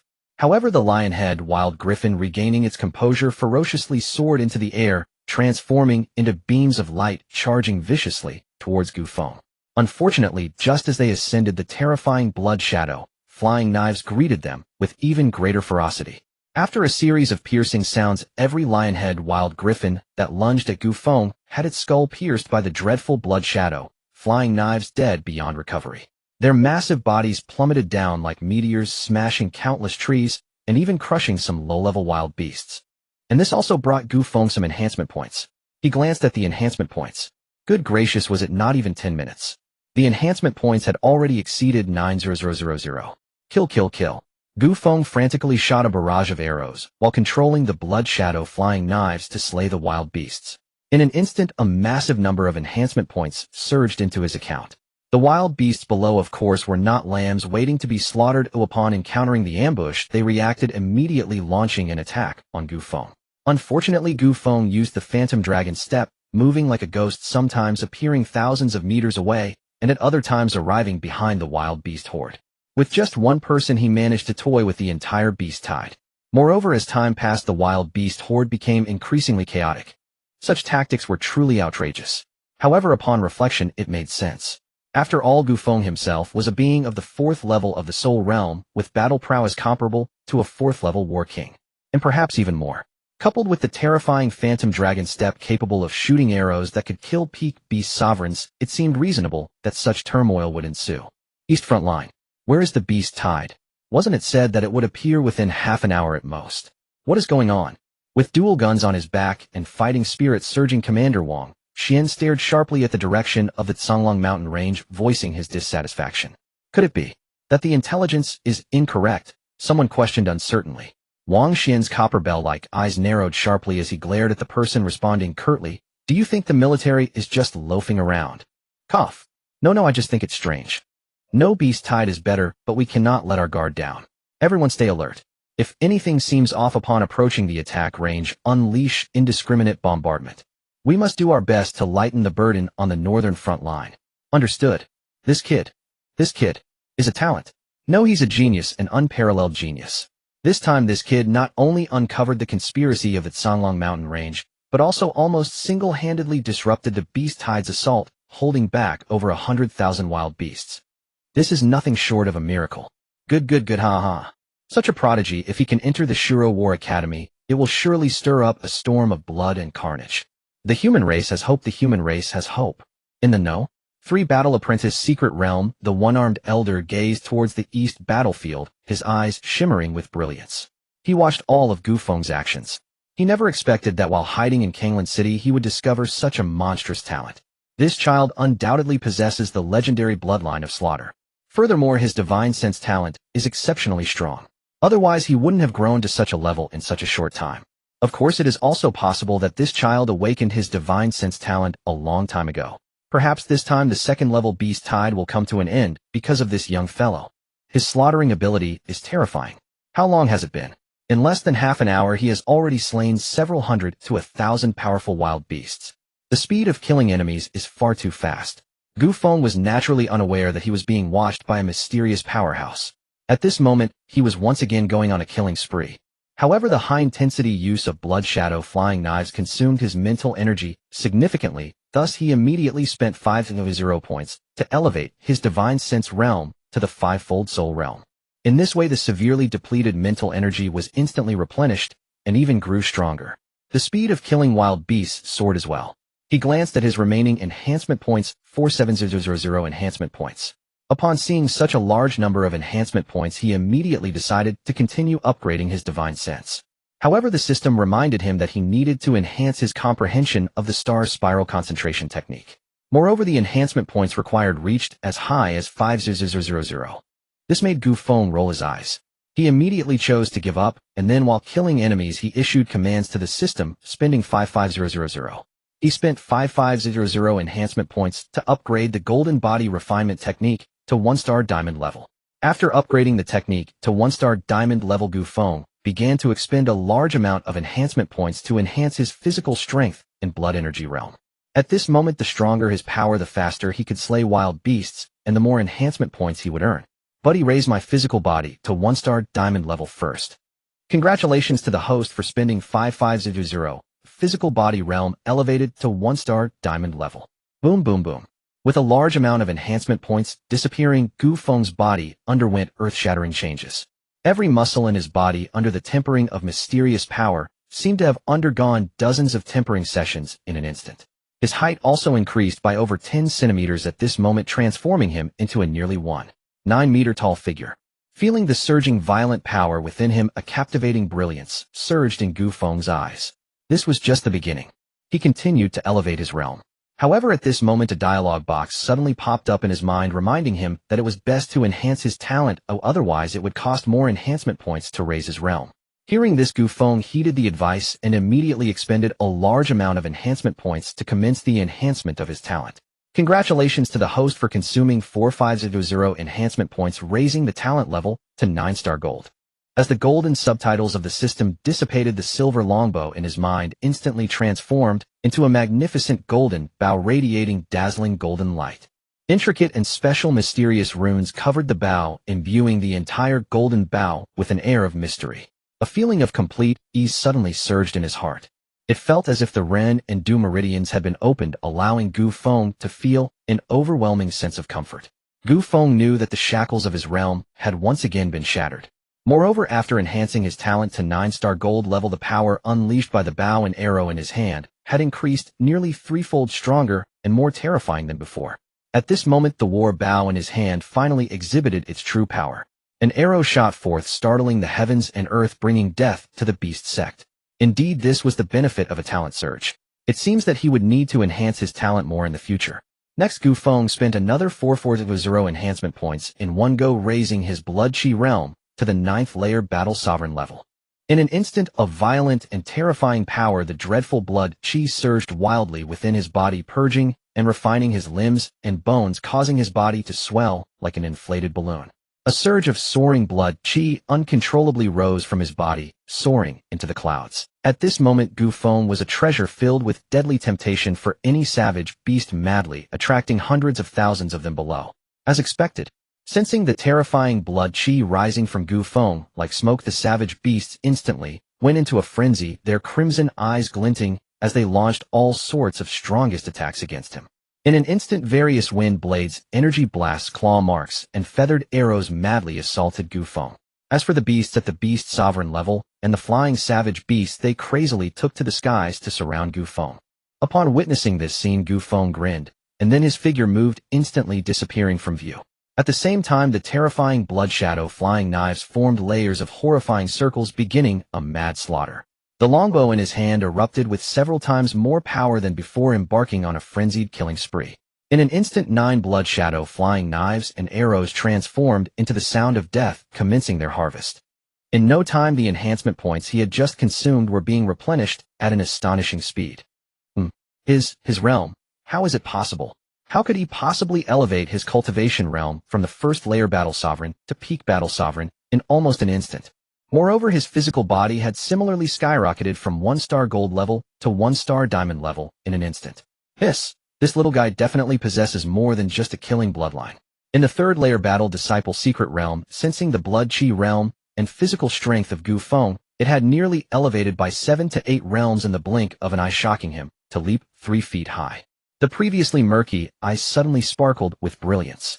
Everything happening to Gu Feng completely overturned his understanding. What peerless genius or unparalleled prodigy seemed to lose their luster in front of Gu Feng at this moment. Moreover, the most crucial point was that he was only 16 years old. A 16-year-old soul sect battle sovereign, and his physical body being at 1-star diamond level. The old man fell into bewilderment. Everything shattered his worldview and years of understanding. Since when did the blood chi realm, spiritual sense realm, and physical realm become so easy to elevate? If it were truly that easy, the savage beasts wouldn't be the greatest threat to humanity, but merely a dish. But the reality is far from that. Eastern Front. Heavy rain poured down. All the soldiers were drenched by the downpour. On the Eastern Front, the leader of the Radiant Sun Legion, Wang Xian, stared at the distant Songlong mountain range, silent for a long time. It seemed that nearly half an hour had passed. Only the deafening roars of beasts could be heard, but no savage beasts had invaded. This was too strange. Where is the promised second-level beast tide? Wasn't it supposed to erupt in half an hour? Yet nothing has happened. Commander, do you think a peerless powerhouse is secretly helping us slaughter the savage beasts? One of the subordinates suddenly brightened his eyes excitedly, saying, "How could that be?" Wang Xian instinctively wanted to refute, but recalling the series of earth-shattering roars from deep within the Songlong mountain range, he felt his subordinate's words made sense. Could it be that a powerful figure is indeed secretly assisting Kanglan City? But who could it be? Wang Xian looked at the flood below that had turned into an ocean and realized he couldn't even send an army to investigate the Songlong mountain range. He could only wait. Haha, the Eastern Front must have completely collapsed by now, right? Deep within the Songlong mountain range, the golden-hued Wild Wolf King laughed heartily. Wild Eagle King, contact the lion-head Wild Eagle of your clan and ask how things are going. Yes, hurry, and ask. It has been an hour and a half, which should have succeeded. All right. The Wild Eagle King nodded and immediately emitted a very light, yet far-reaching strange sound. In the next moment, a similarly light, yet far-reaching strange sound came in response. Wait a moment, we will know soon enough. The Wild Eagle King, with its razor-sharp beak, groomed its black iron-like wings, speaking softly. Before long, a strange sound suddenly came. Boom. It was unclear what information the Wild Eagle King received, but it suddenly stood up, unleashing a terrifying wave of energy. What happened? The Wild Wolf King narrowed its eyes and coldly asked. Damn it, that damn bastard has somehow made its way to the Eastern Front and is madly slaughtering the members of our 4 clans. Who are you talking about? The Wild Wolf King's expression changed slightly, as it couldn't help but ask. Who do you think? The Wild Eagle King shot a cold glance at the Wild Wolf King, questioning. What? How could he suddenly appear on the Eastern Front? Damn it, could it be that our scheme has been uncovered by the Wild Wolf King glared coldly, shouting angrily. Scheme? Wild Wolf King, do you think it's possible that the enemy's scheme isn't to use a feint to strike us, flanking us to destroy the Northern Front and drive straight into Kanglan City? But rather, the real goal is to have Kanglan City eliminate us one by one, annihilating the main force of our Songlong mountain range. This is impossible. Whether it's possible or not isn't for you to decide. I want to see how you will give an account to the Golden Lion. The Wild Eagle King shot a cold glance at the Wild Wolf King, and the next moment its black wings trembled slightly, transforming into a streak of light that shot into the clouds. What are you all dawdling for? Are you waiting to be slaughtered by others? Go. The Wild Crocodile King and Wild Python King also shot a cold glance at the Wild Wolf King, and then transformed into streaks of light racing towards the Eastern Front. At this moment on the Eastern Front, Gu Feng, wearing a special mask, was emanating a killing intent that reached the heavens. Watching enhancement points accumulate at a rate of hundreds per second felt like the most blissful thing in the world. It's a pity that most savage beasts were not strong enough, otherwise the enhancement points would have been even more. Under the frenzied slaughter of blood shadow flying knives and armor-piercing arrows, his enhancement points surged by an additional 79000 in just half an hour. 79000 enhancement points. That should be enough to elevate his realm to the Soul King level, right? At that time, slaughtering those 4 beasts would be a piece of cake. Just as Gu Feng was frantically slaying the wild beasts, his spiritual perception suddenly sensed 4 formidable auras rapidly approaching him. He knew that the 4 peak beast kings must have learned about the events on the Eastern Front and were coming to provide support, or rather to hunt him down. He glanced at the enhancement points and clicked his tongue. In less than 3 minutes, the points had surged past 800, reaching 800. The growth was nearly 10,000 points per minute. Gu Feng couldn't help but hope that such good fortune would last for half a year. Of course, that was impossible. Use the enhancement points to fully upgrade the star crystal concentration technique. With enhancement points in hand, he had to use them. Only by transforming them into strength could he truly prevail. The strong will always remain strong, and even if upgrading the star crystal concentration technique cost 500 points, he hesitated not. There were too many wild beasts on Longyuan Star. As long as he possessed formidable strength, earning enhancement points would be exceedingly swift. Congratulations, host, for consuming 500 enhancement points to fully comprehend the star crystal concentration technique, upgrading it to the great accomplishment realm. Boom, boom, boom. As the 500 points disappeared, Gu Feng felt as if his mind had exploded, rapidly expanding, while star crystals began to materialize out of thin air. In an instant, 3 new miniature star crystals appeared out of nowhere. A vast amount of spiritual energy also emerged, infusing into the newly formed miniature spiritual star crystals. At that moment, Gu Feng felt his control over spiritual energy had reached an unimaginable height. The speed at which his spiritual energy was born had increased at least 5 to 6 times compared to before. This delighted Gu Feng immensely. Even more so, his spiritualist realm had broken through to the 6th level of the Soul Sect. Upgrade my spiritualist realm directly to the 1st level of the Soul King realm. He sensed the 4 auras and knew they would arrive in less than a few minutes. He needed to elevate his spiritualist realm to the 1st level of the Soul King realm before they got there. This way his true battle power would be comparable to that of a 1st-level battle emperor. Moreover, the 9-star kings, and even the 9-star legendary blood shadow flying daggers he had purchased from the Wild Hunter Guild, would be able to unleash their horrifying power. At that time, slaughtering the 4 beast kings would be as easy as slicing vegetables. Not enough enhancement points. Not enough. Gu Feng glanced, and realized it was indeed insufficient. With 8,200 enhancement points, he had just spent 5,000, leaving him with 3,000, whereas upgrading the spiritualist realm to the 1st level of the Soul King realm required a total of 3,400 enhancement points. Only a mere 2,000 points remained. Just a matter of 2 to 3 minutes. 3 minutes later, 3,000 enhancement points would be credited. The 4 terrifying auras were already less than 100 miles away. At their speed, they would arrive in no more than 3 to 5 minutes. Now upgrade my spiritualist realm to the 1st level of the Soul King realm. Congratulations, host, for consuming 3,400 enhancement points, upgrading the spiritualist realm to the 1st level of the Soul King realm. As the golden text transformed into fragments of gold and vanished, Gu Feng's sea of consciousness surged with a massive amount of spiritual energy. The sheer volume formed a dense fog that rapidly infused into the 3 newly birthed spiritual star crystals. In the next moment, the 3 spiritual star crystals began to expand rapidly, quickly matching the size of the previous 3. At this moment, the 6 spiritual star crystals seemed to form a connection, and the spiritual energy birth during their rotation was several times more than before. Gu Feng, who sensed all of this, felt a glimmer of brilliance in his eyes. Given the current situation, even without deliberate training, he could rely on these 6 spiritual star crystals to grow rapidly. And this was merely the great accomplishment stage. If he reached the perfection stage and condensed 9 spiritual star crystals, the speed of spiritual energy production would surely be even faster. However, when he checked the system, he found that to reach the perfection realm, the required enhancement points had astonishingly reached 5 million. Damn, he was utterly flabbergasted. It seemed that before long he would have to change maps, since Kanglan City was merely a level 3 survival base, and the strongest wild beasts were likely just peak beast kings. This posed no threat to him anymore. After upgrading his spiritualist realm to the 1st level of the Soul King realm, the lethality unleashed when controlling the blood shadow flying daggers was terrifying, and the speed was so fast that even Gu Feng called it monstrous. So powerful. Truly too powerful.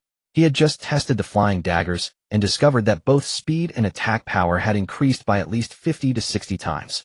After all, he had not only surged from the 6th level of the Soul Sect to the 1st level of the Soul King realm in one breath, but it also expended 5,000 enhancement points to fully upgrade the 9-star, king-level star crystal concentration technique. Such an increase in battle power was entirely reasonable. At this moment, Gu Feng felt an overwhelming sense of strength.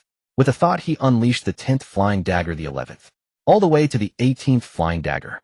The 19th could be summoned as well, but it would impact his attack power, making it somewhat strenuous. Controlling 18 flying daggers was his current limit. Go! With a thought, Gu Feng sent 9 flying daggers into the fray. In an instant, 18 blood shadow flying daggers transformed into streaks of crimson light, unleashing a frenzy of slaughter. Unsurprisingly, the one-armed elder watching all of this in the shadows was once again stunned, jumping 3 feet high in shock. What happened? 18 blood shadow flying daggers. How could his spiritual energy, like his physical realm and blood energy realm, also elevate to a level comparable to the Soul King realm in an instant? The one-armed elder nearly spat out a mouthful of old blood, feeling as if struck by lightning, his mouth dry, heart racing. It was as if he had encountered something earth-shattering. Is he even human? Is he still human? Is he still human? At this moment, the one-armed elder recalled the peerless prodigies from the 9 great academies who had been highly regarded by the Qin Empire. Each of those prodigies possessed various godly talents. Young as they were, they had already made a significant name for themselves in the wilderness and the abyss. In fact, 3 of them had even entered the Starry Sky potential rankings. Yet compared to this little guy, they seemed rather ordinary. 16 years old, first level of the Soul King, a diamond level body, 9 levels of Battle Lord, bloodline of Slaughter. Each and every single word was familiar, yet when combined it left him utterly bewildered. Not to mention the first level of the Soul King realm. This was comparable to the first level of the Battle Emperor realm, akin to the Blood Energy realm. The 4 beasts are doomed. East front line. A series of alarm sounds suddenly echoed across the eastern front line. Not good. 4 peak beast kings have appeared in the east Songlong mountain range. Alert! Alert! 4 peak beast kings are approaching our front line. Activate the super energy annihilation cannon. Activate the defense towers. Activate the laser cannons. Boom, boom, boom. As Commander Wang Xian's orderly commands resonated over the war city of the eastern front line, a silvery energy shield appeared above, protecting the entire war city of the eastern front line. Meanwhile, inside the war city, after the rumbling of machines, massive black holes suddenly appeared outside the previously seamless war city, from which giant cannon barrels emerged. These are the super energy annihilation cannons and laser cannons capable of threatening the War King Beast King realm. Special arcs of terrifying energy flickered upon them. There are at least 30 of them. This was ordered by the Emperor of the Great Qin Empire 8 years ago after experiencing the second-level beast tide, directing the Ministry of Engineering to install these city defense artifacts. It's not a matter of being slow, rather the Great Qin Empire is too vast to cover everything. Furthermore, crafting such special city defense artifacts requires special energy stones from the wild region. This time I will annihilate the 4 beast kings. Haha. After completing the arrangements, Wang Xian stood at the watchtower of the war city, dual guns on his back, gazing into the distance, laughing grandly. Other warriors also wore expressions of excitement and enthusiasm. These city defense artifacts had not been used much since they were installed 8 years ago. This time perhaps they could experience their terrifying power. At that moment, Wang Xian's expression suddenly turned serious, and he quickly silenced himself respectfully, opening the video call. In the next moment, several burly figures appeared on the video. Subordinate Wang Xian greets the Grand Commander and Army Master. Upon seeing the figures in the video, Wang Xian immediately saluted loudly. After all, the 5 people in the video are the true big shots of the Kanglan Army. The Yaoyang Corps, Jinhui Corps, Xianke Corps, and Lihua Corps all belong to the Kanglan Army. The real battlefield of Kanglan City is not within the 4 front lines, but in the Kanglan Wild region. The Yaoyang Corps, Jinhui Corps, Xianke Corps, and Lihua Corps all belong to the Kanglan Army. The real battlefield of Kanglan City is not within the 4 front lines, but in the Kanglan Wild region, nearly 5,000 kilometers away.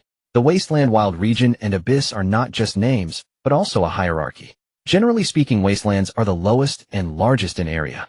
The Songlong mountain range, guarded by the 4 corps, is considered a wasteland. The wild region is even more dangerous with the presence of alien wild wells. The so-called wild wells are spatial passages leading to other realms. They vary in size and can be classified into 3 levels: Level 3, Level 2, Level 1, as well as star level, moon level, and sun level. Wild wells above Level 1 are not called wells, but abysses. The Kanglan Wild region is a Level 3 wild region possessing a Level 3 wild well. And the main force of the Kanglan army is stationed there. Now the battle on the Eastern Front has alarmed the Army Master and the 4 Grand Commanders, prompting them to activate special communication devices to inquire about the situation. Wang Xian, what is the situation of the battle? A burly man exuding terrifying aura asked in a deep voice. Report to the Grand Commander. Currently, the 4 peak Beast Kings have unexpectedly appeared on the Eastern Front from the Northern Front. All annihilation cannons, laser cannons, and energy shields have been activated. Please rest assured, Army Master and Grand Commanders, we vow to defend the war city and will not allow a repeat of the tragedy from 8 years ago. Good. If anything seems amiss, destroy all enemies at any cost. Understood. After closing the communication, Wang Xian's fighting spirit intensified. In this battle, he must take a fierce revenge. It would be best to completely annihilate all Beast Kings. At this moment, deep within the Eastern Front at the Songlong mountain range, a terrifying sound of breaking air suddenly reached Gu Feng's ears. It was the fastest and first arriving king of the Wild Eagle who, upon seeing Gu Feng, unleashed its strongest attack without hesitation. Black wings resembling super alloys sliced through the void at an incredible speed, targeting Gu Feng's forehead. The speed was astonishing. However, sensing all this, Gu Feng's lips curled slightly, and in the next moment a dazzling blood-red light flashed. After a series of sounds, the king of the wild eagle's attack was instantly nullified by Gu Feng. Moreover, the speed of the blood shadow flying knife did not diminish, but instead increased several times, directly piercing through the king of the wild eagle's head with a single sound. Until its last moment, the king of the wild eagle's eyes were still filled with fierce violence and greed. In its view, the human boy before it was doomed to die. In the next moment, it would become a delicious meal in its mouth. It had even imagined in advance how it would look when it upgraded to Beast Emperor after devouring the human boy. However, soon its world plunged into darkness. In fact, the king of the wild eagle didn't even know how it died, as it was directly pierced through the head by Gu Feng's blood shadow, flying knife dead beyond dead. 90000 enhancement points. Amazing. A peak beast king directly granted me 900 enhancement points. With a joyful expression, Gu Feng swiftly approached the rapidly descending corpse of the king of the wild eagle, casually waving his hand to store the falling corpse into his storage space. This is the corpse of a peak beast king worth at least 10 million spirit coins. The wild beasts below were completely terrified by this scene and began to flee in panic. However, no matter how fast they were, could they outrun the blood shadow flying knife in Gu Feng's hand? Clearly it was impossible. In no time, numerous beasts at the lord level and above died at Gu Feng's hands. At this moment, 3 powerful auras arrived late. Where is the king of the wild eagle? The golden-hued king of the wild wolves narrowed his eyes and asked in a deep voice. He sensed that the aura of the king of the wild eagle had disappeared. Do you really want to know? A cold voice reached the ears of the king of the wild wolves, the king of the wild crocodiles, and the king of the wild pythons. In the next moment, a figure appeared before them like a ghost. It's you? You dare to appear before us? Ha! You belong to me now. The king of the wild wolves immediately recognized Gu Feng's identity, laughed loudly, and opened his massive jaws to bite toward Gu Feng. Beast Emperor realm, here I come. Puff! Wait, what is that sound? My head hurts. Thud! The wild wolf king, filled with excitement as it lunged towards Gu Feng, suddenly felt a slight pain in its head, and then everything went dark. A massive corpse fell from the void, only to be stored in Gu Feng's spatial storage midway. The wild python king and the wild crocodile king, who were preparing to take action, were shocked by this scene. They looked at Gu Feng with eyes full of terror, unable to believe what they were seeing. Run! This was the second thought that appeared in their minds. At this moment, they didn't care how the opponent became so powerful in such a short time. All they knew was that if they didn't flee, they would be the ones to die. However, even with all their strength, the 2 pinnacle beast kings, burning their essence and fleeing desperately, could not escape the fate of having their heads pierced by blood-colored lightning. Thus, all 4 pinnacle beast kings in the Tsang Wolf Mountain range perished at Gu Feng's hands. This is the exaggeration and terror of a mind cultivator. In theory, they shouldn't be this powerful. After all, the 4 beast kings were all pinnacle beast kings capable of fighting against even a first-layer combat emperor among humans without falling behind. The physical body strength, defense, and form of the wild beasts all overwhelmed that of humans. However, Gu Feng, as a mind cultivator, was different from others. First of all, it was the weapon. The weapon he chose was the 9-star legendary blood shadow flying knife. Although it wasn't enhanced, it was a terrifying existence capable of piercing even a peak combat emperor. Secondly, the perfected state of the star crystal concentration technique made his spiritual power more solid and formidable than that of others at the same level. Chapter 35 mentioned that the spiritual power of someone who hasn't practiced the star crystal concentration technique is like graphite. While practicing this technique, turns it into diamond. Moreover, he had spent 500 enhancement points to directly elevate the star crystal concentration technique to the perfected state. At this level, not only did the birth speed of his spiritual power become faster, but the quality of that power was also exaggerated compared to before. Additionally, the 4 pinnacle beast kings underestimated him, never expecting that this young boy Gu Feng would become so powerful in such a short time, ultimately leading to their demise at his hands. Gu Feng looked at the 3600 enhancement points, a hint of a smile flickering in his eyes. This is the benefit of having great strength. What's even better is that his realm has risen, yet the enhancement points provided by each wild beast seem unchanged. This feels great. He couldn't let the wild beasts at his feet escape. It was all or nothing. Immediately, terrifying blood-colored lightning pierced through the rainy night, penetrating the heads of countless wild beasts. With his mind cultivator realm elevated to first-layer soul king, slaughtering these wild beasts had become as easy as drinking water. In just half an hour, all the wild beasts were completely slaughtered, their corpses stored in his spatial storage. However, such high-intensity slaughter severely drained his spiritual power, thus, he spent 200 points midway to elevate his mind cultivator realm to the second-layer soul king. His power soared several times. Only then did he manage to slaughter all the wild beasts. However, a portion escaped into the Tsang Wolf Mountain range, leading to him obtaining less than 1.8 million enhancement points. Still too weak. Otherwise, if he could kill all these nearly 1.0 wild beasts in such a short time, even though most of them were beast generals, his enhancement points would definitely soar above 10 million. Now, considering the previous losses, he barely accumulated less than 2.6 million in total. This made Gu Feng feel somewhat disheartened. It seemed he earned too little. However, now his spiritual power's radius reached an astonishing 2 million meters, which is equivalent to 2,000 kilometers. Within this range, everything fell under his attack area. Although those wild beasts escaped quickly, they were still within the coverage of his spiritual power.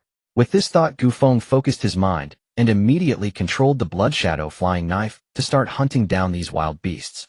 However, just as he was about to eradicate these wild beasts, a terrifying and violent pressure suddenly descended upon him. Under this pressure, Gu Feng felt as if all the bones in his body were about to shatter, and his soul felt the same. This left Gu Feng greatly alarmed. Human brat, die. In the next moment, a terrifying flame akin to heavenly fire suddenly descended from the sky and directly attacked him. Beast Emperor. There is actually a Beast Emperor in the Tsang Wolf Mountain range. Moreover, it is definitely not a low-level or mid-level Beast Emperor, but a high-level Beast Emperor. Gu Feng's face changed dramatically. He sensed a strong and terrifying aura of death emanating from this fireball. Furthermore, what shocked him the most was that at this moment, both his body and spiritual power seemed to be sealed by some mysterious and powerful force, rendering all his frantic struggles futile. This filled Gu Feng with a sense of dread and despair. Damn, how could this happen? Tongzi, damn, hurry and come save me. However, the Slaughter Enhancement System remained silent. Tongzi, quickly elevate my mind cultivator realm. At this moment, Gu Feng's eyes lit up as he transmitted a message to Tongzi. Buzz. Just as Gu Feng was about to use all his enhancement points to elevate his mind cultivator realm, a sound of a sword humming suddenly came from the heavens. In the next moment, a golden sword light instantly slashed towards that terrifying fireball, which contained the power to destroy the heavens and earth. With a soft sound, the fireball was instantly obliterated. Then that sword light flickered and disappeared directly, slashing into the void. Not long after, a furious roar echoed from the void. Old drunkard. How dare you openly defy the battlefield convention? You beast, how dare you mention the battlefield convention? If it weren't for you violating the rules and attacking this human youth first, would I act this way? Or do you think my battle sword can't kill you, beast? You? What do you mean, you? And can you, a beast, even call my name? I will cut off one of your arms as a warning to others. Gu Feng did not hear these words. However, the special power that enveloped him vanished, restoring his freedom. Moreover, what he did not know was that the Golden Lion Beast Emperor, who had just secretly attacked him, had one of its arms severed. Phew. A pinnacle Beast Emperor. Gu Feng, drenched in sweat, had a fierce glint in his eyes. Just wait for it. I have remembered your aura. When my mind cultivator realm reaches the Soul Emperor realm, it will be your death day. Little guy, come to the know. 3 Battle Disciple Secret Realm. At this moment, an elderly voice echoed in Gu Feng's mind. Gu Feng's heart stirred. The no. 3 Battle Disciple Secret Realm. That. One-armed old man. Gu Feng squinted, but did not go to the no. 3 Battle Disciple Secret Realm immediately. He wanted to slay one more wave of these beasts first. The one-armed old man. This little brat actually took my words as mere background noise. Do you know how many people? However, thinking of Gu Feng's recent encounter and his bloodthirsty lineage, the old man ceased to urge him. However, an ethereal image of a breathtakingly beautiful woman in the room seemed a bit anxious. Chuniran, provided by Fengya. I wish everyone had a Chuniran, haha. Grandpa, are we almost done? I still want to return to the Shuro Abyss. Now the war in the Shuro Abyss is intense, and the winged race, dark demon race, and devouring beast race are showing signs of forming an alliance. Iran, your mindset has a problem. You're anxious. Chen Lao looked at his granddaughter and said lightly, just wait, the Shuro Abyss won't be greatly affected by the absence of a small first-level battle emperor like you. Upon hearing this, Chuniran was instantly speechless, unable to refute, for her grandfather was right. In the Shuro Abyss, someone at her level of first-level battle emperor could only linger at the periphery, not daring to venture closer. That place is meant for battle emperors and even battle gods. The power radiating from there could tear him apart. Yet she harbored a hint of resentment and displeasure towards the young man Gu Feng, who was praised to the skies by her grandfather. This battle emperor wants to see if you are truly as formidable as grandfather claimed. Do you really think it is that easy to join the Shuro Battle Academy? There are stringent assessments. Time passed by second by second. Chen Lao leisurely listened to music while sipping Yama liquor, while the ethereal beauty in the projection grew increasingly impatient. Grandpa, it's been almost 2 hours. How much longer? I'm hanging up. Old man, are you looking for me? Just as Chun Irin finished speaking, a voice suddenly rang in her ears. Chun Irin halted her movements and looked towards her grandfather. She saw a handsome young man covered in blood standing at 189 meters tall walking in. Wow, so handsome. No, what's the use of being handsome? The key is to look at strength and talent. That is what truly matters. However, he is indeed very handsome. Little guy, how did your venting go? Not bad. Gu Feng grinned, then cupped his fists and said, thank you, old man, for your assistance just now. Oh, otherwise I would have died at the hands of that beast emperor. It's nothing, no need to thank me. Do you know about the Shura Battle Academy? Yes, I know. It is one of the 9 most powerful battle academies in the Great Qin Empire. That's good. I want to recommend you to the Shura Battle Academy. Oh, of course, this is also your Uncle Li's idea. Sure, but not right now. Gu Feng did not refuse, nodding immediately, but then shaking his head, and to kill that beast. Gu Feng grinned, revealing a set of attractive teeth. Haha, good you have ambition, but that beast is the peak beast emperor, the golden lion beast emperor, the strongest in the Kanglan wilderness. Are you sure you can slay it? Not right now, but soon enough. Chun Lao's eyes narrowed slightly as he looked deeply at Gu Feng, then pointed to the image beside him and said, let me introduce her. This is my granddaughter Chun Irin, 25 years old, a core student of the Shura Battle Academy, a genius with a 9-star supreme-level Sangxing, sort of first-level battle emperor. After a pause, Chun Lao looked at Gu Feng and said, now you introduce yourself. No need to hide anything. The Great Qin Empire provides the best care for talented disciples in the entire Longyuan Star. The better your talent, the more resources and protection you receive. Gu Feng felt a stir in his heart. It seemed this mysterious old man should know some of his secrets.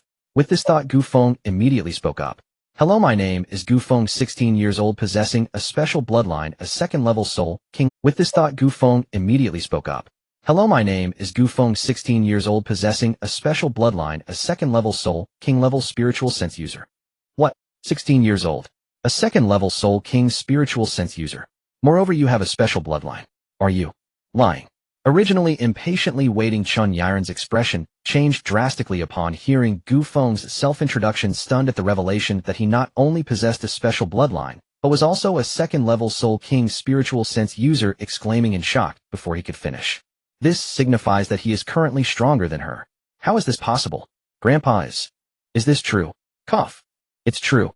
Chun Lao coughed lightly, worried that Gu Feng might harbor doubts, and quickly explained, little guy, it's not that I intentionally monitored you, but your Uncle Li said you possessed a special bloodline.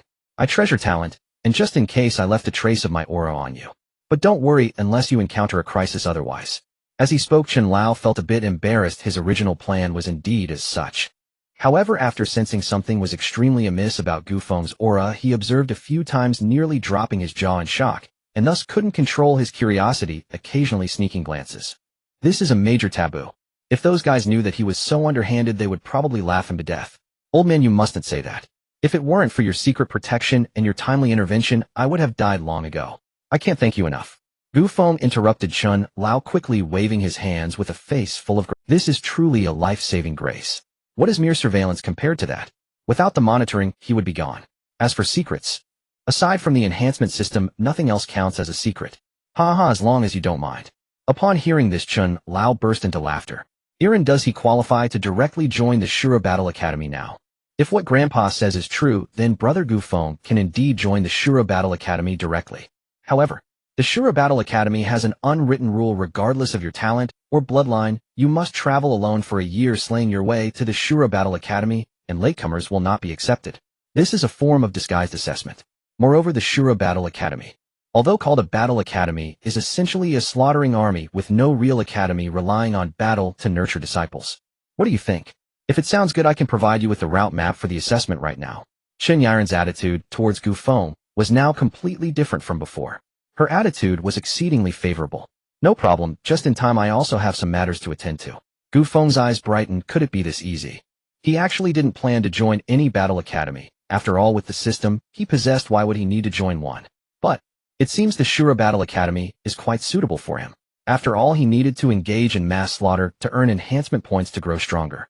The Shura Battle Academy, which lacks even a fixed location and doesn't teach much, perfectly fits his preferences. Then what level of difficulty do you choose for the assessment? Is there a distinction in levels? Indeed, there are 5 levels: ordinary, difficult, extremely difficult, hellish, and Shura. Is there any explanation for that? Gu Feng asked curiously. This Shura Battle Academy is truly peculiar, with so many rules. Yes, the higher the difficulty of the assessment, the greater the dangers encountered along the way. Aside from wild beasts, there is a high likelihood of ambushes from forces like the Fallen God Sect and Blood God Tower. The benefit is that the higher the difficulty level you pass, the more advantages you gain within the Shura Battle Academy. You might even receive direct guidance from powerful battle gods. Upon hearing this, Gu Feng's eyes lit up, and he unhesitatingly chose the Shura level assessment. Are you sure you want to choose the Ashura level assessment? This is a perilous assessment, one that traverses extremely dangerous territories without any supplies or anyone to come to your rescue. Do you still choose the Ashura level assessment?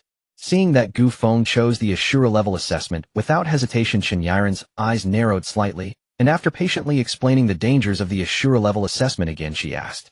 There are 5 levels of difficulty for the assessments, each facing different enemies. I'm sure. Gu, danger is good.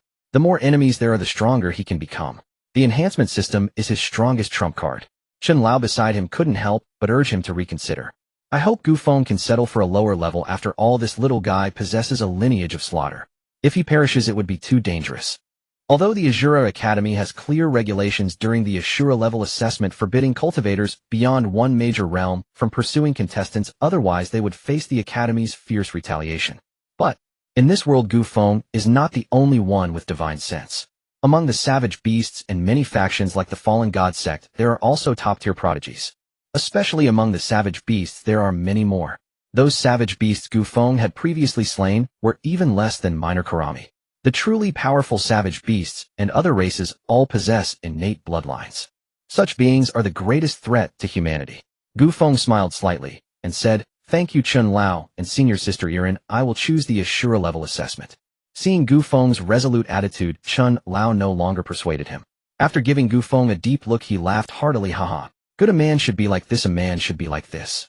Gu Feng, congratulations on becoming the 36th contestant to choose the Ashura level assessment since the establishment of the Ashura Academy. Perhaps soon your name will echo throughout the entire Longyuan Star. Old man has nothing much to give, so take this space ring. It contains some items. I hope it can help you.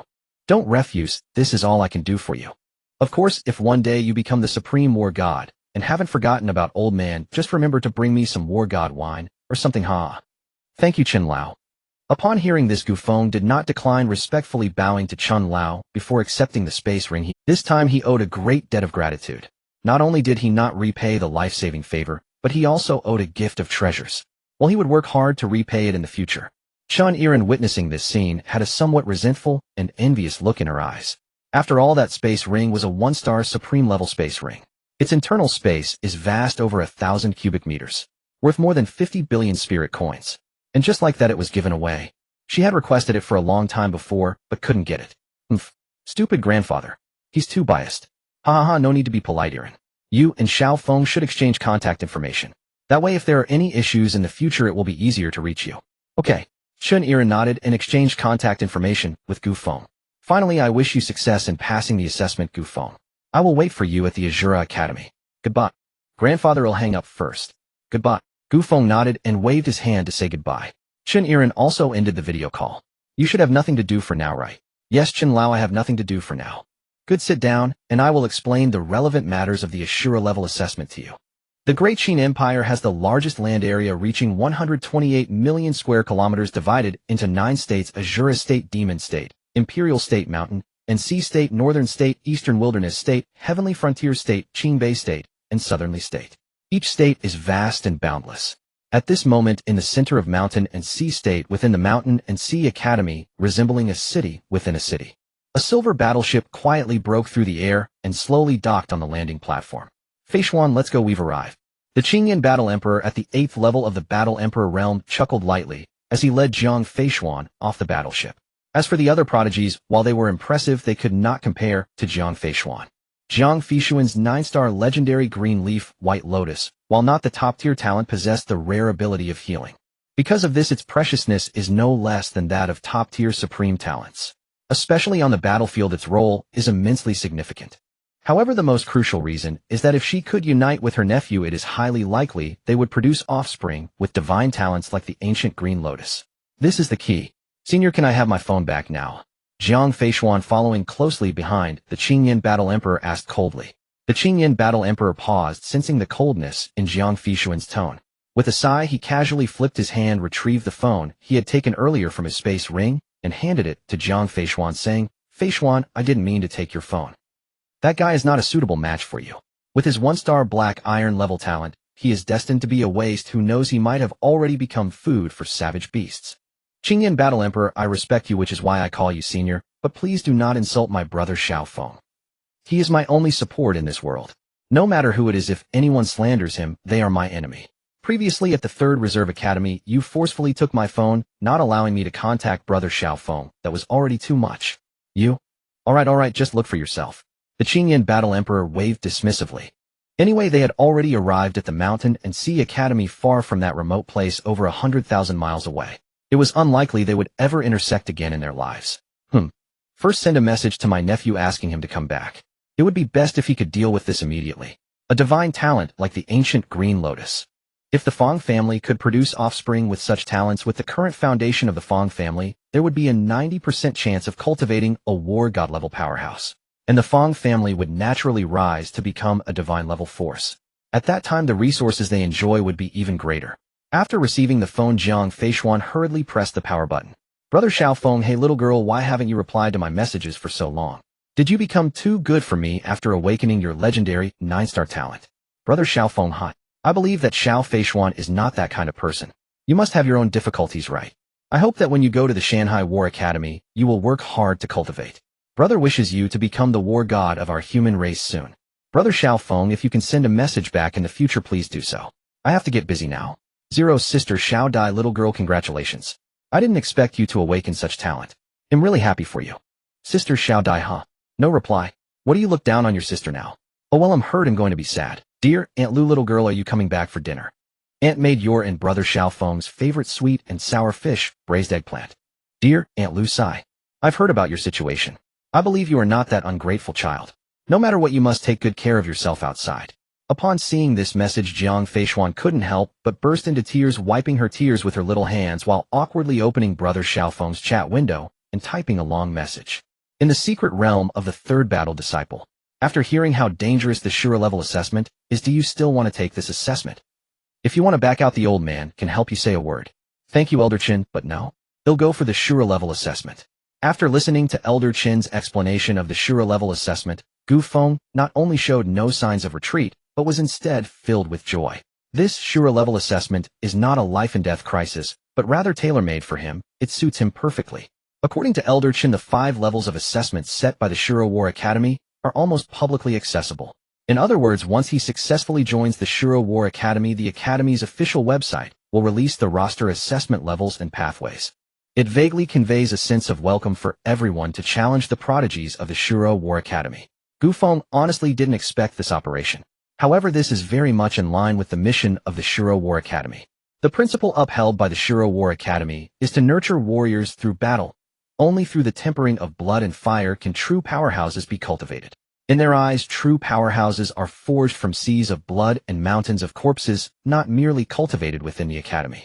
Thus, even students who already possess qualifications for the Shura War Academy still need to undergo a special assessment to be considered official members. However, the powerhouses of the Shura War Academy are not merely muscle-bound brutes. It is known that the Shura War Academy is the most protective force in the entire Longyuan Star, and there is no other. Therefore, the Shura War Academy has regulations during assessments. Everyone, including all wild beasts, can take action, but cannot exceed the limits set by the Academy. For example, in a normal assessment, the challengers or pursuers' cultivation level cannot exceed 1 minor realm. For difficult level assessments, it cannot exceed 2 minor realms. In hell level assessments, it cannot exceed 4 minor realms. As for the Shura level assessment, the most difficult and dangerous, the limit is not to exceed 1 major realm. If this boundary is exceeded, regardless of who it is, they can expect the Shura War Academy's wrath. There was once a powerful warrior at the Battle Emperor level who concealed his cultivation, thinking that as long as he was careful, the Shura War Academy's powerhouses wouldn't notice him. He intended to secretly kill a prodigy opting for the Shura level assessment. As a result, as soon as he made his move, a terrifying blood-colored fist shadow descended from the sky, turning him into a mist of blood, and the forces behind him were eradicated by 3 battle gods from the Shura War Academy, leaving not even a worm alive. Since then, no one dared to defy the rules set by the Shura War Academy. Even the fallen god cult Blood God Tower, and even more fearsome wild beast tribes obeyed this rule. Thus what does Gu Feng have to worry about? He is at the divine sense level, and defeating an enemy across one major realm is not an unusual matter. However, this is after all the Shuro War Academy's Shuro level assessment.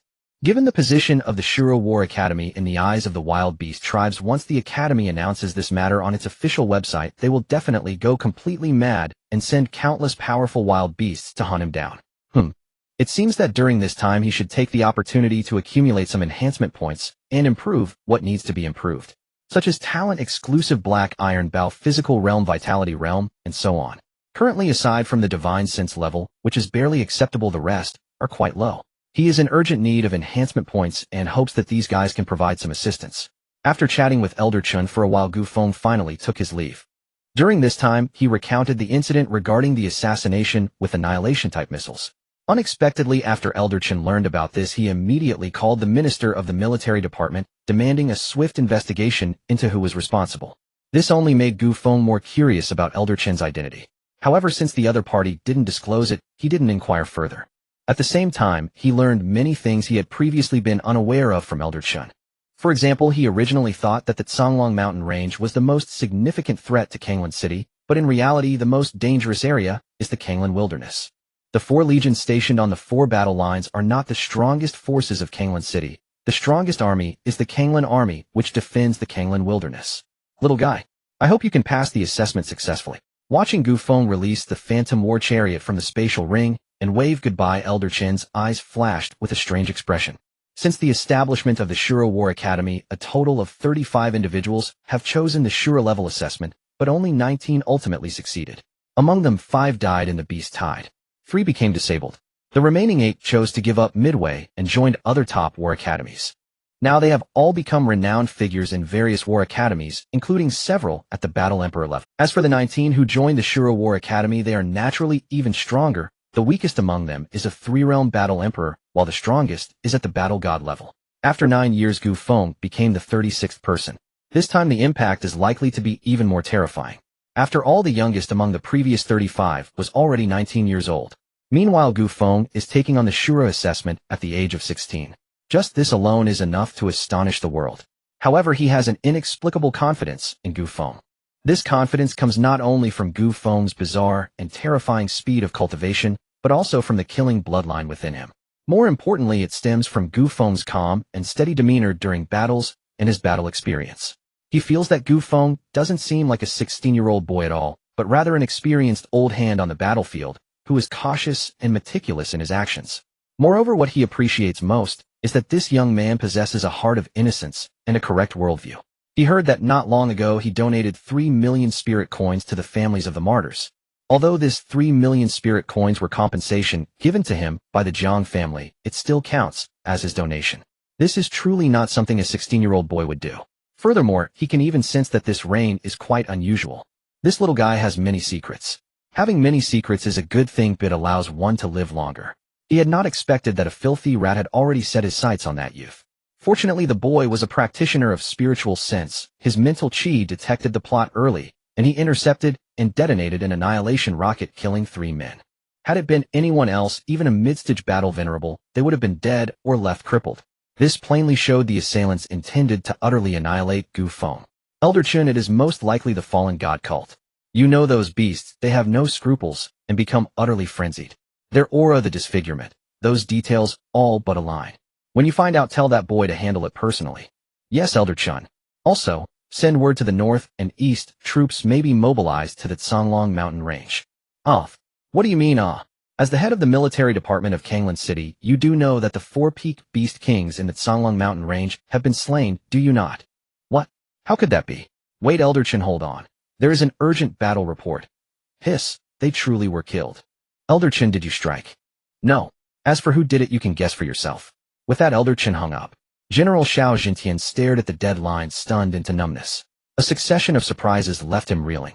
First, the youth named Gu Feng was about to sit the Azura Academy's Ashura-level trial. He could be so monstrous. It seemed Kanglan City might indeed birth a true dragon. Whether he could clear the trials remained to be seen. Or perhaps he would buckle under pressure and abandon the course to join another top academy.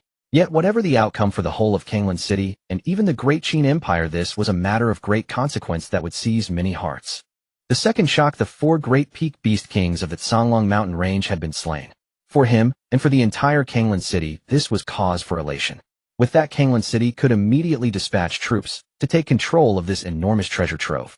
The Songlong range was vast, containing abundant special ores and countless precious spirit medicines. With such resources, Kanglan City would rise swiftly. If the entire Songlong range were absorbed into the city's territory, one day Kanglan City might even qualify to advance to a second-tier survival base. At the thought, Xiao Jintian's heart swelled with excitement. He quickly messaged the Minister of Education City, Lord Jiang Sun, and other senior officials of Kanglan City to convene an emergency meeting. Old Xiao, is this report true? As soon as the message went out, Jiang Sun called, his face alight with excitement on the video feed. Xiao Jintian looked at the elated Jiang Sun and laughed with boundless arrogance. Absolutely true. Prepare to take possession of the Songlong range. Excellent, ha, this is wonderful. I never imagined in my lifetime I would see Songlong come under our control. By the way, do you know who? Don't ask now. We'll discuss it at the meeting. Very well. North Battle Line 2. Jiang Yu stared at the military order just issued by the department, bewilderment written across her face. The 4 peak beast kings were slain. They were to mobilize the northwest and east battle lines together to seize the Songlong range. Each new dispatch was more astonishing than the last. And who had slain the 4 peak beast kings? Xiao Feng. Impossible. No matter how strong he was only 16. It could not be him. She thought that, and yet she opened her smart wrist device and called Gu Feng. Sister Jiang Yu, something up.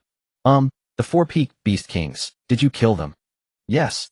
That single syllable was as heavy as 10,000 weights, arresting her breath. It lodged in her throat, and she could not speak for a long moment. So, it was truly him.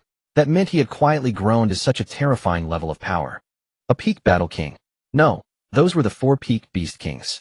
Could a mere peer in the battle king realm slay them? Even with legendary talent, it would be difficult to cut them down. Only a war emperor could do so. He, a war emperor. How could that be? He, a war emperor at 16. Then what am I? A waste among wastes. Hello? Sister Jiang Yu. Are you there? If not, I'll get on with my work. Oh, fine, go ahead. Gu Feng's voice snapped her back. She answered absent-mindedly, then hung up suddenly, full of regret. There were so many questions she still wanted to ask. Yet she lacked the courage to call the youth again. She knew that the gentle, handsome, pure-hearted youth she so admired had already taken the first shape of a 9 heavens true dragon. One day he would transform and depart. Kanglan City was too small to contain such a true dragon. The Songlong range was perhaps the realm he had won for himself. Then she would guard it well on his behalf. The rain gradually eased, and the sky began to clear. Senior officials from the military department, the education department, and the city lord's mansion convened, and with swift deliberation devised a plan. One by one, orders were issued from the military and transmitted to the eastern, northern, and western legions. The 3 legions that received the orders complied and set out. The great host moved toward the Songlong range, ready for the final harvest. At the same time, Minister Xiao Jintian, Deputy Minister Xiao Yun of Education, and City Lord Jiang Sun, accompanied by Jiang Shui, Jiang Yu, Xiao Zhan, Uncle Li, and others, rode in a special vehicle and quietly arrived at Villa No. 9 in the Kanglan district. As commander of North Battle Line 2, Jiang Yu should have led her troops to the Songlong range. Yet in the end, she handed the task to the deputy commander and drove back to Kanglan City alone. This was technically defying orders, but a fierce intuition told her the youth would soon leave Kanglan City. If she did not return once, she might never see him again in her lifetime. So she came. On the special vehicle, City Lord Jiang Sun glared at his daughter Jiang Yu, who wore a blood-red combat suit and had an astonishing beauty and heroic bearing, yet sat gazing out the window in silence. He scolded, "You brat, how dare you defy orders and return on your own?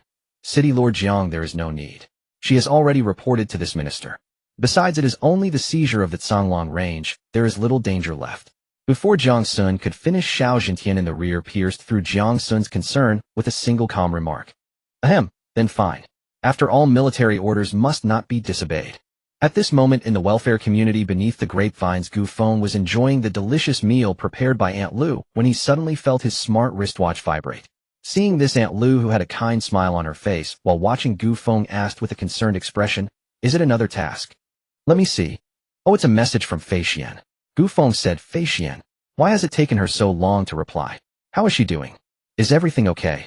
When Aunt Lu heard it was a message from Fei Xian, her excited smile instantly warmed the atmosphere like the sun breaking through the clouds. "Just a moment, Aunt. So that's how it is. Gu Feng put down his bowl and chopsticks, focusing intently as he read the messages. It was as if he could see that little girl, tears streaming down her face, sending him a message. Just the thought of this scene made the corners of his mouth slightly lift, and he knew she wasn't the kind of person to give up easily. Even if Jiang Feixian had truly awakened the legendary 9-star talent, the Green Leaf, White Lotus, and felt that they no longer belonged to the same world, leading to her distancing herself from him and ignoring him even to the point of never wanting to see him again, he would certainly feel uncomfortable, but he would never harbor resentment or complaints. People strive for higher places just as water flows downwards. Everyone has their own choices, and no one has the right or reason to demand how others should treat them. And Jiang Feixian was clearly not that kind of person. This realization spread joyfully within him, as calming as a serene lake. Feixian informed him in her message that the reason she hadn't replied immediately and had even disappeared for over 10 days was all because of the Qin Yin Battle Emperor. She had forcefully taken away her phone, only giving it back to her after bringing her back over 30,000 kilometers away to the Shanghai Battle Academy. At the same time, Feixian explained that she didn't resist at that time because she was worried about potential dangers from the other party. So what now? Where is she now? When will she return? It had been over 10 days since he last saw that girl, and he missed her terribly. He thought of how that girl would always hug him when she came home, wrapping her arms around his neck, while sweetly asking, "Aunt, what are we having for dinner tonight? Aunt, your dompa pork is so delicious, I want to eat 3 bowls. His longing for her surged within his heart. "Aunt, she has already arrived at the Shanghai Battle Academy and won't be coming back for a while." Gu Feng showed Aunt Lu the message, explaining, "I knew it. That girl isn't like that. But that Qin Yin Battle Emperor is too overbearing. How can he do that? Oh no. Aunt is scheming against her. Won't she come after me from afar? Don't worry, Aunt, it's fine. As long as it's fine. You should reply to her quickly. Don't keep her waiting. He'll clean up the dishes." Aunt Lu felt a lump in her heart upon hearing that the girl was over 30,000 kilometers away in Shanghai, possibly not returning for a long time, and sighed as she began cleaning up the dishes. Gu Feng sensed Aunt Liu's discomfort and comforted her, saying, "Aunt, don't worry, it won't be long before I bring her back to see you." Good. Aunt is waiting for that day." Gu Feng chuckled and opened the chat window to talk to Fei. "Gu Feng, brother knows you should focus on your cultivation. Perhaps it won't be long before we can meet again. But our Kanglan city is too far from Shanghai ancient city, over 30,000 kilometers away, and the travel costs are outrageous. But it's okay, little brother, wait for me. I will work hard to cultivate, and once I become stronger, I'll come back to find you. Little brother, that old hag is calling me. I'll message you when I have time, haha." Gu Feng thought for a moment and ultimately reminded her, "If you have time, check the official website of the Shura Battle Academy for some surprises." He didn't say it outright, nor could he. After all, he couldn't just tell Feixian about his situation. He would explain everything when they met in the future. Just then Gu Feng received a text message. When he looked at the content, he couldn't help but feel amused. This girl. Did she really think her little brother was a 1-star black iron talent? She directly transferred him 8 million spirit coins. Was this the entire reward given to her by the Shanghai Battle Academy? That silly girl. Gu Feng didn't reply but opened his Tianwang account, took a screenshot, and sent it along with a message. Gu Feng coughed. "Little Feixian, let me clarify one point. This isn't showing off. Just wanted to let you know that my talent is not 1-star black iron, and here's the proof. He'll return the money to you. Use it well for your cultivation. Otherwise, when we meet again, it'll be a battle god while you're still a little battle general, battle venerable." Afterward, Gu Feng returned the 8 million spirit coins. He glanced at his account, intending to transfer some spirit coins to her, but found only over 100,000 in his account, so he awkwardly closed it. Once he sold the corpses of those savage beasts in his storage space, he would have money. He planned to transfer it then. Gu Feng closed his smart wristwatch and was about to return to his room to sort out the space ring given to him by old Chun when another call came in. "Brother Xiao, is something wrong? Haha, are you home? The Minister of Defense, the Deputy Minister of Education, and the City Lord are here to visit you. What do you think? Oh, my brother, hurry and bring them in. Wait, where have you all gone? To the villa? Hey, I'm in the welfare community, didn't go back there. Then wait, we'll be right over." That's fine." Upon hearing this, Gu Feng initially thought he could just go back, but Brother Xiao had already hung up, so he didn't insist. "And I have friends coming over. I'm heading back now." Okay, you go ahead and be busy, don't mind me." "Okay." Gu Feng nodded and returned to his room. Not long after, several official vehicles from the City Lord's office, the Ministry of Education, and the military arrived at the welfare community. This kind of spectacle had never appeared in the welfare community before, and in no time many residents who heard the commotion stuck their heads out to see what was going on.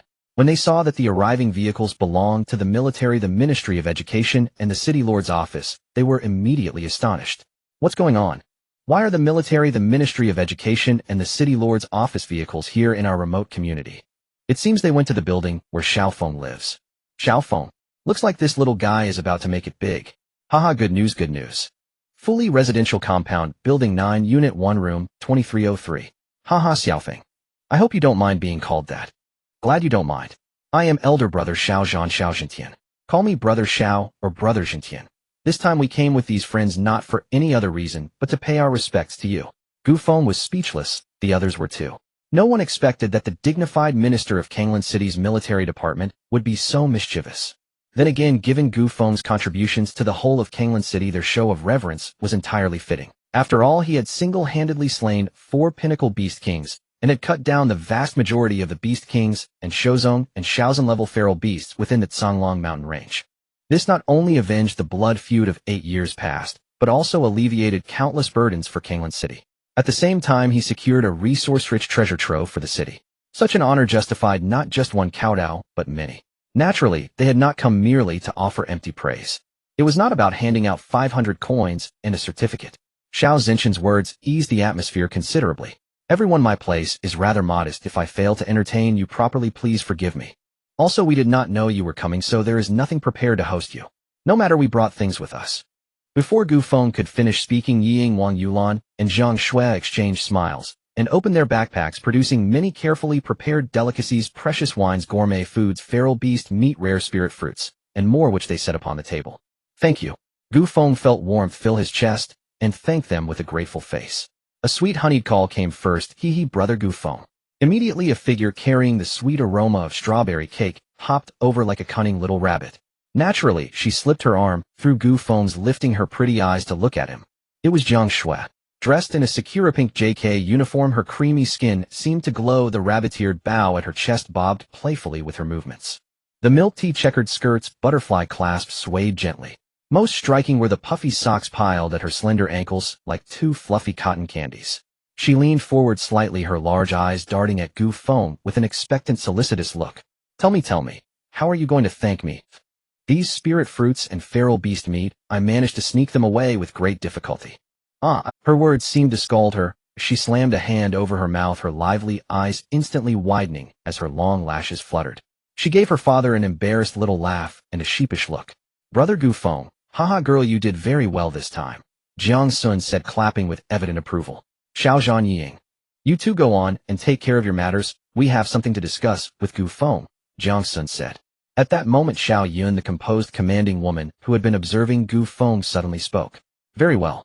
Xiao Zhan and the others nodded politely and turned to leave, while Xiao Zhantian, Xiao Yun, Jiang Sun, and Gu Feng chatted amiably. Far away, some 300,000 kilometers from there, at Shanghai Battle Academy, Jiang Feishuan stared at the 8 million spirit coins that brother Gu Feng had returned and felt her heart tighten. Sadness, lost panic, washing over her. She feared brother Gu Feng no longer wanted her. Just as Jiang Feishuan was drowning in despair, her battered old phone vibrated, and several messages from Gu Feng popped up on the screen. Jiang Feishuan quickly wiped away her tears and opened the messages. Upon reading Gu Feng's words and the attached screenshots, she realized she had misunderstood him and immediately burst into joyous laughter. That smile bloomed across her exquisitely crafted, almost perfect rosy face like a masterpiece coming to life. It was like an otherworldly azure lotus standing utterly apart from the world, intoxicating to behold. She had known it. She had always known the Xiao Feng in her heart. Clever, handsome, gentle, kind, nearly perfect. Could not possibly own only a mere 1-star black iron wooden bow. A 5-star Tianwang account. What had brother Gu Feng been doing in the dozen or so days she had been away to achieve this? In such a short time, he had upgraded his Tianwang account to this level. This was a level 5 Tianwang account. How many contributions would be required to raise an account to such a rank? She could not imagine. And why had brother Gu Feng asked her to follow the official site of Shilua Battle Academy? He had said there would be a surprise waiting for her. Could it be? The thought sent a thrill and even excitement flashing through Jiang Feishuan's eyes. Brother Gu Feng had been accepted by Shilua Battle Academy. A 5-star Tianwang account asking her to follow Shilua Battle Academy and promising a surprise. Did that not mean brother Gu Feng had been admitted? Yet Shilua Battle Academy's admissions were unlike the other 8 academies. One must pass assessments to become an official student. Which level of assessment would brother Gu Feng choose? No, she had to ask him. Just as she was about to message Gu Feng, a resonant voice suddenly sounded nearby. Hello, you must be junior sister Jiang Feishuan. My name is Fong Ting, a core student of the Dan Path Division of Shanghai Battle Academy. I'm here to assist you with your enrollment procedures. After saying that, the man reached toward the backpack on Jiang Feishuan's shoulder. An excited voice exclaimed, "My goodness. Thank you so much, Aunt. I never expected the girl you introduced to your nephew to be so impressive in stature, appearance, and temperament. Compared to the so-called beauties he chases, she is a peerless, immortal maiden. No, those other women don't even qualify to be compared with the beauty before me. She is truly like an otherworldly azure lotus, pure and unmatched. One look and a man would be utterly lost. Rest assured, your nephew will use every means to win her." Jiang Feishuan's perfect brows knit slightly. She raised her beautiful eyes to glance at the man who was trying to appear urbane and gentlemanly, stylishly dressed, and standing around 1.8 to 1.9 meters tall. Instinctively, she avoided his hand and, expressionless, waved him off. "Thanks, no need, I know the way." With that, she turned and, wearing a sweet smile, picked up her phone to chat with brother Gu Feng. Although the man before her seemed urbane and full of gentlemanly charm, the Qingyabalian within her perceived with keen clarity the greedy desire in his heart to devour her alive. This was a special perception she had possessed since awakening the 9-star legendary talent Qingyabalian. Moreover, even without such a talent, she would never approach a stranger. In her heart, there was only brother Gu Feng. No one else, even a war god, could enter her. The military leader Xiong Zhentian, the city lord Jiang Sun, and the deputy minister of the education department Xiong Yun were all extremely busy, so they did not stay long. After a little more than 10 minutes, they left the welfare community with smiles on their faces. In the room, only Gu Feng, Xiong Zhan, Ying Wang Yulan, Jiang Shui, Jiang Yu Wang Meng, and Old Ma remained. "Are you about to leave Kanglan City soon?" Dressed in red with an exquisite appearance, Jiang Yu gazed intently at the nearby Gu Feng, and suddenly, upon hearing this, the others' eyes also suddenly turned to Gu Feng. "I suppose so. Then, will you come back?" For some reason, Jiang Yu felt very nervous when asking this question, her palms sweating. "Of course, this is my hometown. I will definitely return." Gu Feng chuckled lightly and replied naturally, "That's good. I still have tasks to attend to, so I'll be leaving first. Let me know when you depart. If I have time, I will come to see you off." "All right." Jiang Yu nodded, giving Gu Feng a deep look before turning gracefully to leave. In the room, Xiong Zhan, Ying Wang Yulan, and the others exchanged glances, a peculiar atmosphere circulating among them. "Ahem. Well, Gu Feng, although you are a member of the Phantom Team, it seems you haven't completed a single mission yet." Xiong Zhan, sensing the strange atmosphere, tried to break the silence. I've been busy, no choice." "So is there a mission?" Gu Feng took a sip of the wilderness brew and asked, "Hey, due to your influence, the most common hunting missions in Kanglan City have all turned into explorations of the Songlong Mountain Range, while the missions to hunt wild beasts have been taken by the bronze and silver level hunting teams. These missions are purely a waste of time for you. By the way, our Phantom Team has now become a golden level team." When the Songlong Mountain Range was mentioned, the gazes of the others towards Gu Feng were filled with fervor, excitement, and admiration.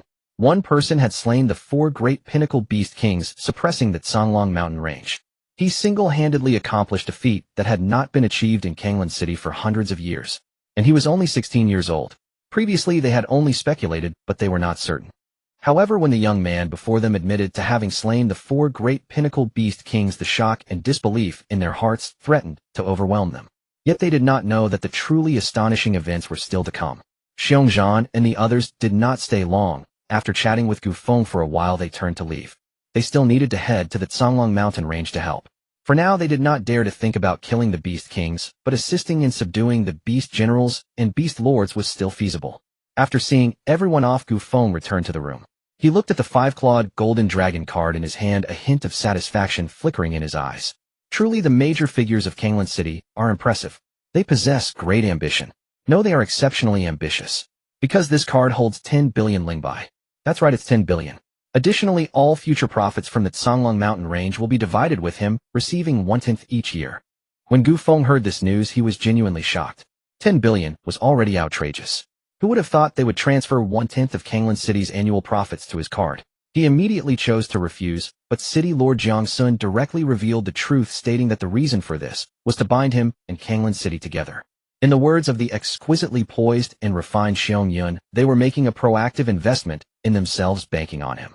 If one day he became a war emperor, or even a war god, the benefits brought to Kanglan City would far exceed several hundred billion lingbai.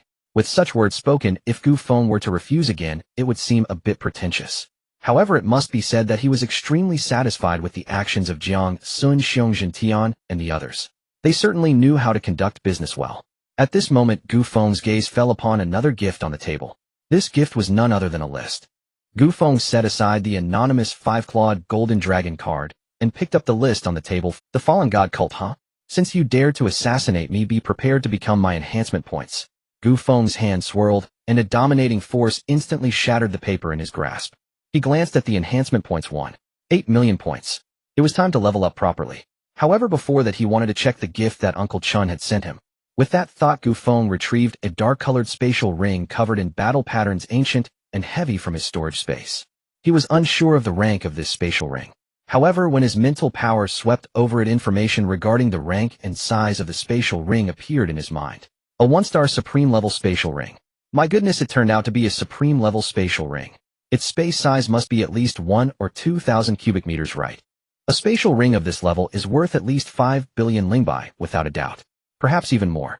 Although this amount of space cannot compare to his own storage space. However, not everyone possesses a system or a storage space. He owed a great debt of gratitude. Yet when he opened the spatial ring and saw the various treasures inside, he realized he had spoken too soon. The debt of gratitude was far greater than he had imagined, and he had no idea how he would repay it in the future. The treasures inside were not numerous, but each one was perfectly suited for him. First, there were 100 piercing arrows at the 9-star legendary level. Next, there were 9 blood shadow flying knives at the 9-star supreme level. A book titled Arrow Piercing the 8 Desolates at the 9-star legendary level. A body refinement technique called Starry Golden Body Technique of unknown rank. A 3-star supreme level bow called Breaking the Sky. After seeing these, Gu Feng was speechless for a long time. These were all exceptional treasures. Altogether, they definitely exceeded 30 billion lingbai. Adding the spatial ring, it directly approached 40 billion lingbai. The debt of gratitude for saving his life and for the treasures was as heavy as a mountain. Huff.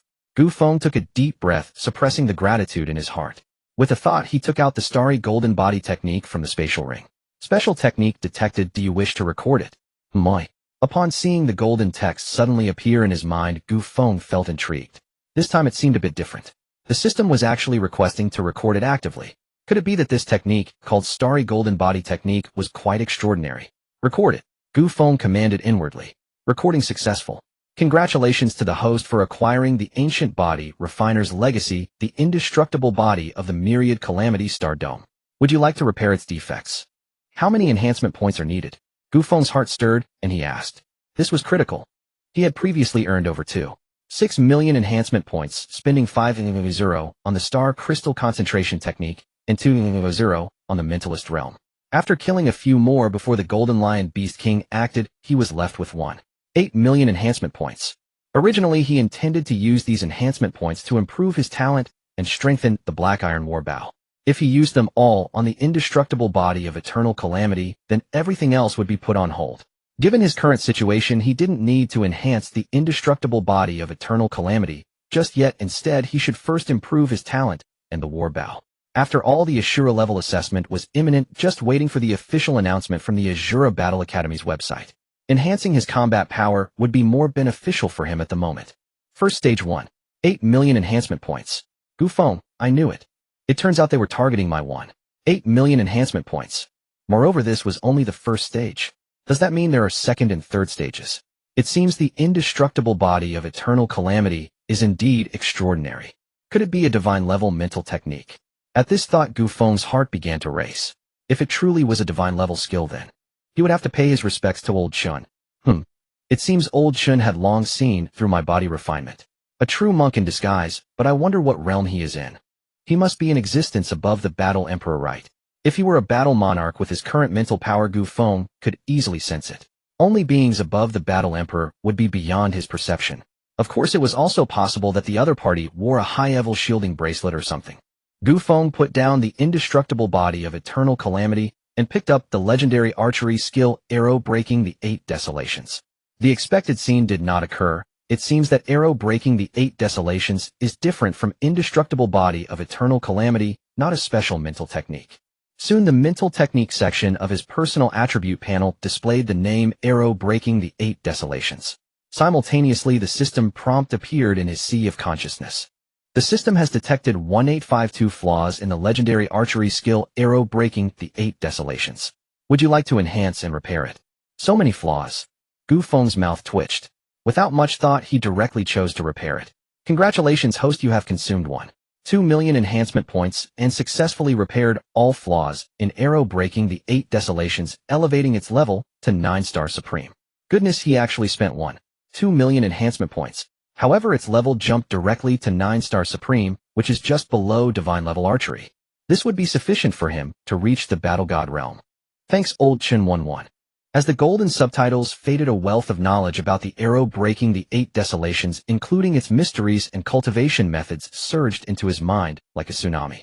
Using chi to control arrows breaking through wind and armor, mastering it to great success, each shot resembles a fierce dragon breaking through the heavens, collapsing cliffs, and instilling terror for 1,000 miles. This archery technique is divided into 9 levels, each stronger than the last, culminating in breaking the 8 desolations, exterminating gods, and shattering stars. First level, leaf-piercing arrow, within 10,000 steps shoot through 10 falling willow leaves. Second level, stone-cracking arrow, 1,000 miles away, shatters rock and splits mountains. Third level, pursuing wind, continuous shot. It can be divided into 3-star, 5-star, and 9-star continuous shots.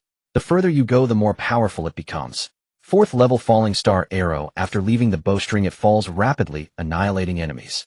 It is recommended to use special explosive arrows. Fifth level, soul pursuing death, with tracking capability, no matter where the enemy flees, soul pursuing death will ensure blood is drawn. Sixth level, shattering mountain, 1 arrow shatters mountains, its power penetrating 3,000 zhang into the earth. Seventh level, space cracking instant arrow, manipulating space to shatter void, requires some understanding of spatial loss. Eighth level, end of 8 desolations, a group attack, 1 arrow splits into 10,000 arrows, exterminating all. Ninth level, exterminating gods, shattering stars. Hiss. Seeing the cultivation methods of arrow breaking the 8 desolations and the clear projections of the 9 major archery techniques in his mind, Gu Feng's eyes sparkled with brilliance. Is this the power of archery after repair, reaching 9-star supreme? Truly overwhelmingly powerful. Especially the final arrow, capable of killing battle gods and shattering stars. At the same time, Gu Feng learned that for entry-level cultivation, one could master the first 3 arrows, small success for the 4th to 6th, great success for the 7th to 8th, and complete mastery for the final arrow. When he received the arrow breaking the 8 desolations, he had already entered the entry level. This means he had mastered the first 3 arrows. There is no denying the vast difference between having archery skills and not having them. Previously, when he shot savage beasts, there were either too many of them, so he didn't need to aim, just strung the bow and shot. One could describe it as reckless. Later, as his mentalist realm improved, he relied on mental power for assistance. That was not true archery. Now, after cultivating arrow breaking the 8 desolations, he truly understood the vast gap between having and not having archery skills. One could say that if he used arrow breaking the 8 desolations to kill, now its might would at least triple, and this is merely the entry level. If he enhanced it to small success and mastered the subsequent 4th to 6th arrows, its power would soar by 9 times. Great success would yield 18 times. Complete mastery would result in a terrifying 36 times. This explains why the 9-star supreme arrow breaking the 8 desolations can kill battle gods and shatter stars. However, to unleash the true power of arrow breaking the 8 desolations, not only is a powerful war bow required, but also an exceptionally high talent for archery. He glanced at his enhancement points and immediately issued an order. System: enhance arrow breaking the 8 desolations to small success. Not enough enhancement points. Gu Feng. However, it was understandable. After all, arrow breaking the 8 desolations is a terrifying 9-star supreme archery skill, so it requires a significant amount of enhancement points. Since he couldn't enhance arrow breaking the 8 desolations to small success, he would instead improve his archery talent.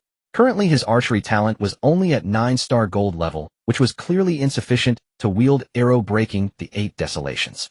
Now he had 600 enhancement points left, and upgrading his talent to 9-star diamond level required 450 enhancement points. Exponential increase: 1-star diamond requires 100 points, 9-star diamond requires 9000. The remaining 1500 will be used to enhance the level of the Black Iron War Bow. Although he had a 3-star Supreme Breaking the Sky War Bow, he still chose to enhance his own exclusive war bow. After all, this was something that could accompany him for a lifetime. Subsequently, Gu Feng spent 450 enhancement points, increasing his talent level to 9-star diamond. Raising his archery talent to this level once again made him feel a wave of ease throughout his body as the mysterious shackles were once again unlocked. At the same time, in his sea of consciousness, the bow transformed from a golden great bow into one that appeared as if it were made of diamonds radiating a dazzling and mysterious glow with denser and more complex patterns. System use all remaining enhancement points to enhance the Black Iron War Bow. The system has detected that the host possesses a 3-star Supreme War Bow breaking the sky, which can be fused with the Black Iron Bow. Would you like to fuse them? Seeing the golden subtitles in his mind, Gu Feng's eyes brightened. This Slaughter Enhancement System is quite formidable, capable of not only repairing flaws in mental techniques, but also allowing the fusion of talent and warrior. Does that mean he can completely use low-level warriors to merge into high-level warriors in the future? Let's give it a try. After all, he still has some low-level arrows on him. However, Gu Feng was disappointed. No, it doesn't work. He had just taken out many arrows for the system to merge, but the system ignored him haughtily. Finally, the system, perhaps annoyed, actively provided a subtitle explanation. Fusion is limited to exclusive warriors. So that's how it is. Never mind then. Fusion, please. Congratulations, host, for consuming 100 enhancement points. Fusion successful. Due to the impurities in the Broken Sky Bow, after purification, the Black Iron Bow's level has been upgraded to a 9-star legendary bow. With the appearance of the subtitles, the Broken Sky Bow in his hands suddenly vanished. At the same time, the Black Iron Bow also disappeared, swallowed by the system. When it reappeared, a powerful aura emanated from a pitch-black golden bow nearly 2 meters long, as if forged from divine gold adorned with blood-red patterns, appeared in Gu Feng's hands. Thanks to Feng Ye for the support, bit stunning. Feeling the powerful aura emanating from the nearly 10,000-pound dark golden bow, a hint of joy flickered in Gu Feng's eyes. As expected of a 9-star legendary bow, its enhancements in all aspects are astounding. Especially the blood-red patterns make this bow even more imposing. Moreover, due to the fusion, he saved over 50 million enhancement points. However, awkwardly, he couldn't draw the Black Iron Bow. Even though it is his exclusive warrior, he simply cannot draw it due to its high level. It should be noted that his current strength is around 1.9 million pounds, 9-fold battle sovereign, 0 pounds, 1-star diamond realm body, 1 million pounds. As a result, he couldn't draw the 9-star legendary Black Iron Bow. But then again, bows of this caliber are typically used by mid-level battle emperors and above. And such strong individuals possess strength in the millions. The gap is too great.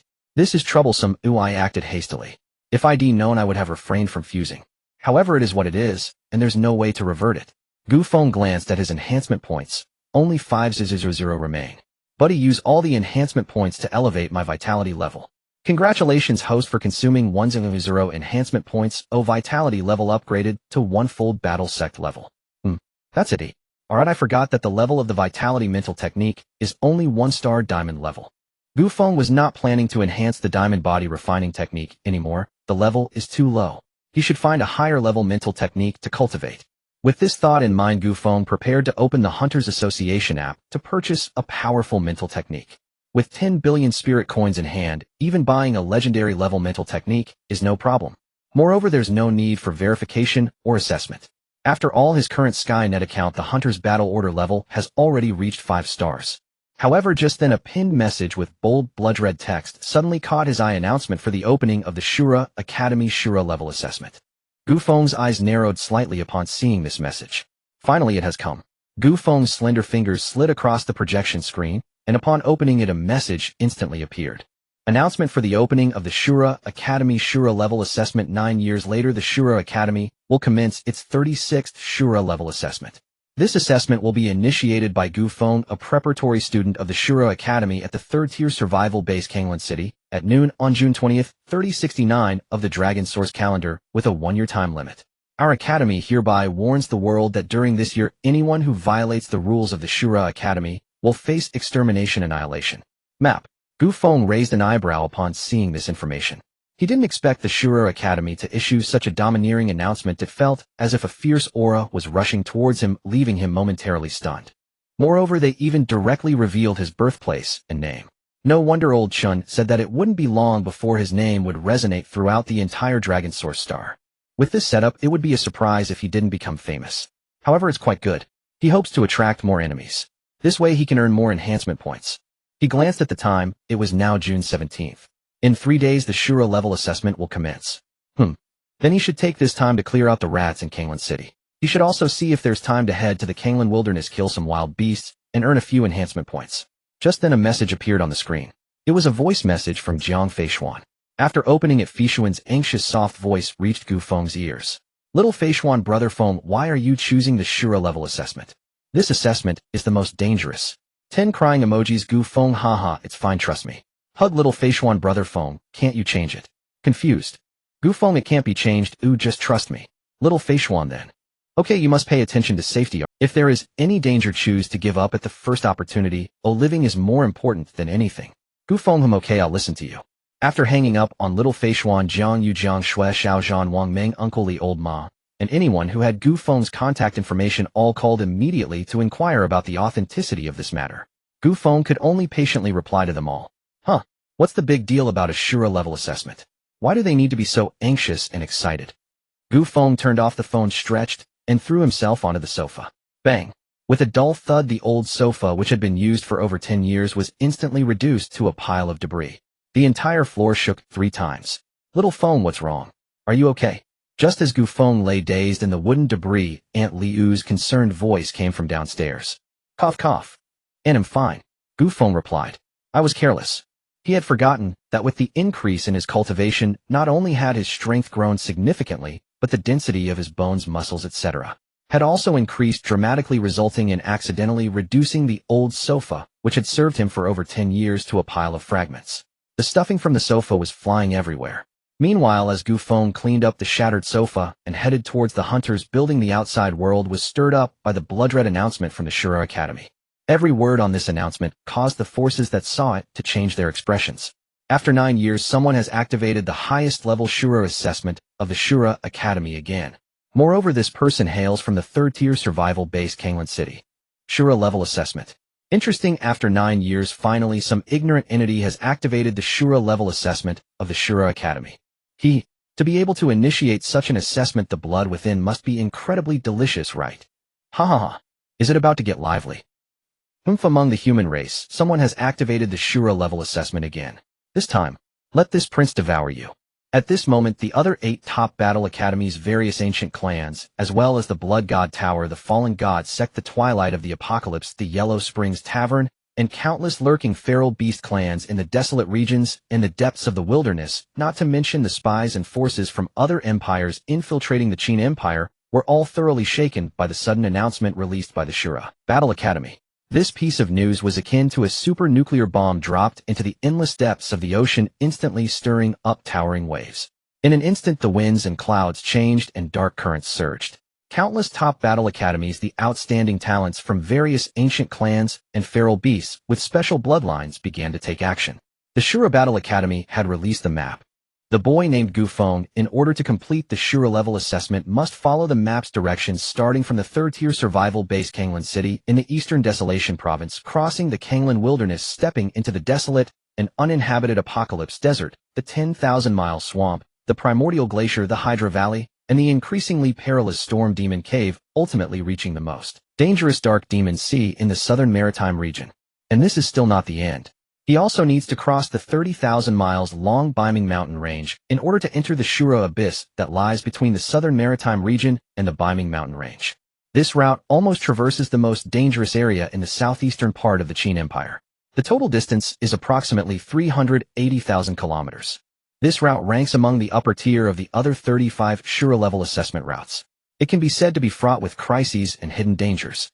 Most chillingly, the notorious headquarters of the Blood God Tower and the Fallen God Sect is rumored to be located somewhere along this route. Moreover, the southeastern borders are adjacent to the 3 great empires of the Western Demon Feathered Serpent and Star Moon. The assessment route planned for Gu Feng by the Shura Battle Academy is indeed extremely perilous. Can the boy Gu Feng, who comes from the 3rd-tier survival base Kanglan City, really make it through? All factions simultaneously activated all means to frantically gather intelligence about Gu Feng. At this moment, Gu Feng remained completely unaware of the turmoil outside. He was intently examining the exclusive assessment map prepared for him by the Shura Battle Academy. The places this route passes through are extremely dangerous. Yet there was no hint of fear in his eyes, only a blazing battle intent filled with anticipation. In his eyes, this winding 38,000-kilometer perilous journey was not a disaster, but rather countless points of enhancement. At this moment, his communicator rang. It was a call from Chiniran. "So how is it? Are you afraid?" she said with a smile. "It's not too late to regret now. Oh, I can help you cancel it if you want to save face." "Since when is the Shura level assessment of the Shura Battle Academy something that can be casually changed or cancelled. Gu Feng lightly chuckled in response. I wish you good luck. I hope that when I come out of the Shura Abyss, you have successfully arrived at the Shura Battle Academy. Wait a moment, I will send you some detailed information about the map. This is very important to you, so be sure to take a good look when you have time. Thank you. Gu Feng expressed his gratitude. If you really want to thank me, come to the Shura Abyss to thank me in person. Soon a very detailed route report was sent to Gu Feng. It marked all known forces along the way, feral beast clans, dangerous forbidden areas, and even included some hidden strongholds. It was extremely detailed. This route was carefully tailored for you by those old fellows at the Shura Battle Academy after learning about your situation. It is exceedingly dangerous, so you must be cautious. Furthermore, at that time the Fallen God Sect Blood God Tower, Yellow Springs Tavern, and even the Zeus Divine Court, the Illusionary Realm, the Eastern Sand Empire, Star Moon Empire, and the Feathered Serpent Empire, these divine-level forces will likely send powerful individuals to hunt you down furiously. However, the most dangerous of all are the endless feral beast clans. They will abide by the rules set by the Shura Battle Academy and will not send out feral beasts that exceed one major realm to kill you, but there is no limit on the number. In other words, wherever you pass through there will be a beast tide. If things truly become untenable and you find yourself in a deadlock, then give up the assessment. Being alive is more important than anything else. If I give up, won't those feral beasts and the Fallen God Sect stop hunting me? Gu Feng asked with a Of course you won't give up. You were just curious.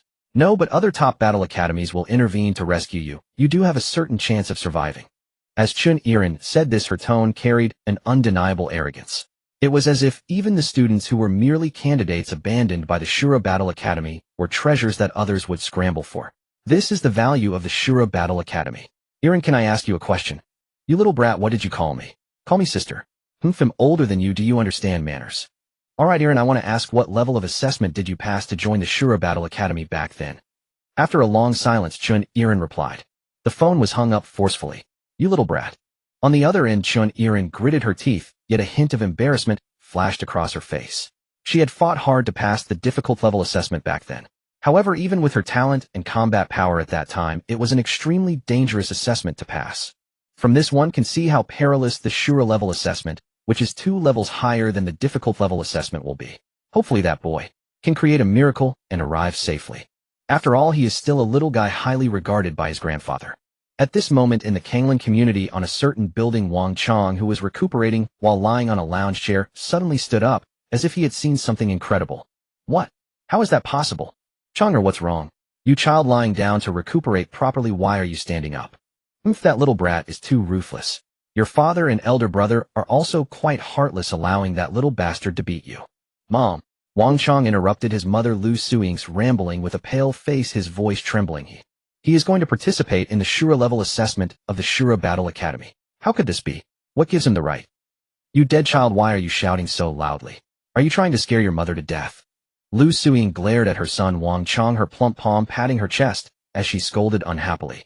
But the next moment Lu Suing's eyes suddenly widened and she exclaimed, What did you say?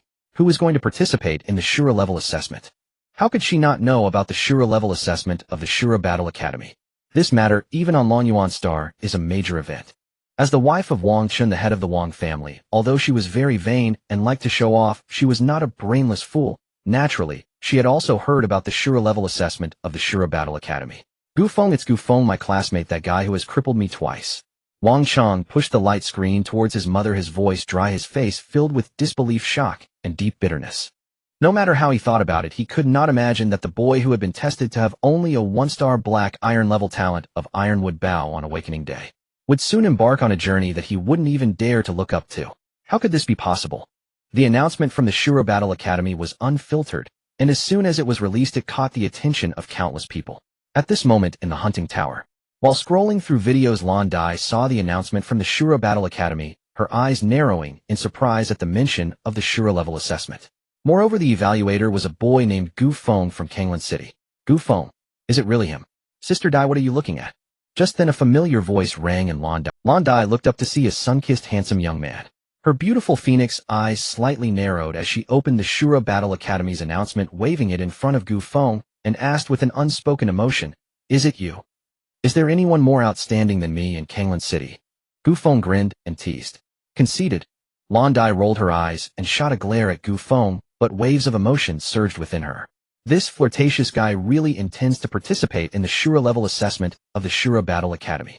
At this moment Lan Dai found herself lost in thought. Or perhaps her mind was entirely blank.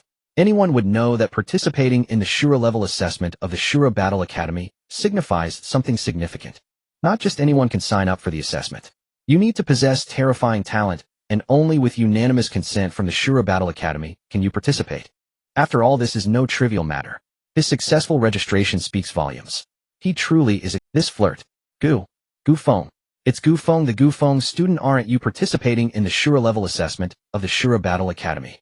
At that moment, a student from the 3rd Preparation Battle Academy suddenly spotted Gu Feng and shouted with excitement. Instantly, all eyes in the hall turned towards Gu Feng. Meanwhile, the majority of people pulled out their smart wristbands, quickly capturing Gu Feng's appearance. This is bad, quickly follow me upstairs. Up the stairs. Seeing this scene, Lan Dai did not wait for Gu Feng to say anything, grabbing his arm and taking the dedicated elevator up to the 15th floor of the hunting tower. Sister Dai, there's no bed here either. Upon entering the ultra-luxurious room, filled with futuristic technology, Gu Feng joked. Lan Dai's face flushed red, and she kicked Gu Feng, playfully scolding. You flirt, that was just. I misspoke. No, you misheard. Oh, right. Lan Dai's fair and delicate face turned even redder. She didn't realize that this flirt was becoming bolder. Alright, I'm done teasing you. Where's your brother? I thought you were here to find him. Hearing this, Lan Dai felt a bit disappointed and muttered unhappily. I am looking for him, but first let me deal with the beast corpses in my spatial ring. Okay, just a moment. Lan Dai paused, unable to suppress her curiosity, and asked, Did you really kill the 4-peak beast? You'll know soon enough. Lan Dai huffed, and then called for Lan Gong. Xiao Feng. Upon arriving, Lan Gong immediately embraced Gu Feng's shoulders, looking at him with excitement, and asking, About that announcement from the Shura Battle Academy. Yeah, that's me. Gu Feng did not hide anything and nodded directly, getting straight to the point. I came to settle accounts, sell beast corpses, and buy some treasures. Oh my. It really is you, haha. I can't believe I've met a world-class genius qualified to participate in the Shura level assessment. How about this? Haha, I'm so excited, shall we have a drink to celebrate? With Gu Feng's confirmation, Lan Gong became so thrilled that he lost his composure. Brother Lan Gong, sorry, I might not have that much time, we can drink later when I have time. Look at me, I'm too excited, sorry. Xiao Feng, this thick-head guy has this personality, don't take it to heart. Observing her brother's state, Lan Dai awkwardly explained. How can you say that? This is the Shura level assessment of the Shura Battle Academy. How can I not be excited? Besides, Xiao Feng has a great chance of becoming a war god in the future. Is there anything wrong with me holding on to his leg now? This is a war god. Do you understand what those 2 words represent? Lan Gong shot an annoyed glare at his sister Lan Dai, bluntly expressing his thoughts. This made Gu Feng regard Lan Gong with newfound respect. They were both clever. Honesty is the only killer technique, and Lan Gong had played it perfectly. Lan Gong and Lan Dai also understood that Gu Feng was pressed for time and did not waste it unnecessarily. Soon they brought Gu Feng to a massive warehouse, 10 times larger than the previous one. This was requested by Gu Feng. He had too many beast corpses in his storage space. After dumping all the beast corpses in the gigantic warehouse, Gu Feng left with Lan Dai, leaving Lan Gong stunned. This kid. How many beasts did he kill? Shall Lu come over to the number 1 warehouse? Lan Gong took a deep breath and could only summon more staff to count these beasts. Sister Dai, these are what I need, please help me get them as soon as possible. So much. Let me see. Lan Dai took the tablet and glanced at the list Gu Feng had compiled, her eyes narrowing in surprise as she asked. Yes. The assessment was about to start, so he needed to prepare well. This list included some special battle soldiers' pills, food, drinks, and some cultivation techniques. In short, he listed everything he could think of. The total value was staggering. Even after discounts, it was likely over 100 billion spirit coins. Of course, if he didn't have enough spirit coins, he also had 3 billion hunting points. This was earned by slaying beasts in the Songlong Mountains. He didn't need to calculate this himself. The hunting battle order would automatically scan and record it for him. Hunting points were a unique currency of the hunting battle team, with far greater purchasing power than spirit coins.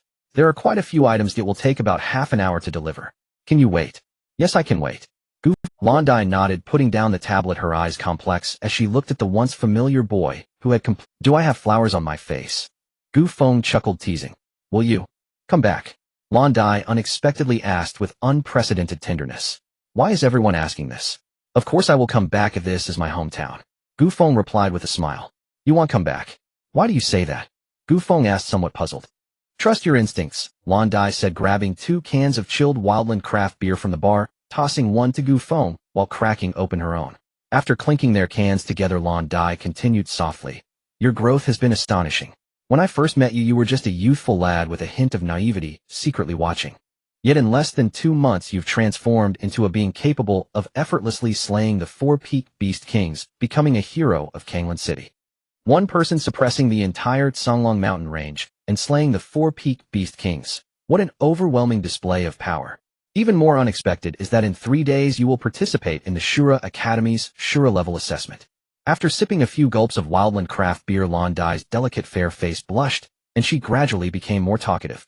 With your rate of growth, perhaps it won't be long before you reach the pinnacle of the Daqin Empire, becoming a pillar of support for the safety and well-being of our human race. By then you may have already ventured into the wildlands, and even the abyss, leaving little time to return. Right. Lon Dai's voice was calm and gentle, flowing like a river laced with a hint of melancholy and a sense of reluctance she herself was unaware of. This caused Gu Feng to fall into silence.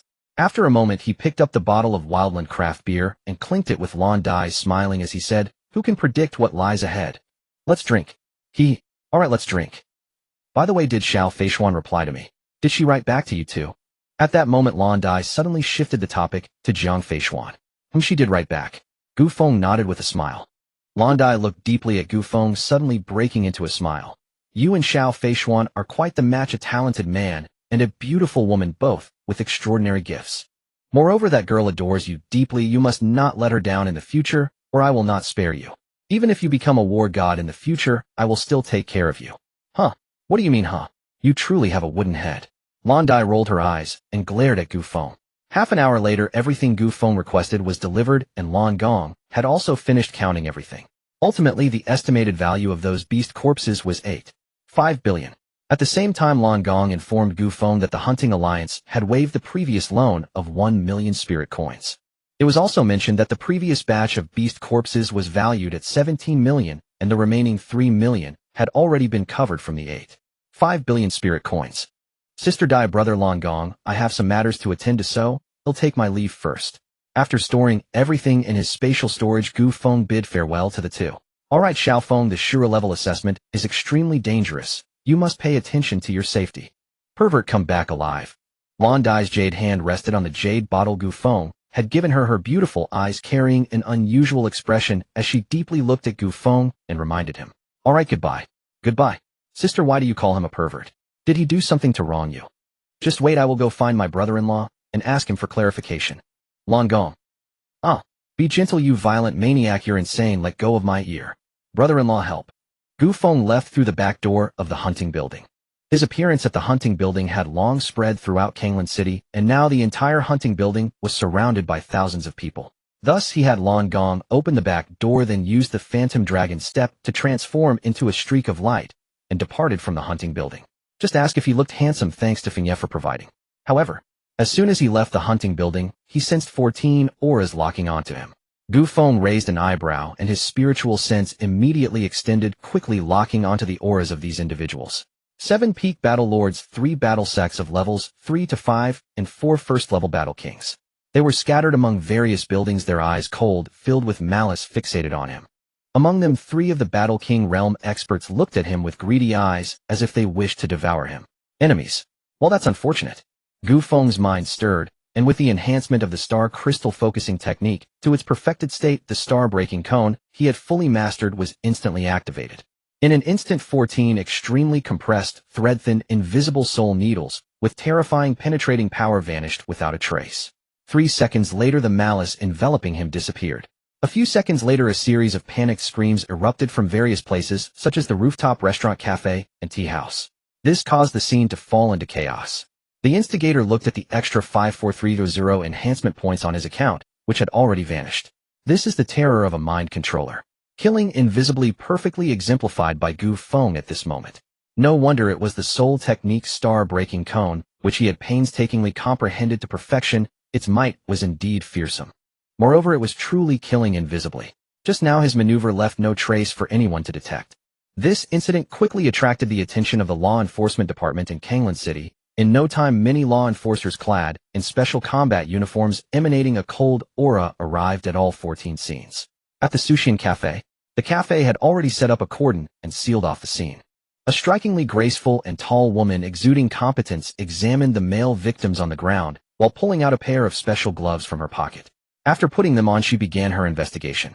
She was very experienced. Just one glance was enough for her to reach into the victim's collar, and with a ripping sound, she tore away an exquisitely crafted human skin mask from the victim's face.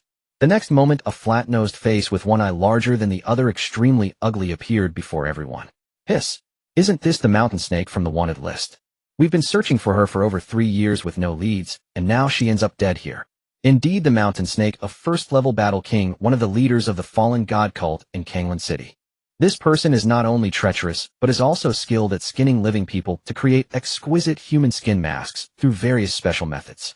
Because of this, capturing her has been extremely difficult. Who would have thought she would die here? Who is it that could so precisely lock onto her and silently slay her? Boss, can you tell how she died? It should be spiritual power. After rising, the striking woman casually removed the gloves and said expressionlessly, to be able to effortlessly slay a first-level battle king like the mountain snake, their mind controller realm must have reached at least the 4th or 5th level of the soul sect. Moreover, they must be skilled in extremely powerful soul techniques, otherwise it would be impossible to silently kill her. Yet, there are only a few mind controllers in the entire Kanglan City, and none are particularly strong. Who could it be? Boss, the other scenes have also sent in information. They've reported that all the deceased came from the fallen god cult Blood God Tower and Huangquan Tavern and other factions. Among them 4 were first-level battle kings. Let's wrap it up. Huh, aren't we investigating further? What's there to investigate? The woman asked indifferently. Boss, something big has happened. A colossal case. The Honey Capital nightclub, Golden Mountain Palace, Tinshui Bay. 4 locations were raided simultaneously by a mysterious individual. Bai Bing had just returned to the law enforcement department, and as she picked up her water cup, she was interrupted by a series of urgent reports before she could even bring it to her lips. Boss, do you still have the leisure to drink water? Hurry, we must rush to the scene. This is a super major case. No need for that. Bai Bing paused with the teacup in her hand, her expression unchanging as she said, those 4 locations are the strongholds of the fallen god cult Blood God Tower, Twilight of Doom, and the Underworld Tavern. The deceased were all individuals from these 4 major factions. The law enforcement department had long been aware of this intelligence. Whenever these factions showed their faces, the law enforcement department would swiftly eradicate them, leaving no opportunity for revival. This is because the fallen god cult Blood God Tower and other organizations are utterly devoid of morals, disregarding the nation and trampling upon lives. In their pursuit of power, they betray humanity and the nation, surrendering themselves to savage beasts and foreign races. They also capture compatriots, devouring their flesh and blood to cultivate. Over the years, they have committed countless heinous acts within the Great Qin Empire. Therefore, once they are discovered within the borders of the Great Qin, the law enforcement department will swiftly eliminate them. However, these factions are like cockroaches that cannot be killed. Every eradication leads to another wave constantly infiltrating the survival bases in various ways, making them nearly impossible to guard against.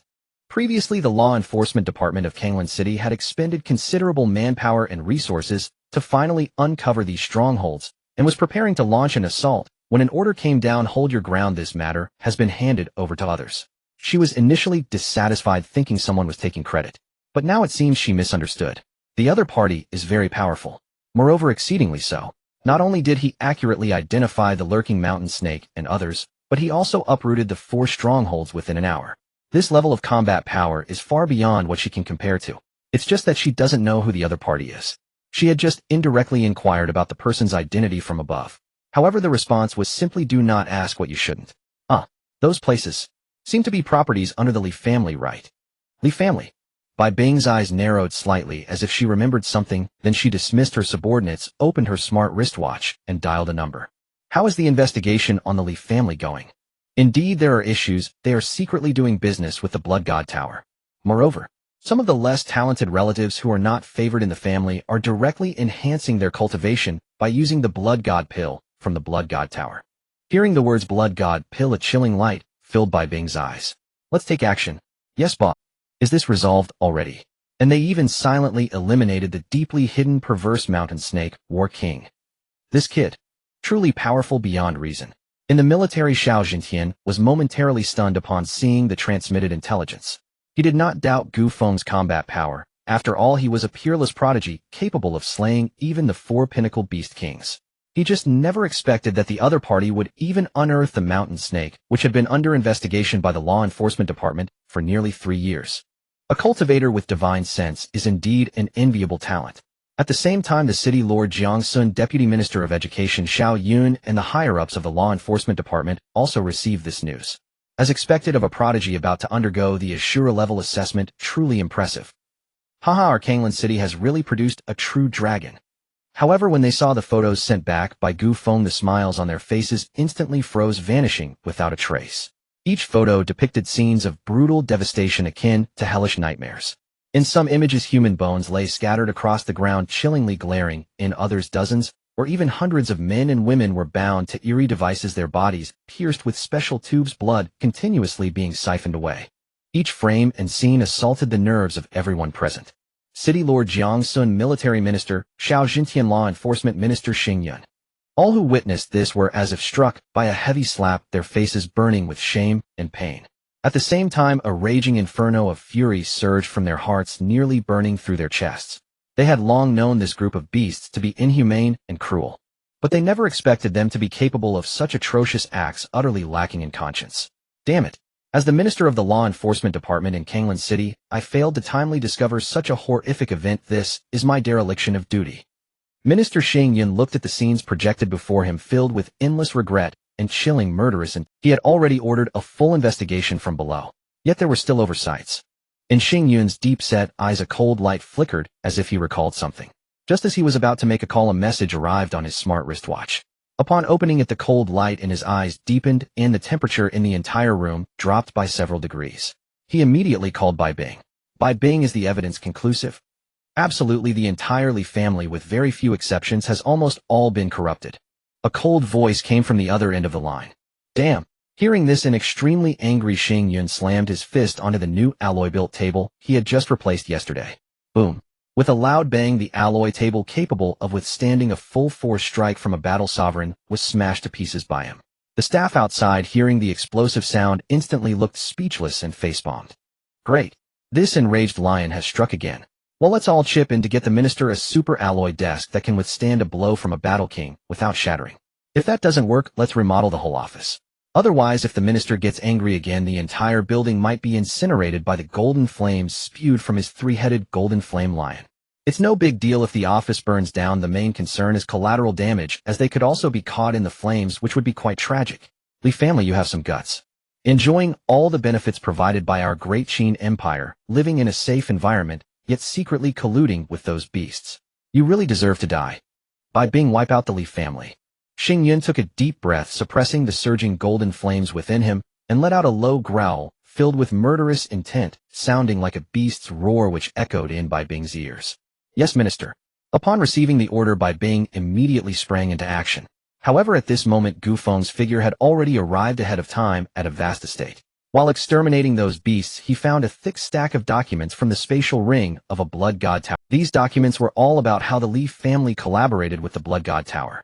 They were secretly trafficking humans and handing them over to the Blood God Tower to be refined into Blood God pills through special methods.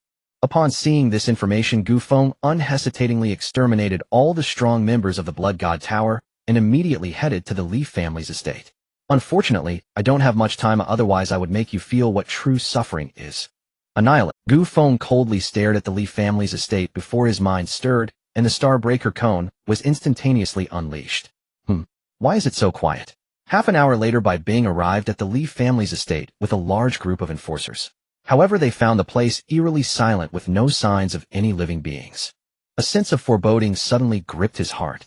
Could it be that the Li family had gotten wind of the news and fled in advance? No, that couldn't be the case.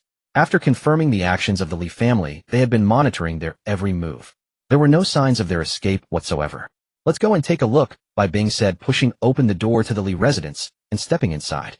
However, it didn't take long for Bai Bing and the other enforcers to discover that more than 300 members of the Li family, except for a few children under the age of 3 or 4, were all dead. Someone took action in advance, and their manner of death is almost identical to that of the Shan. She all died silently, with no visible injuries. Boss, there's a stack of documents here. It's all the criminal records of the Li family and the Blood God Tower. Damn, they actually provided the Blood God Tower with people for refining Blood God pills. At that moment, one enforcer spotted a stack of documents weighed down by a stone on a white jade table in the courtyard. Upon opening it, he immediately wore an expression of fury. The other enforcers' expressions changed at once, and they hurried over to Bai Bing. These beasts. Letting them die like this is far too lenient. Bai Bing, the ice-cold beauty, also wore a face of anger upon seeing these documents, unable to restrain herself from exclaiming, "You all check this list for any survivors. If there are, issue a nationwide wanted notice." "Yes, boss." Welfare neighborhood. Military trucks carrying various supplies drove into the welfare neighborhood. The residents of the neighborhood looked on in astonishment and confusion at this scene. The welfare neighborhood is a residence built by the government for some impoverished households or families of martyrs free of charge. However, despite being free, the facilities' environment and quality are quite good. No one dares to cut corners in this regard. After all, this is Longyuan Star, where wild beasts roam freely. If a slightly stronger wild beast were to charge in an impact, could cause an entire building to collapse, which would be a disaster for all the citizens. The recent attack by the bloodthirsty wild rats is a vivid example of this. At this time, the staff of the welfare community were posting notices on the 4 main gates of the neighborhood. Meanwhile, text messages regarding the engineering department's plans to repair and reinforce the welfare neighborhood were sent to all the residents. In an instant, all the residents were aware of what had happened. Great. I didn't expect the government to allocate 1 billion spirit coins to reinforce and repair the wall's ground drainage and all facilities of our welfare neighborhood. Looking at what it says above, it seems they will also station troops here. Is this for real? In our neighborhood, although some are families of martyrs, most are ordinary citizens. Would the government spend such a large sum to station troops? That's what it says. Xiao Feng, is all of this related to you? In Unit 2303 of Building 9, Aunt Lu looked out the window at the dozen military vehicles driving into the neighborhood and suddenly asked. Pretty much. Gu Feng raised his eyes and nodded. Originally, he had intended to donate some money to reinforce the welfare neighborhood. He believes in repaying kindness tenfold. This is his principle in life. However, when the higher-ups heard that he wanted to donate money to repair the welfare neighborhood, they informed him that the engineering department had already received orders from the Lord's mansion. They not only allocated 1 billion spirit coins for renovations, but would also station troops to guard the area. Of course, everything in the welfare neighborhood would remain unchanged. The free services would still be free and might even improve, which was something Gu Feng did not anticipate. However, it must be said that the Lord's mansion's actions greatly satisfied Gu Feng, and I might leave for a while in the near future. At this moment, Gu Feng put down his bowl and chopsticks and spoke. I know. I saw the announcement from the Shura Battle Academy. Anne is very excited. I didn't expect my little Feng to be so accomplished. However, I heard that the Shura level assessment is extremely dangerous. You must be careful, understand. Upon hearing this, Aunt Lu was certain that the boy named Gu Feng in the Shura Battle Academy's announcement was none other than the young man before her. This made her feel both proud and anxious, filled with worry. Although she was just an ordinary citizen, she had heard her husband, a former warrior, mention some matters regarding the Shura Battle Academy. She naturally understood how dangerous the Shura level assessment could be. She doesn't know which military unit her daughter has gone to, and Xiao Fei Xin recently went to the Mountain Sea Battle Academy. Now Xiao Feng is leaving too. Now she is just a lonely old woman. Don't worry, Aunt. I know what I'm doing. You don't have to worry about me. One day I will pilot a warship bringing Yunjie and Xiao Fei Xin back to pick you up. Gu Feng sensed Aunt Liu's reluctance and concern and couldn't help but step forward to hug her, smiling as he comforted her. Haha, alright, Aunt believes in you. After spending some time with Aunt Lu, Gu Feng left the welfare neighborhood. However, just as he drove the Phantom War Chariot out of the welfare neighborhood, a figure blocked the path in front of the vehicle. Wo Changguo, are you here to challenge me? Gu Feng said as he got out of the car, teasing Wang Chang, then greeted Wang Meng beside him and nodded at the burly man exuding an intimidating aura. Gu Feng, no. Feng Gu, please don't make fun of me. Upon hearing this, Wang Chang forced a bitter smile, took a deep breath, and bowed deeply to Gu Feng, sincerely saying, Feng Gu, I admit I was a jerk before and bullied you. Here I sincerely apologize to you. Also thank you. It was you who helped me understand some principles of being a person. I realized how much of a jerk I was in the past. I know my talent is nowhere near yours, but I will definitely train hard in the military, become stronger, and protect everything we should protect, just like you. Alright then, let's work hard together. Here, take this. Gu Feng glanced at Wang Chang, then casually waved his hand, tossing a green jade bottle to him. It's not that he is overly compassionate. The conflict between them is not that significant. Moreover, the Wang family has contributed immensely to Kanglan City and is a distinguished family. Of course, there is also his relationship with Wang Meng, and the other party is just a 15-year-old boy. I can't accept this. Aren't you going to protect everything you care about? Alright, stop being so sentimental. Thank you. Wang Chong held back his tears, and once again bowed deeply to Gu Feng. As the saying goes, a reformed prodigal is worth more than gold. In truth be told, Wang Chong's nature was not inherently vicious. His only flaw lay in the absence of paternal or fraternal guidance, both having perished on the front lines. His mother, meanwhile, doted on him excessively, ultimately nurturing a spoiled and arrogant young noble. And it was only after Gu Feng's brutal discipline that he experienced a profound awakening. That was for the better. In Xiao Feng, thank you. Non the war chariot Wang Ming spoke with heartfelt gratitude to Gu Feng. In Brother Ming, you're being too formal. But why are you heading to frontline too? In Gu Feng asked curiously as he steered the vehicle. Just moments earlier, after exchanging brief words with Wang Chun and others at the gate, Wang Ming had requested passage aboard Gu Feng's Phantom War Chariot en route to Frontline 2. Gu Feng had initially refused. And after all, he was about to undertake the Azure trial, and should danger arise, he could not guarantee the other's safety. Yet Wang Chun merely smiled and assured him, no one dares lay a hand on you before the trial begins. And thus the two departed together aboard the Phantom War Chariot. Not only am I going. Il Nightingale Wang Yulan and Zhang Shui have already arrived at front. Orders have been issued. Every warrior ranked above battle marshal must converge upon the Kanglan wastelands. In as he spoke these words, Wang Ming's expression grew grave. A flicker stirred within Gu Feng's heart. Is this because of me? Yes, more or less. Command judges that when your trial commences, the waste well in the Kanglan wastelands may undergo fissure transformation. Once such a fissure occurs, the Tier 3 waste well will degrade to Tier 2. And the waste monsters surging forth will be both more numerous and far more formidable. Hearing this, Gu Feng narrowed his eyes slightly. He had previously studied the terminology, wasteland, wasty realm, waist deep, waste well, with deliberate care. Shin Iran had even forwarded him comprehensive archival materials on the subject. Those documents revealed that the Songlong Mountains were scarcely worthy of mention, a mere footnote in comparison. And the true peril lay deep within the waste realm and waist deep. Only where a waste well emerged could a region be deemed a waste realm. Nan, the Kanglan waste realm guarded by the Kanglan garrison, was merely Tier 3. Yet its lethality dwarfed that of the Songlong Mountains beyond measure. And before long, the Phantom War Chariot arrived at the War Great Wall, anchoring Frontline 2. Xiao Feng, you've arrived. In Jiang Yu, catching sight of Gu Feng's chariot, let a breathtaking smile bloom across her exquisite face. Unbidden, irresistible. The surrounding soldiers stood frozen in awe. Was this truly their icy, indomitable commander? Senior Jiang Yu Senior, old Ma Xiao Schwerer, Uncle Li, Uncle Hong. We're all here. We've been waiting for you. Gu Feng parked the chariot and strode forward with Wang Ming toward Zhan and the others. Zhan, broad-shouldered, powerfully built, eyes sharp and blazing with fierce vitality, advanced with a broad grin and delivered a light, affectionate punch to Gu Feng's shoulder. Before him stood a youth clad in sleek Redan black combat fatigues, tall, graceful, strikingly handsome, his height matching Zhan's own. Zhan's heart swelled with poignant reflection. Who could have foreseen that this boy, barely half a month ago, had joined Li, whose battlefield cleanup squad, sweeping corpses from the field, would now ascend to heights demanding reverence. Now he was even to undertake the highest level trial of the Azure War Academy. In such impermanence defied reason. Indeed, it felt absurdly, almost surrealistically unreal. In under 20 days, from battle disciple rank to a level capable of slaying 4 peak beast sovereigns single-handedly. This was cultivation, not interstellar travel. Hey, Senior Il, you've broken through enough. Senior Il, go easy. Don't bruise my Xiao Feng brother. Or else I'll punch you with my tiny fists.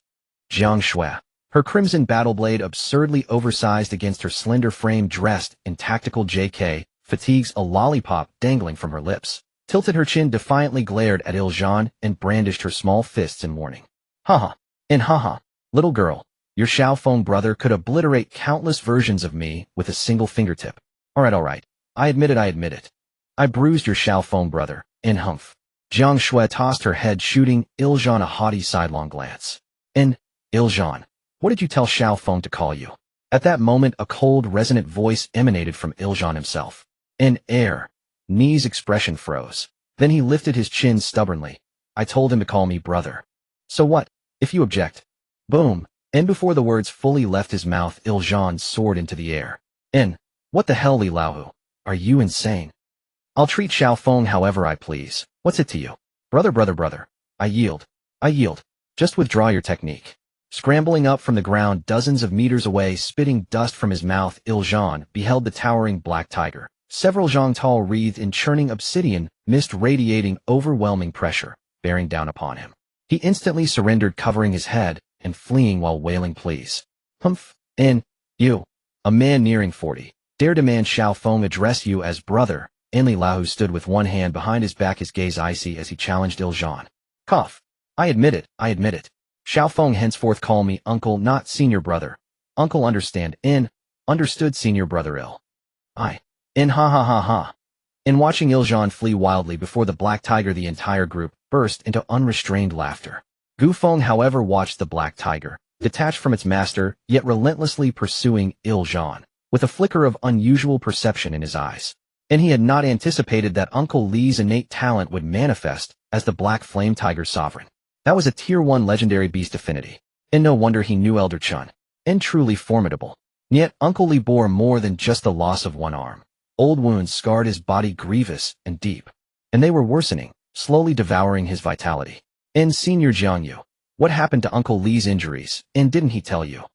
"I was busy," and Gu Feng scratched his head sheepishly. "And fair enough. And Uncle Li is extraordinary. He was once a top-tier prodigy of Kanglan City, though of course incomparable to you or Jiang Feishuan. Still, he was a core disciple at a prestigious war academy, until during a campaign an elite winged race warrior severed his arm and inflicted an incurable wound. And, with our current medical capabilities, couldn't we heal Uncle Li's injury?" "We could, but he refuses treatment, and I have funds." And Gu Feng assumed Uncle Li declined care due to poverty. "And it's not about money. Given his contributions to the Great Qin Empire, even the most costly elixirs would be provided free of charge." And Jiang Yu gazed deeply at Gu Feng before continuing, "He carries a burden of the heart." "Little Jiang Yu, I'm neither old nor dead, and my hearing remains sharp." Enli Laohu's voice drifted softly into their ears. "Uncle Li, some things need not be clung to, and no need. And Xiao Feng still faces the Azura War Academy trial. Do not distract him." Li Laohu waved dismissively, declining Jiang Yu's well-intentioned offer. "And, Uncle Li, you don't trust me, and it's not that I distrust you. It's simply something I intend to resolve myself." "Resolve it? Ha! And how many years has it been? And have you resolved it? And no. Worse still, your wounds grow ever deeper." And while hastily smoothing his disheveled hair with one hand, Iljan grumbled bitterly as the black tiger chased him mercilessly. "This damn tiger, haven't we shared life and death before?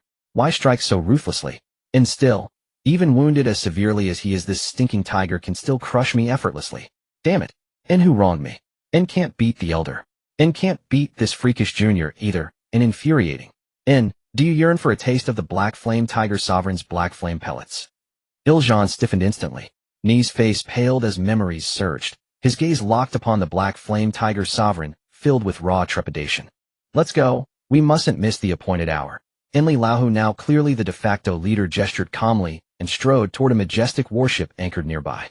"Come, Xiao Feng. And, concerning Uncle Li, wait until you possess the strength to intervene." En Hong Jian clapped Gu Feng on the shoulder and shook his head, watching Li Lahu walk toward the warship. Gu Feng's eyes narrowed slightly. Clearly there were layers here unknown to him. "And, Elder Chun, surely you know of Uncle Li's past." At that moment Gu Feng's thoughts turned inward, to Elder Chen far away in the Third Battle Disciple secret realm, and sent a silent mental transmission. When encountering the winged people and all other alien races as well as the wild beasts, there is no mercy in killing them. Chen Lao did not disclose the reason for Gu Feng and Li Hu's injuries, simply stating this matter in an indifferent tone. At the same time, he urged Gu Feng to be cautious, noting that this Shura-level assessment was unlike any before. Some did not wish for his success. Or rather, to be precise, there were those who did not want a powerful being to emerge from the Shura War Institute of the Great Qin Empire. Everyone knows that even a dog in the Shura War Institute is a mad dog. They are as frenzied as demons addicted to slaughter. The most crucial and the most daunting aspect is that every member of the Shura War Institute is incredibly united and protective. If you bully one, you face the wrath of the entire Shura War Institute. It is as domineering as that. Moreover, any participant in the Shura-level assessment permitted by the higher-ups of the Shura War Institute possesses exceptional talents, often of top-tier supreme or even divine caliber. Such prodigies, once they pass the assessment, will receive vigorous support from the Shura War Institute, and it is highly likely that a new terrifying war god will emerge. This is not good news for any faction or alien race. After all, among the 19 unparalleled beings who previously succeeded in the Shura level assessment, aside from the one who passed 9 years ago, due to the short time, the rest have already attained mid to high-level War Emperor status. In fact, the top 10 have already entered the realm of war gods. Currently, these war gods are leading their juniors on expeditions in foreign lands. The tremendous slaughter they unleash could terrify even the timid. They have penetrated the nests of the winged people for 30,000 miles, slaughtering through the major divine courts, among other feats. There are countless such instances. This is also the fundamental reason why all factions on Longyuan Star, as well as the alien races, are exceedingly wary of the Shura War Institute, wishing they could obliterate it. Good. Gu Feng did not inquire further. A drop of water, given in kindness, merits a fountain in return. This is his principle in life. Those who are kind to him, he will repay 100-fold. As for the winged people and the aliens, he had learned some information from the materials provided by Chiniran. The winged people and the aliens are beings from another world, much like humans. They are the most formidable enemies. The wild wells suppressed by the major legions are precisely these extraordinary existences. Soon, everyone boarded the battleship. Under Jiang Shui's command, the battleship swiftly soared into the sky, transforming into a streak of light as it headed toward the Kanglan wasteland. This battleship boasts high-tech capabilities and can shield against special magnetic fields. Hence, it can swiftly navigate through the wasteland and wild plains. As Gu Feng and the others boarded the battleship, flying toward the Kanglan wasteland, in the Shanghai War Institute, within a solitary villa hidden in the dense forest. Dressed in a light pink long dress with a slender figure and an ethereal demeanor, Jiang Feishuan gazed at the additional 2 billion spirit coins in her account, along with a long string of messages. Her beautiful eyes instantly filled with tears. Cough. Jiang Feishuan. Little Feng brother. Jiang Feishuan softly called out, her voice filled with profound affection and longing. If she could, she would want to rush into Little Feng's embrace right now. Little Feng, I will listen to you. I will use the 2 billion spirit coins you gave me to train, while striving to catch up to you as soon as possible. On the other side, in another villa, Qingyan War Emperor looked at the announcement released by the Shura War Institute displayed on the light screen, his eyes narrowing slightly. Level 3 Survival Base, Kanglan City, Gu Feng. This seems so familiar. Wait. Jiang Feishuan's childhood friend is named Gu Feng, right? Could it be him? Huh. Am I losing my mind? How could I think that the useless brat with only a 1-star black iron tier wooden bow would be the boy in the Shura War Institute's announcement? That is absolutely impossible. Otherwise, this War Emperor would rather eat excrement upside down. The special awakening stones obtained from the other world have never been wrong before. This child truly leaves one at a loss for words. In the City Lord's mansion, the over 50-year-old City Lord Jiang Sun held the report handed to him by his aide, his eyes slightly reddening. It was a report on the establishment of a foundation, not an application but an entity operation document that had officially passed the Skynet's filing, named Guardian. The proposer is none other than the 16-year-old Gu Feng. He established a Martyrs Compensation Foundation that covers the entire Great Qin Empire and is entirely supervised by Skynet. The name consists of just 2 characters, Guardian. With this, there will be no occurrence of greed or corruption within this foundation. After all, the Skynet system does not covet spirit coins. It is merely a mysterious and special network system. The report indicated that henceforth 1/10 of all annual profits from the Gu Feng, Songlong Mountain Range would be entirely injected into the account of this Guardian Foundation. This is undoubtedly profits exceeding hundreds of billions. Yet all of it is to be funneled into this Guardian Foundation. Moreover, what shocked Jiang Sun even more was that prior to this, Gu Feng had already injected 6 billion spirit coins as startup funds into the Guardian Foundation account. At the same time, he also discovered that this Guardian Foundation is not just for Kanglan City, but serves all registered martyr families and soldiers disabled due to war across the entire empire. The Foundation will rely on the Skynet system to automatically verify information, assess difficulty levels and degrees of disability, eliminating the need for applications, ensuring that donations are directly transferred into their personal accounts on a regular basis. This indeed relieves some martyr families who are unwilling to apply for donations due to not wanting to burden the country. Here we must mention the Skynet account. It serves as the unique identity marker for every citizen and integrates financial functions. Thus, there is no need to fill out any bank account details. Payments can be made directly through the Skynet account. In this moment, the report in Jiang Sun's hand felt as heavy as 1,000 pounds. It is not merely a charitable plan, but a profound expression of love for the country, a deep-seated protection that transcends age and region. And all of this surprisingly comes from a mere 16-year-old boy. How did he accomplish this? What kind of sentiment drives him to silently bear the responsibility that belongs to the entire nation in such a manner? Moreover, what moved him the most was that Gu Feng deliberately marked 2 words on it anonymous. What kind of mindset does this reflect? What kind of magnanimity? He cannot help but feel inferior. The vast majority of people will likely feel the same way. This child's character vision and magnanimity are rarely seen in the world. Perhaps this is also the reason he can grow stronger so quickly. If everyone were like Gu Feng, then the Great Qin Empire would have everyone as dragons, and wild beasts and aliens would no longer be a threat. Phew. Chengsheng, in the name of the city lord, submit an application to the Ministry of Finance stating that from now on Kanglan City will inject 50 billion spirit coins into this Guardian Foundation account every year. In the past, this city lord did not dare to do so, as we were simply too poor. But now, with that little guy helping us secure this treasure mountain, a continuous stream of wealth will flow in the future, making my back as strong as if it were embedded with super alloy steel. By the way, release this matter through the official account of the city lord's mansion. This city lord wants all the strong in the Great Qin Empire to take action, hoping that they can contribute a bit of strength and love for those martyr families or disabled warriors. Though he particularly emphasized wanting to remain anonymous and not draw attention, this can still promote and elevate his great love and national sentiment. City Lord Jiang Sun slowly stood up, his expression solemn and serious, issuing orders to his aide word by word. Yes, City Lord. Upon hearing this, the aide Chengsheng immediately nodded excitedly and hurried to the Ministry of Finance to handle the matter. Simultaneously, not far from the City Lord's mansion, he secretly opened his smart wristwatch and, gritting his teeth, directly donated 4 million spirit coins from his account, with over 9 million spirit coins. It is not that he is unwilling to donate everything, but he also has a family and children to raise. When the City Lord's office announced this matter on the official website of Kanglan City, and specifically tagged some special departments and news media, it immediately caused a stir.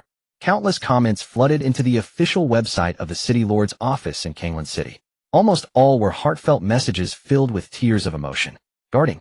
Whimper, these 2 words are so touching. This is our Great Qin Empire. Kanglan City, you are amazing.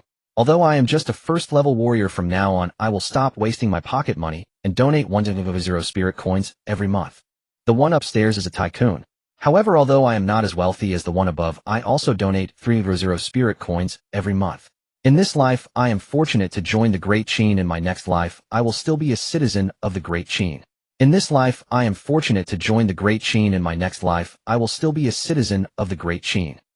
Countless comments instantly flooded into the official website of the City Lord's office in Kanglan City, and at the same time, this event rapidly topped the headlines of major short video platforms. The heat was so high that it attracted countless people's attention. Even people from other empires were stirred. Seeing this scene, they were envious to the point of tears.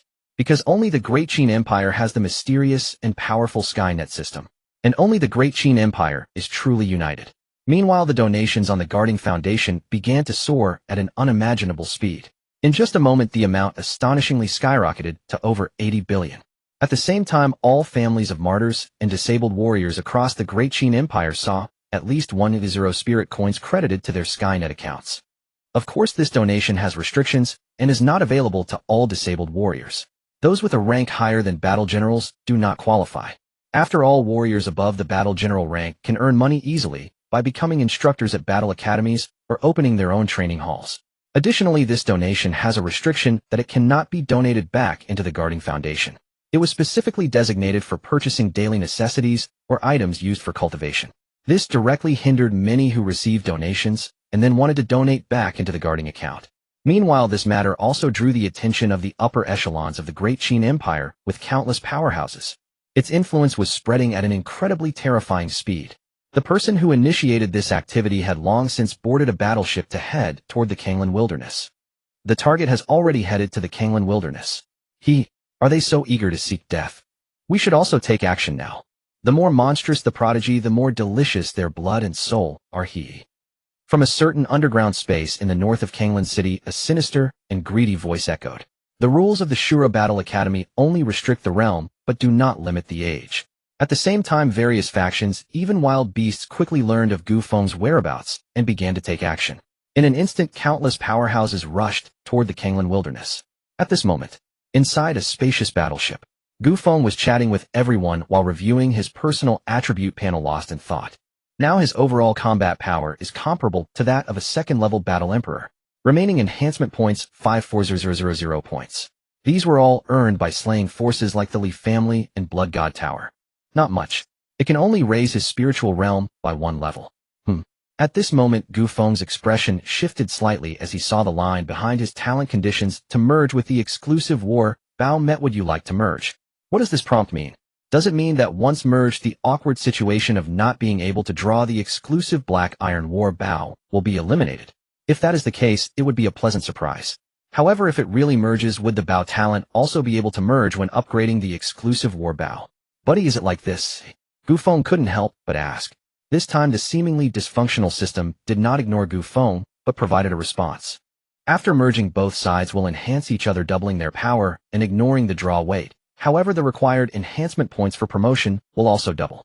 Additionally, the host is reminded that once the Bao breaks, the talent will disappear and the host's sea of consciousness will collapse, so please consider carefully. Seeing this line of golden subtitles, Gu Feng's eyes slightly narrowed as he fell into a dilemma. Once merged, the benefits are enormous. Not only does it ignore the draw weight issue, but its power also doubles. This means that even if he upgrades the merged talent war Bao to divine level, he can still draw it easily. However, the consumption of vitality should be terrifying. Upgrading the talent war Bao to divine level does not mean he can shoot down a battle god. That would be too outrageous. But there are also significant downsides. Once the talent war Bao collapses, not only will he lose his archery talent, but his sea of consciousness will also collapse. In other words, he would become an idiot. The consequences are serious.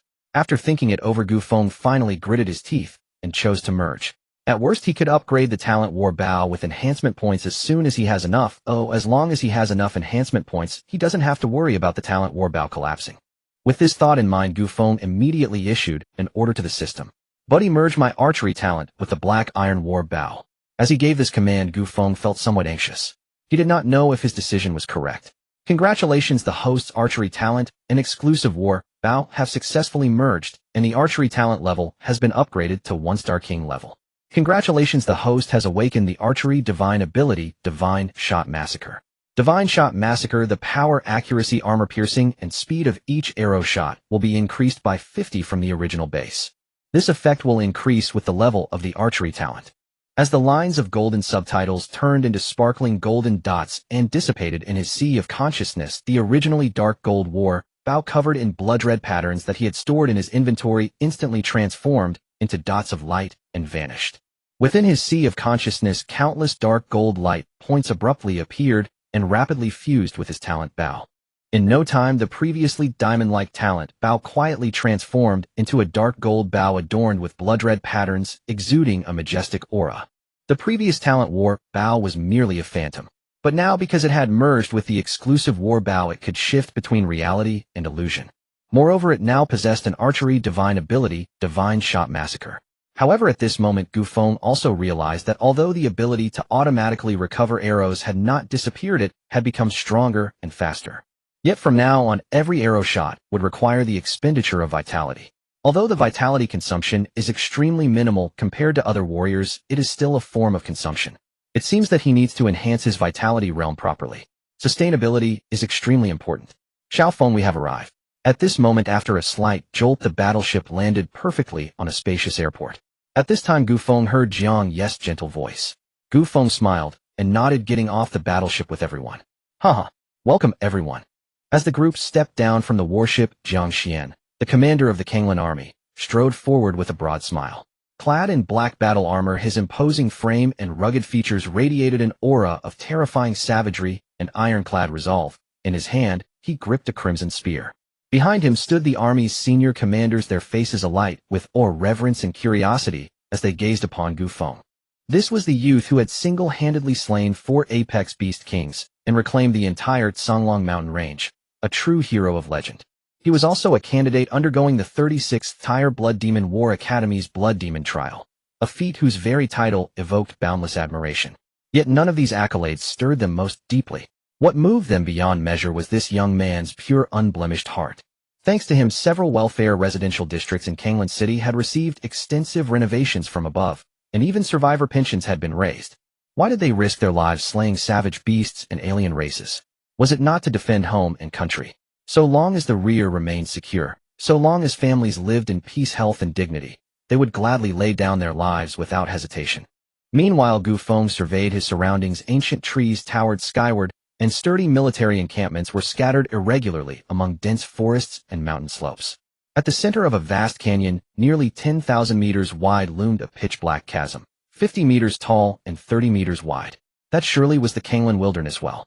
Kanglan Wilderness, while torrents of supremely refined heavenly and earthly spiritual energy surged forth from its depths, saturating the surrounding air with unparalleled density and purity. Indeed, it was an exceptional cultivation site, yet peril loomed equally immense. At any moment, fearsome wilderness beasts, or even more terrifying winged tribesmen, might erupt from the well. So this is Gu Feng, the young hero of Kanglan City.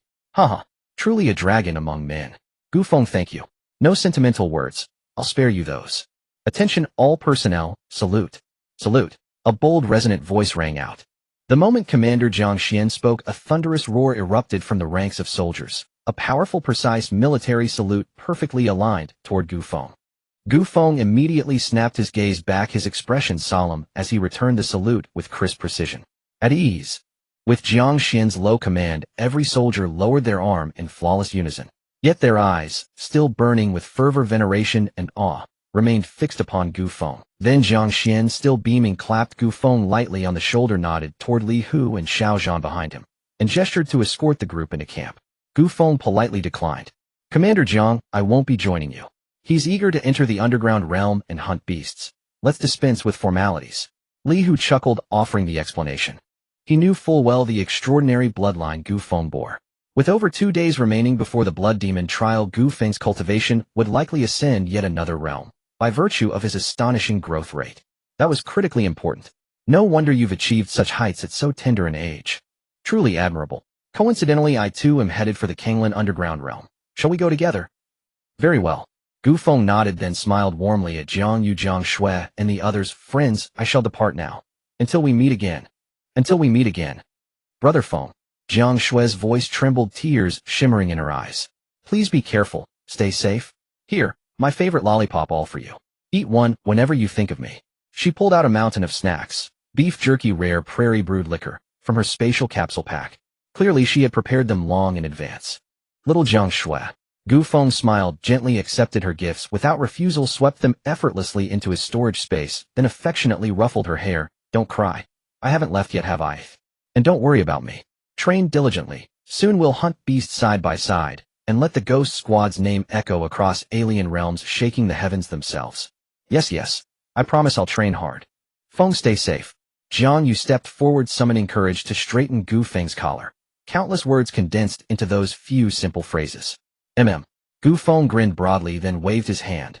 Elegant jade vials materialized before Jiang Shui and the others. Don't refuse. These will accelerate your cultivation. My master entrusted them to me for you. I'll enter first. With one last profound glance at the assembled crowd, Gu Feng shimmered, stepping into the mystic spatial passage, vanishing without trace. After Xiao Zhan and Zhang Yu returned to the military camp, they first activated the signal jammer and then opened the jade bottle given to them by Gu Feng, discovering that, as they had suspected, the pills inside the bottle were indeed of the highest quality. Moreover, there was not just one type, but 3 kinds in total: the blood chi pill for enhancing vitality, the healing pill for injuries, and the body refinement pill for strengthening the physical body. Upon seeing these exquisite elixirs, everyone was immediately overwhelmed by endless emotions. This is, wow, they're all diamond-level blood chi pills, healing pills, and body refinement pills. And they all have a radiant pill aura and golden patterns. These are top-grade elixirs. He actually gave us so many. Each person has at least 10 of each type. And there's even the special Battle Master pill and Battle Sec pill. This kindness is too great. Woo, Brother Xiaofeng. Little Jiang Shui tightly hugged the jade bottle, her crescent-like eyes filled with gratitude and tears. Xiaofeng is a person who is ruthless and decisive towards enemies, yet extremely loyal and generous towards his own people. We must not let Xiaofeng's goodwill go to waste. From now on, everyone should focus on training. In 2 days we may have a tough battle to face. This is also the intention behind his gift of elixirs. That's right, let's start training right away. I hope that in the future we will have the opportunity and qualification to stand by his side. Everyone, this matter must not be leaked, otherwise the severity of the situation will surpass the crisis of the Shura level assessment. At this moment, Jiang Yu looked at the jade bottle in her hand with a complex expression, feeling its weight like a mountain. Her gaze carried a chilling warning as she scanned everyone present. It was as if she were declaring that anyone who dared to leak this information would become her enemy. There would be no mercy, not even for her own sister. Rest assured, Jiang Yu, we know what to do. Even if it costs us our lives, we will never betray Xiao Feng. Xiao Zhan declared solemnly. That's right. Even if it costs us our lives, we will never sell him out. Wang Ming also nodded vigorously. If anyone dares to leak this matter, I, Old Ma, will hunt down their entire family for the rest of my life. Old Ma, who rarely spoke and was not particularly striking in appearance, emitted a voice that felt like a curse. Hearing this, everyone nodded in agreement. As for Yi Ying and Wang Yulan, they tightly held the jade bottle in their hands, letting their tears blur their vision as they streamed down their cheeks. Women are emotional beings. Even after years of fighting on the battlefield with hearts hardened like iron, they were still moved to tears by such great kindness. To be honest, although they were in the same battle team as Gu Feng, that was all there was to it. They had not helped each other in any significant way from beginning to end. Yet Gu Feng had directly gifted them such precious treasures.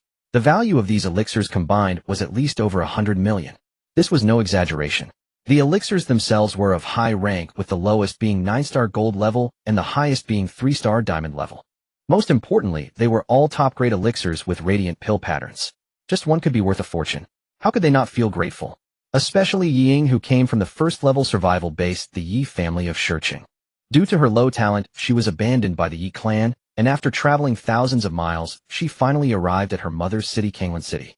Reflecting on how her family abandoned her and the hardships she endured along the way, she completely broke down upon receiving Gu Feng's bottle of pills and couldn't help but cry. Seeing this scene, Xiao Zhan and the others also felt their eyes redden. Everyone focus. Now immediately take the blood chi pills to enhance your realm. We absolutely cannot let Gu Feng down. Yes, Captain. Everyone immediately shouted in unison and then directly asked Jiang Xian, the commander of the Kanglan army, for several rooms to start their training. Jiang Xian, who was the uncle of Jiang Yu and Jiang Shui, found it quite easy to procure several good training rooms. A similar scene also took place in the Hunting Ruins building. When Lan Dai looked at the exquisite elixirs in the jade bottle, tears streamed down her face.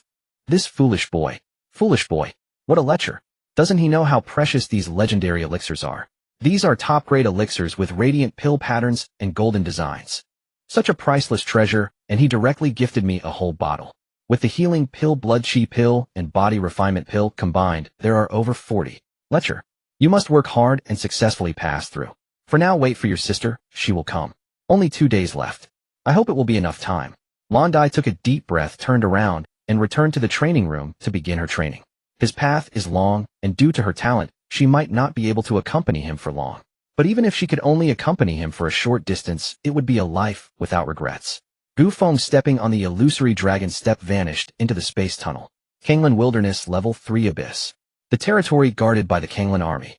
Only a few soldiers are stationed outside to prevent wild beasts from the Kanglan Wilderness from causing destruction.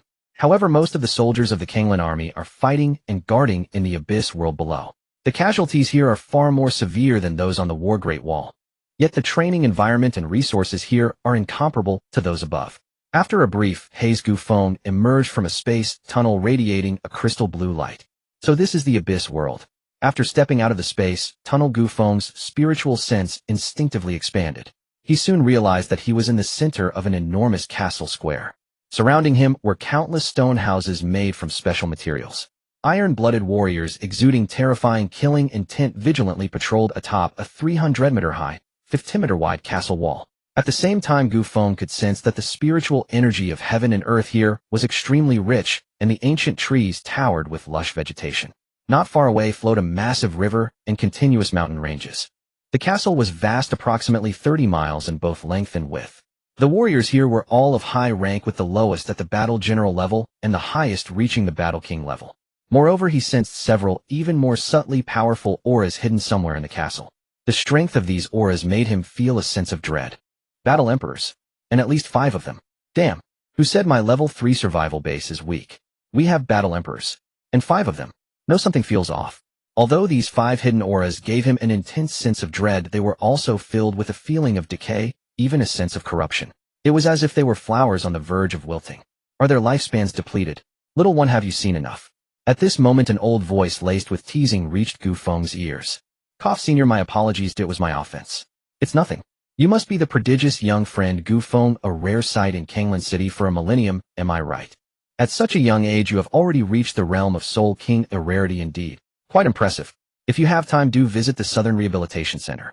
The aged voice was filled with unabashed admiration and excitement. Good senior, whenever you have time I will definitely come by for a visit. Gu Feng nodded. At this moment Jiang Xian, the commander of the Ninefold Battle King realm, along with two high-ranking leaders above the Sixth Battle King realm, Yi Kai and Wang Tong, along with numerous soldiers, appeared before Gu Feng. Gu Feng, how do you feel? Jiang Xian dismissed all the soldiers to allow them to change their defenses, then approached Gu Feng alongside the two high-ranking leaders Yi Kai and Wang Tong. A great place, but unfortunately, it has been occupied by beasts. Gu Feng's gaze turned towards the distant towering mountains, even more imposing than the Songlong mountain range. A flicker of unusual emotion crossing his eyes as he replied. Yes, these beasts have such a great location, yet they still invade our human territory. It is truly detestable. Wang Kai said angrily from the side. The reason is simple. They have discovered that consuming human flesh and blood can elevate their realms and grant them special insights. In other words, we have become the prey of these alien races and savage beasts. Jiang Xian spoke with a grim expression. Gu Feng's countenance was also filled with a chilling coldness. This knowledge is something every child learns upon entering the preparatory battle academy. The alien races and savage beasts invade human territories frantically, because they have stumbled upon the fact that consuming humans is not only extraordinarily delicious, but also a coveted delicacy. Moreover, devouring stronger humans brings even greater benefits. The key point is that by consuming humans they can accelerate their bloodline evolution, enhancing their intelligence and comprehension. Thus these beasts from another realm have gone mad. They began to employ divine abilities to open more spatial passages to Longyuan Star, also known as the Wild Wells, to devour humans. The calamity for humanity was set into motion during the invasion of alien races over 900 years ago. Gu Feng, this is your first time in the underground world, and you may not be familiar with it. Let me have Yi Kai provide you with some materials and take a look when you have time. It will benefit you. The underground world is extremely perilous, but it is rich in resources such as various special spirit plants, spirit flowers, and spirit fruits. Whether taken out or used for refining, they are of immense help to one's cultivation. In fact, some can even enhance one's talent, though such treasures are exceedingly rare. Additionally, there are mineral veins. If you can find a special mineral vein to report to the Empire, you can split it with the state in a 9-to-1 ratio. You won the state 9. Don't think of this distribution as low. In reality, it is quite generous, considering that mining mineral veins requires facing numerous savage beasts and even disruptions from alien races, along with thievery and so forth. Gu Feng's old face flushed as he shook his head, saying, Commander Jiang, I haven't spent much time in the battle academy. I only know the simpler things, and am unfamiliar with the rest. Jiang Xian was slightly taken aback, then smiled wryly. This young fellow is only 16. To possess such terrifying combat power is already an absurdly extraordinary feat. If he were to achieve notable results in other areas, that would be truly monstrous. Don't call me Commander Jiang anymore. I am the second uncle of Xiao Shui, and Xiao Yu. Oh, just call me Uncle Jiang, or second uncle. Jiang Xian said at this moment. Okay, Uncle Jiang. Haha. Upon hearing this, Jiang Xian burst into hearty laughter. In no time, a burly figure clad in black combat attire, carrying a 2-meter-long heavy and imposing Tang sword on his back, Yi Kai approached with 2 books and a map. Gu Feng, this is the map of the Kanglan underground world that we have painstakingly explored over nearly a century, with countless predecessors' blood shed. It nearly covers a 10th sand-mile radius. And this book is the complete guide to spirit herbs and minerals, along with the complete guide to alien races. Oh, you please take them. Thank you, Brother Yi Kai. Oh, how much do these cost? Seeing his idol address him as brother, Yi Kai's old face lit up with excitement, but upon hearing that his idol wanted to pay, he immediately laughed bitterly and said, Gu Feng, are you not humiliating us? Your contributions to our Kanglan army, and even the entire Kanglan city, far exceed this. We can't think. If we were to charge you for these few items, what would that make us? Indeed, don't be polite. The Kanglan army is like your home. Whatever you want, as long as the Kanglan army can provide it, feel free to use it. Jiang Xian, standing nearby, also looked at Gu Feng with admiration and chimed in with a smile. All right, Uncle Jiang, Brother Yi Kai, then I won't hold back. Gu Feng nodded and took the map of the Kanglan underground world, the complete guide to spirit herbs and minerals, and the complete guide to alien races. In the underground world, the magnetic field is stronger, causing smart wristwatches to be inoperable, thus making it impossible to transfer map data through them. However, while the smart wristwatch cannot be used, he possesses the Slaughter Enhancement System. As he received a beast hide map over a meter long and a thick ancient book, the personal attributes in the system displayed the title of the Complete Guide to Spirit Herbs and Minerals. As for the map and the Complete Guide to Alien Races, they did not display. They probably aren't important. But it doesn't matter with his current memory, he could memorize everything after reading it several times. Let's go, we'll head to the castle first. Gu Feng nodded and walked with Jiang Xin, Yi Kai, and Wang Tong towards a massive stone house. Meanwhile, Gu Feng was reviewing the materials in his hands. Jiang Xin and the others watched this scene and couldn't help but smile wryly, wondering if this little fellow was too diligent. He was even reading while walking. But how could these materials be finished in just a moment? It would at least take a day, right? After all, there's quite a lot. However, at this moment, Gu Feng handed all the materials back to Yi Kai. Brother Yi Kai, I'll return these to you. Gu Feng, what is this? I've already memorized them. Uncle Jiang, is there a suitable cultivation room I could borrow? There is. This is my usual retreat. The spiritual energy inside is much purer than in other places. Jiang Xian was also slightly taken aback, then quickly said, I'll take you there. With that, Jiang Xian led Gu Feng toward a grand and ancient stone house. You memorized it? Yi Kai rubbed his bald head, looking at Gu Feng's figure, muttering to himself.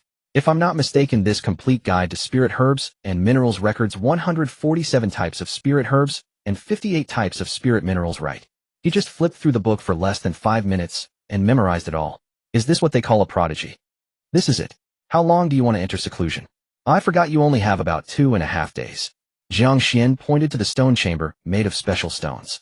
He initially wanted to say that Gu Feng could enter seclusion for as long as he wanted, but upon remembering that he would soon face the Shura assessment, he changed his words. 2.5 days is enough, thank you, Uncle Jiang. Why are you being so polite? Go ahead, it's just that there are no wild beasts or alien invasions at the moment. He'll protect you while you're in there. Gu Feng nodded and walked into the stone chamber. The chamber was quite large, about 100 square meters, and had a very sci-fi feel to its decoration. Moreover, it was brightly lit inside, and the spiritual energy in the air was indeed much denser than outside.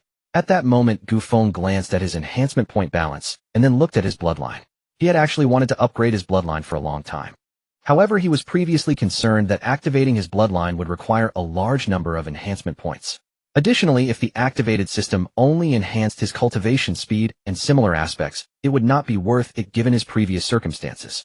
At that time, what he needed most was combat power, not bloodline.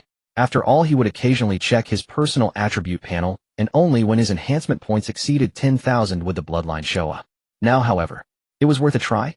System, activate the bloodline. Gu Feng issued the command to the system with an expectant look.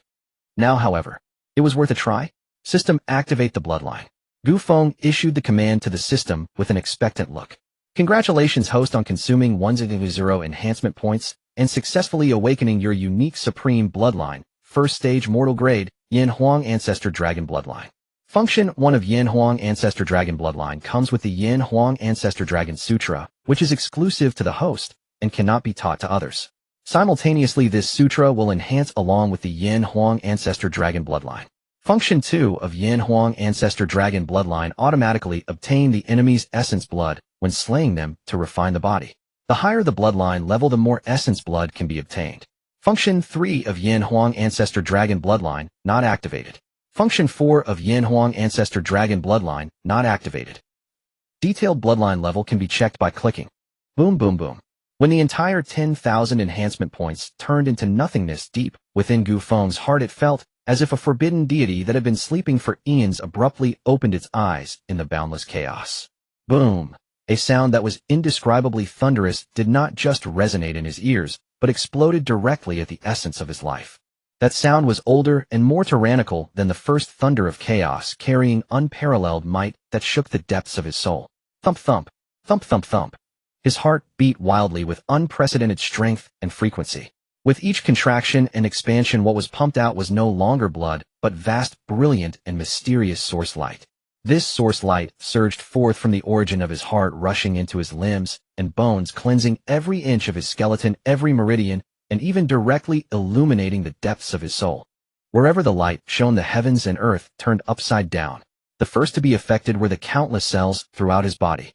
Under the washing of the mysterious and vast energy, they seemed to experience a time-accelerated cycle, constantly alternating between destruction and rebirth. Old cells instantly collapsed into nothingness, while new, stronger, and more brilliant cells were born, repeating the process and rapidly evolving towards a perfect form. Subsequently, all the muscle fibers in his body tightened and reshaped, bursting forth with a dragon-like trembling sound. The density of his bones skyrocketed, radiating a warm jade-like and indestructible divine brilliance. Originally, his physical body, even after being upgraded to the current diamond level, was still in its original color. Yet now, under the cleansing of this mysterious source light, all the bones in his body were undergoing strange and mysterious changes. The color was shifting towards a bronze hue. However, it was definitely not bronze-level bones, merely a color change. The meridians were also forcibly widened like a dried riverbed being opened into a turbulent river, becoming broader and more resilient. Even his hair was tinged with strands of divine brilliance, each hair transparent and tougher than divine gold. The vital energy was also burning, then undergoing rebirth and refining, flowing within him like scorching magma. His mental power was likewise boiling, then purifying and condensing into crystal-clear mental power crystals, merging and gathering in his brain domain. His mental power was already dozens of times more solid and powerful than that of others at the same level due to the Star Xian Concentration Sutra. Now, under the washing of this colorful, mysterious source light, it had become even denser and tougher. What made Gu Feng's eyes widen and his heart surge with waves was that his gifted battle bow had actually become stronger and more terrifying under this power. Mysterious and ancient special battle runes were imprinted all over it, causing the entire gifted battle bow to emit a thirsty and joyful hum, undergoing a fundamental leap. This was a comprehensive metamorphosis from the microscopic to the macroscopic, from material to energy, and then to soul, talent, vital energy, and everything else. It was an elevation beyond the dimensional level of life. During this process, all his pores expanded, and a viscous ink-like substance that emitted a pungent, fishy odor was forcibly expelled from his body by the newly born, overwhelming power. These were all the impurities accumulated from his past life, as well as the fine filth inhaled during his cultivation, ruthlessly expelled at this moment, quickly covering his body with a thick layer of black scabs. Beneath the filth was a perfect treasure body that was being reborn and moving towards a new realm. Behind it, a mysterious totem emerged, depicting a golden dragon that overshadowed the heavens. Beside the ancestral dragon was a phantom of a battle bow radiating a terrifying aura. Thank you to the readers for the support, it's so cool. Congratulations, host. Due to the cleansing power of the Yin Huang Ancestor Dragon bloodline, your archery talent has risen 3 stars, elevating it to the 4-star king level. A soft hum, enticing and alluring, escaped Gu Feng's lips. This bone-deep tingling sensation was too hard to resist. What a miscalculation. If I had known awakening the bloodline would feel this good, I would have upgraded long ago. Gu Feng, feeling the earth-shattering changes within his body, couldn't help but chuckle wryly. However, this couldn't be blamed on him. It's all the fault of that dog system. It wouldn't say anything when asked. Yep, let's blame it. At that moment, Gu Feng concentrated and opened the bloodline section. He saw bloodline 1st stage, mortal grade, Yin Huang Ancestor Dragon bloodline. Notes: this bloodline is exclusive to the host. Yin Huang Ancestor Dragon bloodline, not the Slaughter bloodline. However, this bloodline seemed stronger. Not only did it come with the Yin Huang Ancestor Dragon Sutra, which enhanced along with the bloodline, but its second function was somewhat similar to the system's enhanced killing points. However, it wasn't as comprehensive as the enhancement points. It was indeed over the top. It simply automatically acquired the enemy's essence blood to refine the body. Yet even so, it was still over the top. Oh my brother, what have you done? Come out, the wild beasts have erupted. Just as Gu Feng was about to continue studying the Yin Huang Ancestor Dragon bloodline, Jiang Xian's grave and anxious voice suddenly echoed into the seclusion chamber. Gu Feng promptly abandoned the idea of rifling through to study the Yin Huang Zulong bloodline, Yin Huang Ancestral Dragon bloodline, and its rank divisions. He circulated his power, shook off the clinging, nauseating filth, and armor rose, pushed open the stone door, and stepped outside.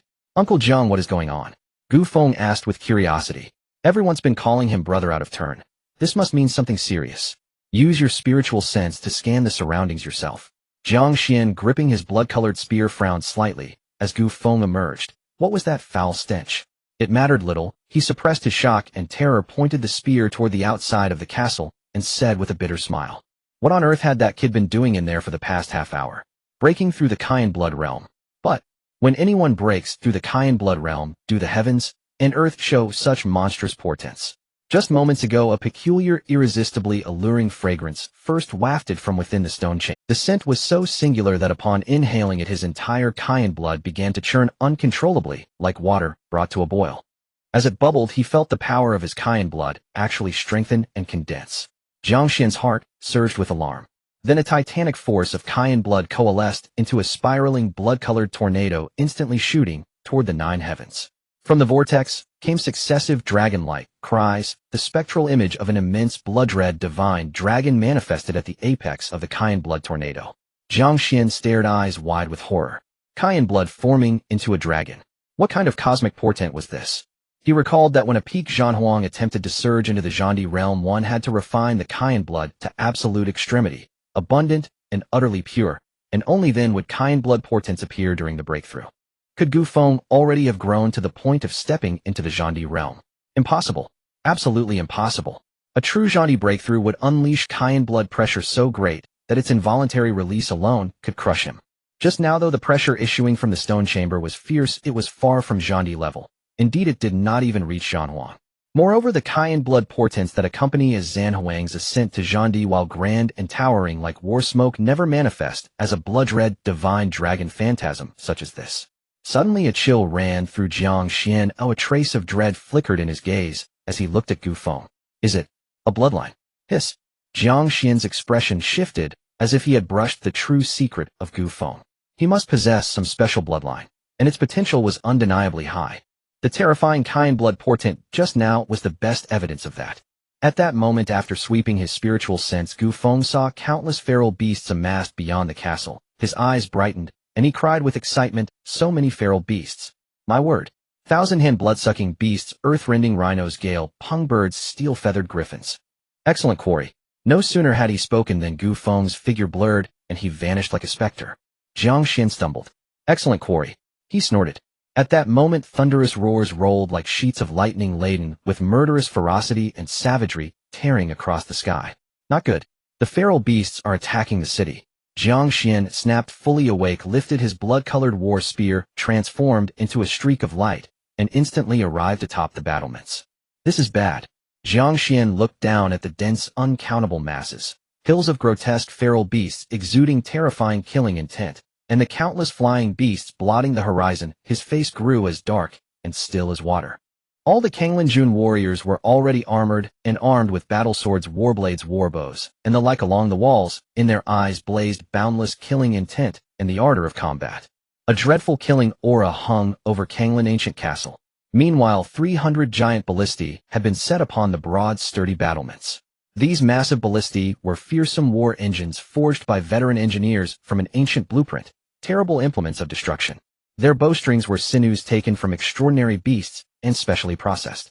Above each sat a fan-shaped quiver nearly 2 meters tall, divided into 10 tiers. Each tier held 10 colossal flame explosion bolts arm-thick and forged of superalloy. In short, each giant ballista could launch 10 terrifying flame explosion bolts at once. Their power was such that even those of the Zhanhuang realm would not dare meet them heat-in. Their lethality was monstrous. Kanglinjun had spent nearly a century accumulating just 300 of them. This was one of the army's pillars of confidence in defending the place. Beside each great ballista rested 2 replaceable fan-shaped quivers. Thankfully, the weakest of these soldiers were Zhan Jiang. Otherwise, merely hauling a quiver would have exhausted any ordinary man. Commander Gu Feng, you have arrived. Yi Kai Wang Tong and the other senior commanders glanced at Gu Feng and Jiang Xian and offered their greetings. Sorry. This tide of beasts was probably drawn here by me. Gu Feng stared down at the crowded throng, creatures like xenomorphs from the old world's films, yet larger and more terrifying. The thousand-hand blood-sucking beasts writhing with hundreds upon thousands of slender tentacles. In the sky above, equally countless winged horrors, steel-feathered griffins whose wings seemed forged of superalloy, gale pung birds, and the like, filled the void. A towering battle lust rose within Gu Feng. His eyes gleamed with rapture and frenzy. So many feral beasts. Perfect. He was running low on enhancement points.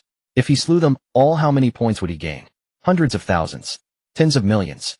Even the weakest of these beasts were at least first-tier beast lord rank. Hiss. What was there to hesitate about? Uncle Jiang, I'm going to have some fun. With that, Gu Feng blurred away to a prime vantage point. With emotion, his innate battle bow coalesced into his hand. At once 9 9-star legendary sky-piercing arrows were knocked. Let the strife begin. Die. With an excited low roar, Gu Feng drew the heavy, domineering, dark golden innate battle bow to full draw with ease. The 9 9-star legendary arrows became streaks of light several times faster than lightning and vanished. Then another 9 9-star legendary arrows hissed forth. Puff, puff, puff.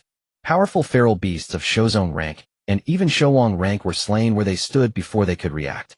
At that moment Gu Feng sensed that drawing and loosing the bow consumed some of his Cayenne blood, but the drain was almost negligible. He also perceived that as each mighty beast fell, threads of the beast's vital ichor surged into his body. Refined and purified by his Yanhuang Zulong bloodline, they were absorbed into him. And the amount was considerable. Gu Feng's eyes glittered with avarice. So, had he not effectively become a perpetual motion killing machine? The power of archery was thoroughly validated at this moment. Under the joint effects of arrow breaking the 8 wilderness and a 50 boost from his innate battle bow, every arrow shot by Gu Feng contained unimaginable might. The speed of the arrows was astonishing, accurate, and lethal with immense penetrating power, even possessing a hint of tracking ability, making it impossible for the speed-oriented savage beasts to escape. With his first level of Zhanzong cultivation, he needed only 2 or 3 arrows to kill a first-tier beast king. How terrifying was that? Even those grotesque, thousand-handed, blood-sucking savage beasts with hundreds of tentacles aimed to block the arrows were still shot through the heart by a single arrow rendered powerless. Meanwhile, Gu Feng secretly activated the soul technique star-breaking cone, condensing dozens of soul needles, as fine as cow hair, shooting towards the flying savage beasts in the sky. He specifically targeted those above the Beast King level. Thus a striking and impactful scene unfolded. The surging tide of beasts below fell one after another under Gu Feng's arrows nailed to the ground. In the air, Beast Kings like the Steel Feather Griffin and Hurricane Rock had yet to attack, but fell silently, crashing into the beast horde. The enhancement points surged like a tide. Gu Feng became more and more excited as he executed star-breaking cone faster and more ferociously. This perfected soul technique was astonishingly powerful, even capable of threatening the Beast Emperor. The Kanglan army, originally prepared to launch 300 giant crossbows, momentarily stood stunned, forgetting their actions, staring blankly at the figure, continuously drawing the bow atop the battlements. Jiang Xian, Yi Kai, Wang Tong, and other war kings were equally shocked. They had seen archery geniuses, even those with king-level bow talents, but compared to Gu Feng, those were utterly insignificant. What was even more terrifying was that Gu Feng's arrows could automatically return, wasting nothing. This was evidently another divine skill. At this moment, the horde of savage beasts launched a counterattack. Energy blasts, giant wind blades, fireballs, ice arrows, feather arrows. Various attacks surged toward the Kanglan fortress like a tsunami, overwhelming in magnitude before even reaching it. Set up the formation, Jiang Xian calmly ordered. In the next moment, a blue energy shield instantly rose, protecting the entire fortress. A formation. Gu Feng's gaze sharpened. But upon reconsideration, it was not surprising to have both pills and formations. Boom, boom, boom. The attacks continued to thunder against the shield, shaking the fortress violently. Jiang Xian's expression changed slightly as he shouted, "All troops fire arrows. Prevent them from entering a 10-meter range." Yes. The 100,000 Kanglan army roared in unison as the giant crossbows unleashed a rain of arrows. Gu Feng privately lamented. These were all enhancement points. It seemed he had no choice but to reveal his identity as a divine sense user. After all, it was only a matter of time before it was made public. With a thought, 18 blood shadow flying knives transformed into deadly flashes, plunging into the horde of beasts. Wherever the flying knives passed, savage beasts fell in droves, whether Beast Sect or Beast King, all instantly pierced through the skull. The Kanglan army was once again shocked, their gazes fixated on Gu Feng. A divine sense user. He was actually a divine sense user. Indeed, only a divine sense user could cross boundaries to slay the 4 peak Beast Kings. Divine sense users were, after all, killing machines on the battlefield. With such lethality, it was entirely reasonable. The blood shadow flying knives zipped through like lightning, and within 10 minutes the savage beasts within a 10-kilometer radius were cleared, with large numbers of flying beasts also falling from the sky. A divine sense user single-handedly suppressing the horde of beasts was no exaggeration. Today they witnessed it with their own eyes. At this rate, he alone could resolve this crisis. Good lad. Too strong. Jiang Xian laughed heartily. Then our Kanglan army cannot fall behind. All troops continue. Uncle Jiang, brothers, can I kill first? Gu Feng's expression changed slightly at this, and he hurriedly spoke up.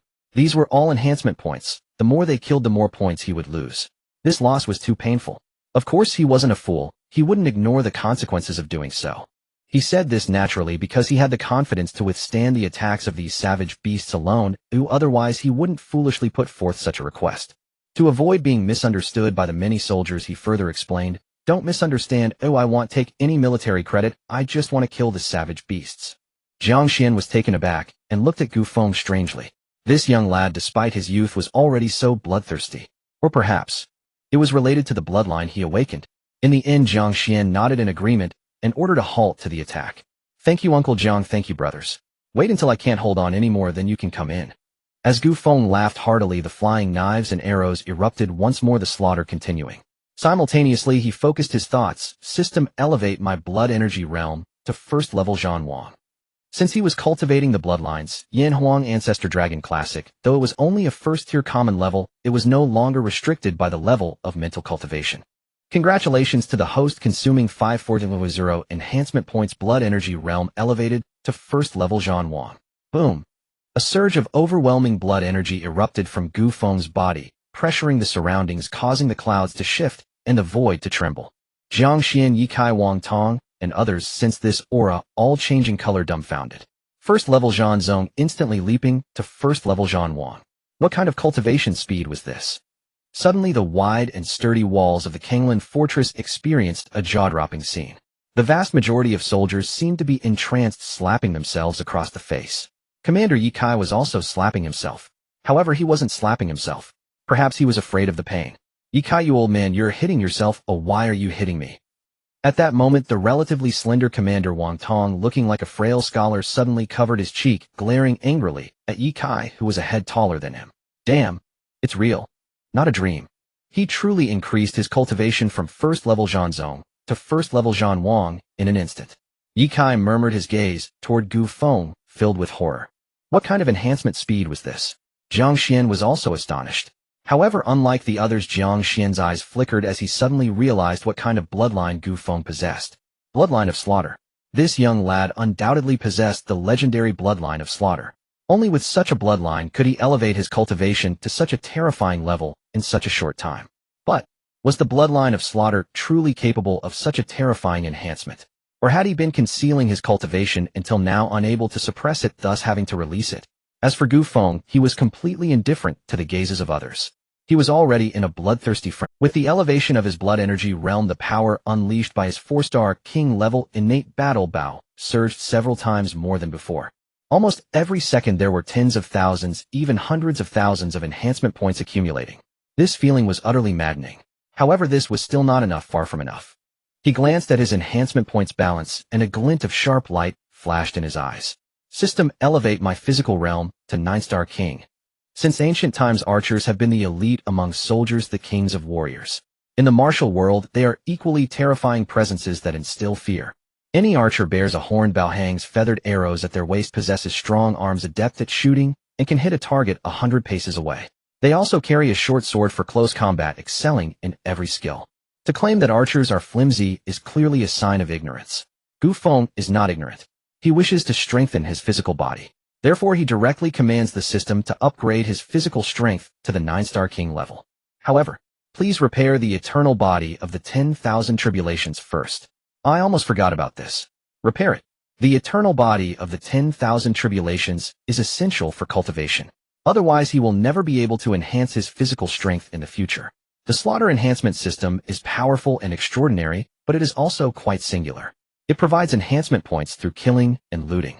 However, to elevate his realm, he needs to pair it with corresponding mental techniques. This is quite understandable. Enhancement points serve as a golden finger to break conventions and rapidly ascend, while mental techniques act as anchors to maintain balance within this power system, adding depth and reason. It's like enhancement points are fuel and materials, while mental techniques are blueprints and engines. They depend on each other, and one cannot exist without the other. For instance, the power unleashed with archery support compared to without is a completely different matter. He can maximize the potential of his gifted battle bow, and naturally the power unleashed is not weak. However, with the support of archery skills such as explosive strength techniques and shooting techniques, the gifted battle bow could unleash several times more combat power. Furthermore, every mental technique or battle skill is the crystallization of wisdom accumulated by humanity or other beings over countless ages. Within them lies great wisdom, broadening horizons and deepening understanding, providing clearer guidance on the path of the strong. Congratulations, host, for consuming 1.8 million enhancement points. The first stage of the eternal body of the 10,000 tribulations has been successfully repaired. Congratulations, host, for elevating the eternal body of the 10,000 tribulations to the 9-star supreme level. Just the first stage of repair has upgraded the eternal body of the 10,000 tribulations directly to the 9-star supreme level. Then wouldn't the second stage be a divine level mental technique? Indeed, this eternal body of the 10,000 tribulations is not simple. It truly lives up to being an ancient text brought out by old Shun from the Shura abyss. However, the benefits do not end there. At that moment in the firmament, a swirl of colorful shards of light, like fireflies, poured down in massive numbers, at an astonishing speed, flooding into Gu Feng's body. As this power surged into Gu Feng's body, he shuddered, a chill spreading from his scalp throughout his body, causing him to shiver. Even his soul trembled amidst those colorful shards of mysterious light, eagerly absorbing them. Buzz. At a certain moment, as his soul absorbed the colorful, mysterious shards of light, Gu Feng felt as though his consciousness had transcended endless time and space, arriving in the vast and boundless cosmos. In an instant, a mysterious aura of desolation, vastness, antiquity, and primality rushed towards him. However, this mysterious state lasted for less than a tenth of a second before he was jolted awake by a thunderous roar. Gu Feng, be careful.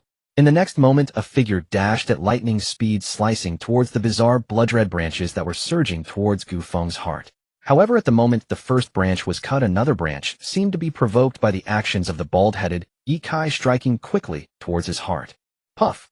With a dull sound, the abdomen of the bald-headed commander, Ye Kai, was instantly pierced through by a terrifying branch, creating a massive bloody hole.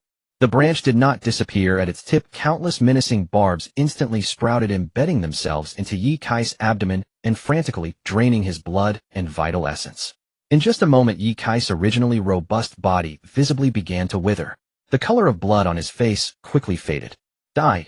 Immediately snapping back to reality, Gu Feng's expression changed drastically as 18 flying daggers returned to him, 12 of which slashed towards a void 3,000 meters away. The remaining daggers struck towards the menacing branches that were ravenously consuming Ye Kai's vitality and blood. With a few sounds, the branch piercing Ye Kai's abdomen was immediately severed. However, the blood-red menacing branch continued to drain Ye Kai's life, force, and blood. Seeing this, Gu Feng decisively executed the soul technique, binding enemy locking spirit, from the star crystal concentration technique. Instantly, a resilient and powerful mental force quickly wove a miniature mental net, reaching out towards the menacing blood-red branch. Deprived of its source of power, the menacing branch, no matter how bizarre, ultimately could not resist, and was captured by Gu Feng. Puff! At this moment, Ye Kai, whose face was devoid of color, spat out a mouthful of blood, and the suffocating aura of death instantly covered his face. Gu Feng. Cough, cough. As long as you're okay. Brother Ye Kai, don't speak, quickly take this pill. Gu Feng hurriedly took out the highest grade and perfectly refined 9-star, diamond-level life recovery pill and stuffed it into Ye Kai's mouth. At the same time, he took out another precious blood vitality pill. After the life recovery pill and blood vitality pill were stuffed into Ye Kai's mouth, the color returned to his face. Simultaneously, the wound on his abdomen visibly began to heal rapidly. Seeing this scene, Gu Feng felt a wave of relief in his heart. Fortunately, all the spiritual pills he had were refined to the utmost with enhancement points, making their efficacy 10 to 20 times stronger than the original. Otherwise, the commander Ye Kai, who had saved his life, would be in dire straits. Ye Kai, Xiaofeng, are you? At this moment, Jiang Xian, regaining his composure, rushed to the two with a worried expression. Upon seeing the massive bloody hole in Ye Kai's abdomen, his face immediately changed. However, when he saw the gaping hole large enough to fit a grown man's fist, exposing internal organs and rapidly healing, as if some bizarre plant was growing wildly, his expression changed again. In the next moment, Jiang Xian quietly pulled over the combat uniform from Ye Kai's body, covering the Commander, I'm fine, thanks to Gu Feng. Ye Kai felt that he was no longer going to die and smiled weakly while touching his bald head with a blood-stained hand. Brother Ye Kai, don't say that. If it weren't for you, I would have been the one heavily injured. Such a great favor is beyond words. I'm going to take revenge for you. Gu Feng looked at Ye Kai with gratitude, and then stood up, his figure moving swiftly as he vanished into the air. At the same time, Gu Feng, with a cold expression, issued a command to the system. System, allocate all reinforcement points to enhance my divine sense realm. The creature that had just ambushed him was the extremely rare blood nether ghost willow king, a terrifying and special type of plant-like beast. Its greatest strength lies in its ability to conceal itself. Additionally, its blood-colored ghost vines can extend infinitely. Once they strike an opponent, they will instantly sprout numerous barbs that pierce into the enemy's body, ravenously consuming their essence and life force. It is incredibly troublesome. Absolute invincibility within the same realm. Coupled with its mysterious hiding abilities, its level of terror is comparable to that of a human divine sense wielder. However, it can fight across a major realm and kill foes. In fact, its horror may even surpass that of Divine Sense wielders. After all, Divine Sense wielders can also fight across a major realm, but they lack concealment abilities. Concealment abilities. Perhaps he could seek out special techniques in this area in the future and enhance them infinitely. Through his earlier perception, he vaguely sensed that the opponent was a 7th-tier beast king. He wanted to utterly torment his opponent, but this level of strength seemed insufficient. Congratulations to the host for consuming 700 reinforcement points, elevating the Divine Sense realm to the 4th level of Soul King. As the golden text dissipated, a surging wave of spiritual power erupted from his sea of consciousness and was injected into the 6 mental star orbs. The 6 mental star orbs instantly expanded in size. The remaining reinforcement points were insufficient to continue further enhancement. Immediately, the overwhelming spiritual power erupted like a super radar sweeping through the surrounding space. In the next moment, a blood-colored willow tree seemingly growing in the void, towering nearly 50 zhang stout and menacing, with blood-colored branches densely covering its body and its resilient roots penetrating into the void, suddenly appeared in his perception. Beast, I found you. Starbreaker Spike. Die. Gu Feng's eyes turned cold, a chilling, murderous intent radiating from him. With a low shout, the more powerful Starbreaker Spike instantly pierced into the trunk of the Blood Nether Ghost Willow King. The sound of sharp, grating cries echoed from the direction of the Blood Nether Ghost Willow King. A sinister, ghostly face emerged from the trunk of the Blood Nether Ghost Willow King. At this moment, its gaze towards Gu Feng was filled with endless hatred, savagery, and a frenzied desire to kill. Black liquid began to flow from the corners of the ghostly face's mouth. Clearly, the Blood Nether Ghost Willow King had been severely injured by Gu Feng's Starbreaker Spike attack. However, the terrifying soul scream caused the 100,000 troops to feel as though their brains were being pierced by needles, unbearable pain overwhelming them. Gu Feng at the forefront endured an even denser and more terrifying soul sound assault. Sensing the crisis, Gu Feng instantaneously conjured the spinning star shield to protect his sea of consciousness. Ding ding ding. A series of terrifying attacks began to resonate densely within his mind. This left Gu Feng with an exceedingly grave expression. It seemed that the Blood Nether Ghost Willow King was far more troublesome than he had imagined. Not only did it possess soul techniques, but it also executed a collective soul sound attack. At present, it was on par with his Starbreaker Spike. Yet he was unaware that the Blood Nether Ghost Willow King had other soul techniques and innate abilities. Such a rare and terrifying plant-type beast was exceptionally uncommon. The comprehensive guide to alien races only contained a rough sketch and name. The rest was left blank. Swish, swish, swish. Just then, a series of terrifying blood-colored branches suddenly shot towards Gu Feng like lightning. Their speed was several times faster than sound, and the horrific sonic boom reverberated throughout the heavens and earth. Gu Feng's expression turned serious, but he remained calm. He shifted his feet, slightly activating the Phantom Dragon step, and in an instant his figure moved like a ghost, engaging in a fierce battle with the Blood Nether Ghost Willow King. As he darted about, a series of eerie dragon roars emanated from Gu Feng. Meanwhile, he also unleashed the Blood Shadow flying daggers with all his might, ruthlessly slaughtering the beasts below and in the void. In no time, a substantial number of reinforcement points were again credited to him. Poof, poof, poof. However, he could not afford to be distracted while doing anything, otherwise he would suffer. Indeed, while Gu Feng was battling the Blood Nether Ghost Willow King and controlling the Blood Shadow flying daggers to slay beasts, he was caught off guard by a dense and terrifying Ghost Willow branch shot from the Blood Nether Ghost Willow King, tearing through his battle suit. A sharp pain surged through him in an instant. He looked down to see his skin had been cut. Moreover, the Blood Nether Ghost Willow King had left behind strands of blood-colored fluff at the site of his wound. These blood-colored fluffs, upon landing on the wound, began to crazily absorb blood and take root and sprout. Good heavens!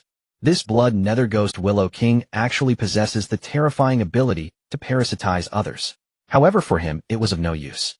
He didn't even need to activate Imperishable Body of the Endless Star. The formidable self-healing ability inherent to the Imperishable Body of the Endless Star merely required a slight activation, easily crushing the blood-colored fluff, and his wounds instantly healed as if nothing had happened. This was one of the attached abilities of the reconstructed first stage of the Imperishable Body of the Endless Star, an incredibly rapid self-healing speed. Moreover, this was only the first stage and merely an entry-level Imperishable Body of the Endless Star. If it were enhanced to the small accomplishment or even great accomplishment level, then the self-healing ability would be even more terrifying. The word imperishable is not just for show. The 1.8 million reinforcement points were well spent. It was a pity that he had not fully experienced the benefits brought by the imperishable body of the endless star before being interrupted by this beast. Even brother Ye Kai was almost swallowed because of him. Gu Feng gathered his thoughts, glanced at the reinforcement points, which had risen to 5600, and directly spent 0 points to enhance his understanding of Phantom Dragon Step to the small accomplishment realm. The Phantom Dragon Step at the small accomplishment realm was even faster, moving like a ghost, leaving no trace. Those ghost willows could not even touch the edges of his being. Beast, let's see if you can survive this. Gu Feng's eyes narrowed, and he casually seized the dark golden innate war bow in his hand. 9 legendary piercing arrows were instantly knocked onto the bowstring. 9 stars align. Gu Feng shouted lowly, unleashing the 3rd stage of arrow, breaking the 8 desolates. The 9 stars align. In an instant, a furious and violent gust of terrifying air erupted from the innate war bow, and the surrounding spiritual energy of heaven and earth, as well as the blood energy within his body, surged into the innate war bow like a release of pent-up energy. Previously, he had shot 9 arrows simultaneously. However, that was merely knocking 9 arrows, and not the true 9 stars align. Now this was the genuine 9 stars align. Die! Gu Feng shouted lowly, and the next moment 9 bolts of terrifying lightning capable of tearing everything apart shot towards the blood nether Ghost Willow King. Simultaneously, the Starbreaker Spike was also unleashed by him. The Blood Fiend Ghost Willow King sensed the looming crisis of death. Its ghostly face twisted even further as it hurriedly withdrew all the Ghost Willow branches to defend itself. In an instant, all the Ghost Willow branches formed a tightly sealed crimson cage, effectively protecting its main body within. However, at that moment, the Ancient Peak's Starbreaker Spike had already launched its attack on its hideous ghostly face. A moment later, a piercing, furious scream echoed from the Blood Fiend Ghost Willow King's visage. Boom, boom, boom. In the next moment, the first piercing arrow struck the crimson cage. The sound of piercing echoed, and the resilient branches forming the crimson cage were suddenly cleaved open, creating a large hole. Seeing this scene, Gu Feng's expression turned strange. He had miscalculated. He had forgotten that the arrows he used were the 9-star legendary grade Starbreaker arrows. Their sharpness and sturdiness were such that even peak battle emperors dared not let them hit. After all, in terms of rank, arrows of this grade were comparable to the 9th layer battle emperor realm. Sure enough, in the following moments, the Blood Fiend Ghost Willow King's crimson cage, formed from all the Ghost Willow branches, could not withstand even a few seconds before being completely pierced through. At this point, the Blood Fiend Ghost Willow King's grim, ghostly face twisted even more in fear. Roar! Human, this king remembers you. After saying this, the Blood Fiend Ghost Willow King cast a cold glance filled with resentment and hatred at Gu Feng before its massive body trembled and instantly shrank to a few meters tall, then transformed into a streak of light, swiftly fleeing into the distance. Want to escape? Did you ask me first? Seeing this, Gu Feng let out a cold snort and unleashed an even more powerful Starbreaker Spike towards the Blood Fiend Ghost Willow King's soul.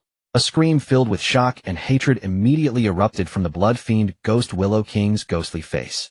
More black liquid flowed from the Blood Fiend Ghost Willow King's mouth, and its aura began to weaken. Meanwhile, the 9-star convergence arrows did not lose their accuracy due to the Blood Fiend Ghost Willow King's smaller size. They continued to shoot towards the Blood Fiend Ghost Willow King as if guided. These 9-star convergence arrows were increasingly terrifying in power. By the time the last arrow was launched, the force it unleashed was equivalent to the total power of the previous 8 arrows, truly horrific. In an instant, the remaining arrows struck the Blood Fiend Ghost Willow King. They blew the Blood Fiend Ghost Willow King apart. However, Gu Feng frowned as the system prompt did not appear. It was not dead yet. Was it really that hard to kill? Gu Feng moved to continue the pursuit, but was stopped by an elderly voice. Gu Feng, my young friend, do not pursue. That Blood Fiend Ghost Willow King is a descendant of the Blood Fiend Ghost Willow King Emperor deep within Blackwater Mountain. Once disturbed, the entire Kanglan Ancient Fortress will be destroyed. Hearing this, Gu Feng had no choice but to retreat helplessly. He could not slay the Blood Fiend Ghost Willow King to avenge brother Ye Kai, and his heart felt quite vexed. However, the remaining savage beasts were doomed. Since he could not slay that Blood Fiend Ghost Willow King for now, he would first deal with them. With this thought, Gu Feng, feeling extremely displeased, unleashed his full power. 20 flying knives bearing the sound of destruction and death took down one savage beast after another. Meanwhile, the arrows in his hand did not cease. This speed of slaughter was truly terrifying. As time passed, one savage beast after another was slain and butchered by Gu Feng. A massive amount of enhancement points rapidly flowed into his account. Meanwhile, Zhang Xian and the 100,000-strong army were naturally not idle. Any savage beast that approached Kanglan Ancient Fortress was slain. Time passed second by second. The land outside Kanglan Ancient Fortress was piled high with the corpses of savage beasts. The slaughter continued. Yet these savage beasts still refused to leave, crazily surging towards Gu Feng as if they had gone mad. This delighted Gu Feng. At this moment, above the Southern Rehabilitation Hospital, 7 elderly figures stood quietly in the void, watching the distant figure wreaking havoc, their eyes filled with excitement and appreciation, repeatedly expressing sentiments about the next generation rising, fearing that their own time was waning. This time a dragon truly emerged from Kanglan City. According to young Zhang Xian, that little fellow is not yet 17 years old, right? Yes, indeed, not yet 17. TSK, a battle emperor under 17. What were you doing at 17? An elderly man with a severed leg glanced at the other 6, smilingly asked. Old man, it's meaningless to say that. It sounds as if you were so impressive at 17. An older woman, although not disabled, looked even older, grumbled irritably. Hey, compared to that unparalleled prodigy, this emperor pales in comparison, but compared to you, you are just a bunch of rubbish. Back in my day at this age, I was probably only at the first layer battle general realm, right? Shut up. Haha. Alright, everyone quiet down. Next, the Kanglan Ancient Fortress will likely not remain peaceful. The foremost elder spoke lightly, halting the discussions of the others. The 6 immediately fell silent, their expressions turning solemn.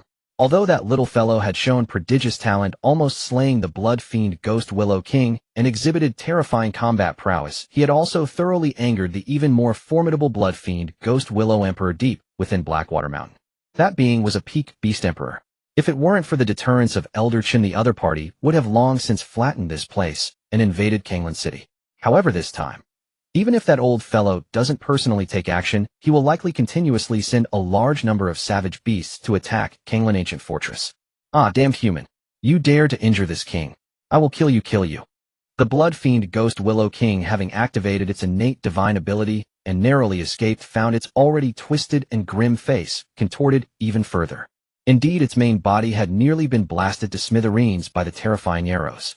If it weren't for burning its essence and using its innate ability, the blood fiend escape technique, to flee, its fate would have been uncertain.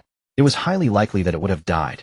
With this thought, a series of sharp and furious roars filled with resentment and murderous intent erupted from the blood fiend Ghost Willow King's mouth. My son, what happened? Who injured you so severely? At this moment, a cold voice filled with anger and killing intent reached the blood fiend Ghost Willow King's ears. Upon hearing this voice, the blood fiend Ghost Willow King was startled and hurriedly recounted its ordeal. Mother, it is like this. However, the blood fiend Ghost Willow Emperor coldly reprimanded after hearing the blood fiend Ghost Willow King's account. Are you an idiot? Aren't you afraid of being turned to dust by the experts of the Shuro War Academy from afar? How dare you strike at him at such a critical moment?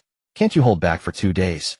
Upon hearing these words, the blood fiend Ghost Willow King's damaged body trembled, and its gaze suddenly turned towards the void. Its ghastly crimson eyes were now filled with fear and despair. This is the might of the Shuro Battle Academy that suppresses the top-level abyss. Even from hundreds of thousands of kilometers away, Xue Mingui Lu Wang felt a tremor of fear in his heart upon hearing his mother's words, giving rise to boundless despair. Fearing that a shadow of a fist might suddenly appear in the void and obliterate him into a mist of blood with a single strike, he thought, no need to watch. If they truly wished to kill you the moment you made your move, that group of madmen would have crushed you into a blood mist from afar. Go recover in the spirit pool. It's not too late for revenge. In 2 days. The voice of Xue Mingui Lu Huang was devoid of emotion, coldly resonating in his mind. But, Mother, I am unwilling. I cannot accept this. Xue Mingui Lu Wang let out a piercing wail, filled with extreme resentment. Not only had his physical body suffered unprecedented injuries, but the humiliation of his spirit was even deeper. He was the Xue Mingui Lu Wang, the strongest offspring of the Supreme Beast Emperor of Heishui Mountain, ranked above myriad beasts. Yet today he had nearly been shot to death by a human youth at the foot of the mountain. This was simply the greatest humiliation of his life. Over the years he had devoured no fewer than 800 human warriors, and never had anyone managed to injure him. In his perception, humans were merely his snacks. Whenever he felt hungry, he would secretly extend a willow branch and capture dozens to devour. The taste was simply exquisite, regarded as the finest in the mortal realm. Moreover, after devouring them, he could elevate his realm and awaken his intelligence, yielding endless benefits that made it irresistible. But now, he had nearly been shot to pieces by a human youth. The resentment, hatred, and murderous intent in his heart surged like a boundless ocean. What's wrong? Are you so lacking in confidence in yourself? You are my most gifted offspring. Mother I. Enough, go to the spirit pool. In 2 days it will be his death date. Xue Minggui Lu Huang's voice remained indifferent, yet it was chilling to the bone. The human race is indeed a strange species, indomitable and resilient, impossible to fully extinguish. At every critical moment of survival, there always emerges an unparalleled prodigy to turn the tide. It's as if heaven itself grants aid from the shadows. This child is the 36th Shura level examiner to appear in the Shura Battle Academy after 9 years. Given such a stunning performance, she couldn't help but suspect that he was the new generation's that person of the human race. He had managed to heavily injure her son, who had just entered the high-level Beast King realm with the cultivation of a low-tier Soul King. It was simply shocking. The blood, flesh, and soul of the human race were not only exquisite delicacies, but the mysterious factors they contained could greatly enhance the cultivation and intelligence of alien races and savage beasts. Her current strength and status were the results of devouring countless human powerhouses in her earlier days. This child's bloodline is certainly extraordinary. If I could consume him, I might be able to break the shackles, reconstruct the Imperial Bridge, and return to the realm of the War Emperor. At that time, Tianjin Zhogui, let's see how you can suppress me then. Deep within Heishui Mountain, at the center of a strange canyon, stood a blood-red willow tree that was merely 10 meters tall. It was Xue Minggui Lu Huang. Surrounding it were countless human skeletons, all powerhouses she had devoured over the years. At this moment, a ghostly figure of a woman surrounded by black-red mist floated above the willow tree, her gaze seemingly piercing through the miles, reaching the Kanglan ancient castle. Xue Minggui Lu Huang. Thanks to Ansis Jiraiya for the beautiful image, which fits perfectly. In her blood-red pupils swirled greed, violence, and hatred. Greed arose because a human prodigy with a mysterious bloodline had appeared in this fringe area, a veritable gift from heaven. She had a strong premonition that consuming this youth would surely allow her to reshape the Imperial Bridge and ascend to Imperial Realm. The violence and hatred were all due to that Tianjin Zhogui. 150 years ago, when she had tasted success and was crazily capturing human warriors to devour the other side, intruded from another realm, and merely used a dogtail grass to sever the Imperial Bridge, she had just coalesced, severely wounding her origin and trapping her in the Imperial Realm for a full 150 years. 150 years. Those of her generation, even those below her, had already stepped into the Imperial Realm, heading to the core area of the Xian Yin Divine Court to enjoy richer and better cultivation resources. Only she remained still, having to endure in this remote place. Every time she thought of this, the resentment and killing intent in her heart surged like towering waves in a vast ocean. However, the human race has a saying, a blessing in disguise. Now this youth, burdened with a mysterious bloodline, has been delivered to her doorstep, hasn't he? Bound by the ironclad rules of the Shura Battle Academy, she could not act personally. In the past, a divine court powerhouse defied the rules of the Shura Battle Academy, disregarding its authority. When a powerhouse that exceeded the rules secretly attacked the Shura-level examiners, the result was that the entire divine court was almost crushed by the battle gods of the Shura Battle Academy. In that battle, nearly a third of the divine court's territory was obliterated into powder by that group of madmen flowing into the void. Of course, the Shura Battle Academy also suffered heavy losses. Not only did they lose over 10 War Emperor realm powerhouses, but they also lost 3 battle gods. Several battle gods suffered damage to their origin and had their lifespans greatly reduced. Whether they are still alive now is uncertain. However, since then, no one has dared to challenge the rules of the Shura Battle Academy. But she cannot act, her son can. His qualifications surpass hers. Although he had almost been shot to death just now, as long as he is rejuvenated in the spirit pool and infused with a drop of her royal blood, origin, exterminating that human boy would be as easy as pie. After all, he is merely a human youth. What kind of storm can he stir up? This is the stronghold of Xue Minggui Lu Huang. However, she must not be careless. This race seems weak, but is unpredictable. She cannot afford to be negligent. Aren't you a spiritual sense user? Aren't you capable of crossing realms to kill? Aren't you supposed to bear a special bloodline? This emperor will let you kill to your heart's content. Even if it tires you out, it shall tire you out. With this thought, a majestic will descended upon the minds of countless savage beasts in Heishui Mountain. Under her influence, soon the skies above Heishui Mountain resonated with earth-shattering roars of beasts. Roar owl. The entire Heishui Mountain suddenly erupted with the roars of myriad beasts, countless savage beasts pouring out from all directions, transforming into a wave of destruction, rushing straight towards the Kanglan ancient castle. Human boy, enjoy this feast prepared for you by this emperor. I hope you can survive amidst the tide. As for the Kanglan Ancient Castle, it's time to disappear. Above the Kanglan Ancient Castle. Indeed. The 7 elders sensed the earth-shattering movements from Heishui Mountain, their expressions gravely serious. That individual is thoroughly enraged. They have mobilized nearly all the savage beasts of Heishui Mountain to launch a full-scale assault on the castle. As the myriad beasts approached the city before they even arrived, the entire castle had already begun to tremble. This tide of beasts is unprecedented. The true crisis for the Kanglan Ancient Castle has arrived. Should we consult Elder Chun, the only old woman among the 7, asked with a frown. Wait a moment. The leading elder's gaze was profound as he slowly shook his head. Little one. Since Elder Chun trusts you, so I hope you won't let me down. In the midst of slaughter, Gu Feng had already sensed the terrifying tremors coming from the direction of Heishui Mountain. Yet he felt no fear, only a boiling battle intent and anticipation. Another batch of enhancement points had arrived. At this moment, the enhancement points he possessed had surpassed 8 million, just 2,000 short of reaching the monumental 8 million mark. And this was merely the harvest within 15 minutes. Almost 10,000 per second.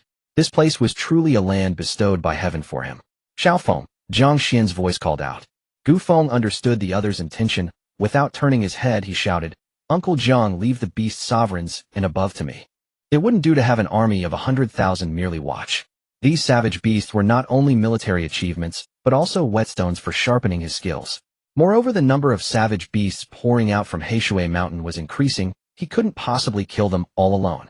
He only needed to slay the savage beasts at the beast sovereign level or above. Good. All troops listen up, attack. Zhang Xian commanded without hesitation. Kill. The 100,000 warriors, unable to hold back any longer, charged like tigers, unleashed, grabbing their battle knives and swords, their faces filled with murderous intent as they pounced upon the beast horde. As they plunged into the savage beast pack, a large number of beasts were slaughtered. This unprecedented feeling ignited an instant explosion of battle spirit among all the warriors. Previously, when facing such a multitude of savage beasts, they had to rely on massive war crossbows to deplete their numbers before engaging in hand-to-hand combat, resulting in heavy casualties for the Kanglan army. But now it was different. All the savage beasts at the beast sovereign level and above were being dealt with by the figure in the sky who appeared both divine and demonic. What was left for them were only the beast generals. If they couldn't even handle this, how could they claim to be the iron-blooded Kanglan army? In an instant, a brutal and grand, all-out war erupted. In the void above, Gu Feng stood alone against the heavens as hundreds of flying savage beasts fell from the sky. None could cross the thunder pool, approaching within 3,000 meters of the ancient castle. On the ground, arrows and throwing knives rained down and savage beasts continued to fall. Gu Feng single-handedly dominated the battlefield outside the Kanglan ancient castle. In the clouds, 7 elderly figures watched this scene with excitement and thrill in their eyes. So extraordinarily strong. Is this really a 16-year-old boy? His age can't be fake, right? It can't be more real. But it is said that a mysterious war emperor stands behind him.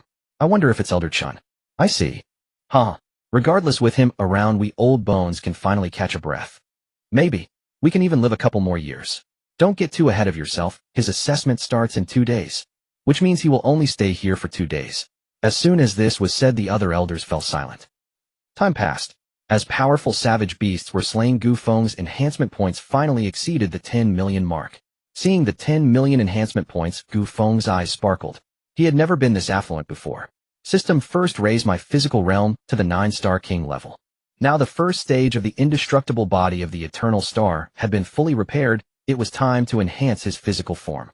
Please first comprehend the indestructible body of the eternal star to the minor success stage. Enhance immediately. Gu Feng ordered without hesitation while drawing his bow to slay the savage beasts. The wounds left on him by the blood fiend Ghost King made him wary. Defense must be prioritized. After all, there are plenty of enhancement points to spare. Congratulations to the host for consuming 1 million enhancement points. The indestructible body of the eternal star successfully comprehended to the minor success stage. At the moment, the golden subtitles dissipated. A flood of insights surged into his mind, as if he had painstakingly cultivated for 100 years, completely becoming his own. Meanwhile, as the technique progressed to minor success, countless brilliant fragments surged from the void and poured into his body. Strangely, this phenomenon was only visible to him.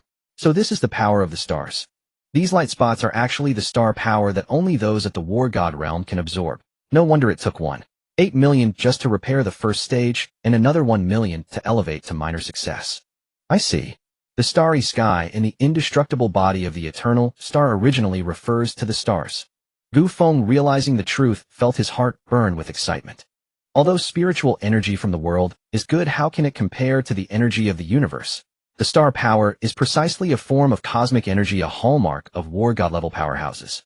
At this moment, Gu Feng further discovered that the hard-earned comprehension of the minor success stage in the indestructible body of the eternal star was actually operating continuously, absorbing star power to refine his body. Coupled with the fact that after slaying the savage beasts, the bloodline of the Yanhuang ancestor dragon devoured the essence blood to refine the body, his physical form had already been upgraded to the 4-star diamond realm.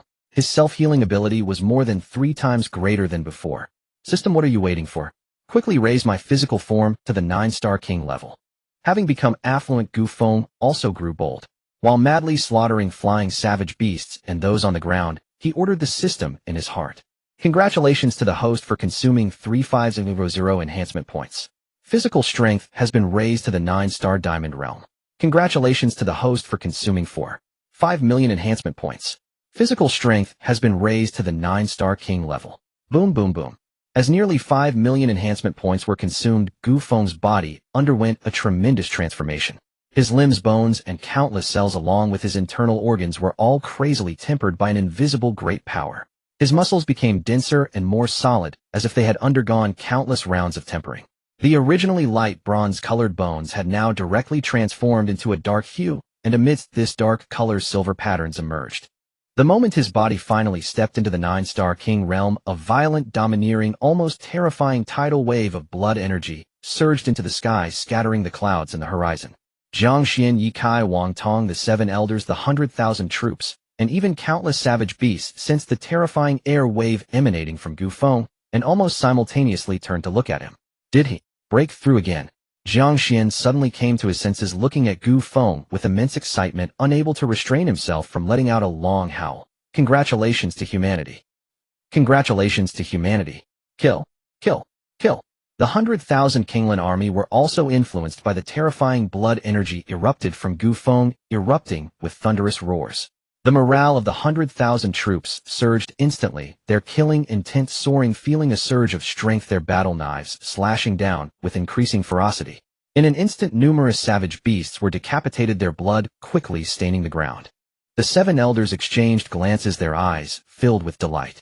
They could clearly see Gu Feng's performance during this brief time. Simply extraordinary. Whose cultivation progresses through one major realm after another like this? Previously, when he soared from the battle sect realm to the first heavy battle king realm, it was already astonishing. Who would have thought that his physical form would make such a terrifying breakthrough now? It was truly shocking. They keenly sensed that within this young lad's body surged a violent power that made them extremely wary. As for the savage beasts, they had completely fallen into madness. The reason they were frantically attacking the ancient castle was due to the enticing scent of the terrifying blood energy emanating from Gu Feng. Now sensing that soaring fragrant aura again, they became wild with rage, their eyes bloodshot, letting out furious roars as they charged in without regard for their lives. Gu Feng observed the surging beast tied below, a grin spreading across his face as a glimmer of brilliance flashed in his eyes. They are all enhancement points. The blood demon ghost Willow Monarch truly understands the situation, knowing he urgently needs a massive number of savage beasts, thus sending out such a large number for him to slay. It is easy to guess the purpose behind their actions with just a little thought. They merely wish to exhaust him within the Kangland ancient fortress before the 2-day deadline arrives. Furthermore, they are likely planning to devour him. He learned from the information provided by Chonirin that the more gifted human powerhouses are the prime targets for devouring by other races or savage beasts. Previously, when he awakened the bloodline of the Yanhuang ancestor dragon, though he was only at the first stage of the mundane level, the extraordinary fragrance and phenomena he unleashed soared to the heavens, incredibly terrifying. It is unbelievable that the opponent has not realized this. However, little do they know that he possesses a Slaughter Enhancement System which loves nothing more than an endless stream of savage beasts. Blood Demon Ghost Willow Monarch, what a great benefactor. However, the consumption of mental energy is quite substantial. The level of the talent bow also urgently needs to be improved. He glanced at the enhancement points. Good heavens, in just this short time, they had increased by over 5,000. What are we waiting for? Let's enhance the mental energy first. System, first raise my mental practitioner level to the peak Soul King realm. Moreover, could you not help me conceal the aura of my breakthrough? Congratulations to the host for consuming 5 million enhancement points, successfully raising the mental practitioner level to the 9th stage of the Soul King realm. The system ignored Gu Feng's request. Gu Feng shrugged, knowing this would be the outcome. Boom. At that moment, as the golden subtitles disappeared, the sea of consciousness seemed to erupt with thunderous roars, and a vast surging wave of mental energy poured forth from the depths of his consciousness, bringing with it a feeling of crazy enlightenment and a sense of tearing. The 6 rapidly rotating mental stars sensed this overwhelming mental energy and immediately let out greedy howls, beginning to devour it frantically. In the next moment, the 6 stars violently expanded, their rotation speed skyrocketing again. The exhilarating feeling of rapidly increasing power left Gu Feng in a trance. Gu Feng almost let out a howl to the heavens, but thinking of the hidden golden lion beast monarch and blood demon ghost willow monarch, he instantly suppressed his turbulent emotions. This level of strength was still insufficient for him to be arrogant. Now, having quietly stepped into the peak Soul King realm, his true combat power should be comparable to that of a peak battle emperor, right? Slaying the blood demon ghost willow monarch might still be beyond his reach, but dealing with the golden lion beast monarch should not be difficult. Once he gets out of here, he'll take down that golden lion beast monarch and feast on its meat. One can only imagine the divine flavor of braised lion head made from the meat of a peak beast monarch level savage beast. The enhancement of the mental practitioner is different from the enhancement of chi and physical body. Mental energy is deeply hidden within the sea of consciousness, and since the mental stars are inherently reclusive, as long as he does not actively release the power of the Soul King level, it would be hard for the outside world to detect his breakthrough. However, he was not satisfied. Glancing at the remaining 5 million enhancement points, he focused his thoughts and directly ordered the system to raise him to the 1st stage of the Soul King realm. Only by reaching the Soul King level can he have absolute confidence in slaying the blood demon ghost willow monarch. His battle with the blood demon ghost willow monarch made him acutely aware of the terrifying nature of such a unique savage beast. With such a son being a peak beast monarch, she would only be even more terrifying. Perhaps only by raising his mental practitioner level to the 1st stage of the Soul King realm could he possess the strength to contend with her. However, please upgrade the star crystal concentration technique first. Level. Gu Feng was taken aback, then quickly understood. Currently, the star crystal concentration technique is only at the 9-star king level, with the upper limit being the peak Soul King realm. To reach the Soul Emperor level, a legendary technique is required. If that is the case, then let's first comprehend the star crystal concentration technique to perfection. This method can also enhance combat power, and once perfected, he would be able to fully control the remaining soul techniques recorded within it, and the number of mental stars in his consciousness would increase to 9, ushering in a qualitative leap in mental energy. However, upon seeing the remaining enhancement points, he had to temporarily suppress this thought. Enhancing to great accomplishment consumed 2 million, and perfection would likely require no less than 3 million. Currently, while he is killing and accumulating, he has less than 8 million left, which is far from enough. Then let's enhance the talent bow. System, upgrade the talent bow to the 7-star king level. Congratulations to the host. Consuming 8 million enhancement points, the talent bow has been upgraded from the 4-star king level to the 7-star king level. Combat power increased by 70, chi and blood consumption reduced by 30. The bow in his hand trembled slightly, and 3 imperceptible streams of light flashed by the bow's body, becoming heavier, containing even more terrifying power. Especially that 70 increase in combat power and 30 reduction in chi and blood consumption, it is a true metamorphosis. Sensing the stronger aura emanating from the talent bow in his hand, Gu Feng's fighting spirit surged. Kill! Gu Feng shouted softly, and 9 arrows instantly transformed into deadly beams of light, shooting towards the distant beast king. Thud thud thud. Several dull sounds echoed as a few savage beasts at the 3 to 4 stage beast king realm were instantly pierced. What terrifying power! Gu Feng was astounded. Is this the horror of a 70 increase? He felt that his overall combat power had reached an excellent level. It was approximately a 3-fold increase in combat power. If he wished to advance further, he could only do so by enhancing the arrow breaks, the 8 desolates technique, the bloodline level, and his comprehension of the eternal star dome immortal body. And all of this requires a massive amount of enhancement points. The higher the level, the stronger the realm, the faster he earns enhancement points. However, the speed of consumption is equally fast. Indeed, the over 10 million enhancement points he just earned were completely depleted in under a minute. But it doesn't matter, below there are plenty of walking enhancement points. Gu Feng looked down at the endless tide of beasts, a smile forming on his lips. With a thought, 9 arrows again shot through the air, and 20 flying knives transformed into beams of death, slaughtering the beast tide at an even faster speed and from more cunning angles.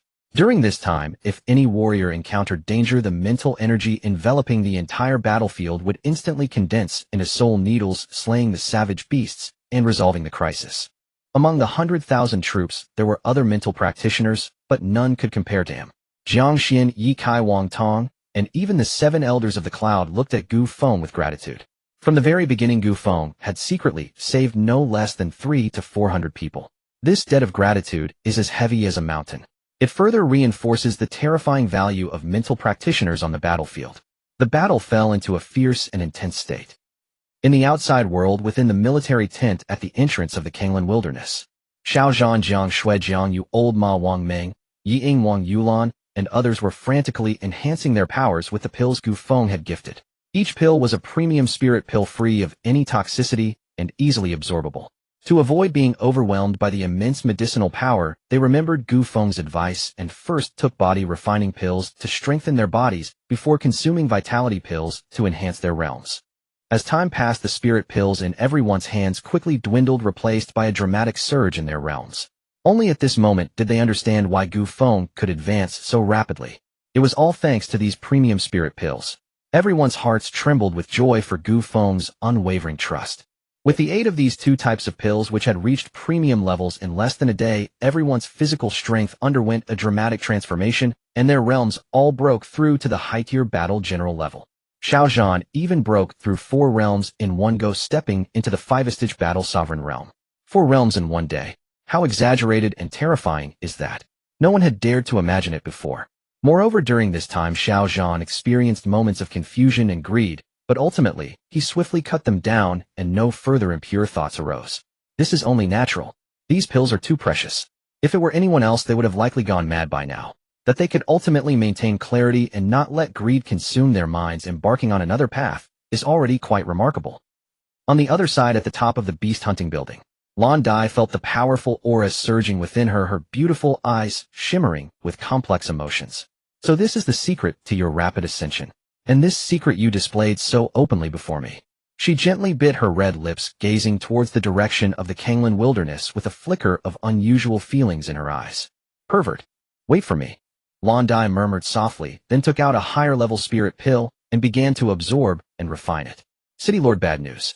On the western front, a wasteland well has appeared. What a... City Lord Jiang Sun leapt from his seat in shock, his face draining of color. A wasteland well.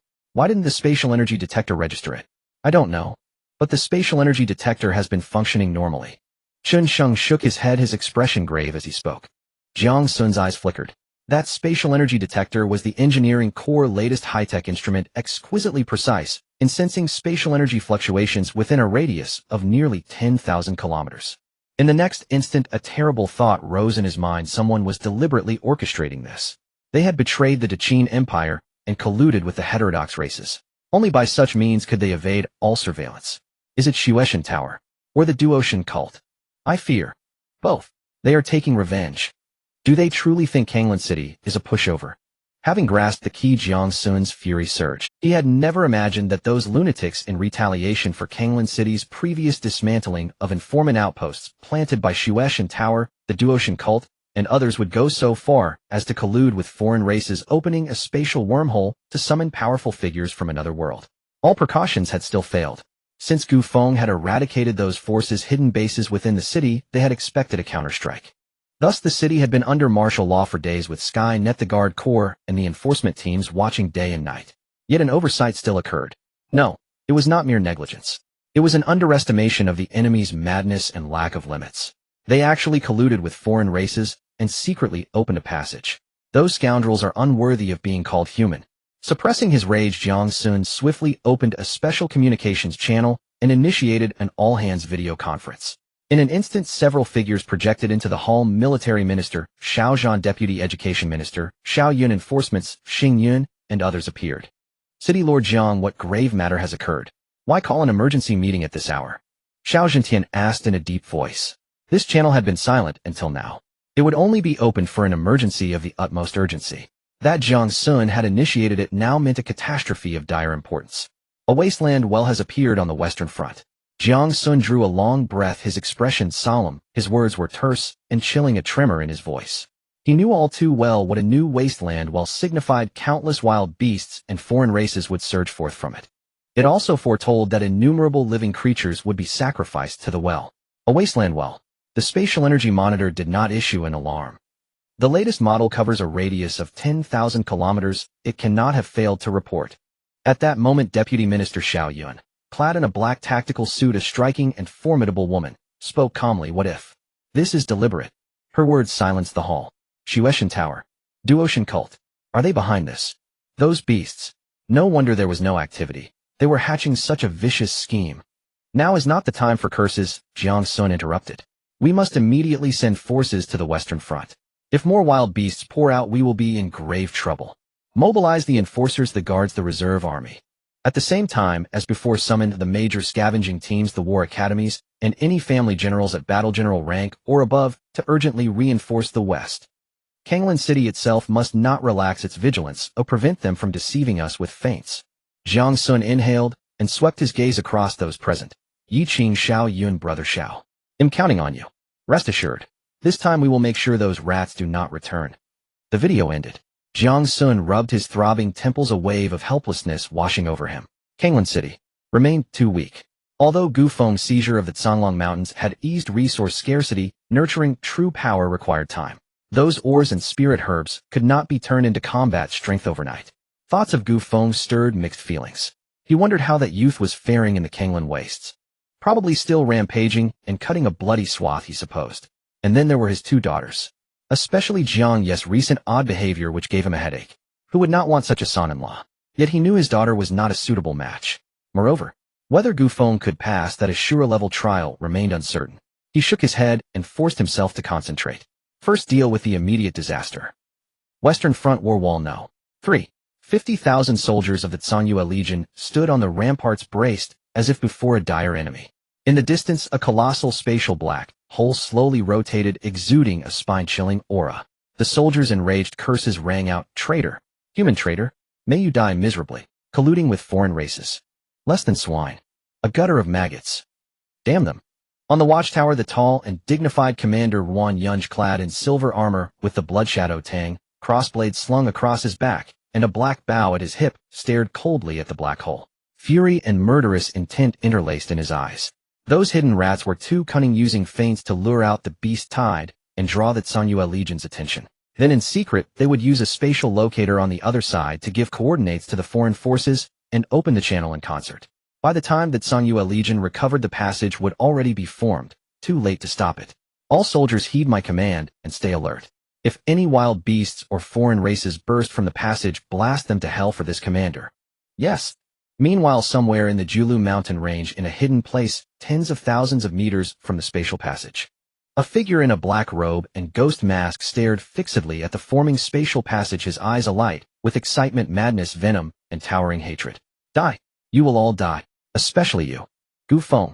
If you fall into my hands, I'll make you beg for life and be unable to die. He howled like a beast. Beneath the black robe, hideous centipede-like black markings crawled across his skin as the aura of a peak battle venerable erupted from him. It was still not enough. Far from it. Kanglan City may be small, but it had a battle king stationed. To exact his revenge, he needed more rewards. Fortunately, successfully placing the locator this time would yield a great number of Shueishan pills. Once ingested, they would accelerate his growth immeasurably. Then he would drown Kanglan City in his vengeance. For now, he would collect a little interest. With that thought, the masked figure flickered and vanished. Northern Front War Wall No. 2. What? Someone's gone missing. The newly appointed commander of the Jinhui Legion, Zhou Qing, spun around and glared at his subordinates. When did this happen? 2. Don't know. We were watching him, but last night. He simply evaporated, suddenly gone. Why was such an important matter not reported sooner? Zhou Qing exploded with rage. Nearly the entire Li family had ties to Shueishan Tower, except for the uncomprehending child sent to the orphanage. The rest had been arrested. Li Chongqing, Li Yuan's elder brother and the former deputy dean of the 3rd Preparatory War Academy, was of paramount importance. Yet now this crucial man, under tight surveillance, had vanished into thin air. How could he not be furious? In the depths of He Shui Mountain, 3,000 meters underground within a dim cave, the rhythmic sound of dripping echoed in the darkness. This dripping sound was a special product seeping from the millennia-old stalactite, spiritual liquid. Each drop fell to the ground, slowly gathering in a small irregular spring 3 meters long, over 2 meters wide, and half a meter deep at the center. This was the most important treasure of He Shui Mountain, the millennia spiritual pool, and one of the most important treasures of the Blood Ming Gue Lu Emperor. At this moment within the spiritual pool, the Blood Ming Gue Lu King, who had nearly been obliterated by Gu Feng, had transformed into his 3-meter-tall form, frantically devouring the rare and precious spiritual liquid, restoring his injuries and original essence. Beside him, a phantom was coldly gazing at the Blood Ming Gue Lu King in the pool. The phantom suddenly extended a finger, and with a slight thought forced out a drop of royal blood essence, brilliant as jade, filled with a rich fragrance and terrifying imperial might, which fell upon the 3-meter-tall Lu body. Mother! The Blood Ming Gue Lu King, absorbing the spiritual liquid, sensed this drop of royal blood essence, and suddenly awoke. Absorb it well, I will assist you in refining it. Yes, mother. The Blood Ming Gue Lu King was filled with excitement and joy, feeling a tremendous energy pouring into his body. This was his mother's royal blood essence. Incredibly precious. If it could be completely refined, he could reach the peak of the Beast King realm in a very short time. Even the Beast Emperor realm. When he emerged, if he encountered that human brat again, would it not be easy to trample and slay him? However, he was not foolish and understood that his mother was using her precious essence to help him grow stronger. It was likely not just for his growth, but had deeper intentions. Was it to slay that human youth and provide him as sustenance? Most likely. Previously, the opponent had displayed terrifying blood energy and an irresistibly alluring fragrance. That should be the legendary special bloodline power unique to humans. If consumed, perhaps his mother could reconstruct the Imperial Bridge and return to the Beast Emperor realm. Though his heart was filled with reluctance and unwillingness, he did not dare to defy her even slightly. He understood his mother's temperament too well. She was immensely powerful and capricious. A slight disobedience could result in being devoured. Many of his siblings had become nutrients due to defying her. As the royal blood essence was refined, the aura around the Blood Ming Gue Lu King began to rapidly surge. 8th tier Beast King. 9th tier Beast King. Until, reaching the peak of the 9th tier, he was only half a step away from the Beast Emperor realm. Thank you, mother. Mother, rest assured I will slay the human brat and bring back his corpse. Once you consume his essence and soul, you will surely be able to reconstruct the Imperial Bridge and return to the Beast Emperor realm. You are very clever, which is why you have lived the longest. The Blood Ming Gue Lu Emperor's voice was indifferent. Rest assured, when the time comes, I will share a portion with you. Thank you, mother. The Blood Ming Gue Lu King was overjoyed. Let's go, his assessment time is almost up. The phantom flickered, and the Blood Ming Gue Lu Emperor vanished. The Blood Ming Gue Lu King transformed into a streak of light and burst out from the ground. Kanglan Ancient Castle. In the other world, the blazing sun hung high, with time quietly approaching. June 20th, 1155. Only 5 minutes remained until the Shura level assessment began. On the city walls, 100,000 troops stood solemnly, their eyes fervently and respectfully gazing towards He Shui Mountain. There a series of terrifying beast roars were echoing. They knew that the god in their hearts, the young man who slaughtered wild beasts with abandon akin to a Shura killing god, was wielding a battle bow and blood shadow, flying knives crazily, pursuing the wild beast army within He Shui Mountain.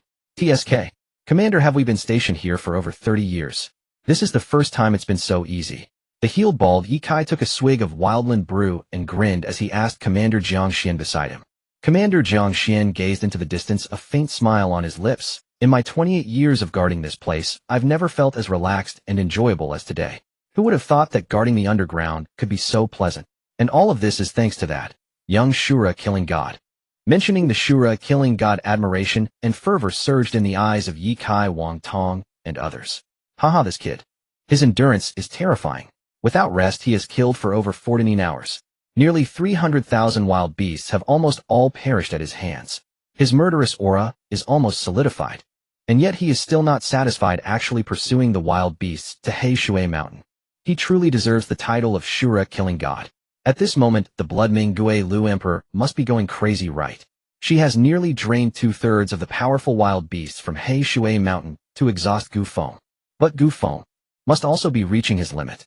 After all, he is human, not a god. The insidious Blood Ming Gue Lu Emperor. How dare she use such means to force Gu Feng to act? The true powerhouses of He Shui Mountain have yet to make a move. Jiang Xian suddenly had a solemn expression and said in a deep voice, they are all waiting for noon at 12 o'clock. Upon hearing this, the expressions of the few people munching on seeds changed slightly. This beast wave was unprecedented in scale, with numbers approaching 300,000. With one wave killed, another stronger wave came, as if endless. Yet so far the strongest encountered was merely an ordinary high-level beast king. Within He Shui Mountain, the over 70 true peak beast kings possessing special talents and undefeated in the same realm remained motionless. They were all waiting for noon at 12 o'clock. At that time the true battle would begin. Time is running out. In the void, 7 old men exchanged glances and whispered softly, "Gentlemen, no matter what, even if it costs us our lives, we must protect him. He is the hope of our human race." That's right. After an unending slaughter for 14 hours, even gods would be exhausted by now. That child must be utterly fatigued, and this is exactly the result that Old Hag desires. This kid is too stubborn. We have repeatedly persuaded him, analyzing the pros and cons, yet he pays no heed. As if he has some blood feud with those wild beasts. Humph. Is it not a blood feud? These beasts feed on our human race. Is that not deep enough of a grudge? And do you not know that young friend Gu Feng's parents perished at the jaws of wild beasts? I see. Haha, rest assured, old man still has 10 years of lifespan left. After burning it, I should be able to buy him half an hour to catch his breath. Hell, what a waste. This emperor has 50 years of life left. I can exchange it for 2 hours. Do we need to argue about this? Why can't we argue? He is simply not as good as me. Pa. Old Wang, why are you so arrogant? Baldy, do you want to fight another 300 rounds? Enough arguing. Only 1 minute is left. The elder in the front scolded impatiently, causing the few elders behind who were red-faced from arguing to fall silent. In the next moment, terrifying and overwhelming pressure surged from their aged bodies. They were ready to fight to the death. However, to protect such a peerless genius for the human race, they would die without regrets. Of course, they also understood that due to the battlefield covenant, they could not unleash the power of the battle sovereign realm. But that was enough. On the city wall below Jiangxian, Yikai Wang Tong, and others sensed the 7 battle sovereign auras soaring into the sky from the void, their expressions changing dramatically. They felt the determination and resolve of the 7 guardians. These 7 elders were actually going to burn their last lifespans to buy Gu Feng time to recover. Jiangxian suddenly regained his senses and shouted angrily, "All soldiers, listen up. Protect Gu Feng." Yes. With a thunderous roar at noon sharp on June 20th, it erupted from the mouths of 100,000 Kanglan soldiers, reverberating through the heavens and the earth. The great battle is about to begin. The moment of the hunt has arrived. Kill. Blood Demon Ghost Willow Emperor glanced at the intelligent watch seized from the humans, a surge of murderous intent flashing in his crimson eyes, his supreme voice resonating in the ears of the 78 peak beast kings. Yes, master. In He Shui Mountain, the 78 peak beast kings who had long been waiting let out a thunderous roar simultaneously. In the next moment, 78 terrifying figures tore through the sky, carrying an overwhelming wave of pressure charging straight towards Gu Feng. Little did anyone know these peak beast kings had long been lured here by the blood demon, Ghost Willow Emperor, with spiritual liquid as bait, each one manipulated as puppets controlled with their very lives, using the blood demon willow fluff spores planted within their souls. At the same time, the Blood God Tower, the Fallen God Sect, the Twilight of Doom, the Huangquan Tavern, and even powerful figures from other empires began to take action. A frenzied hunt spanning 38,000 kilometers suddenly commenced. Yet at the center of this storm, Gu Feng was floating calmly above He Shui Mountain, wearing an indifferent expression. His gaze was calm, as if unaware that 78 peak beast kings were charging towards him. His mind was occupied with checking his personal attribute panel. 14 hours of frenzied slaughter had left him extremely fatigued. His arms felt sore and ready to break, and his mental energy was severely depleted. But upon seeing the system panel showing a solid 5.9 billion enhancement points, all fatigue vanished in an instant. This was after using some of the points to enhance his talent bow and level up. Otherwise, he would have definitely surpassed 600 million.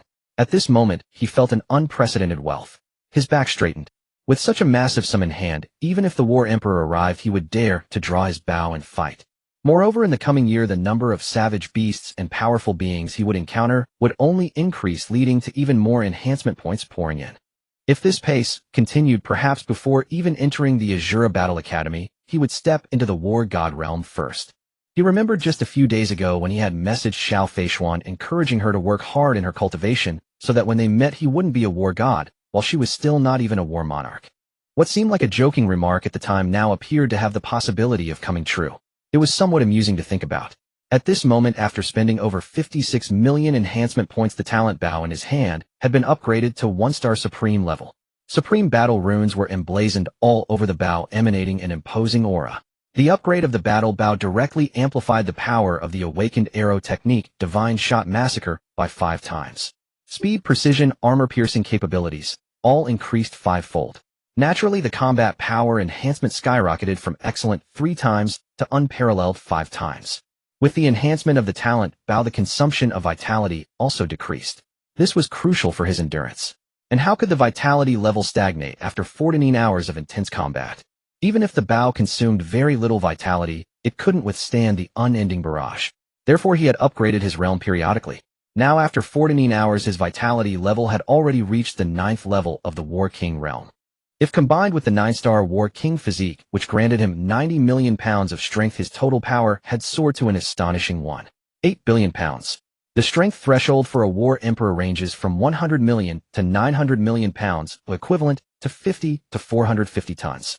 Yet he, merely a 9th level War King, already possessed a colossal strength of 90 tons, nearing the 2nd level of War Emperor. Such divine power, combined with the 1-star Supreme Battle Bow, the 9-star Legendary Piercing Arrow, and the 9-star Supreme Archery Technique, Arrow breaking the 8 Desolations, would undoubtedly yield a tremendous force. Slaying a 3rd or 4th level War Emperor would likely be a walk in the park. And this was just the entry-level power of Arrow breaking the 8 Desolations. If he diligently practiced to minor success, major success, or even perfection, it would only become more terrifying. At this moment, Gu Feng raised his gaze towards the direction of Heishui Mountain, where the 78 Peak Beast Kings would arrive in 1 or 2 minutes. This brief moment was enough for him to accomplish many things. Just in time to upgrade his archery technique. System raised the comprehension of Arrow breaking the 8 Desolations to perfection. Why hoard enhancement points for the new year? He had no such hobby. Moreover, he had been longing for the 8th level Desolations, and for far too long. This was the only large-scale area attack archery technique among the 9 arrows. Once comprehended, facing a massive tide of beasts would turn into a super harvesting machine for enhancement points. 8th level mass attack, 1 arrow transforms into 10,000 arrows, annihilating the 8 Desolations. Listen to how domineering that description is. Unfortunately, he previously lacked sufficient enhancement points to upgrade it. Otherwise, why would he have to spend so much time clearing out minions? Congratulations to the host, consuming 113 million enhancement points. Arrow breaking the 8 Desolations has reached the perfected realm. Boom. In an instant, a torrent of arrow path mysteries transformed into golden subtitles and dissipated in his mind, allowing him to master everything from the 4th to the 9th level in the blink of an eye. At this moment, Gu Feng's achievements in archery, while he wouldn't dare to claim to be the best in the Longyuan Star, there were probably very few who could surpass him. After all this, Arrow breaking the 8 Desolations had already been repaired to 9-star Supreme level by. However, he knew that with his current physical strength, vitality level, and talent bow grade, he couldn't fully unleash the true power of the 8th Arrow Desolations end. The 9th arrow was even more impossible. It was reasonable. After all, this was a 9-star Supreme level archery technique, ranking comparably to a 9th level War Emperor in terms of grade. To fully exert its might, he would need to elevate either his physical body or vitality to the same realm. Yet even so, the perfected version of Arrow breaking the 8 Desolations had already caused his combat power to soar to a terrifying level. Now, if he were to use 9-star Conjunction, or the 4th Arrow Starfall, or the 5th Arrow Soul Chaser, it would likely be enough to obliterate 5th or even 6th level War Emperors. Such is the might of the perfected 9-star Supreme archery technique. Yet it is still not enough. The arrows also need enhancement. Thus his combat power can rise further. Previously, he had already known that all enhanced arrows would have their toughness, sharpness, speed, and durability. However, almost all the arrows he had purchased before had been rendered obsolete, leaving only the 109-star legendary arrows gifted by Old Shun. System enhanced the quality of all arrows. 109-star legendary arrows, if their levels were to be enhanced, this amount of enhancement points would hardly suffice. Each arrow needs 10 million points to upgrade to 1-star Supreme, which totals to 1 billion. Rather than leveling up, it is better to improve their quality, and later, he can directly exchange for higher tier arrows. Congratulations to the host for spending 10 million points. The quality of 109-star legendary arrows has been upgraded to excellent, all gaining double speed, silent shot, and soul extinguishing attributes. In the moment the golden subtitles dissipated, dark energy rose from the 100 sharp arrows in Gu Feng's storage space. This was a sign that impurities had been completely refined and burned away. The battle runes on the arrows became increasingly intricate and precise, adding 3 new attributes: doubled speed, silent strike, and soul extinguishing effects. Gu Feng's lips curled up. His combat power had surged once again. Come on. He couldn't wait to annihilate them in an instant. However, he couldn't appear too strong, otherwise he might scare off those lurking in the shadows, and that would be his loss. He needed to hold back a bit. Just then he suddenly looked up towards the direction of Heishui Mountain, softly murmuring to himself, "They're coming." However, at that moment 7 aged figures ghosted in front of Gu Feng, shielding him behind them, urging him, "Ha, young friend Gu Feng, you must be exhausted. Quickly go rest to leave these beasts to us. Yes, go take a break. Are a few hours enough? If not, us old bones can all step in. Go, you have already done enough. It's a pity that we old bones likely won't witness your future unparalleled glory. But it's worth it. Ha ha. Little ones, stand down. Don't all rush at me, though I was first. Damn it, old one, why are you in such a hurry? Did we not agree that I would go first? With your lifespan, you can't last 3 minutes. Oh, what are you fighting for?" 7 determined aged figures stepped before Gu Feng, shielding him and urging him to take a break. It is also time for these old fellows to exert some of their remaining life essence. But it is worth it. This child is too monstrous. If he can grow, he will undoubtedly be the pillar of the Great Qin Empire, able to protect the vast expanse of the Great Qin. Yet these 7 are unwilling to yield, fiercely competing over who will burn their essence first and fight to the death. As if the first to fight would gain glory. Gu Feng was taken aback, instantly understanding that these seniors wished to sacrifice themselves to buy him time to recover. His heart warmed, and he hurriedly spoke. "Esteemed seniors, please let me say a word." "No need for more words. Little one, we have lived long enough. If we can protect you, a peerless genius of the human race, before we die, it's worth it. Really no need." Gu Feng shook his head, his gaze sweeping over the approaching tide of beasts, his tone resolute. "These beasts can be easily eradicated by me. Why should you all sacrifice your lifespans to delay for me? How about this, please, esteemed seniors, take a defensive stance for me first. If I truly cannot hold them off, then you can act. How does that sound?" "Haha, young friend, don't try to deceive us. We understand the rules of the Shuro assessment. If outsiders assist, it is deemed a failure. Don't be stubborn. Esteemed seniors, listen to the arrow's song." Gu Feng stopped explaining. He was genuinely afraid that this group of venerable elders would in the next moment unconditionally burn their lifespans and rush into the beast horde. If that happened, he would feel guilty for life. He moved, appearing before the 7, and with a grasp of his right hand, a star-level supreme bow materialized in his hand. Looking at the 78 peak beast kings charging madly from 30,000 meters away, he sighed lightly. He had initially only wanted to show a small display. Now he had to put on a grand performance. So be it. After all, he was unafraid. 8th arrow, destruction of the 8 wastelands. With a low shout, the heavens and earth changed dramatically.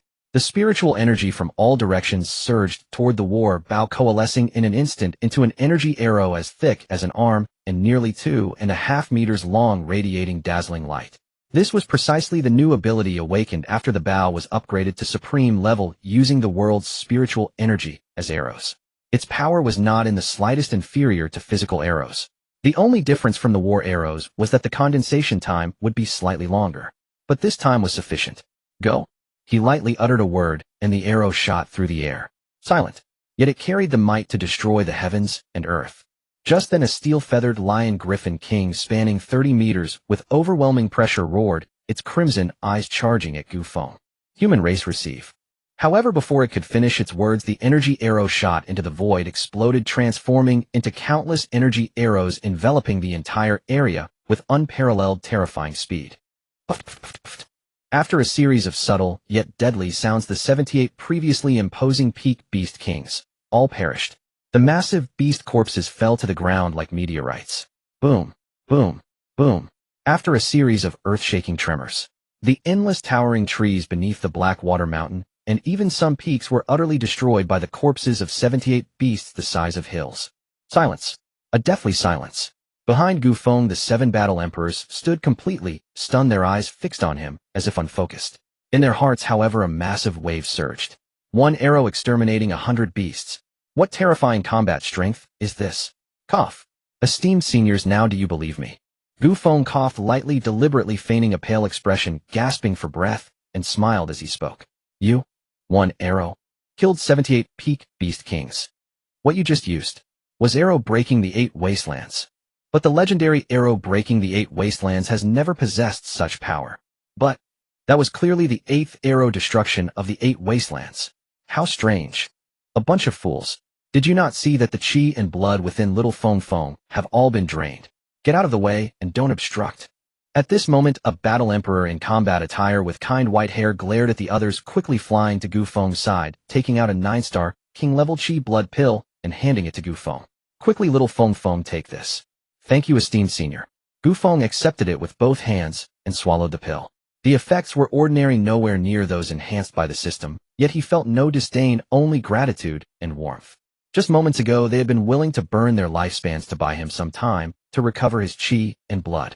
This was a great kindness, though nothing had happened. Yet this sentiment weighed heavily. Ha ha ha! Cheers for our human race. Suddenly, Battle Emperor Wang Zhun burst into raucous laughter, shaking the heavens.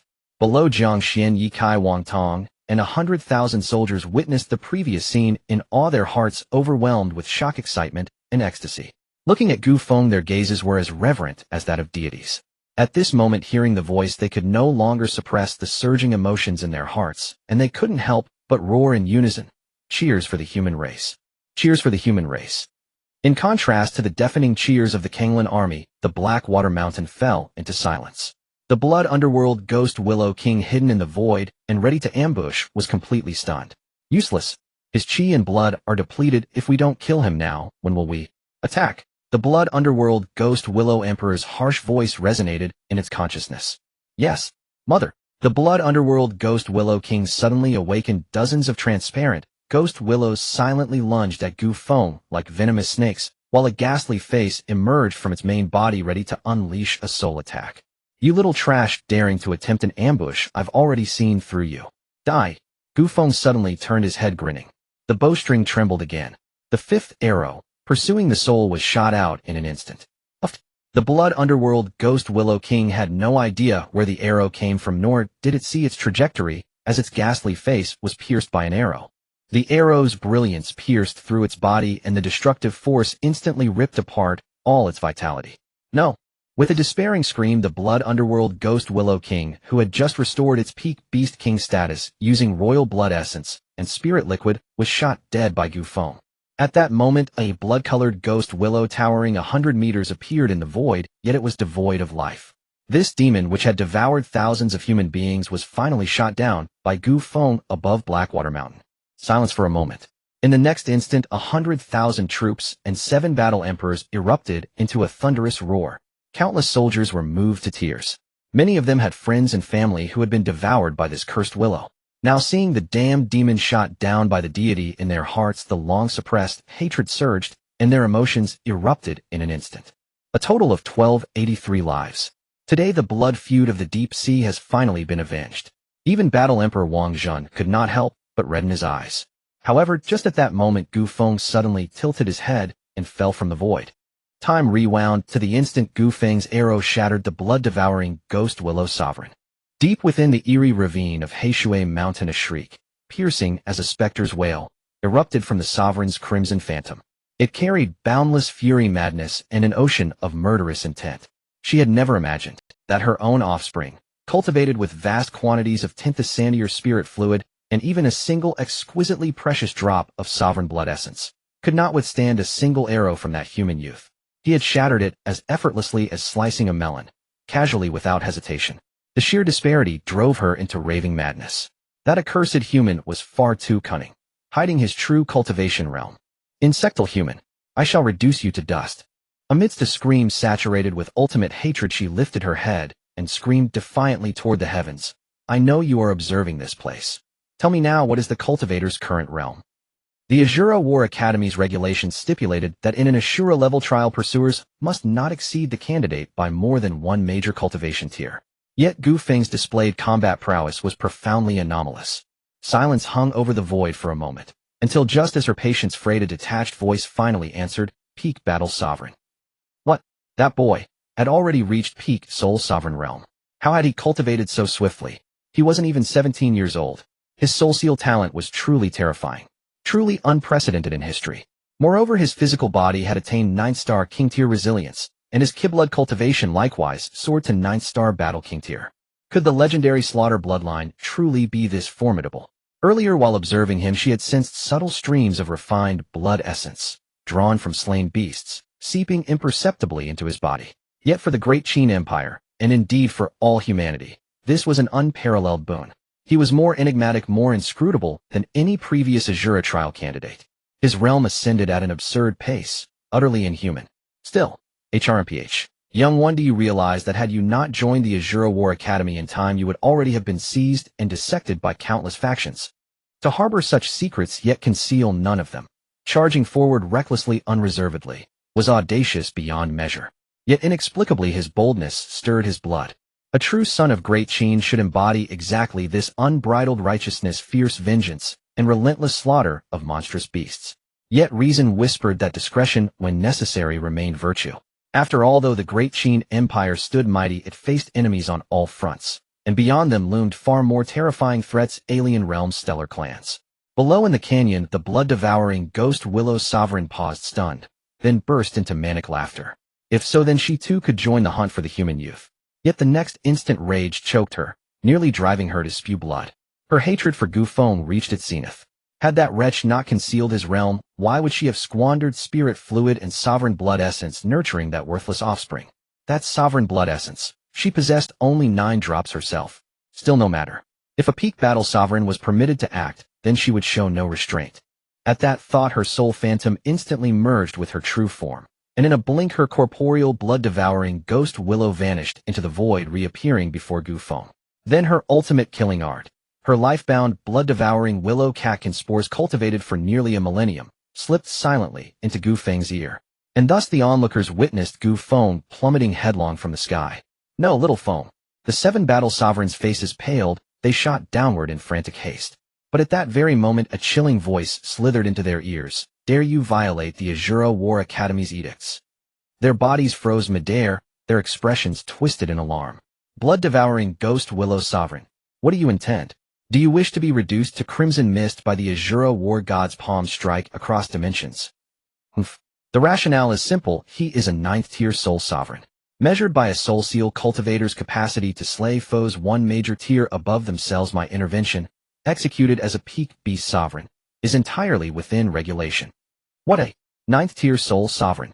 The 7 battle sovereigns exchanged stunned glances. The revelation left them utterly speechless. None had anticipated Gu Feng was a peak-tier soul seal cultivator. How had he cultivated so rapidly? Amidst their shock, the same question echoed unbidden in each. It was simply unimaginable, beyond mortal comprehension. So, shall you still intervene? Though if you do, I shall gladly sever you 7 withered old turnips. Fury roiled within the 7 battle sovereigns, but bound by regulation, they dared not act. Earlier their plan to burn lifespan to buy Gu Feng time had already skirted the rules. Strictly speaking, it constituted violation. Now, even rescuing him was forbidden. This was the Azura War Academy's law, ruthless, unyielding, absolute. Such rigidity existed solely to forge a true god of slaughter, to carve in blood and fire a celestial path for humanity. Though this doctrine bore evident flaws, claiming countless prodigies, it reflected an immutable truth: perfection does not exist in this world. Sacrifice is inevitable. If humanity were not to be hunted as mere blood fodder by alien races, sacrifice was unavoidable.